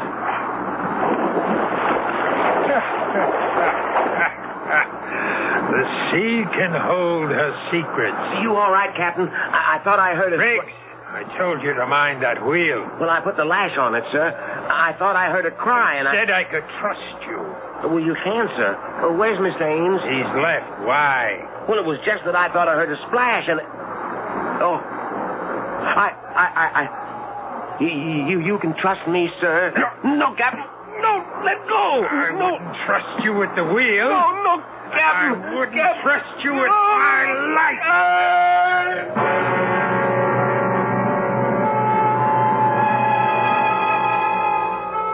Two more overboard. 19 men the Annabella sailed with, and now there were 17. Evil men, all of them. And Davy Jones swam the wake, waiting for them. For the captain, mad with imagined jealousy, had crossed the line of sanity. His obsession convinced him that he would know no peace till everyone on the Annabella was gone, save himself and his wife. I'll be back shortly with Act 3.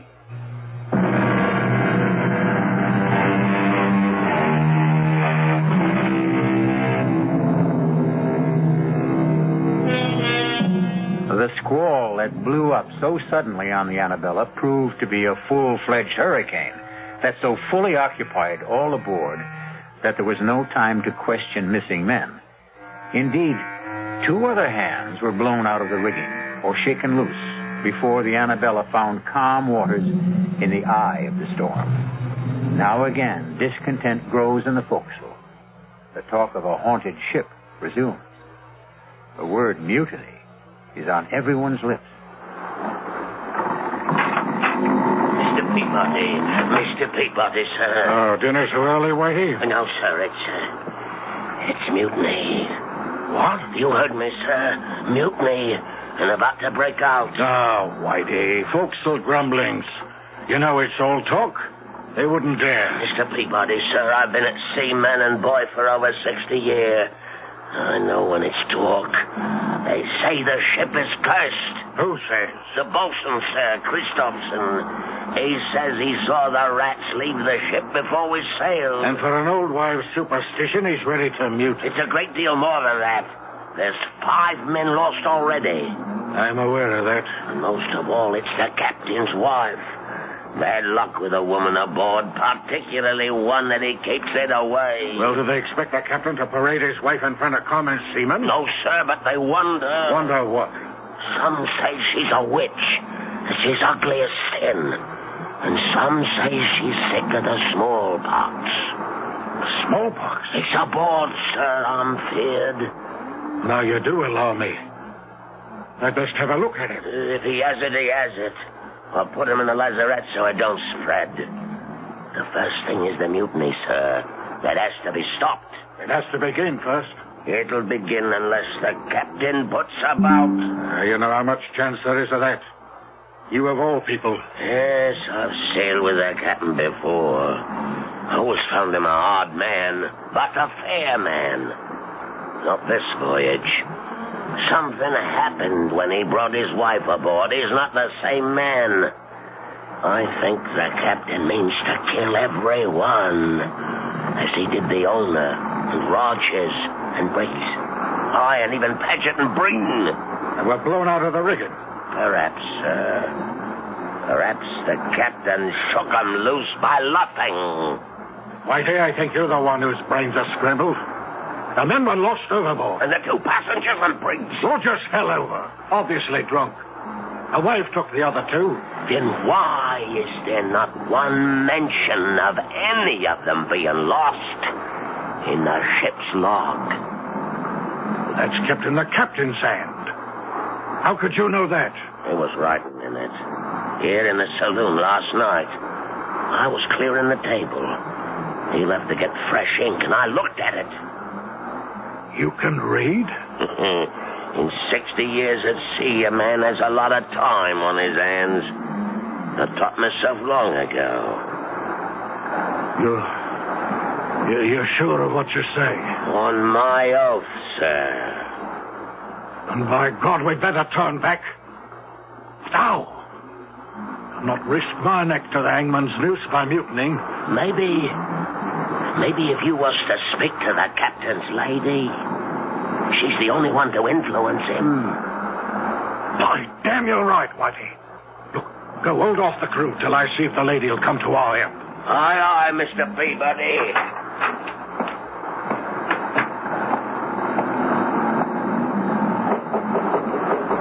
Mistress Adams? Mistress Adams? It is Mr. Peabody, first mate under the captain.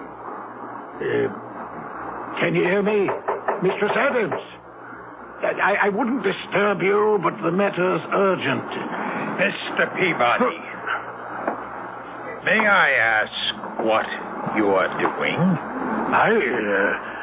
Captain, I wanted to talk to your wife.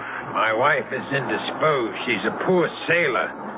And these last days have worn her out. How dare you disturb her? I felt the matter urgent. Attend me in the saloon, Mr. Peabody. First, let me see to my wife. Aye, aye, sir.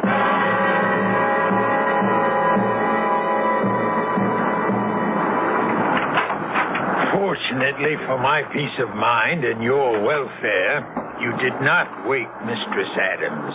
Now, why did you wish to see her? Well, I didn't think you'd be willing to bring the ship about and head for home. You're quite correct. I would not. Feeling sure of that, I hope to enlist Mistress Adams' aid in persuading you to change your mind. That was the only reason you chose to disobey my orders? That no one was to approach my wife? What other reasons? What other, indeed? Why would you be so anxious to turn for home, Mr. Peabody? Because otherwise you face a mutiny, Captain. Mutiny? Damn. I could ask for nothing better than to cut down some of the forward scum. If I didn't wear my pistols at all times, I'd have a knife between my ribs before this. Mutiny, eh? And if they do, where do you stand, Mr. Mate? I'm an officer, sir, but unarmed. We'll remedy that. Fetch the second mate while I break out the arms. Then we'll muster the crew on deck and have this out. Aye, aye, sir. What about the bosun? The bosun? No. I won't put firearms in his hands. The three of us can stand them off. Turn back, Turn back, rough pack of lily-livered swine. I'll see us on the bottom first. Now hark to what I tell you. This voyage can make us all rich. No owners split now. The profits are all ours. Sail on with me to Africa, and we'll all reap our reward. Aye, Deep Sixth in Davy Jones's locker. Speak for yourself, Mr. Christopherson, or all. Or for both. This ship is cursed. Turn back and we'll make you captain. You question my orders? I say to hell with your orders. Mr. Peabody, sir, you know what's happening aboard this ship. We'll sail under you. Will you stand by us, sir? Well, Mr. Peabody, where do you stand? You see where my pistol is aimed, Captain? At me. I suspected something like this when I found you below at my cabin. What would you do now? I'll ask for your pistol, sir. I'm taking over the ship. But I guarantee you safe conduct home. And my wife? Your wife, too, of course. And if I refuse? Don't make me pull this trigger, sir. That's just what I intend to do. Don't come any closer. You fool. Do you think I'd have handed you a loaded gun, knowing what was in your mind? Punishment for mutiny is death. Well, who's next? Who else wants to go on trial? I thought so. We'll smell the wind. The hurricane's coming back. To the rigging, all of you. And reef sail, or by heaven... Reef them yourself, old baldhead. We've taken our last order from you, you murdering devil. Go back to your cabin and tell your wife... I warned you, Christopherson. Captain Josiah, some are armed. You should never have started this. Never started it. It's just what I want. I want to be rid of you scum. Now I have my chance. Turn back to where I will lose Annabella forever. Never! Never!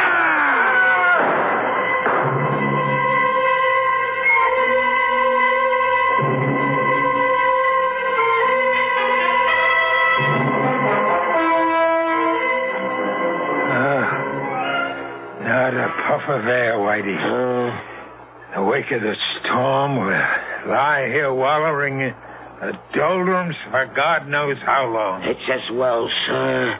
There's scarcely enough men left to sail the ship. Well, what there is dog-tired and half alive. How many left? Timmins died this morning. 4 killed in a mutiny. 1 more lost overboard. And Rudge, who died in a fall from the crow's nest. That leaves 5, sir. Are they counting you, Whitey? You're counting me. 5 of you still between us. We're woeful short-handed, sir. Yes. I have a mess cooking for the crew. Can I sit him down to eat? Huh? Eat? Oh, yes, of course. We must all eat. But first, serve all hands a double ration of grog, including yourself. I'll put a cask of rum out in the saloon. Oh, sir. Before you serve the crew, though, set the table in the saloon. Yes, sir. For 6. For 6, Captain? Certainly. The passengers, the 2 mates, myself, and my wife.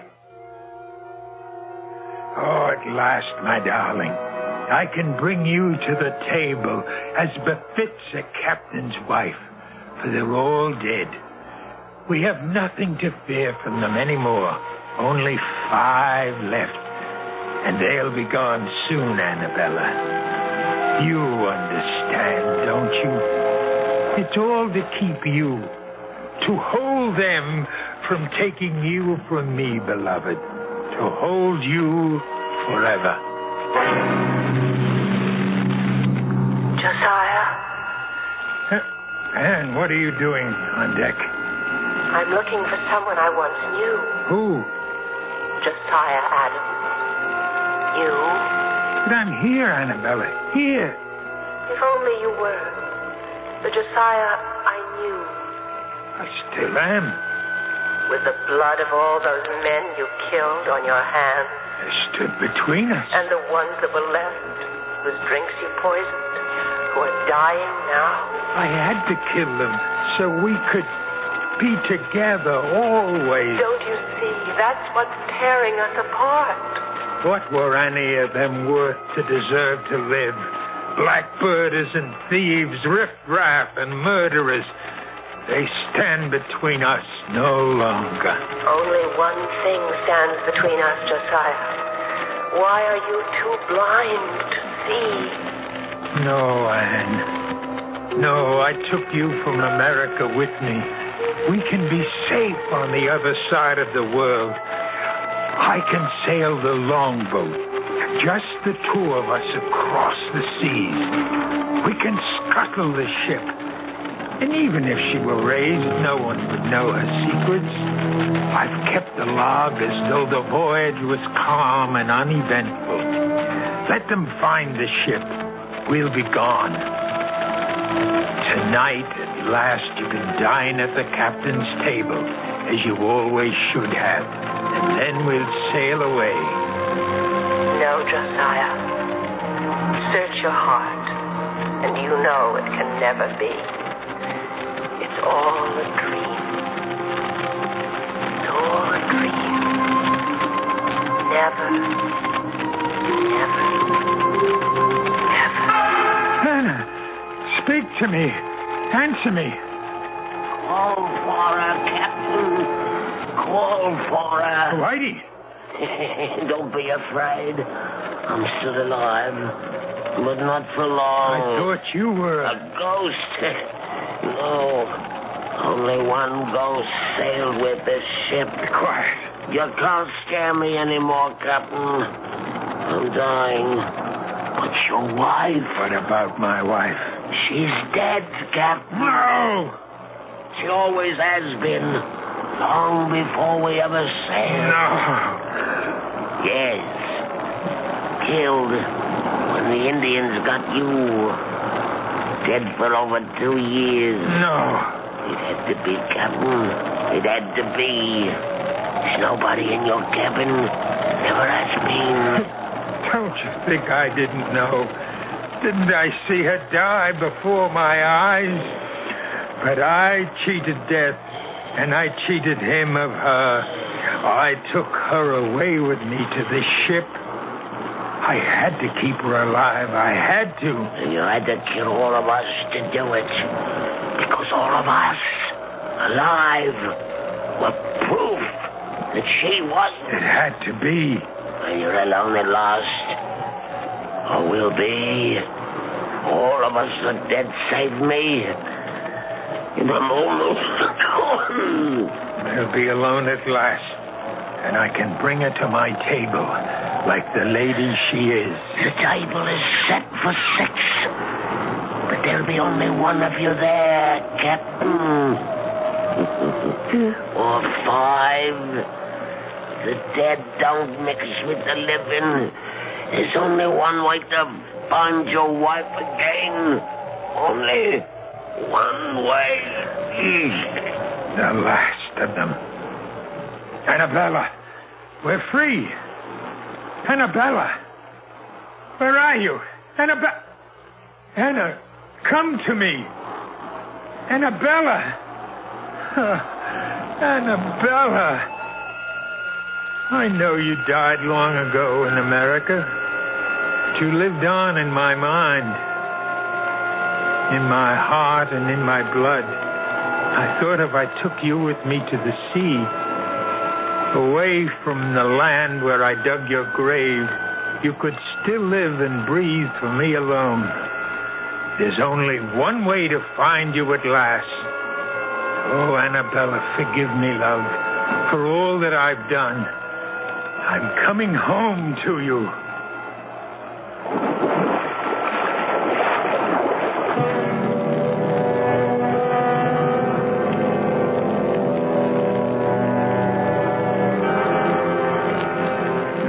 Men sailed with the Annabella, and 19 men went to the bottom of the sea. The ship weathered all the storms. But then, a ship is a woman, which only goes to prove that on land or sea, the ladies have the better instinct for survival. I'll be back shortly.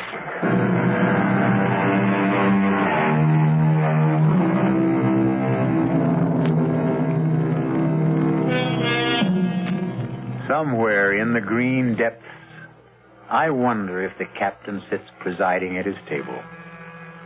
But if he does, there's at least one empty seat. For Mistress Annabella died on land. She'll never come back to the sea, or him. Which seems fair enough, wouldn't you say? He didn't exactly deserve a happy ending.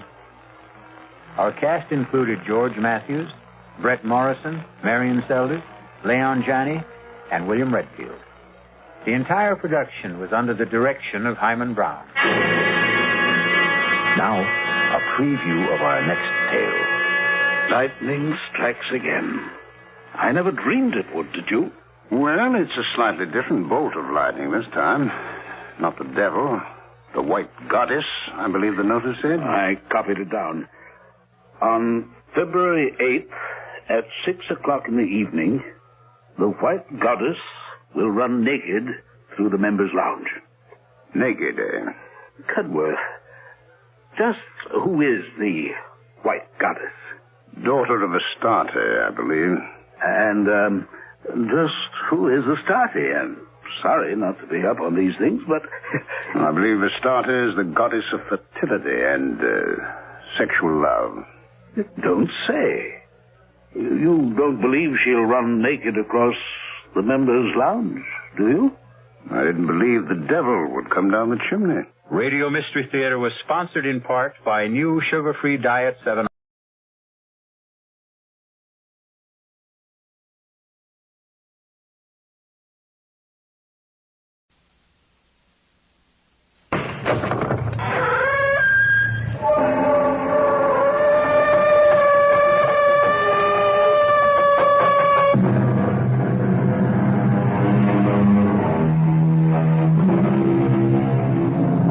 Come in.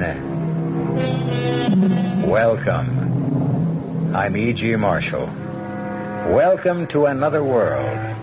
A world of suspense. A world of the unexpected. And a world where fantasy and reality may often wear the same face. We are told, the truth shall make you free.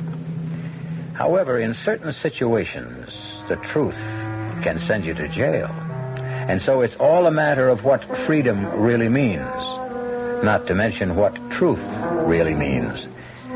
For Eleanor Hartley, this is no philosophical, theological, or intellectual exercise. It has become suddenly a tangible and terrible fact of life. Our mystery drama, A Tiny Drop of Poison, was written especially for the Mystery Theater by Sam Dan and stars Tammy Grimes. It is sponsored in part by Anheuser-Busch Incorporated, brewers of Budweiser, and by the Kellogg Company, makers of Kellogg's Special K cereal. I'll be back shortly with Act One.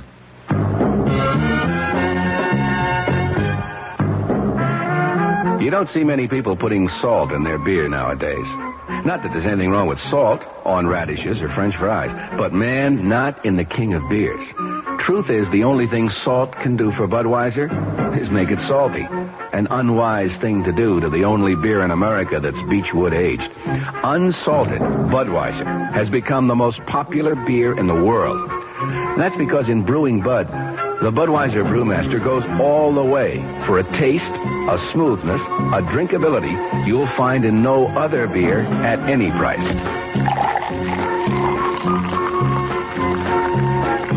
And something else you can take without a grain of salt. The fact that when you say Budweiser, you've said it all. Anheuser-Busch, St. Louis.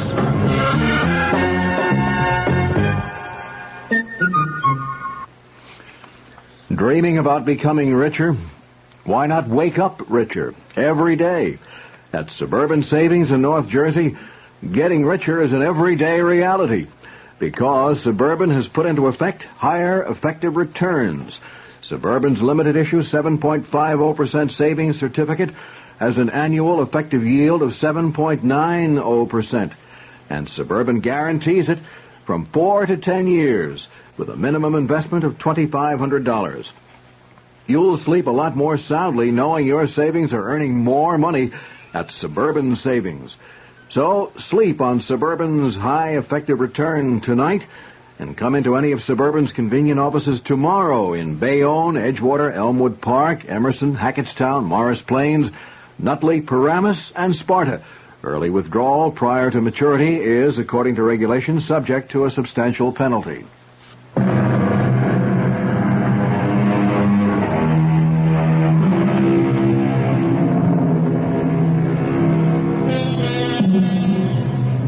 There's simply no way of knowing.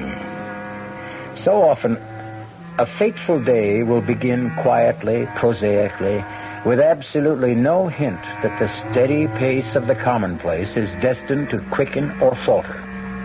With no intimation that today a die will irrevocably be cast, and henceforward our lives will change forever.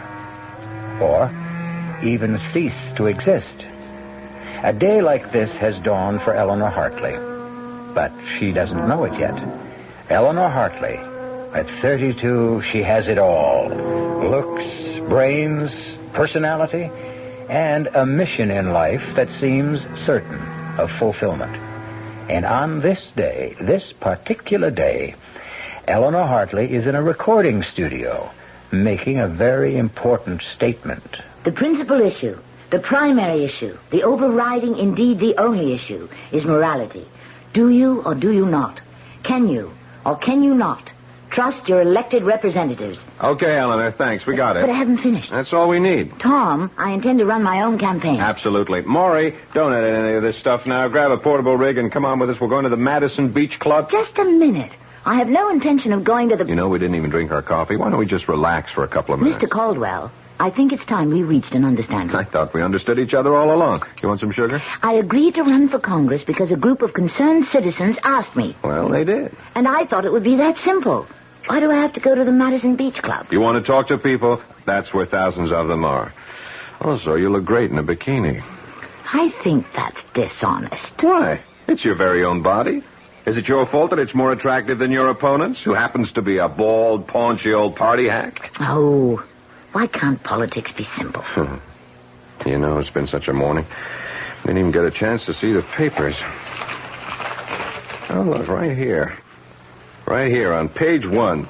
This is what the game is all about. What? Look, we got some more results from the surveys. You have gone up 7 points in the last week. That's not very much. Are you kidding?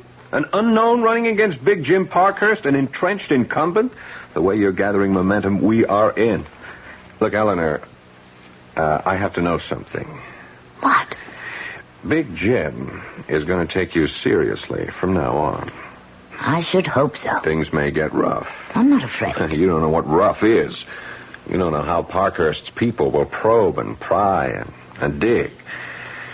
So, if there's anything in your past, anything at all... What are you trying to say? By now, Parkhurst has unleashed the hounds.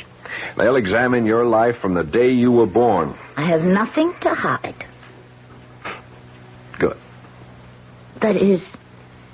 Yeah? No. No one would ever come up with anything to embarrass me. The year you were 22? What about that year? Eleanor, we can't account for it. What are you talking about? Well, we've checked you through school. We've checked you through college. You mean you've actually investigated me? Of course. When you were 23, you married Ted, and the past 5 years have been an open book. But that whole year, while you were 22... Yes, well, like so many kids who get out of college, I was at loose ends. Didn't know what I wanted. So, I just took off.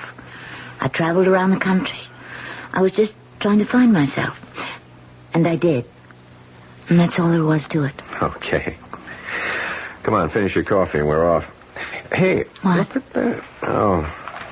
No, it's just nothing. It's just an article here. Which article? It's got nothing to do with politics. I just happen to know this guy.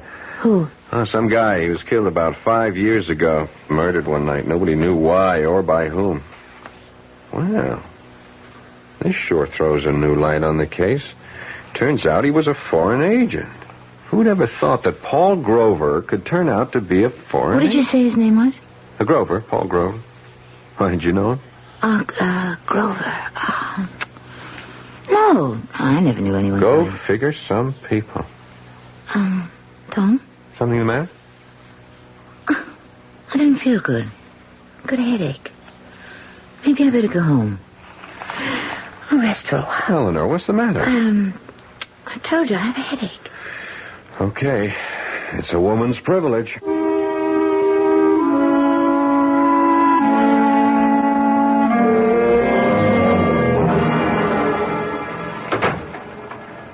Hi there, Congresswoman. Hi there, Detective. Get any votes today? A few. You catch any crooks? No. I'm on a whole new thing. Sherlock Ted Hartley, that's me. I draw all the weird ones. This was a guy named Paul Grover. Grover? How do you like this? He was murdered 5 years ago, buried and forgotten. Now it's suddenly wide open again. You know why? Tom showed it to me in the morning paper. He was a spy. Which means we have to find out who killed him. Wasn't it always important to find out? Well, now more than ever. The information we have now is that he was ready to come over to our side and spill what he knew. But, isn't this out of your, The Federals asked us to cooperate. So the old man called me in and said, Ted, go get him. Oh. I'm a victim of my own reputation. So now I have to lone wolf around and try to sniff out a case that's 5 years old. Let's eat in tonight. Okay. It's a rare night I have you all to myself. Maybe I should never have gone into politics. What are you talking about? Here you are, a cop's wife. You're more than just a cop. And you're more than just a wife. It's one of those crazy things. You're going to go to Congress. I have to be elected first. Oh, baby, you're home free. My career took off the day I married you. Come on, Ted. No, I was always a good detective, but in the last 5 years, you'd be surprised how many ideas I got from you. You really taught me how to think. What do the police know about the murder? Well, just about zero. They figured Grover stopped for a hitchhiker because when he left his office to drive home, he was alone. They found his car at the side of the road, and he was about 30 feet away, stabbed to death. Funny guy. Lived all alone, no friends, just people who knew him casually. Well, after all this time, how can you expect to find the killer? Oh, I'll find the killer, whoever he is. At least that's what I keep telling myself.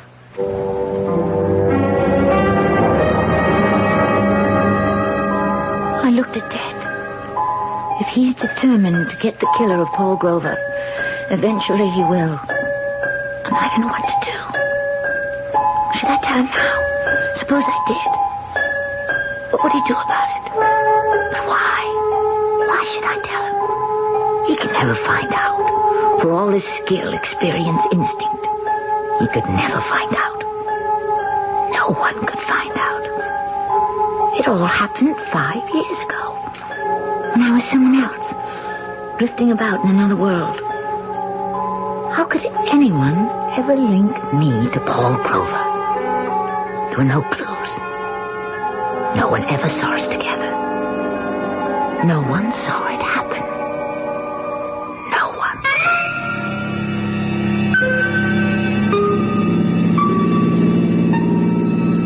Thanks for picking me up, mister.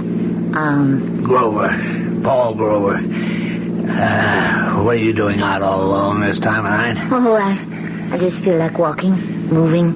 You, one of them hippies? What's in a name? Talking about names. What's yours? Eleanor. Eleanor what? What does it matter? Okay. How'd you like some supper? That would be, welcome. I know a nice little place just off the state highway here. You're very kind, Mr. Grover. Very kind. Why are we stopping? Oh, well, I figured before supper we... We what? Well, let me put it this way. You want your supper, you gotta sing for it. Take your arm away. Hey, now listen. Don't you touch me. Who are you kidding? I know your kind. Hey, you come back here. Let go of me, let go. What are you fighting me for? A girl like you don't care, and I'm even willing to pay. Help! Scream all. Scream all you want. Who's going to hear you? Okay, you asked for this. No, please, put that knife away. You quit scratching and slapping, and you just behave yourself, and you just do as I tell you, and you won't get hurt. I'll go to the police. Yeah, who'd believe you? Who'd take your word against mine? I'll say you're trying to frame me. You'll go to jail. Now, come on, honey, be nice.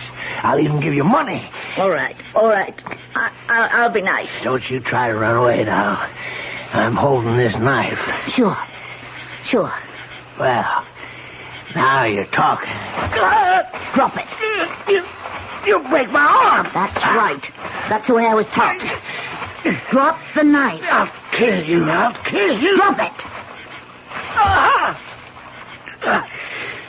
Oh, you... I told you.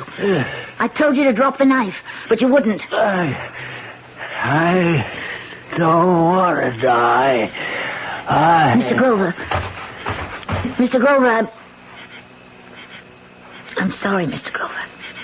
But what was I supposed to do? You wanted to kill me. What was I supposed to do?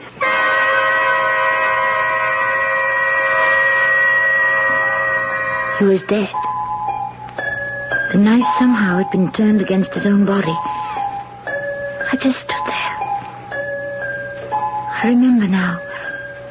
I wondered why I didn't panic. But I was cool.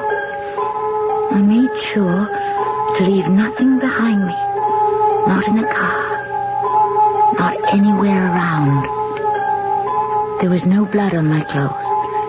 And so, I just walked away. I walked away into the night. And no one saw me.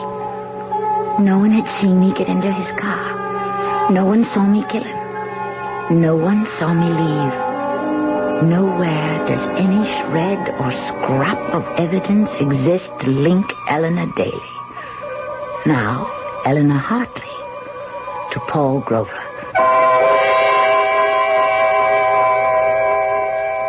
Well, she certainly told it the way it was. But is it true that there are really no clues? Perhaps there are no fingerprints or bloodstains, but how about other clues? Stronger clues. The clues that exist in the mind, the heart, the conscience. We may find a few of those when I return shortly with Act Two. Great taste in the morning. Kellogg's has that wholesome taste to get you up and grinning. This is Jerry Crawford for Kellogg's Special K. We've been having some fun in our television and radio commercials by using a ball and chain to symbolize the slight overweight problem common to so many of us. We point out that being a few pounds overweight is just a little more difficult for you. Climbing stairs, just walking around, even sitting down can feel, well, like you're wearing a ball and chain. In case you missed the message, it's this. If you really want to get rid of that extra weight, you really have to work at it by exercising and with sensible meals like the Special K breakfast.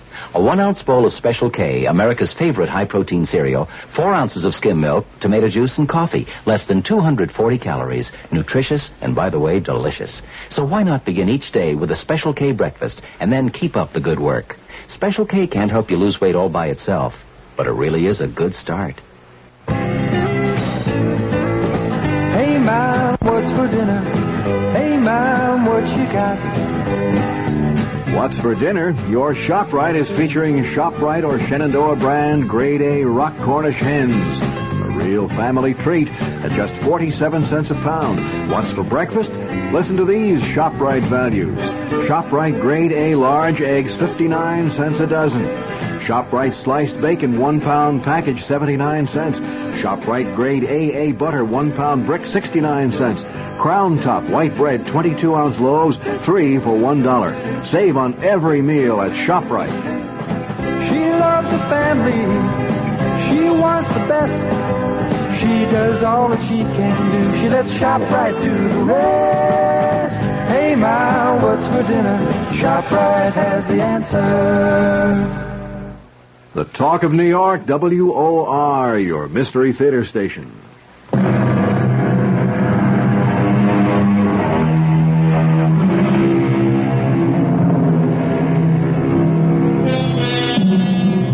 They are a most unusual and attractive young couple, Ted and Eleanor Hartley. Ted is a brilliant detective on the city police force. Eleanor is so bright and sincere and articulate that a citizens committee has asked her to run for Congress. Eleanor is busy with her campaign. Ted is busy trying to track down a murderer. This sounds like two different stories, but actually, it's really one story, because the killer Tom is looking for happens to be Eleanor. No, don't. Let me go. I'll kill you, Mr. Grover. Kill you. Eleanor, darling. Eleanor, darling, wake up. What? Oh. I must have had a nightmare. You were muttering and mumbling the craziest things. I think it's just I've been working too hard. Darling, you don't have to put so much into it. There are lots of people working for you. I want to be elected, Ted. I feel I could do so much good. Sure. I feel I owe something. You owe something? What? I feel I have a debt. I have to make up for something. What? Oh, well, once I did someone an injury. Who? It was a long time ago. Yeah, but if it bothers you... This person had it coming. Then forget it. It's not that easy. Want to talk about it? No. Part of our bargain, remember? We'd never press each other for details about what happened before we met each other. Well, I'd say overall it's a good bargain, but... Tell me, did I bother you with this Grover case? Bother me? Yeah, your nightmare. You were mumbling, but you don't want to talk about it. No, I'll talk about it if you want. I remember reading... It was such a messy murder. I have to find the killer, no matter how long it takes. I'm scared. Because I know Ted means it. He never quits. He'll stay with it forever. I don't know what to do. But how can I tell him? How can I confess? It was self-defense, but it'll be the end. Not just the end of my career, but the end between Ted and me.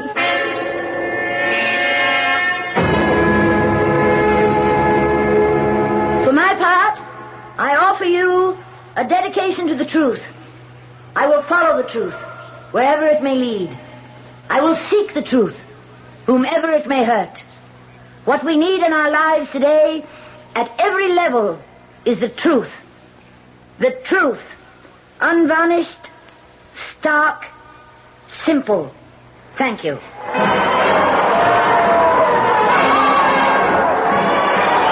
on. We have to go. Come on. How did it sound, Tom? We'll sneak down the back stairs. You're due on the south side in 15 minutes.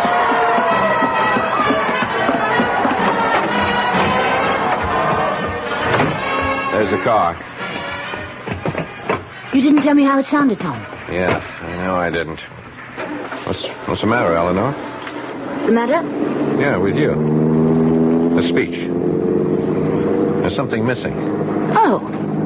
What? I don't know. Let's say some of the fire was out. Anything wrong?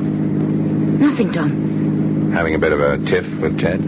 Ted is absolutely in favor of my running. So what's wrong? Why do you insist something's wrong? Your speech. I didn't believe a word of it. Why? Because it was obvious to me that you didn't mean a word of it either. But Eleanor, something is wrong. Something has been just a little off-key all week. Now, why didn't you tell me about it? Tom, I wish you'd believe me. Everything's just fine. Yeah? I mean it. Well, if everything's just fine, why are you so pale and why are you perspiring? Tom. Then there is something. Tom, there's nothing we can talk about. But it's serious. Yes. Serious. Eleanor, if it should ever come out. It can never come out, Tom, believe me. Eleanor. Please, Tom, don't ask me any more questions. Please. Sure. Okay. But whatever it is, I'm in your corner. I'll back you. I'll fight for you no matter what you did. Even if you committed murder.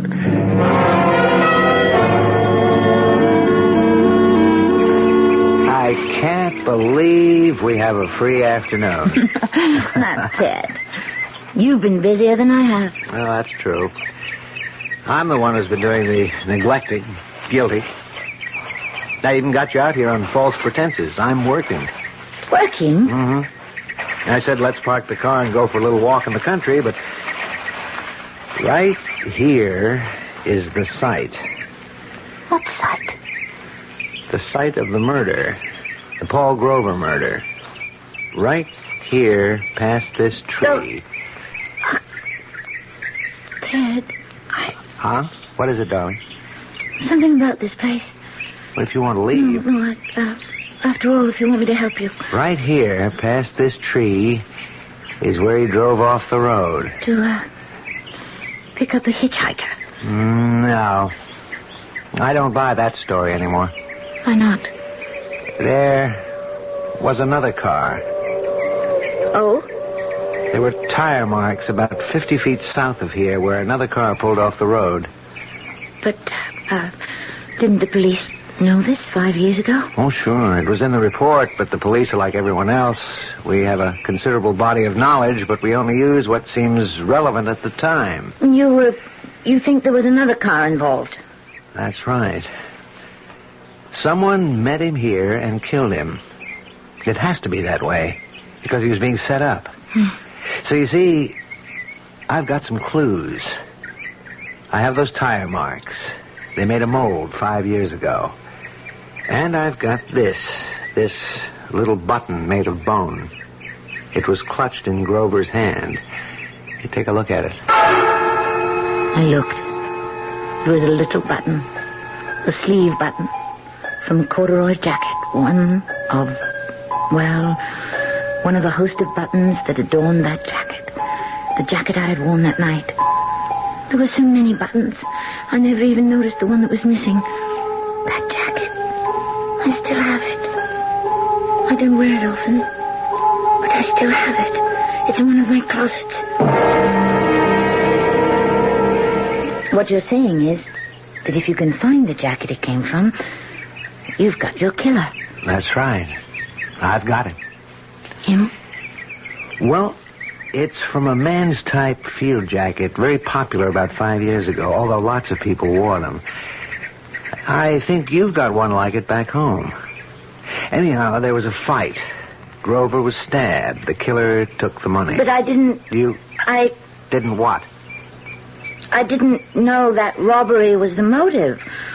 Wasn't it supposed to have been a secret agent thing? I figure a hired killer. But he was stupid enough to pick up some loose bills. That should hang him. Are you sure? You know what else I've got? I found a witness.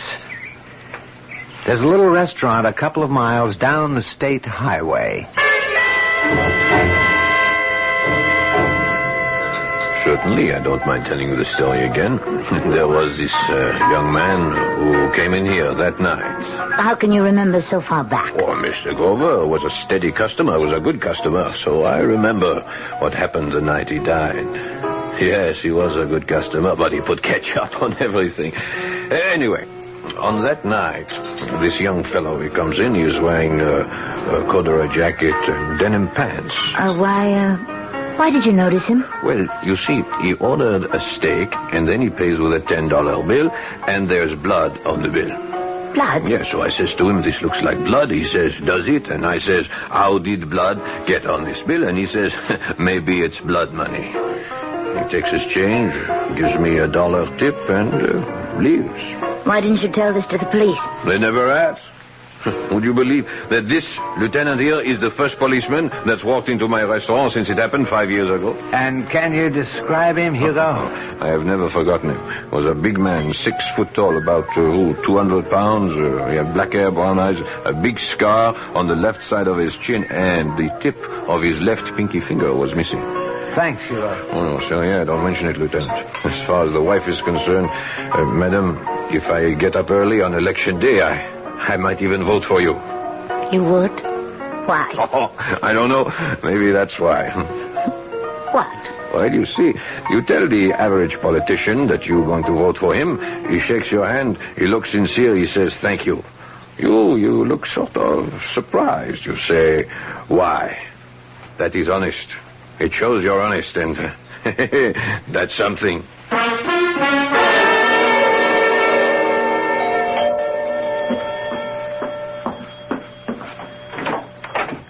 Hi, Eleanor. Come in, Tom. Got here as soon as I could. Something wrong? Nothing's wrong.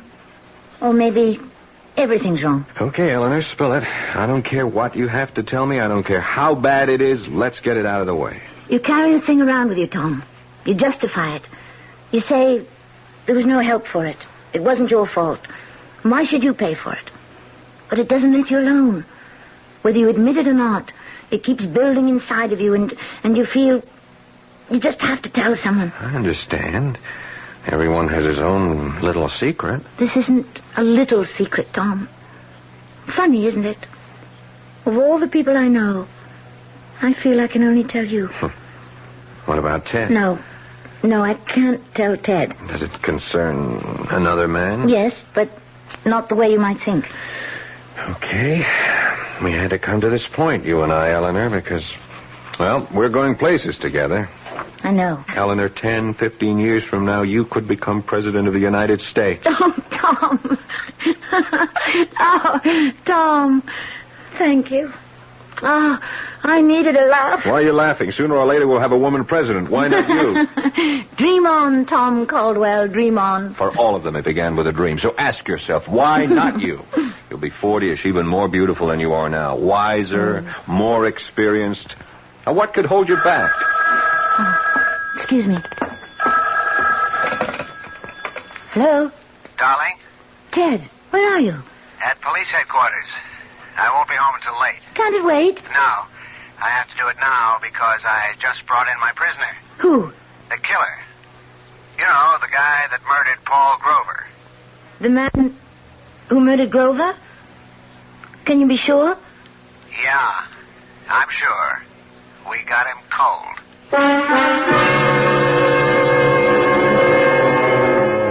Is it possible? Can two people have murdered Paul Grover? We know of one, but who is the other? Can there be another? Maybe it's possible to murder a man twice. We will deal with a number of interesting possibilities when I return shortly with Act 3. Oh, sure. You can talk about good-tasting diet drinks, but I know. I'm Goldilocks, and here at my taste-testing laboratory, I taste-test them all. And nobody's been drinking my diet drinks until I tested sugar-free Diet 7-Up. And then, kabloomy! Every bear wanted some. Diet 7-Up is fresh, natural, delicious. Sugar-free Diet 7-Up. This one's just right. Hello, Amco. My automatic transmission just got automaticing. I was wondering, do you service Chevrolets? Do we service those sensational Chevrolets? Ma'am, Amco has serviced over 3 million automatic transmissions of all kinds. Nearly 900,000 Chevrolets alone. Ooh. Do we service Chevrolets? George, pitch pipe, please. Chevy Nova and Impala and the Bel Air and Camaro and the Chevy too. Oh, my. Yep, we know them. Every Chevrolet automatic make and model on the road today, from the oldest Biscayne to a bright, spanky Caprice. By the way, what sort of Chevy did you say you had? A Chevy Mustang. Well, no matter. Nobody knows your automatic transmission better than Amco. AA MCO. There are over 500 AMCO centers coast to coast. Consult your yellow pages for the AMCO center near you. AA MCO. AMCO.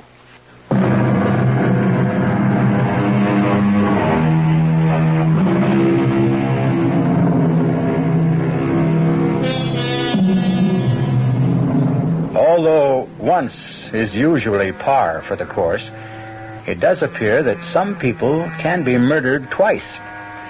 5 years ago, Eleanor Hartley was forced to kill a man in self-defense. And now it develops that the police have evidence against another killer. And Eleanor Hartley, whose horizons are unlimited, now has to make a crucial decision. Everything all right with Ted? Yes. Just fine. They got the killer. Killer?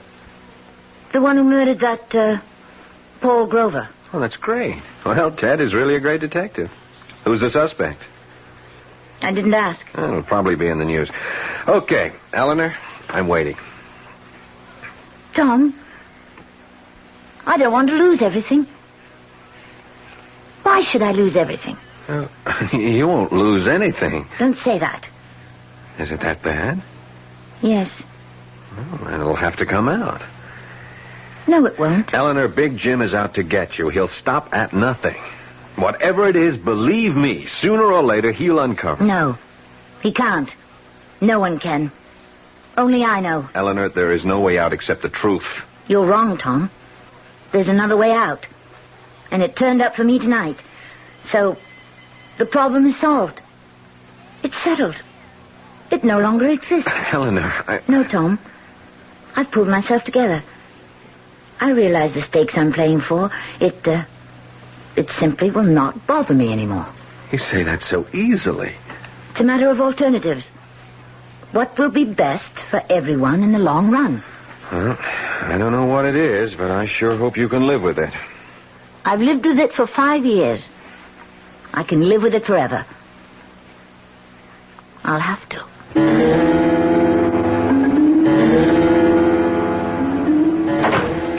Ted? Oh, I'm sorry. I woke you. Did you think I could fall asleep? Tell me everything. Who is he? Vince Perry. Very bad boy. He's had quite a career. 5 or 6 years ago, he was just a punk. Now he was on his way to being #1 in narcotics in this town. But, you've got him for murder. How did you? Well, after all, 5 years ago, the police couldn't get anywhere. Well, I had one break. That little restaurant. I guess the detectives never went there last time. It is an out-of-the-way place, but... But why didn't Hugo come forward? Hugo represents a large group of people. Guys like Hugo simply don't volunteer. But all Hugo gave you was the description. It was enough. It told me it was Vince Perry. But the description, is it enough? 2 other things put him on the scene. The tire marks. They're a very special Italian tire. I checked back. I found out that Vince Perry had come into some money, bought an imported custom Italian car. Oh. And the button.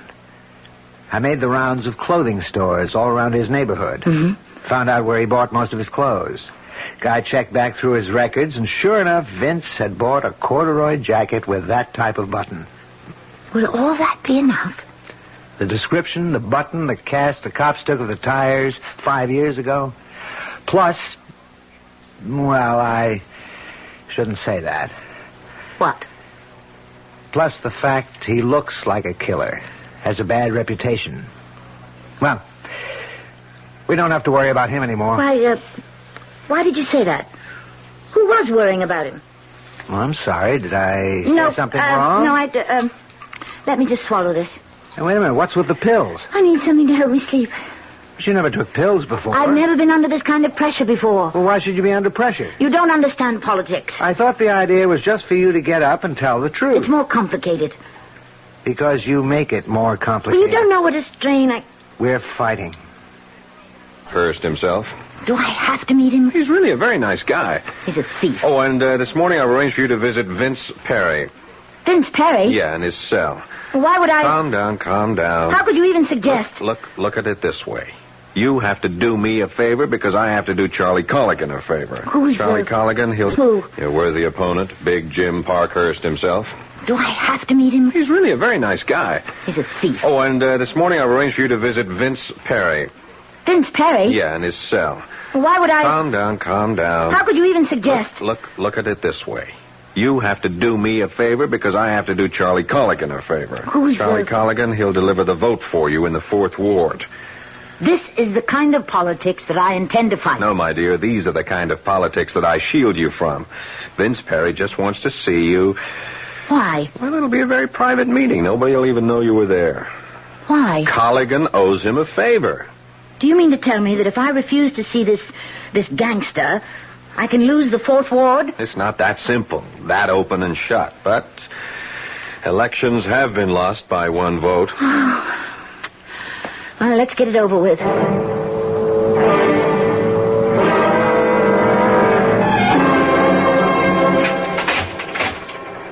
Well, nice of you to show up, Congresswoman. I haven't been elected yet. Oh, I hear it's in a bag. I only came as a favor to a good friend. Now, you're getting the hang of politics. That's what it's all about, no? Favors. I agreed to come to your cell on 2 conditions. A, it would be kept secret. B, I would do nothing that's foreign to my principles. Okay. Let's find out what your principles are. Let's see if you want to start out by doing the right thing. What do you know about the right thing? I know this. The right thing would be for you to confess to the murder of Paul Grover. What did you say? Come on, you know what I said. You know why I said it? You killed Paul Grover. I seen you do it. That's a lie. Here's the way it was. Now, I get the contract to knock him off. I followed him in my car. I figured I'd bag him after he came out of that restaurant. But first, he stops and picks you up. Then, after a couple of minutes, he stops again. So, I stop. I heard it all. I seen it all. I let you go. Why not, huh? You did my job for me. And I never forgot what you looked like. You can't prove a word of it.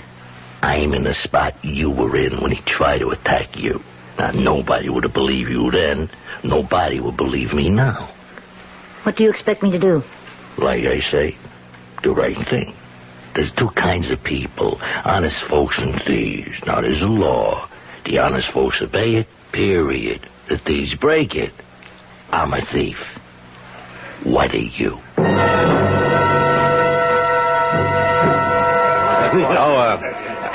Eleanor, I don't think you two have ever met. I'd like to present you to your opponent, Congressman Jim Parkhurst. How do you do? Well, so you're Eleanor Hartley. Well, now I know why I'm going to lose. You're even prettier in person. I think I'll leave you two to chat. Excuse me. Are you already conceding, Congressman? Oh, sure. My time's run out. Really? But you're running a very aggressive campaign. Well, you kill a snake, the body can still wiggle. No, dear, I've had it.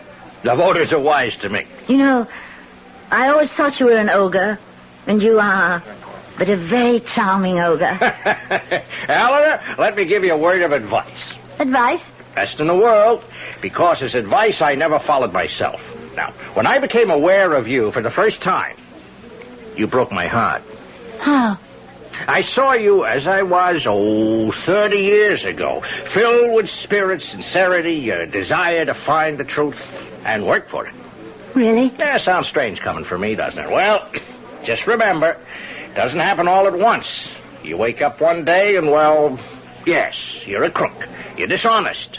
You betray your constituents. Now, you're not really that bad. My dear, I'm worse. It starts with the first lie, the first deal. That's when you swallow that first tiny drop of poison.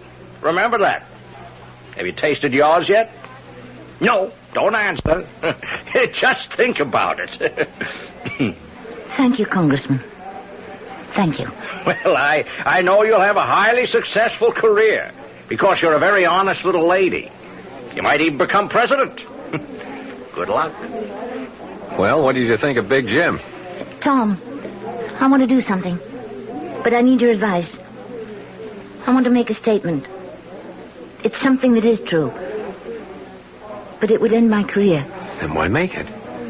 Because it's the right thing to do.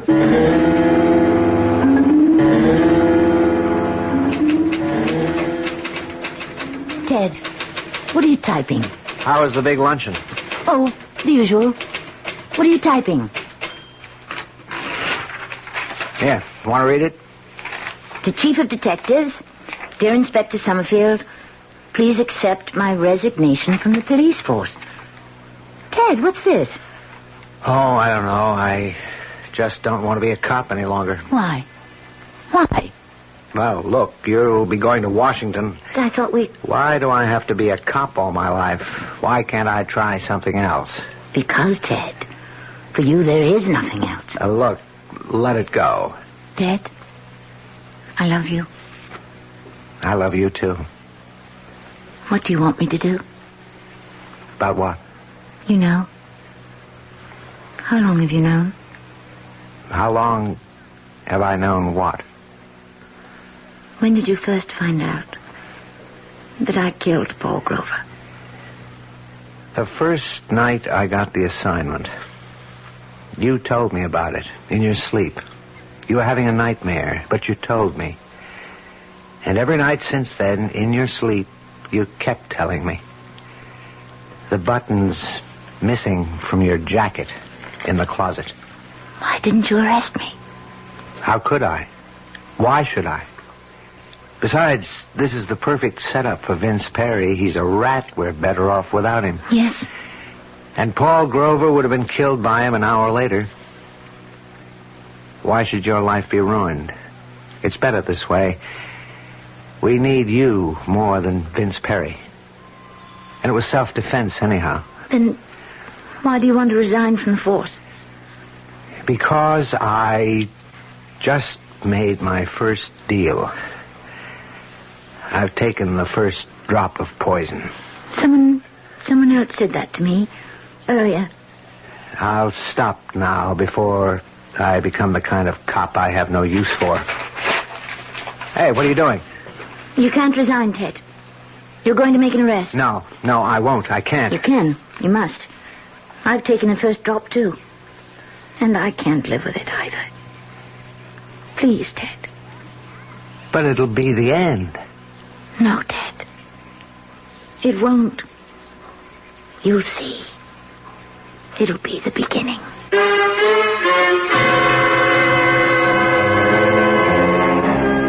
It was quite an unusual arrest and an unusual confession.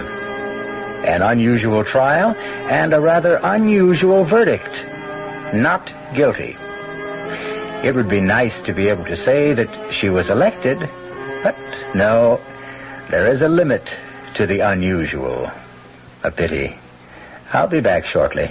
Hi, Ms. Goldilocks here. Professionally taste-testing diet drinks can be very difficult, but I've just had to bear with it. Then I found sugar-free Diet 7-Up. It doesn't taste like other diet drinks. It's fresh, light, natural, delicious.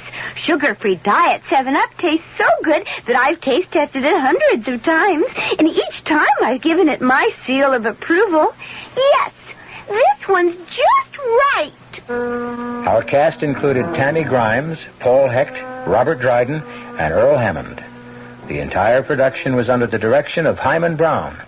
Radio Mystery Theater was sponsored in part by new sugar-free Diet 7-Up. This is E.G. Marshall inviting you to return to our Mystery Theater for another adventure in the macabre. Until next time, pleasant dreams.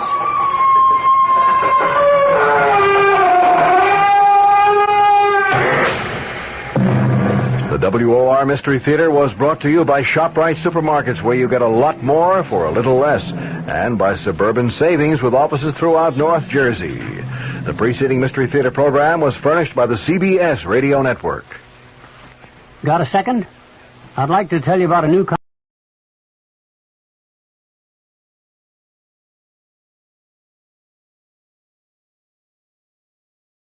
Now, Mystery Theater.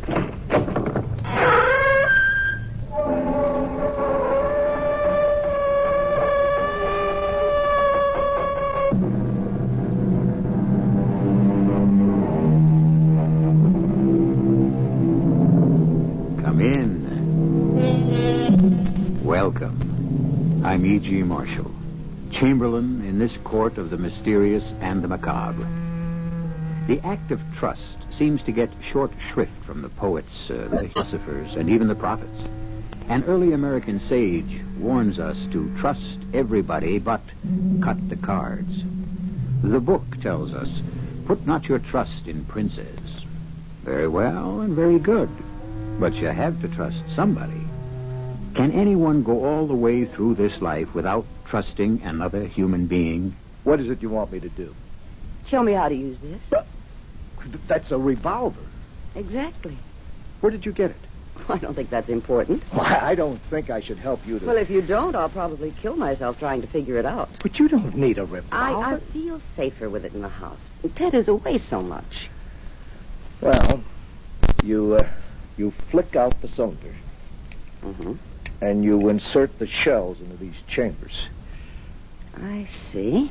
And now you flick back the cylinder, and I hope you never have to use it. But the gun is ready to fire. You just point it and pull the trigger. Like so? Like so. But not at me. Why not at you? Myra. I intend to kill you.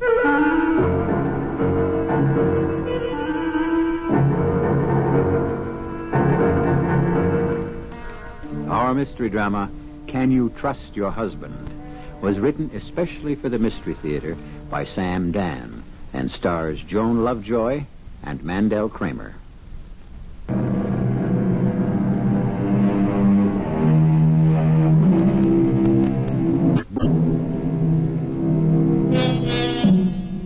Somehow, love seems to have become the province of the young.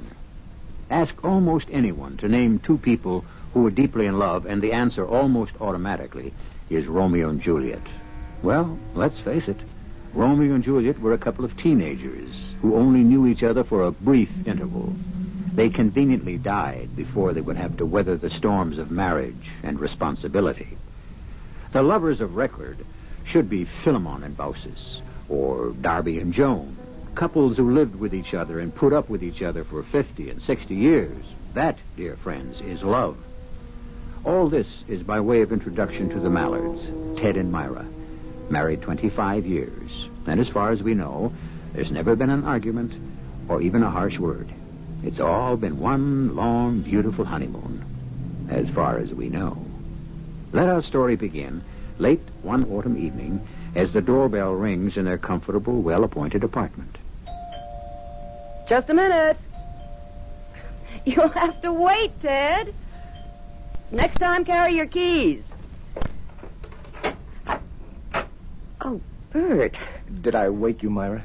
No, I never can sleep while Ted's awake. Come on in. Thanks. Ted isn't home yet. I guess his plane was late. Why, yes, it was. Oh, I knew it. But... But what? Well, Well, something's wrong. Well... Bert, what are you trying to tell me? Well, whatever it is, I guess I'm not doing a very good job of it. It's Ted. Yes, it's about Ted. Something's happened to him. The plane... Oh, now, Myra, just a minute. I've been listening to the radio all night. I haven't heard anything about a plane. No, it isn't the plane. Then what is it? The plane landed more than 3 hours ago. Bert, tell me what's happened to Ted. Well, I'm trying to. It's not easy. Do you know where he is? He's in jail. Jail? Why? What for? Well, I said it's not easy. I'm not sure. He was arrested as he came through customs. Well, tell me why. Well, I suppose for smuggling. Smuggling? Oh, that's impossible. It has to be a mistake. Oh, I'm sure of it. We have to get hold of Arthur Kremen. I already did. Or doesn't he practice that kind of law? He'll get someone else if he can't handle it. Handle what? Well, all I know is Ted called me, and they allowed them one phone call. Please, Bert, get to it. Well, he said, Bert, I'm being accused of smuggling. Call Arthur, and then tell Myra. But what is he accused of smuggling? Heroin or cocaine. I'm not sure. But that's ridiculous. How could Ted possibly be involved in anything like that? They found it in his attaché case. But it's all a mistake, a terrible mistake. Or else it's a joke. A very bad joke.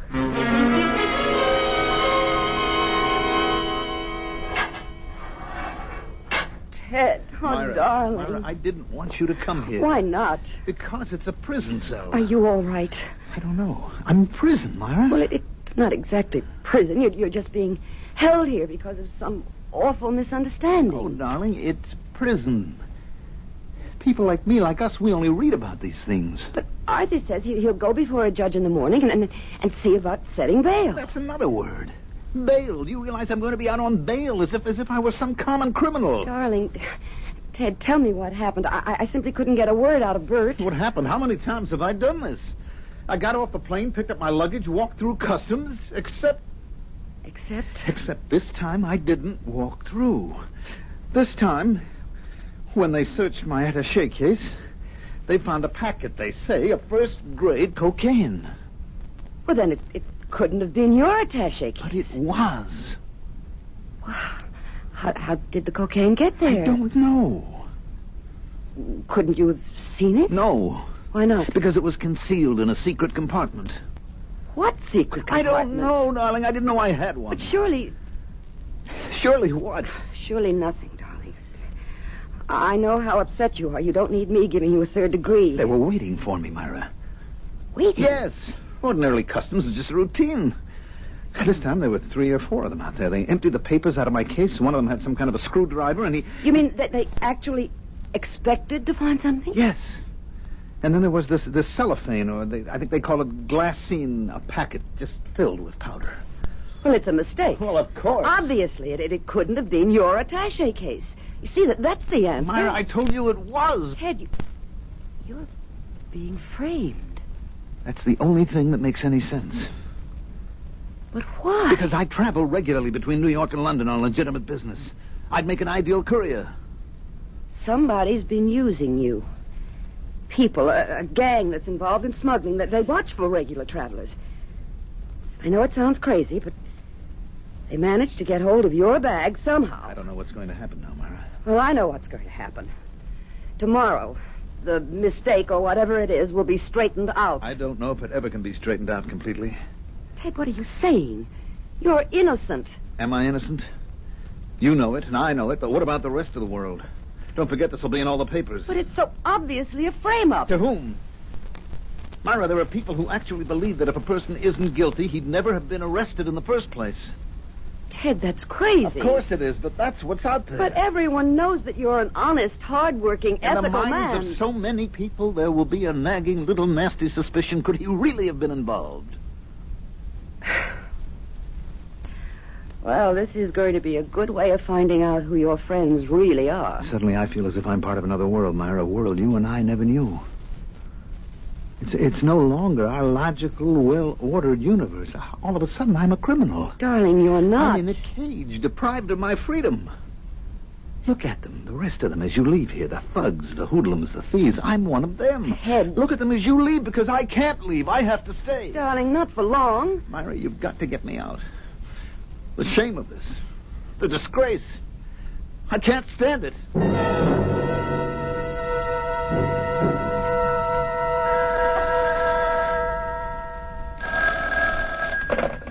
Hello?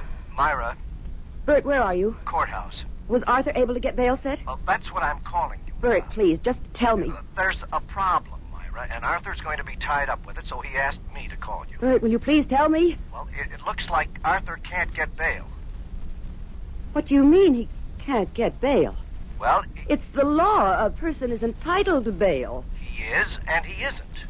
Well, I'm going right down there. Myra, it won't do you any good. You see, because of the size of the package, and the fact that they've had their eye on Ted for a long time... Now, you just stop there. You stop right there. Please, Myra. I'm only reporting the facts.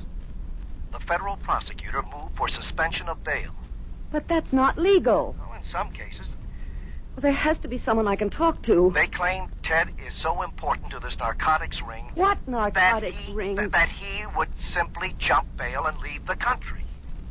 Bert, do you know what you're saying? Or else his life would be in danger. So what this amounts to is protective custody. Huh. And Arthur, our fine attorney Arthur, to whom we pay a fortune every year as a retainer, is just standing there and taking it. Now, Myra, you must be fair to Arthur. Be fair to Arthur? Arthur's fighting it. He's filing an appeal. He's going to a higher court, but it has to take time. Time? Well, a couple of days, a week. Bert, I have to hang up now. Now, you just relax, Myra. Everyone's doing their absolute best. I'll talk to you soon. Okay, goodbye. All right.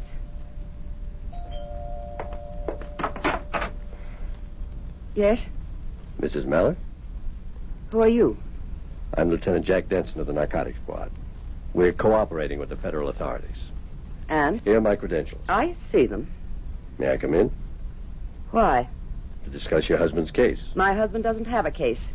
He's a victim of a frame-up, of some sort of ghastly mistake. There's nothing you can gain from talking to me. I'm here to help you, Mrs. Mallard. Help you and your husband. Help us in what way? Well, I'd rather not discuss that in the hallway of your apartment building.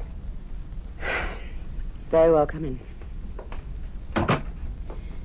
The only way you can help us is to clear up this terrible mistake and get Ted out of that jail. What makes you think it's a mistake? What makes me... My husband is innocent. What makes you think so? I'm going to have to ask you to leave this house. Well, first, answer my question. What makes you think your husband is innocent? The fact that you love him? Of course I love him. Has that become a crime? Your entire attitude toward your husband is based on the fact that you love him. And love happens to be blind. Please, spare me your dime store philosophy.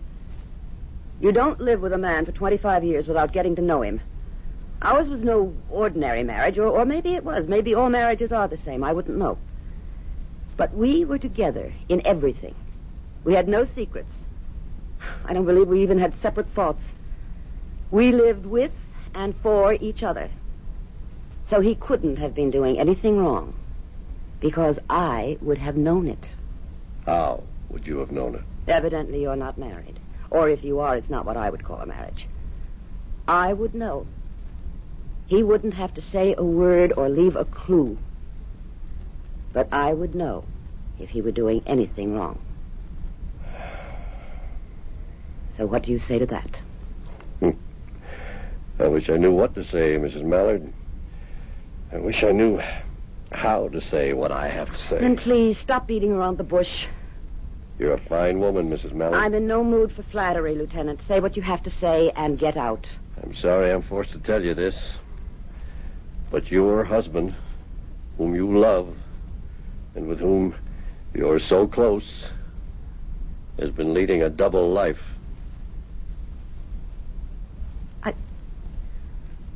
I don't believe that. It can't be true. I'm sorry, Mrs. Mallard. We have proof.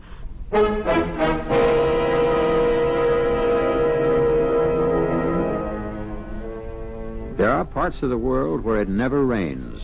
The bright golden sun shines in a deep blue sky, and all is beautiful and cheerful and gay. And after a while, you accept it as something that will last forever. But as the song says, into each life some rain must fall. And when it does, those who have never known what it is to be drenched usually suffer the most. I shall return shortly with Act 2. To the Mystery Theater on WABC.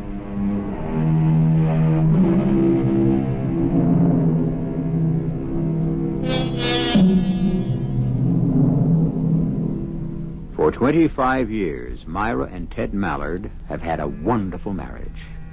Myra and Ted could communicate without speaking, read each other's thoughts, share each other's feelings.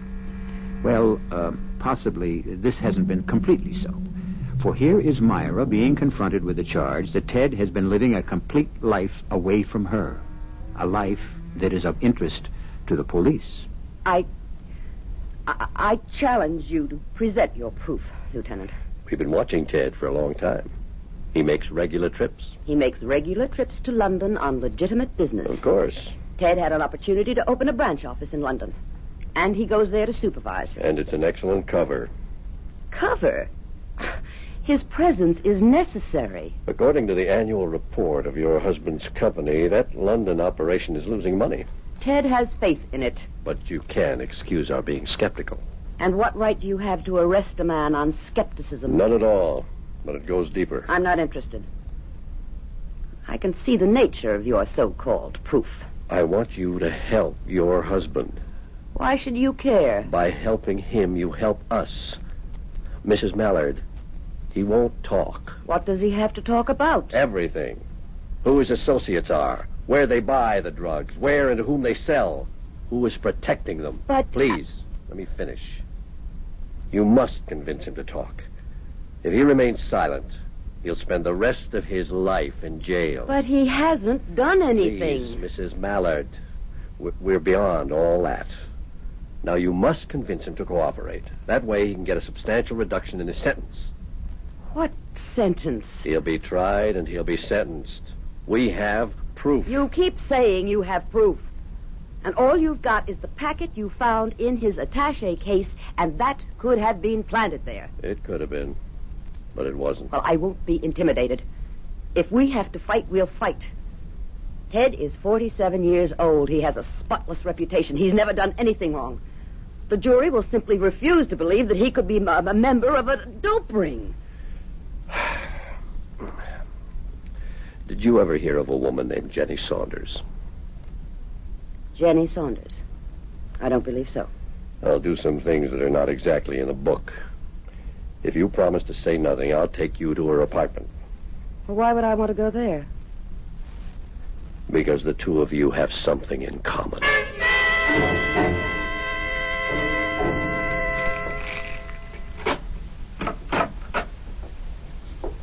How does it happen that you have a key to this woman's apartment? Well, you see, she's cooperating with us.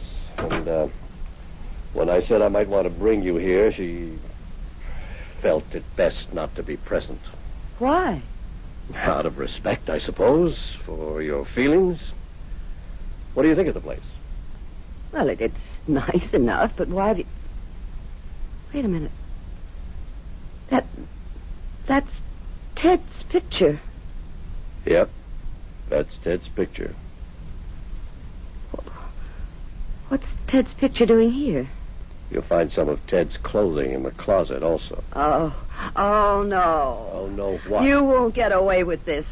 I see what this is for. It's a frame-up to build your case.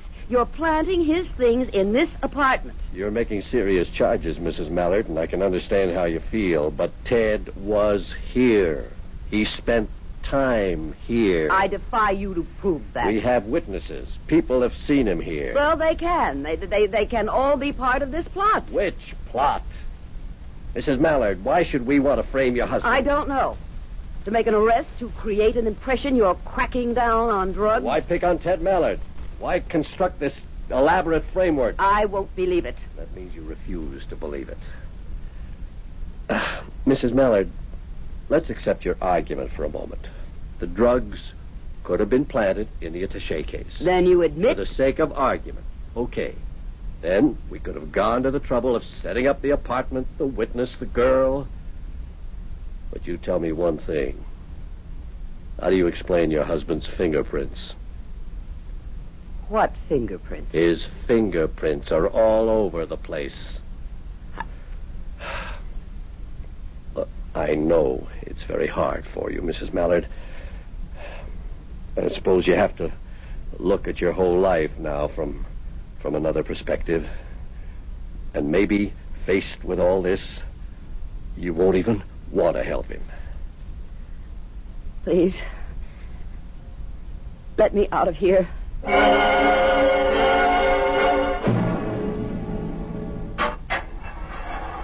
Myra, where were you? I thought you'd be here earlier. Arthur hasn't been able to do a thing. Now, should we get another lawyer? I can't believe a thing like this could Ted, happen. tell me about Jenny Saunders. Who? Jenny Saunders. Jenny? What about Jenny Saunders? That's what I'm asking you. I don't know any Jenny Saunders. You don't? No, of course not. Look, darling, we've got 1,000,001 important things to worry about. You don't know a Jenny Saunders. Myra, is somebody named Jenny Saunders somehow involved in everything that's happening? There's an apartment at 291 Fenimore Place. So, what about it? I was hoping you'd tell me what about it. Myra, what's wrong? Don't say nothing, because I can tell when something's bothering you. I didn't say nothing was wrong. Tell me about 291 Fenimore Place. I never heard of it. The police say they found your fingerprints all over it. Oh, well, I guess they would. Then you do know about 291 Fenimore. Thinking, darling. I have been there. Let me see. Often? Well, twice to install and then... Oh, let's see, was it 3 times? Anyway, I installed and then went back for some repairs, I guess. And I guess the police were checking every place that I ever visited. Well, why would you have been to 291 Fenimore? As a favor to Bert. Bert? Yes, he's got a friend. Jenny Saunders? I don't... Maybe that's her name. I never saw her. I never saw anyone in the apartment. Well, why did you go there in the first place? I'm telling you, darling. Bert asked me to install one of our special stereos for this good friend of his. You? Don't you have servicemen and technicians to do that kind of thing? There were some new things, and Bert said that it would be a big favor. And that's the only reason you ever went to 291 Fenimore Place? Well, of course. What other reason would I have?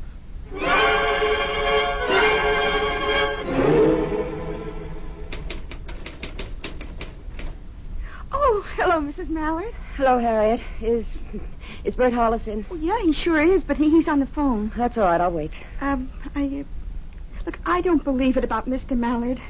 I mean, well, he's just about the straightest guy there is. Harriet, tell me something. Does the name Jenny Saunders mean anything to you? Say it again, Mrs. Mallard. Jenny Saunders. Does it mean anything? Yeah. What? Well, I don't know. I mean, oh, gosh. Well, who is it? Look, does this ever happen to you? You know you've heard something somewhere, but you can't for the life of you remember when or where. Now this name, Jenny Saunders. Yes? I did hear it. Apropos of what? Apropos of, I can't remember. Oh, please, Harriet, try to recall. No, it doesn't do me any good to try. It's very important. But, I mean, it's all just sloshing around somewhere in my subconscious, and it'll come to the surface when it wants to.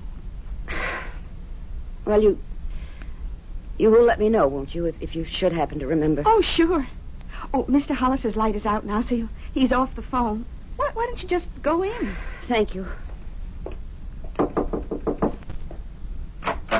Bert? Myra, come in. Sit down. Thank you. Is there something new? I know Arthur's still waiting for the Court of Appeal. Bert, who is Jenny Saunders? Well, I'd never heard of her. Now, look, I know how long you and Ted have been friends. And, of course, your instinct is to protect him, but Bert... Oh, Bert, I have to know. What do you have to know? If my husband has been has been having an affair with a woman named Jenny Saunders.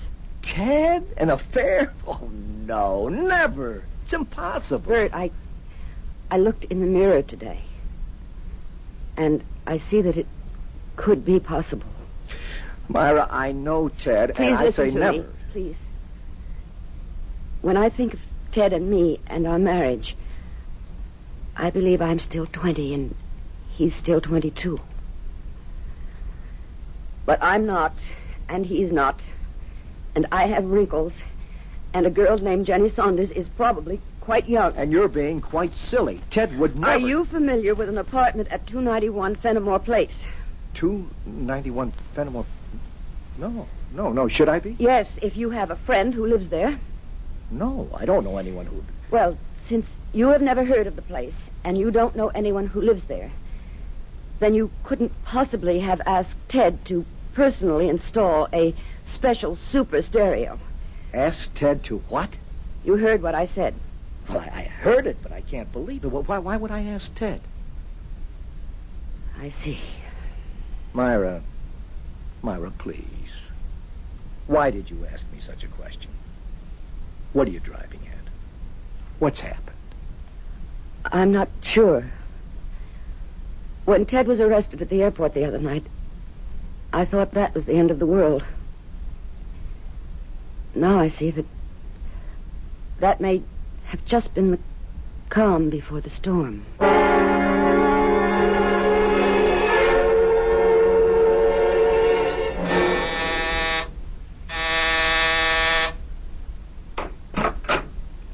Yes?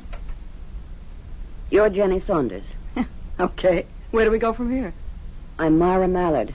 Oh, well, come on in. Sit down. Thank you. Drink? I don't believe so. Well, what are we going to talk about? Is it true? It's true. I didn't think you'd be his type. When they start to hit 50, what's a type? Although you are quite pretty. If it makes you feel any better, he's still in love with you. Really? Then what was he doing here? I guess these fellows need excitement. He's in a jam, I hear. Yes. I will say he was fast with $1. He was good to me. The rent here goes for almost $300. And then he liked to go to the track. I never knew he had the slightest interest in... Oh, and he liked a game of cards. I told him the stakes were a little high. I never knew he could even play cards. Well, I tried to steer him clear of it. Thank you. But men, well, they do what they want to do. And so, the way I see it, he got in very deep to the loan sharks. And it's all tied into the rackets, you understand? So they said, look, here's how you can pay us back. And so he became a courier. You see it happen all the time. Legit business guys get themselves in hock and the mob moves in. What are you looking for? You wouldn't happen to have a specially installed stereo, would you? Oh, no. I wish I did. Well, thank you, Miss Saunders. Yeah.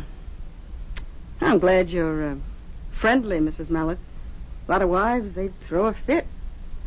But isn't it better to act civilized?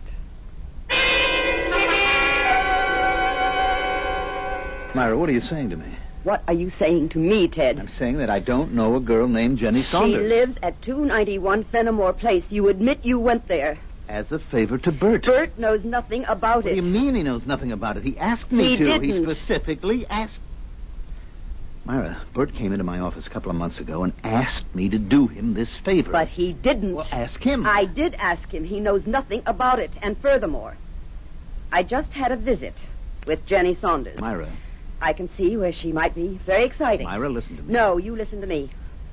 Call Lieutenant Denson. What for? So you can make a deal and be out of here in a few years, or maybe even months. Would you mind telling me what you're talking I'm about? talking about a man who fell in love with a woman half his age. Myra. All right.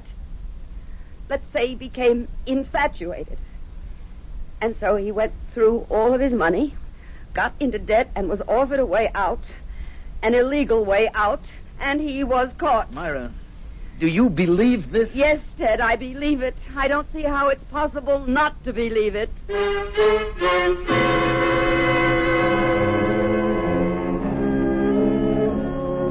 How is it possible, indeed, not to believe it? How can one doubt the evidence? Evidence based on the reasonable, logical, and sensible interpretation of the facts that exist. Certainly, a man must be proven guilty beyond the shadow of a doubt. Is there even a shadow here? Everything seems so clear-cut. I'll be back shortly with Act 3. The Mystery Theater returns on WABC.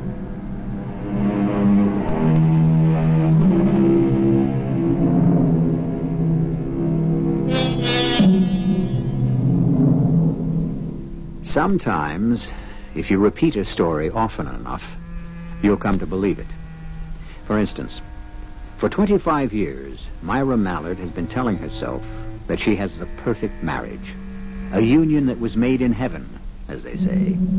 And perhaps she has been so taken by the idea that she refuses to accept reality.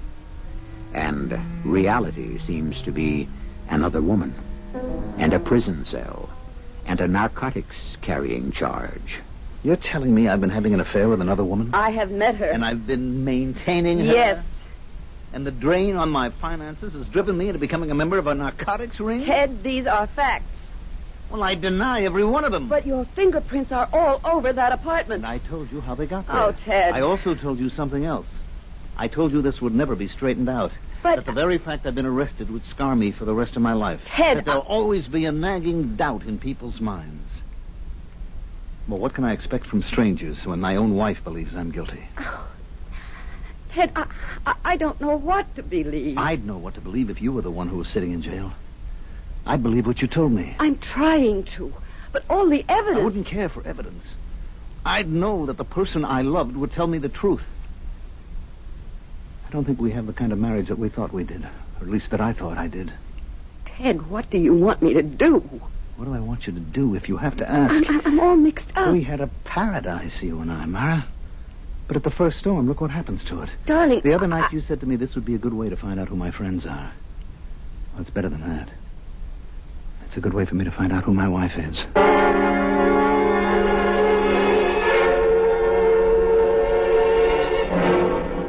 Well, Mrs. Mallard, have you thought it over? Yes, Lieutenant Denson, I have. And have you decided to help your husband? Yes. I'm going to do everything I can. Fine. Then I can expect you to cooperate with us. Oh, I will. That is, if you agree to cooperate with me. Certainly. What would you like me to do?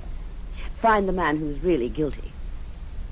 Mrs. Mallard, is it possible we are back to ground zero on this thing? We never left it. Ted is innocent. In the face of all the evidence, can you really believe that? Yes, I believe he is innocent. And I believe it because he says so. Ted Mallard cannot lie to me any more than I can lie to him. Mrs. Mallard, I would like you... I know what you'd like. You'd like me to look at the facts. But there are all kinds of facts, Lieutenant. You have yours and I have mine. And what are yours? Mine is the fact that Ted and I are in love. Yes, for a moment I panicked. I was frightened. Mrs. Mallard... It's no good, Lieutenant. I have 25 years supporting me. I know this is a blow to your pride. Let me tell you whom you should investigate. My husband's partner, Bert Hollis. Please, Mrs. Bert Mallard... is lying. He said he didn't ask Ted to install the stereo set at 291 Fenimore. Mrs. Mallard, you can't shift the blame conveniently. Why is Bert lying? That's the crux of the entire case. Bert was not caught with the narcotics. Bert was not maintaining a girl in that apartment. Please, Lieutenant, don't give me facts. Your facts. For once, try something else. Something else? Faith. Believe somebody. Take a person's word. You once said, I was a very fine woman. All right. Would I lie? Isn't it possible that I'm telling the truth? I know you have a case. It's well constructed.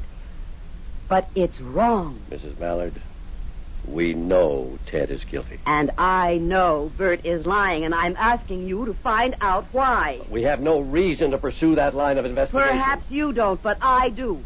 And I'm going to pursue it. How? I don't know. What do I know about these kinds of things? But somebody has to help Ted. Must be wonderful to have a wife who simply won't face the facts. Oh, you're wrong, Lieutenant. I'm facing all the facts.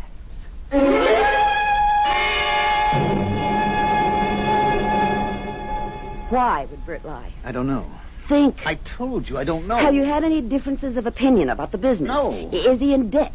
Not that I know of. Can you think of anything, any reason why he would do this to you? Bert and I have been friends since college. All right, the attaché case. How could the cocaine have gotten in there? That's beyond me. Oh, Ted, you're not being very helpful. Well, did I ever think I'd be framed?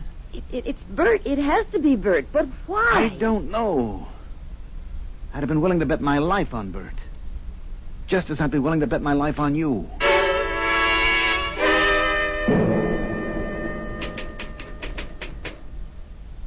Oh, hi, Mrs. Mallard. Hello, Harriet.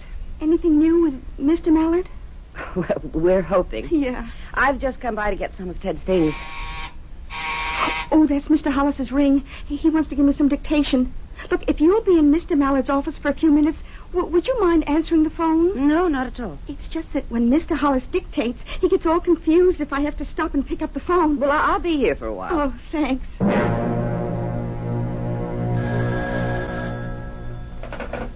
Yes? Is Bert there? No. Well, he's supposed to be there. He knows I'd be calling. He just stepped out for a moment. Tell him Smitty wants him. Oh, yes. What do you mean? Oh, yes. Well, I've heard Bert mention your name. Bert and I are, well, we're very close. There you are. What about the Saunders dame? Oh, that's all over. Look, it's a lot of dough, and it's due. He knows how and where to bring it.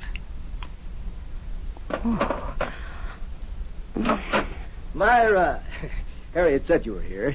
Oh, well, I just wanted to get some of Ted's things. Why? He'll be out of jail soon. I feel it in my bones. Do you? I know Ted. He couldn't do anything wrong. You're a good friend to him. I don't care what anyone says. I'll stick by him. Oh, thanks for covering the phone. I heard it ring. Oh, it was a wrong number. Oh, well, I hope everything will be okay with Mr. Mallard. Thank you, Harriet. If you're through in Mr. Mallard's office, maybe I'd better lock it. Well, why? Does Mr. Mallard usually keep it locked? Oh, no. That's his problem. He leaves everything lying around. Anybody could walk into his office and walk off with anything. Even his attaché case? Oh, sure. Although, why would anyone want to take his attaché case? Well, did you ever see anyone carrying his case? Did I? Well, I never thought to watch. Try to think. Hey, now that you mention it, it's funny. Now, when he left for London last week, I saw Mr. Hollis bring him the case. And Mr. Hollis said, "Hey, Ted, you left this in my office." Uh-huh. That's what Mr. Hollis said. Uh-huh. What did Mr. Mallard answer? I think he said, thanks, Bert. And that was all? Yeah. Oh, do you remember you asked me, did I know a Jenny Saunders? Yes. Well, that's where I heard her name. As they were saying goodbye, Mr. Hollis said, let me see, did you get everything squared away for my friend, Jenny Saunders?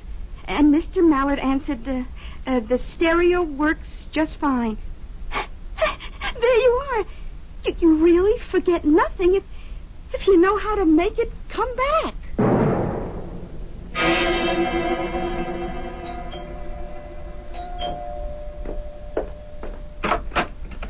Hello, Bud. I'm on time. You got it? Yeah. Hand it over. I know 50 grand here. I know. Look, the agreement was 10 payments, 50 grand each. 50 is too big a sum to hide. The agreement, pal. I can fix the books for 25 maybe each month, but not for 50. Who cares about the books? That's why we got Mallard out of the way, so you could have an open road. His wife was there today. Why? I don't know why. Maybe she suspects something. Why should she suspect I anything? don't know. I said maybe. Look, you're the one who said all you needed was to get Mallard out of here, and the till would be wide open. Okay, but you have to be cautious. Cautious? The way you drop money on the ponies, the cards, the dames? Look, it'll just take a little bit longer, but I'll pay you fellas back. What's that? I don't know. Nobody's supposed to be here. Well, maybe it's Jenny. How could it be Jenny? I heard you two are quits. Quits? Where did you hear that? Your secretary told me. She doesn't know anything about Jenny. Wait a minute. Hey, what are you going to do with that gun? Somebody's in that closet. What are you trying to do, Bert? Set me up? No, I don't. All right, whoever you are, come on out of there. Myra. You notice, Dame? It's Ted's wife. Hello, Bert. Who is your friend? Myra, I couldn't help myself. So you did frame Ted after all. Please, Myra, you don't understand. It was Jenny. Jenny Saunders. I couldn't keep away from her. All right, we can't hang around here. What are you going to do with her? I don't know. But something will occur to me. Move, sister. Why? What are you going to do to her? She has to disappear. You let her alone. Murder was no part of the deal. Look, Bud, people do what they have to do. I said no. Please, Myra. Myra, if you promise not to... What can she promise? Myra, promise you... Oh, poor Bert. This character makes you betray your friend, loot your company, and now he'll kill you. Shut up, lady. Well, how else can it end? I think we'd better go for a little ride. No, I won't let you do it. Let go my arm, no, you nut. Put away. I said let go my arm. You okay, Mr. Hollis? Me? Yes. Yes, I am. Lieutenant. Hey, Joe, get an ambulance. You may be able to save this other one's life. Lieutenant. What am I doing here? Yes. Well, you can say whatever you like about science and facts and clues and evidence, but sometimes a good hunch has them all beat. You heard what they said? Yep, everything. I followed you because if you did happen to be right, you'd need help. I didn't mean to. I just kept getting in deeper and deeper. Thank you, Lieutenant. No, thank you for showing me what it can be like. What can be like? Marriage. I may even try it myself.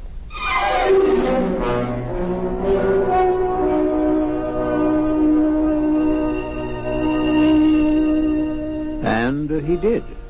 Or so we are told. Well, what is the moral here? You may be sure that faith can overcome any difficulty. And as the Persian poet said, the sweet breath of love can blow away the mightiest mountains.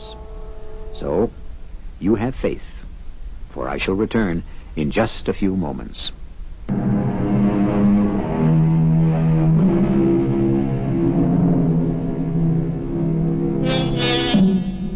Love, like wine, they say, grows mellower, finer, tastier as time goes on. Just as youth is wasted on the young, so is love. The heart has its reasons, and the more we attempt to probe and pry and weigh and analyze, the more we come to naught. Love is one of the two supreme passions. The other, of course, is murder, which is why we always try to give you liberal amounts of each, 7 times each week. Our cast included Joan Lovejoy, Mandel Kramer, Bryna Rayburn, Ken Harvey, and Sam Gray. The entire production was under the direction of Hyman Brown. This is E.G. Marshall inviting you to return to our Mystery Theater for another adventure in the macabre. Until next time, pleasant dreams.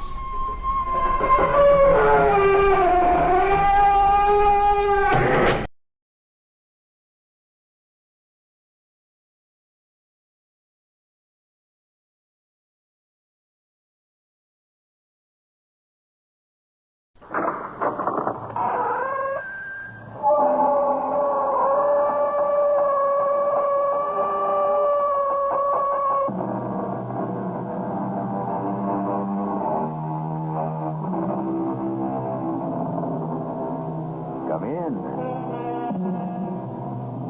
Welcome.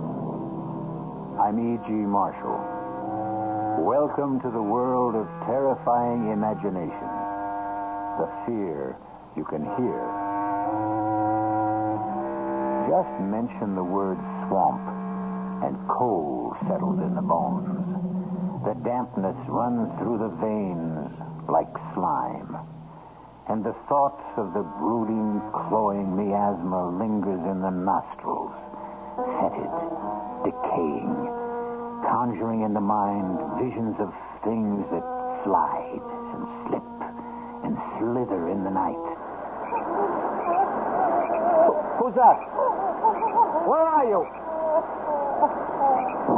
What is it? Where are you? Stay away! Stay away! I'm trapped! Out of the quicksand. Out of the devil's cauldron. Whoever you are, don't struggle. Try not to move. You'll sink faster. Stay away! The smoke man has me. He'll get you too. It's too late for me. Save yourself!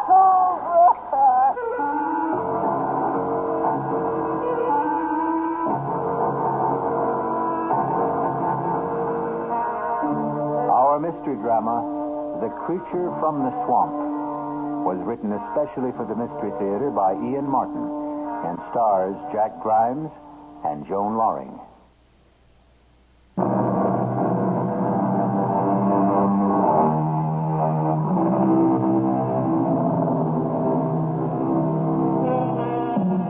A young game and fish warden named Larry Drake, who for reasons of his own lived an isolated hermit's life in the heart of the great swamp, was returning after dark in a wild thunderstorm to his lonely cabin. Just as he approached the cup-shaped body of quicksand and swamp water called... But since this is his story, and he left a painfully careful and detailed record, why not let him tell it for himself?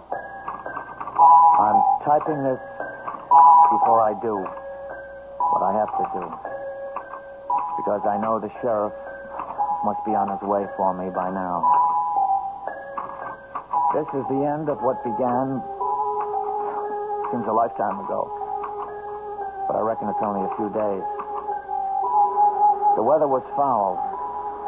And as I started to skirt the edge of the Devil's Cauldron, I heard the sound of a woman crying. I broke through the undergrowth, and in a flash of lightning, I saw her for the first time trapped waist deep in the slime and sinking fast. Try to stay still. The more you flounder, the more you sink. Leave me. Save yourself. I'm not in any danger. Now, neither are you if you do as I say. Yeah, grab the end of this tree branch. You feel your soul, too. Let's not fuss over me. Concentrate on you. Grab the branch. That's it. Now, pull it towards you till you get the main stem. All right, now listen. I'm not worth your saving. We'll talk about that later. Now, go on. Grab it. You pull me down. Who? The swamp man. That's just old country talk. Have you got the branch? Yes. Okay. Now, don't you move, you hear me? I'm going to pull you in to me. Don't try to help. You can't do anything without sinking deeper. Just trust me. Trust me. Trust me.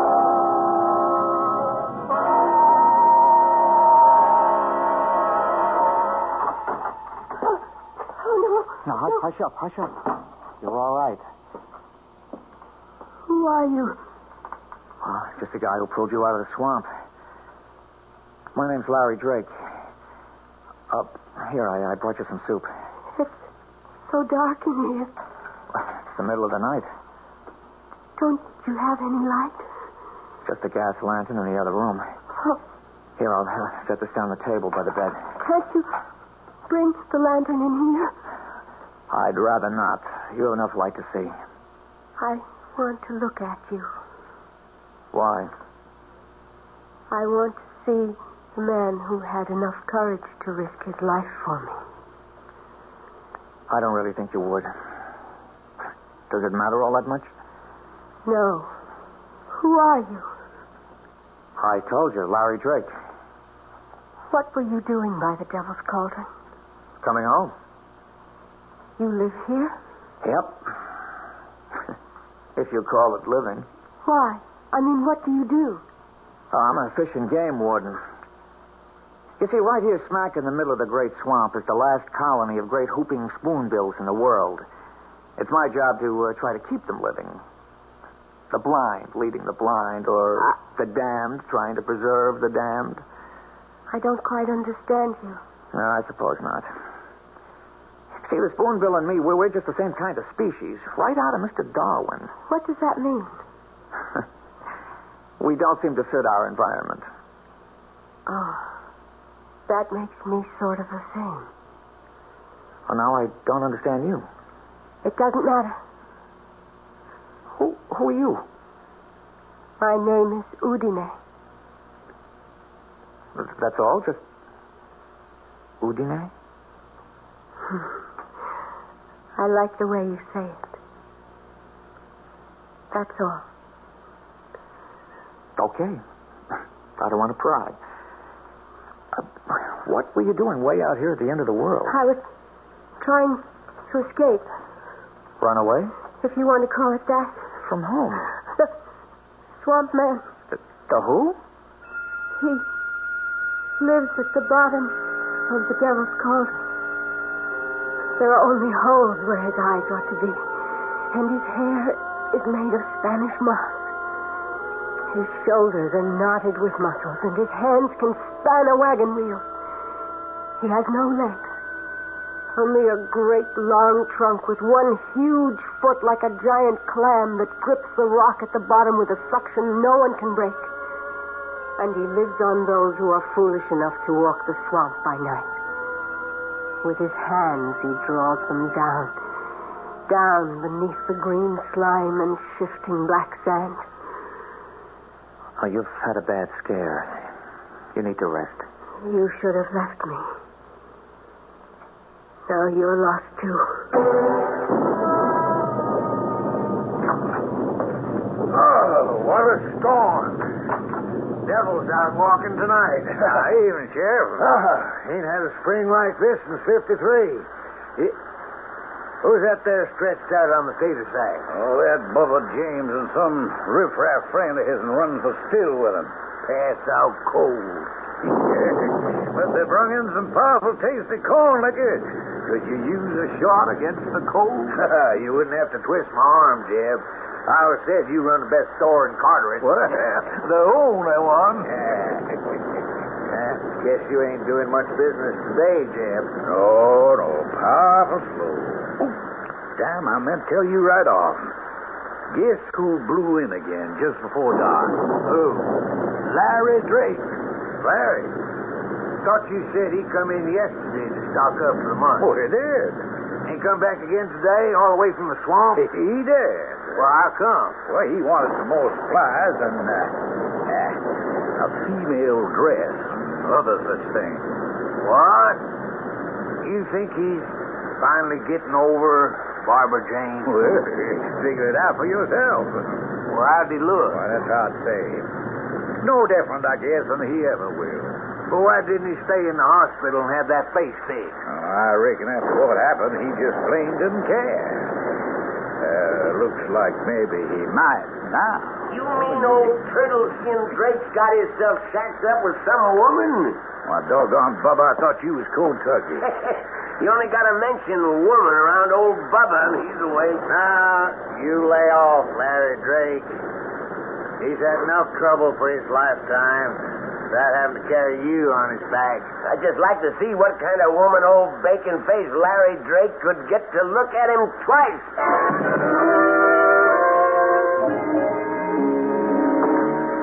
You reckon you can sleep now, Udine? You're going to leave me, Larry? Bring the lantern. Why? I want to look at you. Very well. Maybe it's best. I'm shading this light. I wouldn't want you to turn away from me. Uncover it. Let me see. All right. Oh, poor Larry. What happened? I had the world in my pocket, Udine. I was going to be married to Barbara Jane, who everybody said would be next Miss America. We were golden boy and golden girl. Wasn't it Byron who said, whom the gods love die young? I got myself all liquored up at a party 2 nights before the wedding and insisted on driving home. We went off the road and into a ditch. I was thrown clear, but she was trapped in the car. I tried to get through the flames to her, but she was burned to a crisp.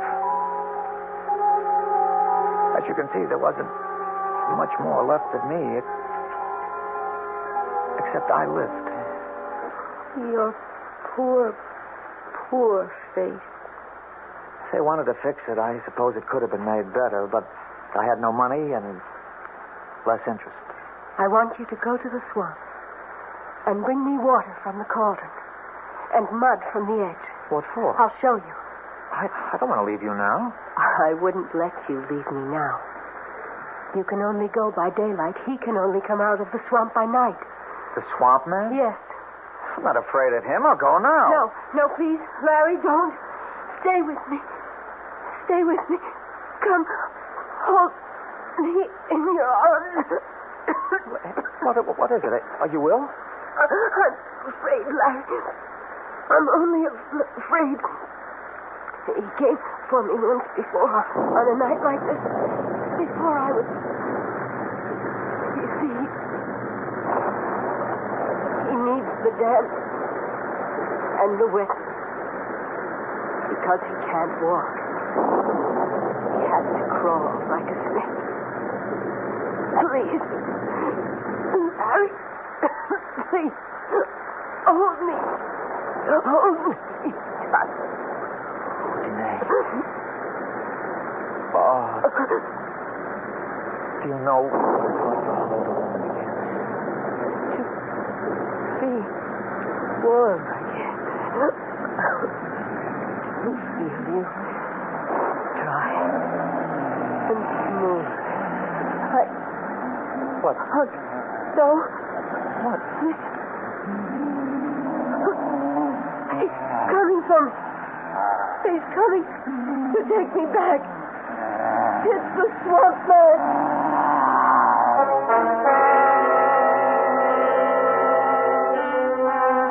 What creatures of the night the mind can form. What faceless horrors that creep and crawl and drag themselves out of the imagination into the world we think safe. Is the sound Larry and Udine strain to hear some unimaginable creature born from the murky deeps of the rotting swamps? Or does he exist only in the forest of the mind? I'll return shortly with Act 2.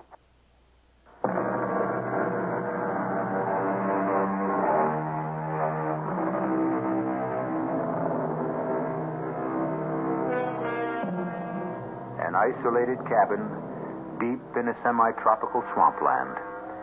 A young man scarred physically and mentally by a tragic accident. A strange girl called only Udine, rescued from being sucked to death in smothering quicksand. And outside, a something that bumps and crawls in the rain-swept night. Listen. Let me go. No. If he's there, I'll get rid of him. You can't stand against the swamp man, Larry. I can try. No, it's me he's come for. Don't go out there. Wait. What is it? Listen. Do you hear anything? The rain has stopped. He isn't moving anymore. Damn, all, let's settle this. Larry! It's all right, Udine. Nobody here. And the sun is coming up. Oh, he's afraid of life. He can't face the day. Oh. What is it, Udine? I don't know. I'm burning up. Hold me, Larry. Hold me. You want to, don't you? Yes. I don't know why, but yes. Oh, yes. Oh, is it because I look like her? Who? Barbara Jane. Maybe. No. Yes. I don't know. I need you so. I need you so. As I need you. As I need you.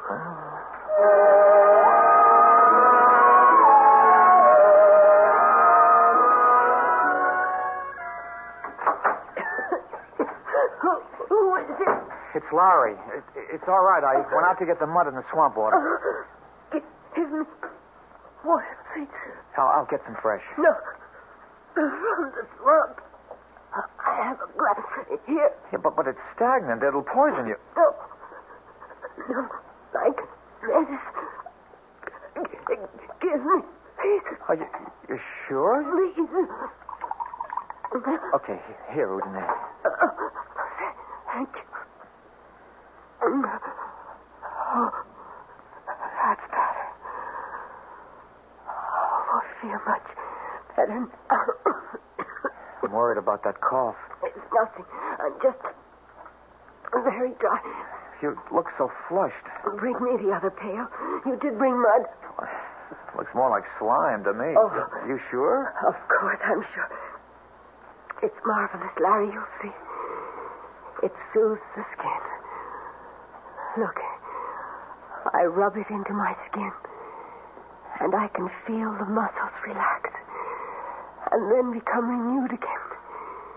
It smooths away every wrinkle.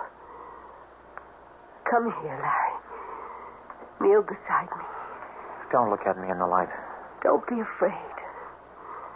I see behind the mask. And I'm going to gentle that poor, charred skin.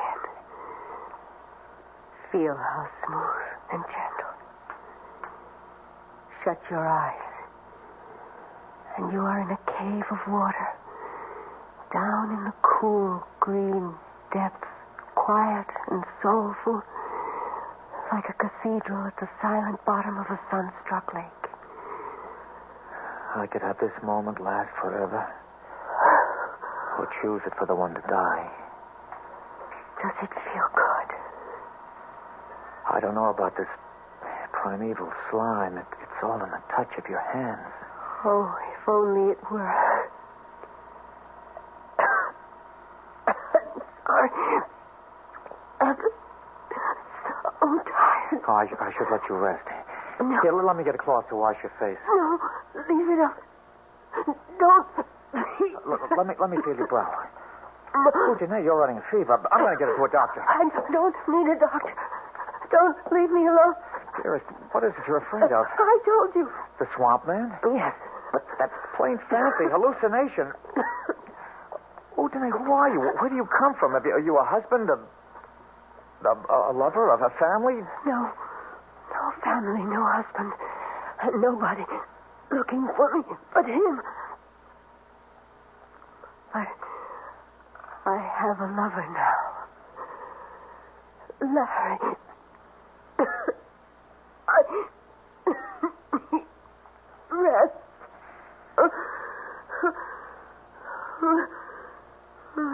Udine? Udine? She must be running 100 at 3 or 4. I've got to get a doctor. A doctor!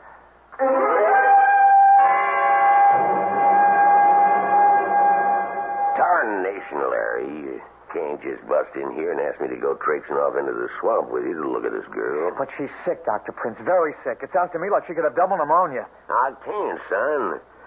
There's only one of me. Bring her in here. I'll be glad to examine her. I'd have to carry her out of the swamp. You know there's no road into my cabin. Yes, I know it. It's why I can't spare the time. You think this antibiotic will bring her temperature down? Well, I can only hope. I don't dare prescribe anything else sight unseen. Of course, if I knew for a fact that it was the swamp fever, You need a blood test for that. Yeah? All right, Doc. I'll bring you back a blood sample myself. That's right. You were fixing to be a veterinarian, I forgot. Yeah, a lot of things I was fixing to be once, Doc.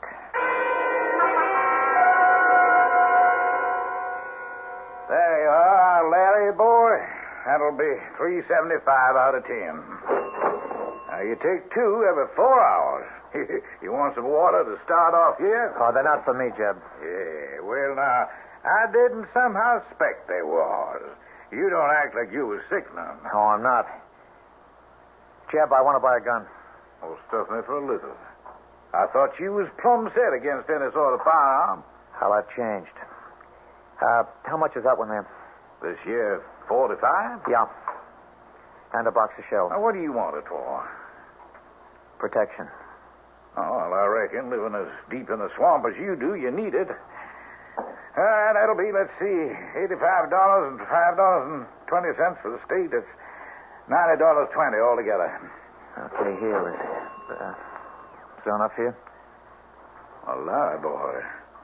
Where'd you get money like that? Well, I've been saving it since I went into the swamp, Jeb. Nothing much to spend it on there. Up until the last few days, huh? What does that mean? Oh, come on, son. Here's a change. I know from the other day that you got yourself a woman out there. That's none of your business. Larry, you ain't got nothing but friends around here. I ain't poking into your chicken coop. I just hope she's someone who'll treat you right. And I'm right sorry to hear she's poorly. Well, she got herself caught in the devil's cauldron. I had to pull her out. Well, you don't say now. A local girl? I don't know. Any missing hereabouts? Well, not as I've heard tell. Can I ask her name? Udine. Udine. Well, that's a kind of foreign like, eh? What's she look like, Larry? She looks like the spitting image of Barbara Jane. And you found her in the devil's cauldron? Half buried in the quicksand. Larry, boy, you sure she's what she seems to be? Come on, Jeb. Get in out of the rain. Hi there, Jeb. Got some smokes for me and my buddy? Well, here's an unexpected pleasure. Mr. Larry Drake, the happy hermit. I'll be leaving, Jeb. Good night. Didn't you hear me talking to you, old buddy? Hello, Bubba. Ain't you going to say hello to old Jess here? You remember Jess Guilford? Hi, Jess. Oh, there, Larry. Excuse me, I was... What's your hurry? Don't you want to visit for a while? There isn't much left to be said between you and me. That's damn right. Not since you killed my sister. It was an accident. Barbara Jane got killed. You escaped. Come on, Barbara. Let me. Stay out of this, Jess. What you wearing, Larry? Little black paint to hide that pretty face the fire chewed up? Let me pass, Bubba. Maybe you're smart to cover up now you got a new woman with you. You might turn her stomach. Get out of my way. Blindside him, Jeff. Free. All 3 of you. Now, don't any of you move a whisker. Now, you shut up, Bubba, and you just stay out of what's none of your affair. And Larry, you don't use your hands for nothing more than letting yourself out that door. Go on now. Well, they're going good. I'm going, Jeb. But why did you tell trash like Bubba about me? I didn't mean to, Larry. He overheard by accident. Okay. Now, Bubba, you stay away from me. I've taken all from you. I'm going to.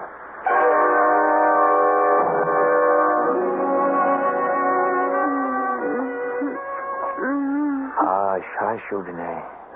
Larry? Oh, I thought... No, nothing to worry about. How do you feel? Some water, please. Oh, it's right here. Thanks, Larry. That feels better. I feel like getting up for a while. I've made us some dinner. If you want me to. Oh, what happened to my dress? I threw it away. It was all stained and torn. Oh, well, then what am I brought you a new one from the store. I hope it fits, and, you like it. You bought me a new gown?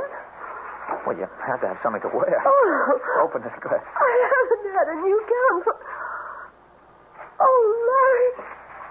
It's beautiful. Oh, it's beautiful. Give me a little time by myself to freshen up and put it on. Oh, you're beautiful. You're so beautiful. Is it because I look like her? Yes. And no. Barbara Jane is dead. You're alive. What is it? Nothing. Larry, tired again. So tired. Oh, I've kept you sitting here too long in front of the fire. You... No. Oh, you sure cast a spell over me. I didn't realize it had gone out. I'll get some fresh wood. No, darling, I don't need a fire. I just need... Is it still raining? Yeah, cats and dogs. Oh. So heavy you can't... It's pitch dark out. Well, it's been a black day. Night came early. Then, so will he. This time he won't wait too late. Udine, listen to me, darling. You're here with me. You're safe. There's no such thing as a swamp man. He's coming. I feel it. He's coming. It's just superstition and folk. No, listen. You see, there's nothing. Listen.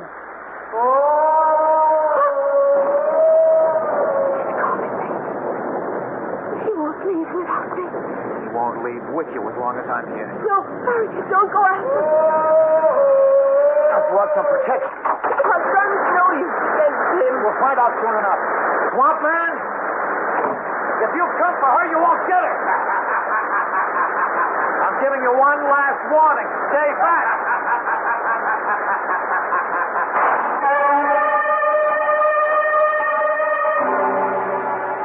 An eldritch wail, an eerie cry out of the night, and a shot in self-defense. But what good is a gun against a ghoul or a hobgoblin? Creatures of the mind and dark night fantasies are not laid to rest by a bullet. I'll return shortly with Act 3.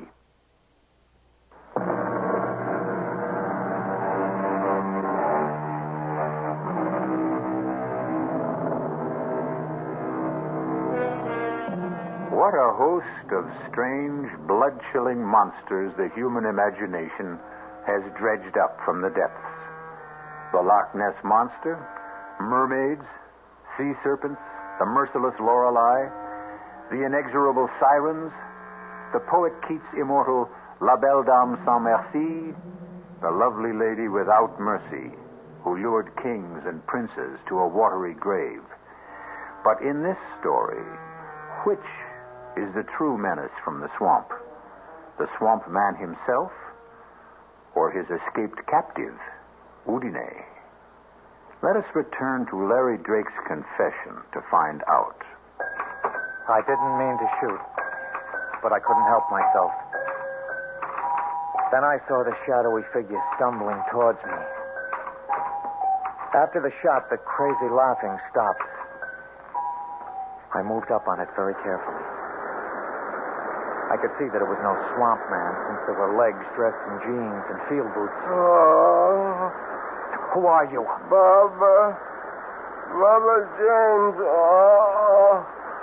God Almighty, Larry, you killed me. What were you doing here? Oh, just a joke. I wanted to see what kind of woman would give you the time of day.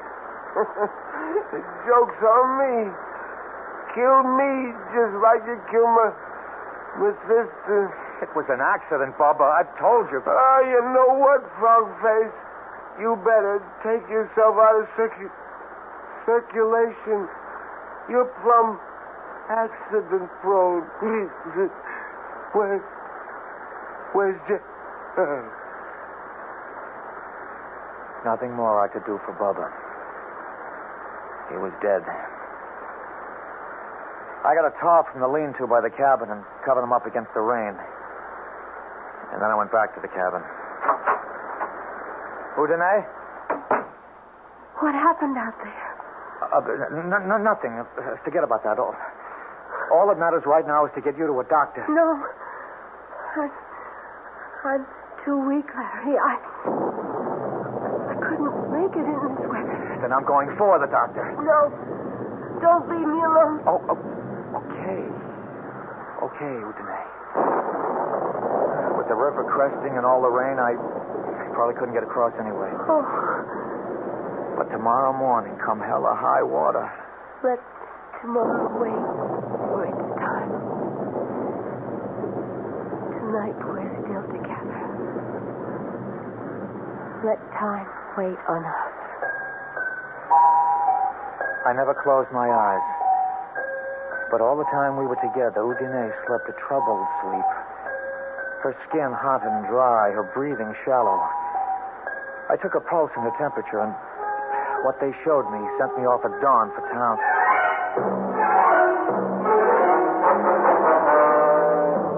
I don't know what the Sam Hill you're up to, Larry.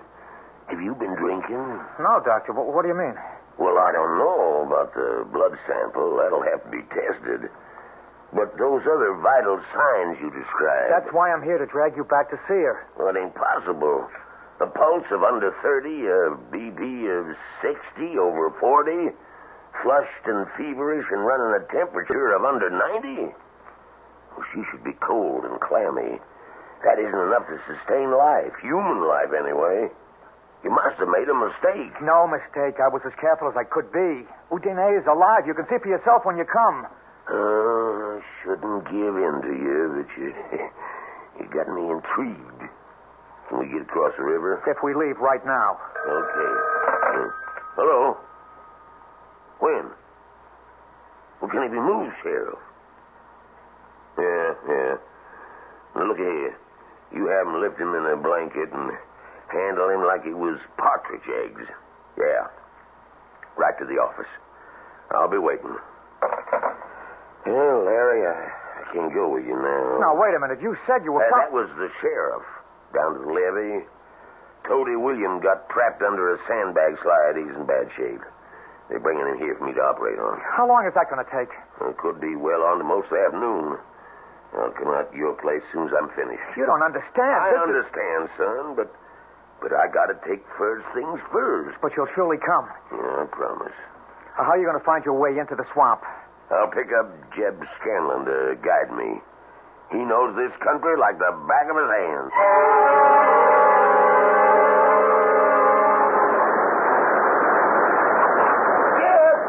Jeb!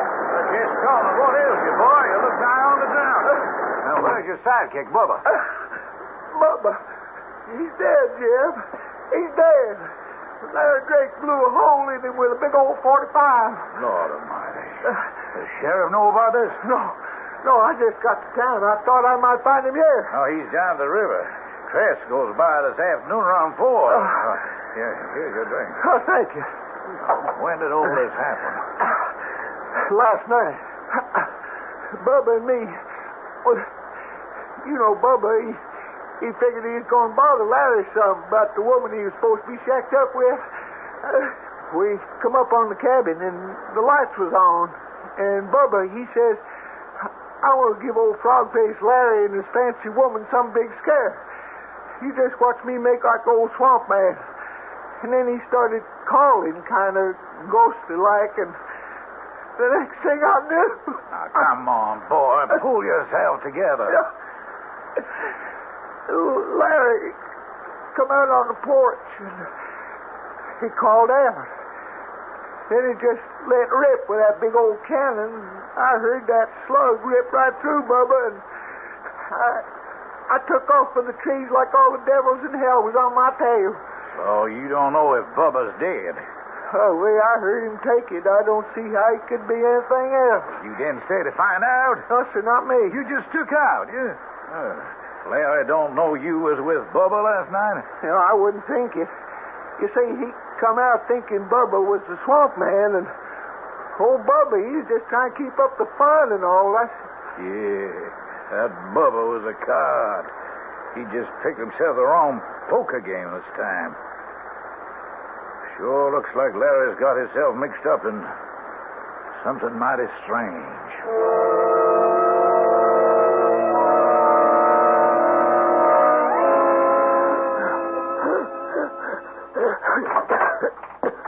Udine? I'm in bed, Larry. I'm sorry I was gone so long. Can I get you something? Water from the swamp. No more poison. The doctor's coming to see you. The doctor can't help me. Just give him the chance. I haven't time. Listen to me, Larry. He's won. I know that now. Who? The swamp man. I can't live in the air anymore. That's ridiculous. That's sheer nonsense. Look at me, Larry. I'm dying. I'm out of my element. Your element? It isn't air anymore. It's water. I have to go back or die. If only you could come with me. But he'd never let you. I'd fight him for you. Oh, I suppose you'd try. You love me that much. Larry? Yes? The wine we had at dinner last night. Yes? Could you bring a glass and share it with me? Okay, I'll get it.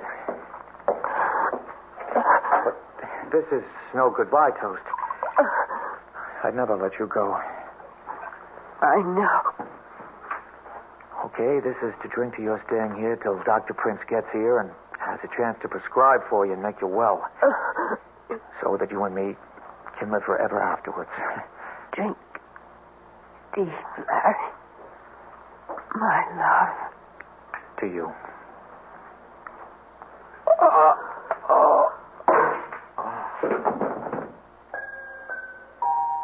Sleep, my love, till I call for you again. I have to leave you now. The water is green and cool, and it washes the skin like ointment. And the moss dampness makes you whole again. You will be so fair. Your skin renewed. Your youth returned. So much for so little. What is a soul worth, after all?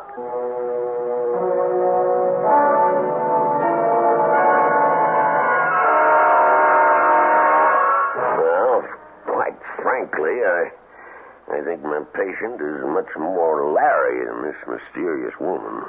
What's that mean? Well, from all the evidence, no one, save Larry, has seen her. Oh, you don't mean she don't exist? So physiologically, as a doctor, I don't see how she can. In addition to the impossible figures on her vital signs, I got a report on her blood sample. And? I don't know where our veterinarian game warden got it, but that was no human blood. What kind, Ben? Not a biologist or a hemopathologist. Reptile, fish. Not a warm-blooded animal, and certainly not a primate. You think this is some kind of a hoax? Well, I think a boy I loved very deeply because of what he once was is obviously broken psychologically. I think we'd better get out to that swamp and see what tatters of them remain that might be pasted together. If Jess Tomlin's testimony is right, there ain't many tatters remaining.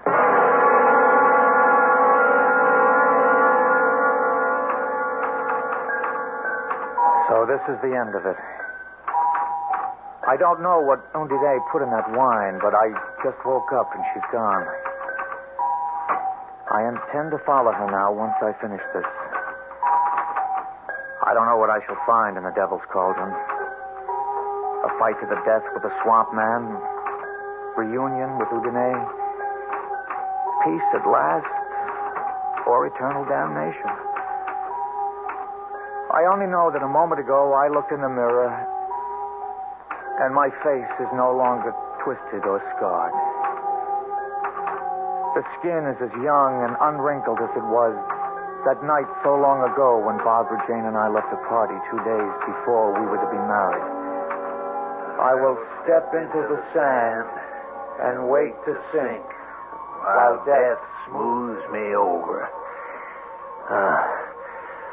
Maybe there's still time. We better head back for the swamp.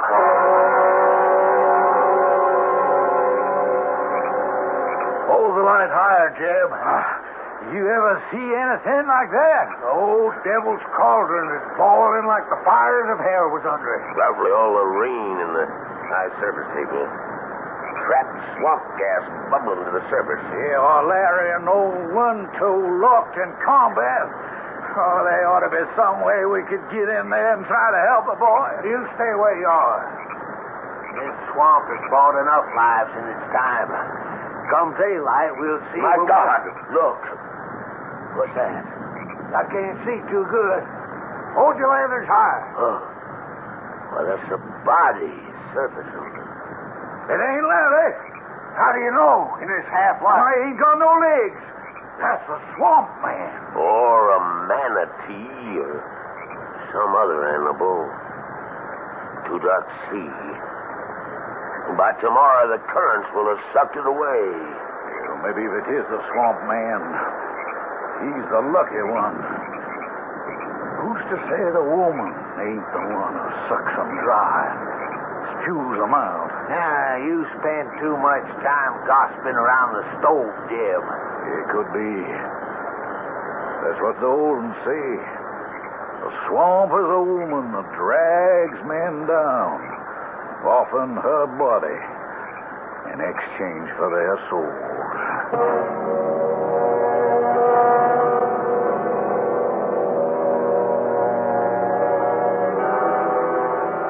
The way the legend goes. But then, there are so many legends. The classic fabled water sprites called Udine, who could receive human souls by marrying a mortal La Belle Dame Sans Merci who stole men's souls in exchange for love. Their numbers must be legion. And for that matter, since no one but Larry ever saw her, perhaps Udine was only a figment of the imagination. I'll leave you to make your choice. I'll be back shortly.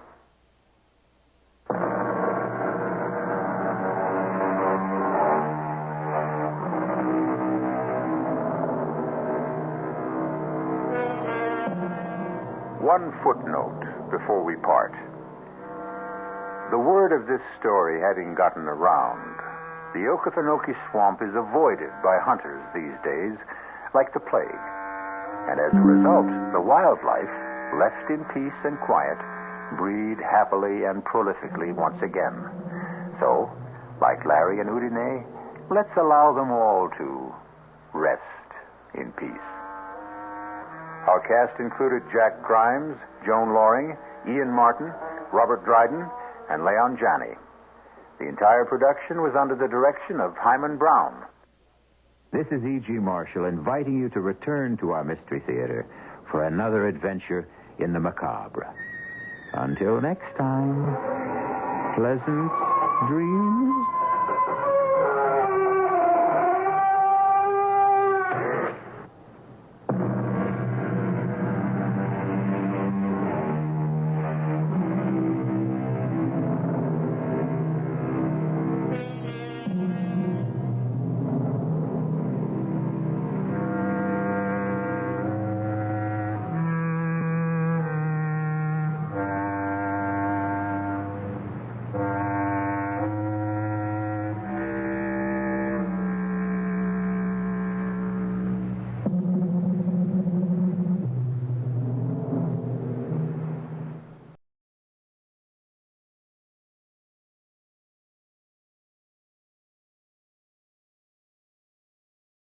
The CBS Radio Mystery Theater presents...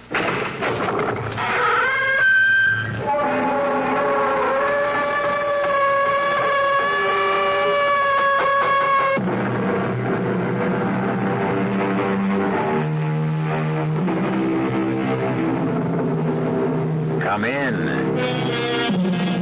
Welcome. I'm E.G. Marshall. Welcome to our world of mystery and the macabre. How much do you know about rats?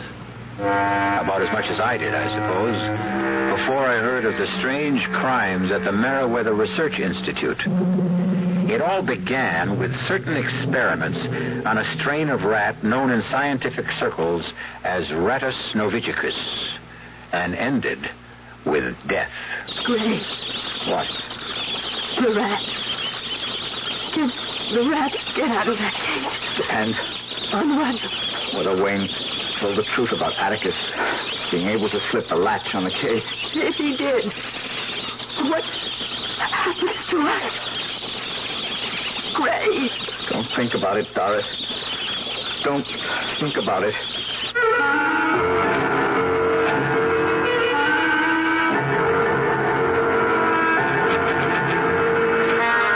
Our mystery drama, The Rat, was written especially for the Mystery Theater by George Lothar and stars Michael Wager.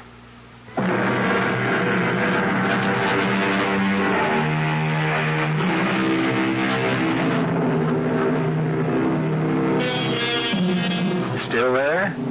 Good. I admire your nerve. All right, then. Come along with me to the laboratory of Dr. Grayson Carter, behavioral scientist at the Meriwether Research Institute. As you see, in that cage there, which covers one wall of the laboratory, are about 150 rats. Big, too, aren't they? That handsome dark-haired man in the white coat is Dr. Carter. And as you can hear, he's dictating a report. Report to Dr. Christopher Morton from Dr. Grayson Carter concerning experiment number 17 on Rattus novicicus. As you know, my entire theory is based on my conviction that of the 2,000 rat species in the world, the Muridae rat, especially the brown rat of Norway, Rattus novicicus, is the most intelligent. Although they originated in Asia Minor, they have spread throughout the world. As you know, Sorry, Gray, you're dictating. Oh, it's okay, darling. Come on in. I can't stay long. I'm going to the hospital to bring Wayne home. Oh, so soon. Quick recovery, I'd say. It wasn't really a bad attack this time. Oh? Doris, he couldn't move. He was absolutely paralyzed with pain. When his back goes out like that and the muscle spasms, he is helpless, yes, and sometimes it takes weeks, in fact, for him to recover, but sometimes only a few days. Doris, you are going to go through this. Tell him I want a divorce so I can marry you. Yes. But I'm sure he'll refuse. I want you for my wife. And I want the world to know it. If Wayne refuses to give you a divorce... Gray? Oh, it's Attila again. Attila? That big fellow there, the one bigger than the rest. Oh, good heavens, he is Gray. He's killing that other rat. Attila! Stop! Here. There. That'll calm him down. What is that stuff you threw into the cage? Blood feed? Blood feed? Kind of rough animal feed mixed with blood. Oh. The rats love it. I use it as a reward. When a rat learns to do something, perform some little task or trick, I reward him with a pan of food. Are they as intelligent as you thought? No, I'm not sure intelligence is the word. Cunning. Yeah, I see. Resourceful. Cunning and resourceful. At this point in my experiments, I'm inclined to think that a rat can figure out a way to do anything. Well, within reason, of course. If there's something to be gained by it. I'm not sure I understand. Well, for example, you see that billiard ball in the cage? Yes. Attila has learned, and so some of the others, but he's the smartest. He's learned to push that ball up that trough and then to maneuver it into that hole at the top. When it goes through the hole, it drops to the bottom of the tube and triggers the opening of that trapdoor. And what do you suppose is behind that trapdoor? Don't tell me. They're feed. You learn fast, too. Yeah. Let me see if I can teach you something you'll enjoy learning. Oh, Gray. Gray, darling. You're a wonderful teacher. I'm sorry to interfere with lovemaking. You look surprised, my dear. I was coming to the hospital to pick you up. You knew that. Wayne, let me make one thing clear. Oh, don't bother, Gray. What's been going on between you and my wife is very clear. Wayne... You really think you've managed to cover up your little game of illicit love? There is nothing illicit. Oh, isn't there? You steal my wife just as you stole the Schuyler Award for research. Stole the award? What are you talking about? Oh, you don't know? Well, I suppose that's scarcely surprising. Oh, now, look, Wayne. Now, get your hands off. Oh. Wayne. My back. That's okay. Oh, just a sudden twinge, thanks to you, Gray. I'm sorry if I caused you any pain. I just want to tell you that... Oh, you'll tell me nothing. I'll tell you. You stole my wife. You stole the award. But there's something you're not going to steal because I've got the inside track. The directorship of this institute. Wayne, I have no interest in becoming director of this institute. Good. Because you won't get it. I will. I'm going to our apartment, Doris. I'll expect you there in 5 minutes. 5 minutes. Or else. What does he mean, or else? Nothing. He's just upset. He meant something. I want to know what. That bruise on your cheek a few weeks ago, you didn't get it from a fall. No. Well, that's dirty. Gray, please. You're going to leave me. Divorce or no divorce. We'll see, darling. We'll see.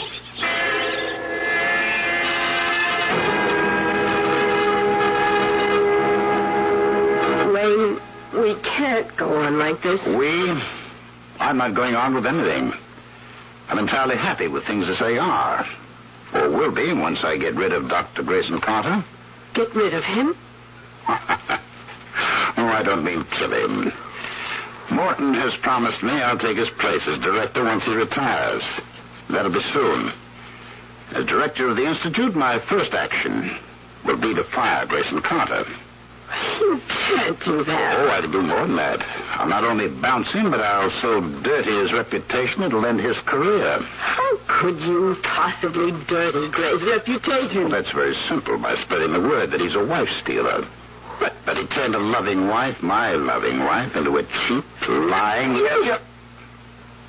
Don't you ever do that again, Doris, or you'll regret that. A lot worse than you did the last time. You lay a hand on me. I'll lay more than a hand on you, and you'd better keep that in mind. Now, there will be no divorce. You don't love me? I couldn't care less. But you're not going to love anyone else either, and that means beginning now you're to stop seeing Grayson Carter. I will not stop seeing Gray. Oh, I think you will. For his sake, if not yours. I've told you what I intend to do to him once I become director. But I could do even more than that. I don't see how you could do that. I don't intend to tell you. But there is one way you can find out. Just keep seeing him. Just keep letting him take you in his arms, fondling you, kissing you. You're hurting me. I could kill you and him along with you. I could... You filthy little fraud. Dr. Cheney here. Miss Morton, Wayne. Oh, yes, Chris. I heard you were coming home from the hospital today, and I'm anxious to talk to you. Would it be convenient to come right over to my office? Oh, it certainly would. I'll be there in 5 minutes. See you then. Well, it's come quicker than I thought. Morton wants to see me in his office, and right now. Unless I miss my guess, the next time you see me, I'll be the director of Meriwether Institute. And your love will be on his way down the drain.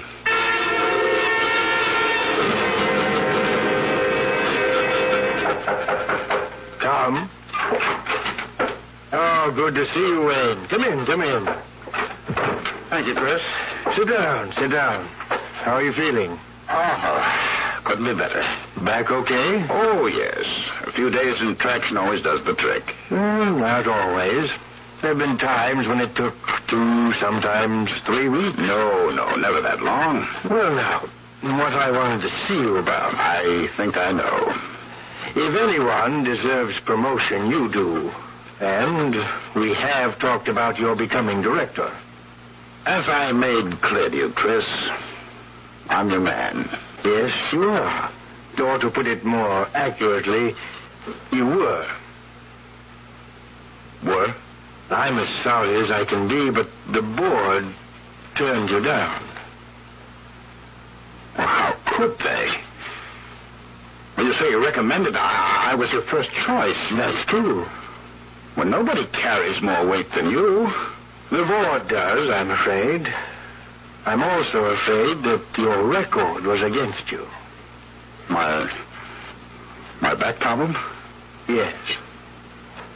And what the hell has my back problem got to do with my ability as director? Not your ability, but your disability, you might say. To kick me aside just because I've got a trick back? There was another reason.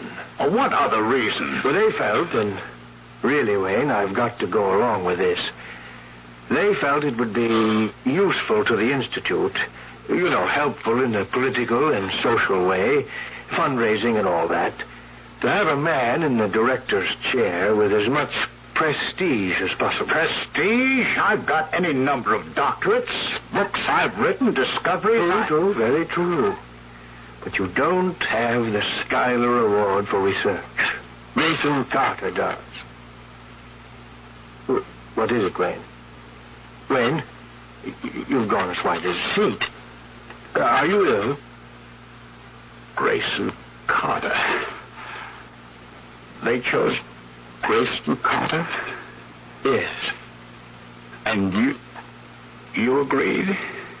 It wouldn't have served any purpose to disagree. But you agreed. After assuring me that I'd replace you, after promising me the job. Oh, now, I don't remember promising. You did. Right here in this office you promised me. Wayne, my dear fellow. You'll regret this. I promise you'll regret it. And I'll keep my promise. You wait and see. Wait and see. Wayne.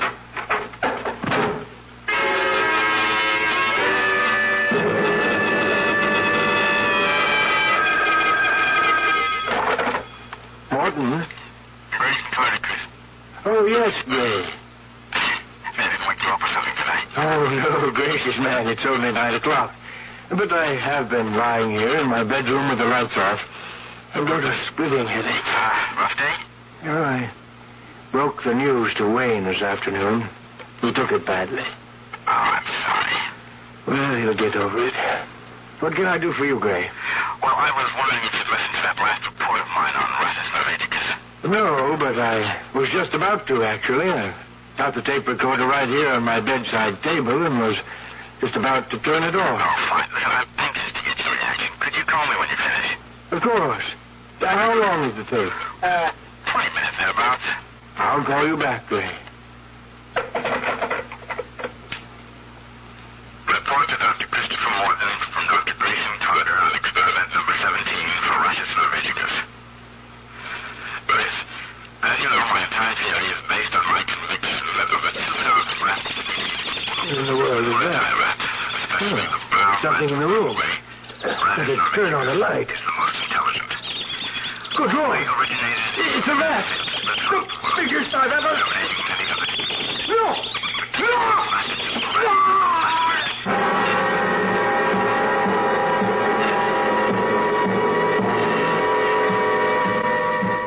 Even as Dr. Christopher Morton listens to Dr. Grayson Carter's report on his experiment with rats, Attila, the largest and most cunning of all, flings himself at Morton's throat.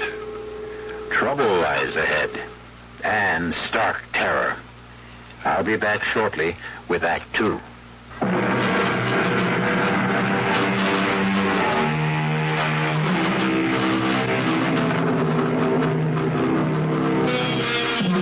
Do you suppose it was Dr. Wayne Cheney who put Attila the rat in Dr. Morton's bedroom?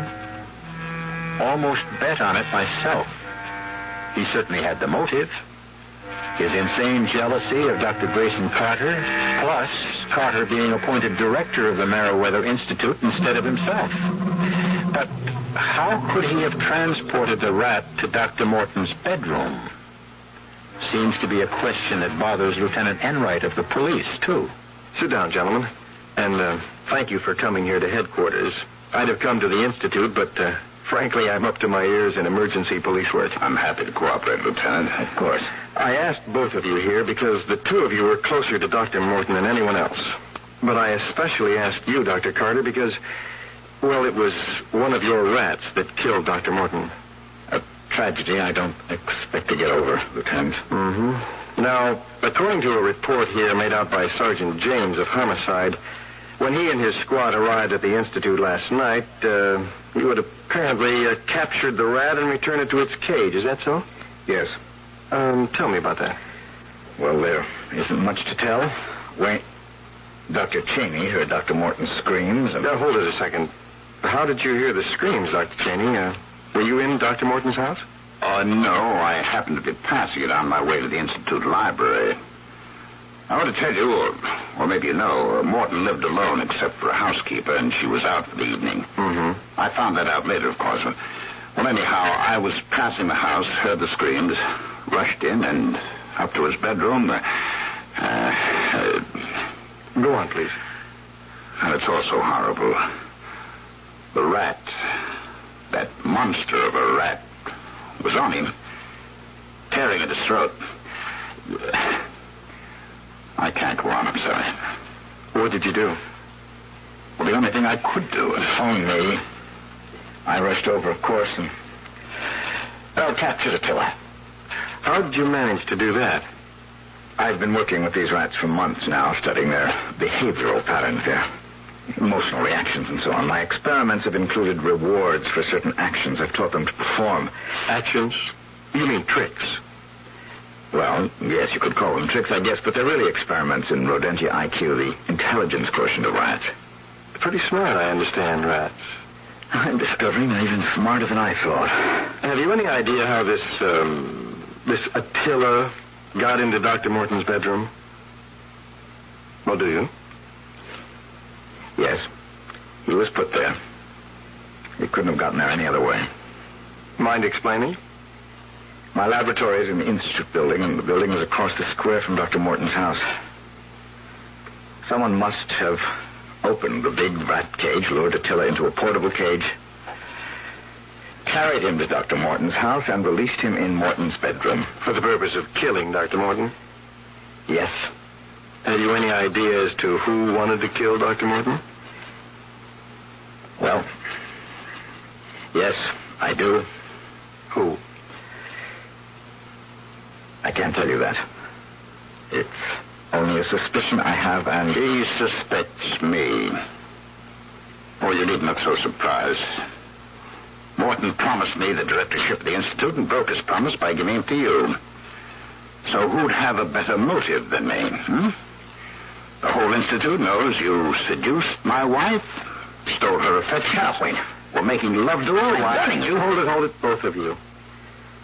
I'm sorry. If I'd known things were like this between you, I'd have interviewed you separately. You've told me all you can at this point. Thank you for coming. Dr. Carter? Yes? I'd take special security measures with those rats of yours from now on.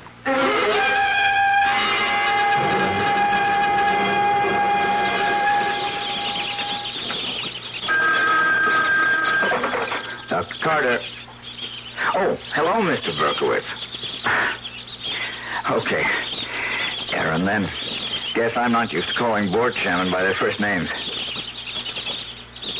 Yes? Well, I hate to wash up the experiment when it's only a few weeks short of completion. Well, yes, I know it's been a month since Dr. Morton's death, but...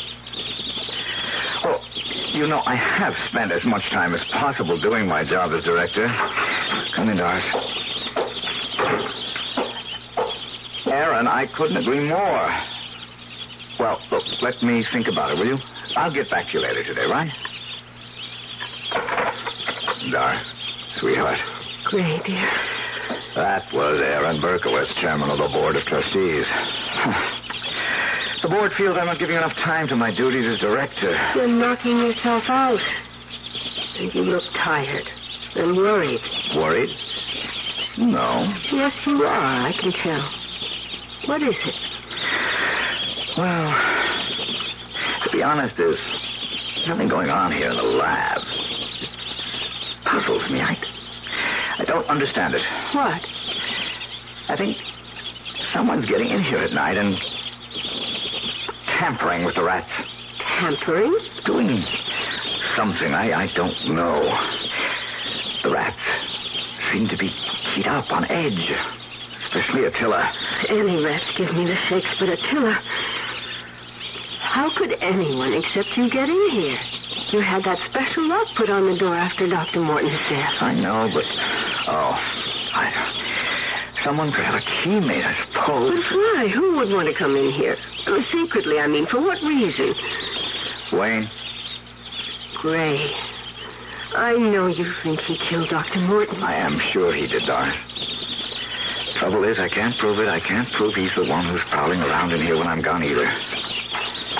But I'm pretty sure it is him. Oh, Gray, why don't you give up this whole thing? This whole experiment, these rats. Suppose they got out of that cage while you were here. 150. Oh, hey, darling, cool it. 150 rats aren't getting out of any cage. Not while I'm here. One of them did. Attila did. He did not get out. He was taken out. Look, here, let me show you why it's impossible. Gray, please, I want you to stop worrying. Now, see this bolt? Yes. Well, it's on the outside of the cage. The only way to open this door is for someone to slide the bolt back, like so. Well, couldn't a rat... You say they're so clever. A rat reach through the bars and slide the bolt. Well, I guess so. Well? But he'd have to be taught to do it, just the way I've taught them to do other things. Honey, I am not teaching a rat how to slide the bolt back. Well, I'll be glad when this whole experiment is over and done with and you're safe behind your desk in the director's office. Oh, stop worrying, Doris. About the rats, anyway. We've got other things to worry about. Did you ask Wayne for a divorce again? Yes. He just laughed at me. I guess I'm just going to have this out with him. But there's nothing you can do. He is my husband. He's got to give you a divorce. He won't. No, he won't. Is he at home now? Yes, at least he was when I left. Why? Come on. We'll see him together. Wait a minute. I am not waiting another second. This thing has dragged on long enough.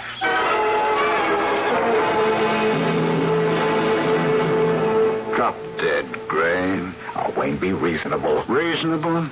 You asked me to be reasonable? Wayne, I don't love you anymore. I love Gray, so what's the use of our being... No use at all. I'd be happy to be rid of you.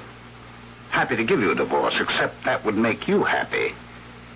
If there's one thing in this world I'll do everything to prevent, it's your happiness. What kind of a man are you? I detest you. I say it calmly because I have to.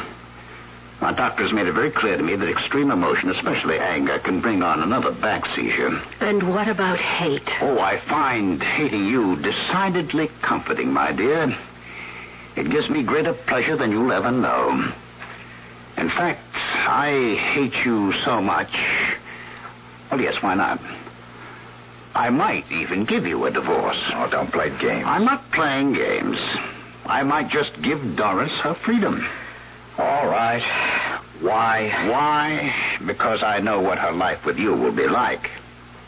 I know you for what you are, Gray. A self-centered character who has only one interest in life, himself. And when she married you, once you got what you wanted, she'd find out what you're really like. No better than those rats of yours. I ignore your insults for what they are. To me, nothing. Are you serious about giving Doris her freedom? I'll think about it. Now, if you don't mind, I'll ask you to leave. I'll see you to the door. Gray, can he possibly mean it? I don't trust him. One way of making us miserable would be to raise our hopes and then dash them to the ground. Don't get your hopes too high. Goodbye, dear. How can you bear to leave him out of your sight? Wayne, did you mean it? Will you give me a divorce? I said I'd think about it, didn't I? But did you mean it? Did I mean it? Why, yes, I meant it. It is possible that were I to give you your freedom to marry him, you'd come to loathe each other in very little time. I'd take my chances. Of course, because you're in love. So madly in love. But now another thought strikes me. And it's a thought I don't relish at all. What thought? Wayne, what thought? The thought that you might be right and I wrong. That if you married Gray, you might spend the rest of your life deliriously happy. I couldn't have that. Could I? Wayne, are you all right? Wayne. I'm thinking. You asked me if I would think it over, and that's what I'm doing, thinking it over. Oh. I'm not only thinking it over, I've come to a decision. And what is your decision? No. What do you want? Your death. My death. Wayne, what are you saying? You didn't see Dr. Morton when that rat Attila was finished with him. Oh, no. You didn't see the throat. Stop it. And all done by one rat. Think what 2 rats could do. Or 10. Or 150. What are you saying? Oh. You're the one. You've been in Gray's lab at night. Yes. Yes, of course. What were you doing there? Well, what do you do with rats? If the celebrated behavioral scientist, Dr. Grayson Carter, is to be taken seriously, you teach them tricks. I have been teaching them tricks. Correction. I have been teaching one of them a trick. What kind of trick? Oh, I hate to admit this, but Gray is absolutely right. Rats are clever. One of them is, anyhow. What? The one I lured into a portable cage with the special feed and transported to the bedroom of our late Dr. Morton. You... Well, who else? You know it. Gray knows it. I'm quite sure that even Lieutenant Enright knows it. But none of you can prove it. Oh. What are you going to do? Kill you. What? Or rather, they are. They? The rats.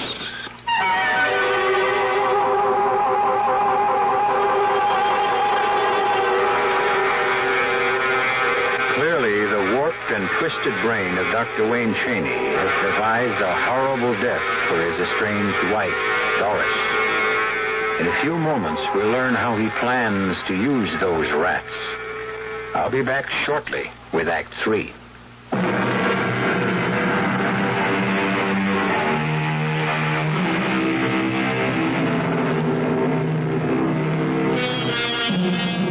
You're still with me? Good. Well, now, I'd say that Dr. Wayne Cheney has come unhinged, wouldn't you? No man in his right mind would plan to murder his wife by using rats. Excuse me, one rat. Attila. Now, just how he intends to use Attila, I don't know. You? Well, let's find out together. Midnight, Doris. The time has come. More properly, your time has come. Wayne, please, come to your senses. Move. No. I have ways of making you know that. All too well.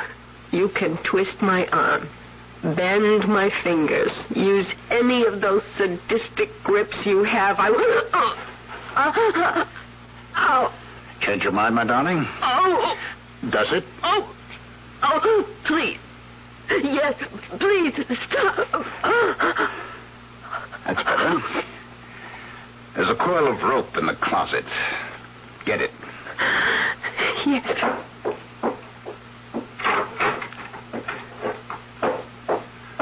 Very good. Bring it along. I warn you, if you try anything on your way to the laboratory, I'll make you wish for death.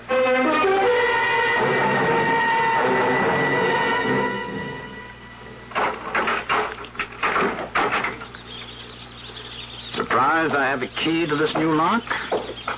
Well, I won't keep it a secret from you, Doris. Husbands and wives should have no secrets from each other. I forgot. You don't go along with that. You believe in keeping secrets from your husband. Secrets of illicit love. Wayne, you're wrong. You're so wrong. You deny the two of you were meeting secretly? Not secretly. Making love secretly? No. Did you enjoy being crushed in his arms? Stop it. It was nothing like that. You've let your imagination invent things that never happened. Wait, what are you doing? Oh, just tying you up. No. Why do you think you brought the rope? Wait. What are you going to do? I am going to do nothing. The rats will do it all. Now, hold still. I want to be sure your wrists are securely tied behind your back. Oh, I almost forgot. I promised to tell you how I got a key to the lock. I don't care how you managed to... Oh, but you should. Without a key, I never could have done the remarkable thing. Yes, the very remarkable thing I've done. All right, now to tie your feet together at the ankles. You see, all I did was simple. All I did was call in a locksmith the day Gray went to a board of trustees meeting. I merely said I'd lost a key and needed another. Simple as that. Oh, sorry. But I must bind you tightly. There we go. That should hold you. Wait. Now, we'll just place you on the floor. Oh, no, please. Oh, I'm sorry, my dear, if the floor is cold. But you won't be chilly long. Not very long, anyhow. Wait. Listen to me. I beg you, please. What the hell's going on in here? Gray! Help me, Gray! Doris, what are you doing here at this hour? Checking the lab at odd hours to catch whoever's been prowling around here. Hey, what do I... Are you still coming? Are you?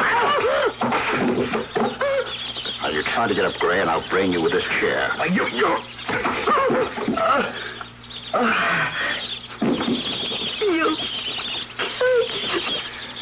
I hope not. You killed him. I don't want to be done out of the pleasure. No. He's not dead. He's breathing. Got to get him tied up, too, before he comes around. You're going to kill us both. Oh, hardly an opportunity to be missed, my darling. Maybe there is some justice. Oh. There now. His wrists tied behind his back. Now for his ankles. I better hurry. He's coming, too. Now you move, and I'll belt you again. What? There we go. Neatly tied up, the two of you. Now, isn't this a pretty sight? The lover and the unfaithful wife trapped. Horace, he's out of his mind. He brought me here to kill me. He intends to have the rats killed. You are crazy. There's no sense trying to free yourself. You're tied securely, and so is my unfaithful wife. You wish to be parted from me, my dear? You wish to dissolve our union so you could be united with your lover? You shall be united. In death. Beginning now. something I learned from you.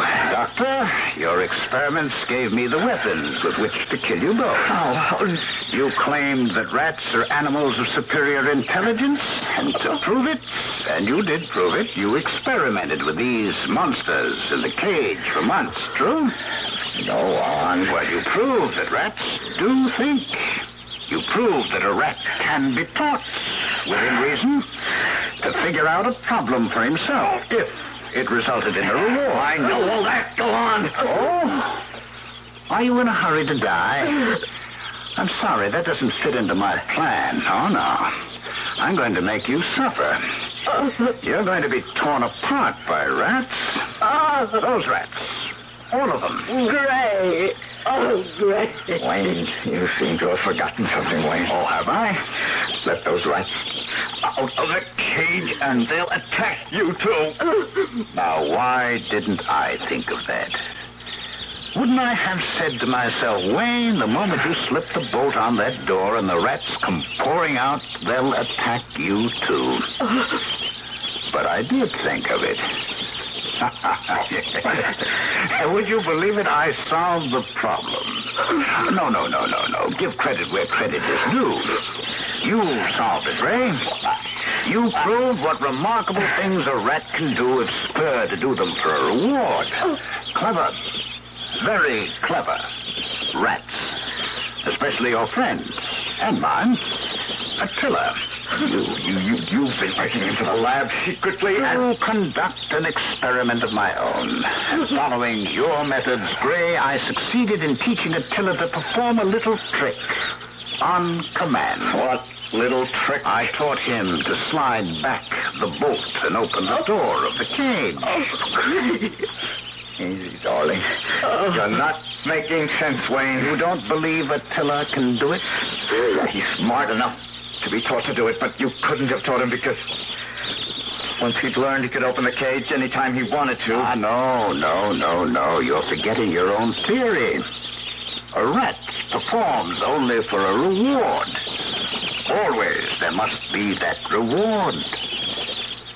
Attila will slide the bolt back only after it has been smeared with feed. And I give him the command. Shall I demonstrate? Wait, don't do this. Listen, let us go.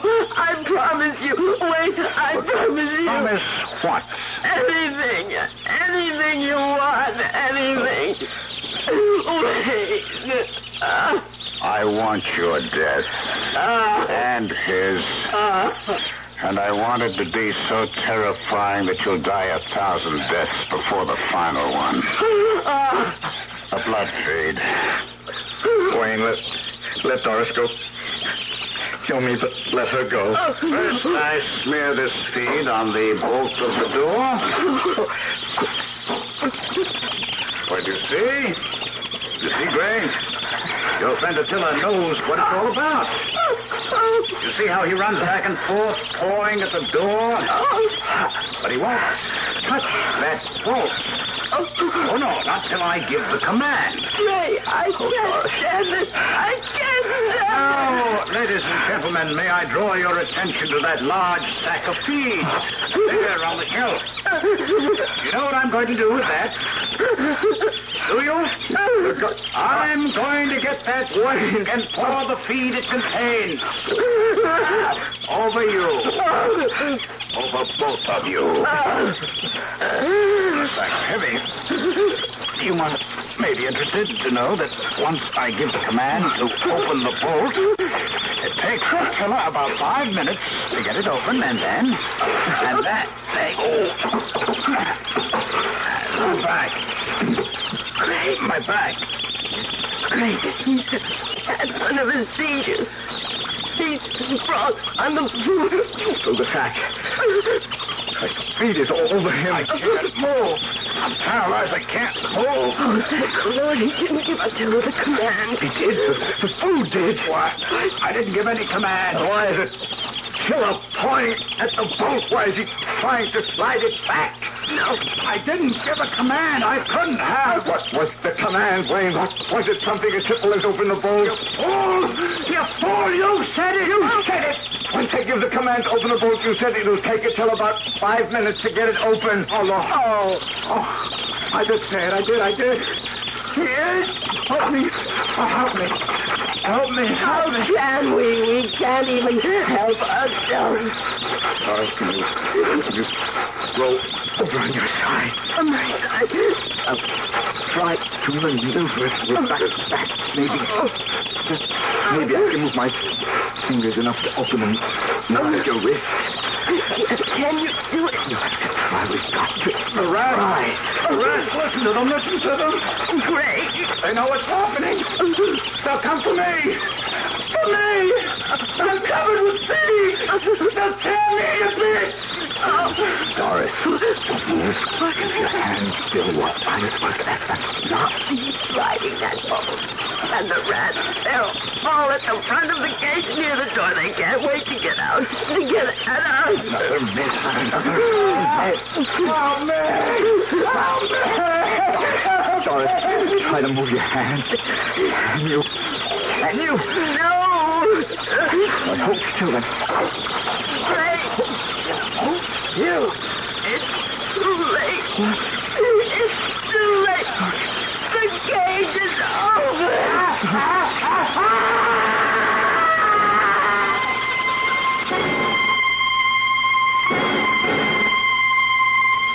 And that's it, Lieutenant. That's about all there is to tell.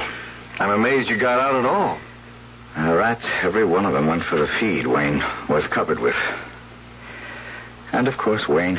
If only we could have done something to save him. What could you have done? If you'd wasted any time once you got untied, you'd never made it out of there alive. That is for sure. Well, it's over now. I'm not a vengeful man, but I must say your husband got what he deserved. He used a rat to murder Dr. Morton and was murdered himself in the same way.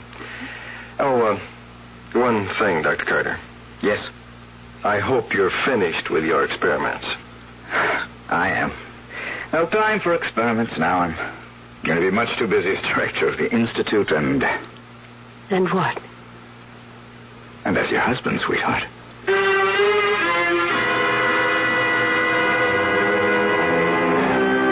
And surely they deserved happiness, those two. The fates had thrown them a pretty horrible and terrifying curve. The kind few of us are ever called on to face. At least I hope we aren't. But you never know, do you? I'll be back shortly.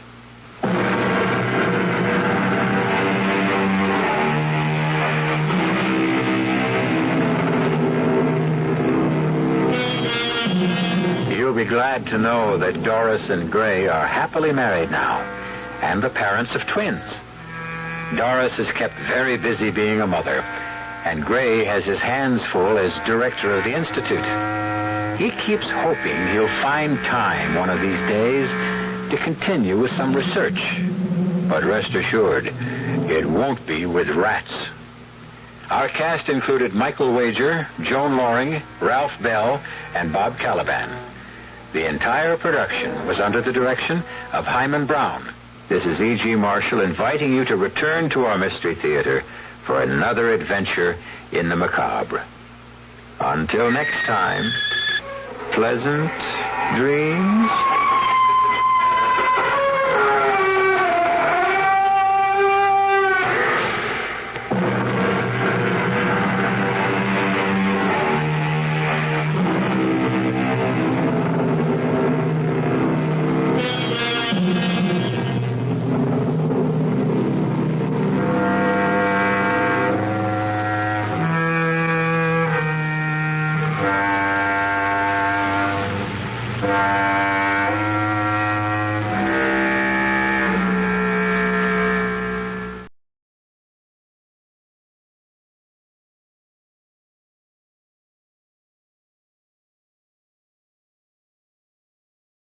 The CBS Radio Mystery Theater presents...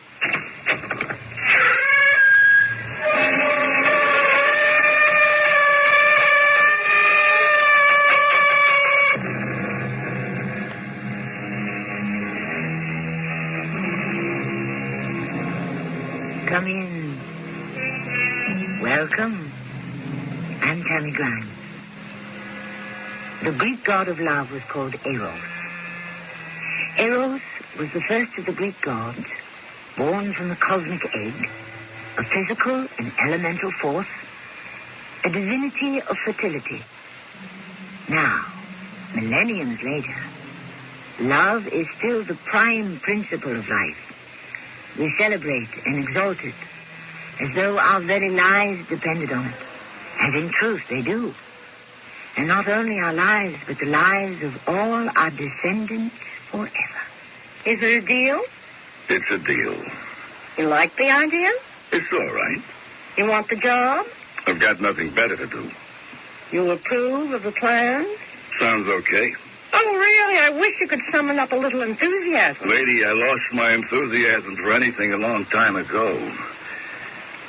If I ever had any.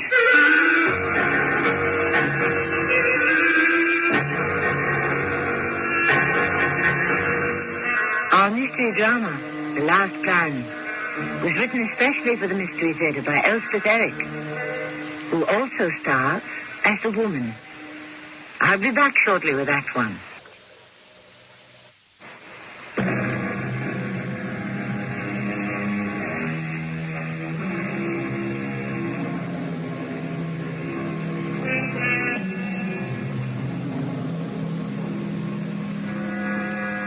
We spoke at the opening of the Greek god Eros. Now we must tell you something of Thanatos. Thanatos, brother of sleep and the night, dweller in the lower world, and the personification of death. What, you may be asking, have these two, Eros and Thanatos, to do with each other? And what place do they have in a simple radio drama? Listen, and we'll try to tell you. I seem to have this cat. She wandered in one day and simply stayed. I can't tell if she's happy here or not. I don't know whether she likes me or hates me. I think to her I'm an adequate housekeeper. Not the best, not the worst, just adequate. She may move on any day now. That's what she seems to be thinking. As soon as she's figured it out. Meanwhile, oh, the phone. Well, it breaks the monotony. Yes? Hello? Hello? Is that you? Of course. Well, this is me. Can I come over? Why? Listen, it's happened again. Oh, no, not again. Yes, and it's worse than ever. Well, what do you want with me? I have to talk to somebody. It's getting serious. Well, what do you think I can do? Figure out a way to stop it. And it's been going on for years. I told you, it's getting worse. It's driving me crazy. You ask me, you're both crazy. He's crazy. That's who's crazy. Look, can I even talk to you about it? I don't like to get involved in something like this. Oh, that's what everybody says. I don't want to get involved. Well, somebody's got to get involved because things can't go on this way. Why can't they? You've made out all right so far. I told you, it's getting worse. Something awful is going to happen. Please, I need to talk it over. Please. All right. Is it okay to come over now? Yes.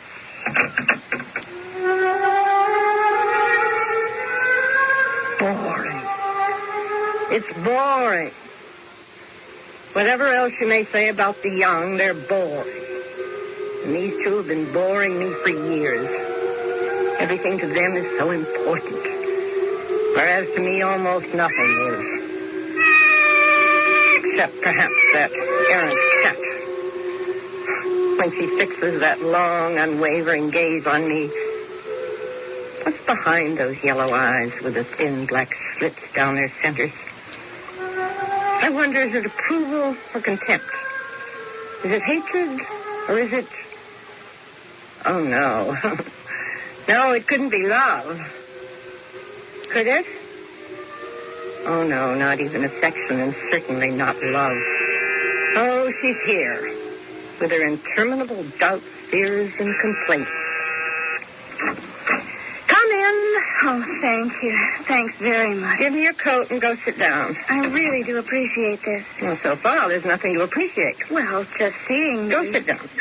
Oh, I didn't know you had a cat. I don't. The cat has me. What's her name?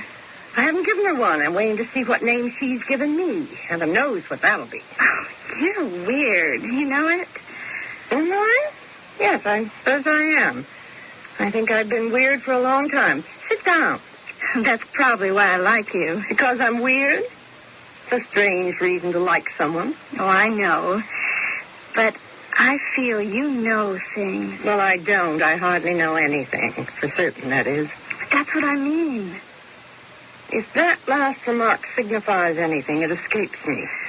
Oh, me too. Well, at least I'm glad to see you've recovered somewhat from your recent hysteria over the telephone. Oh, yes, that. Perhaps now you can tell me calmly and quietly the reason for it. He tried to strangle me. Oh, really? When was this? At breakfast. Any special reason? He thought I put poison in his coffee. Oh? And did you? Oh, certainly not. Would I do a thing like that? I don't know. Would you? I love him. Uh-huh. I think he's the most wonderful man in the world. Very difficult living with the most wonderful man in the world. Quite a strain. Well, don't you think he's wonderful? I hardly ever think about him at all. You'd better start thinking about him now. Because one of these days, he's going to kill me if you don't stop him. Me stop him? How can I stop him? Oh, you'll think of something. Your confidence is touching. You don't want me to die, do you? No, I don't want you to die. Not actively, that is. Well, then. But do I want you to live? That's the question, isn't it? Do I actively, positively want you to live? I'll have to think about that.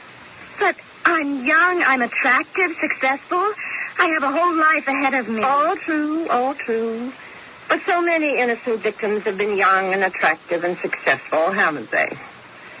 Nevertheless, they died. Well, don't let it happen to me. Why don't you leave him? When I love him? Oh, I forgot. Well, where would I go? Any place. You're rich enough. And let him take over? He would, you know, the day after I left town. No, he's just waiting for me to do something like that. Looks like a hopeless situation. It can't be. You have to think of something. You have to. Well, I'll try. Oh, good. I said I'll try. I can't promise anything. Oh, if you really try, you'll think of something. I know you will. I have to go now. Just keep on thinking. Keep trying. Remember, I'm counting on you to save my life.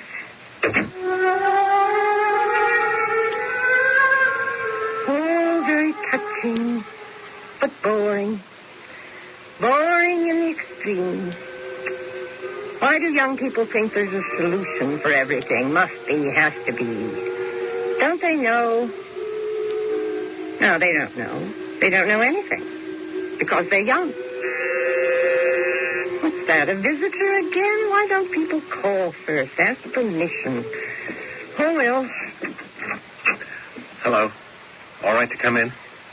What do you want? Well, is it okay to come in? You let her come in. Why not me? She told you she was here? Yeah. So is it all right to come in? You let her, so why not me? Did she tell you why she was here? She didn't have to tell me. It was the same old thing. I know that. Well, wasn't it?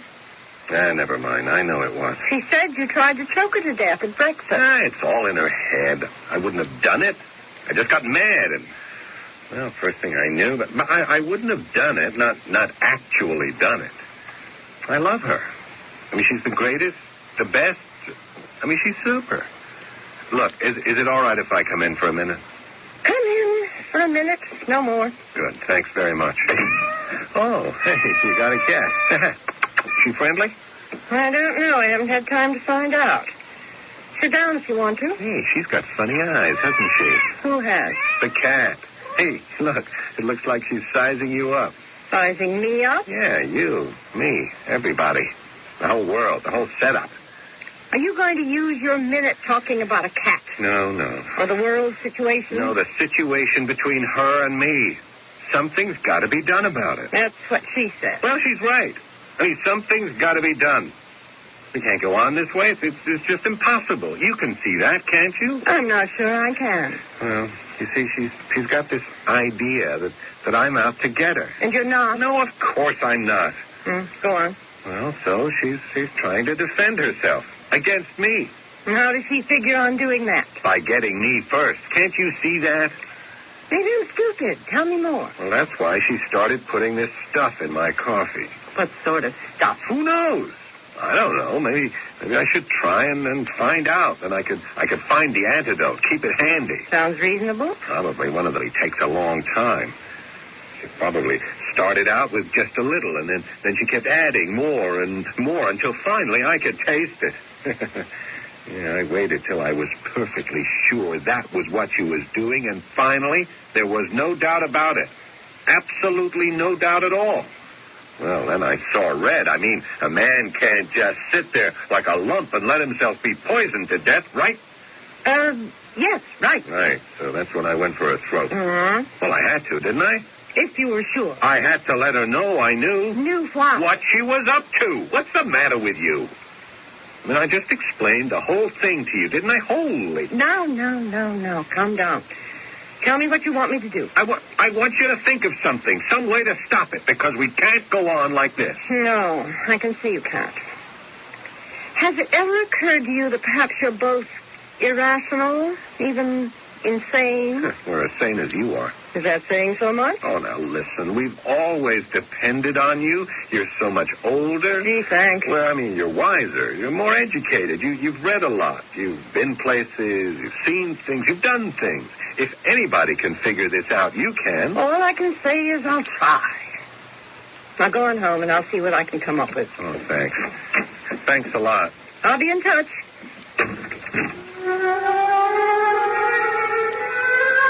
It's late.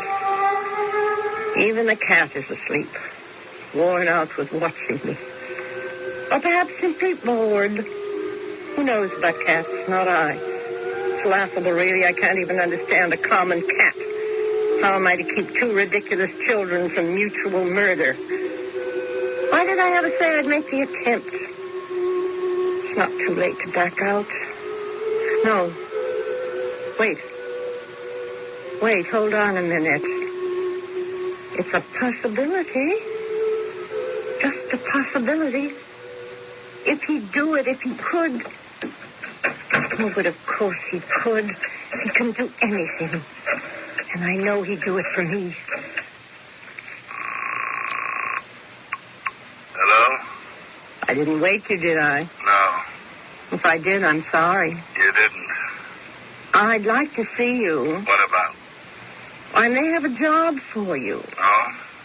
You free tomorrow? What time? Anytime. I'll be here all day. I'll be over in the morning. You won't be sorry you made the trip. See you then.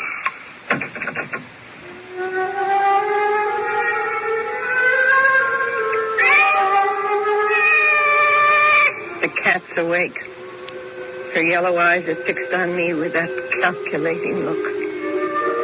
Did she listen to my whole conversation? Did she approve or disapprove? What do I care? She's only a cat. But I care. I care a lot.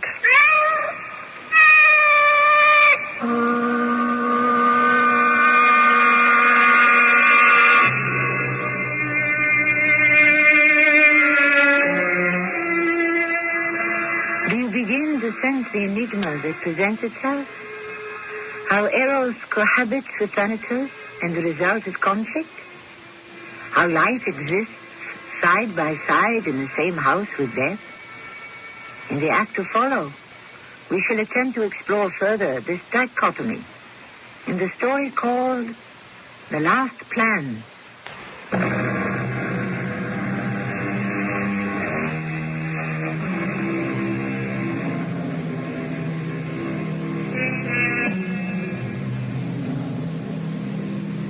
Yet each man kills the thing he loves. By each let this be heard. Some do it with a bitter look, some with a flattering word. The coward does it with a kiss. The brave man with a sword. These despairing lines were composed in 1898 by Oscar Wilde. But let us remember that he wrote them from Reading jail, where he had been confined under the most humiliating and degrading circumstances.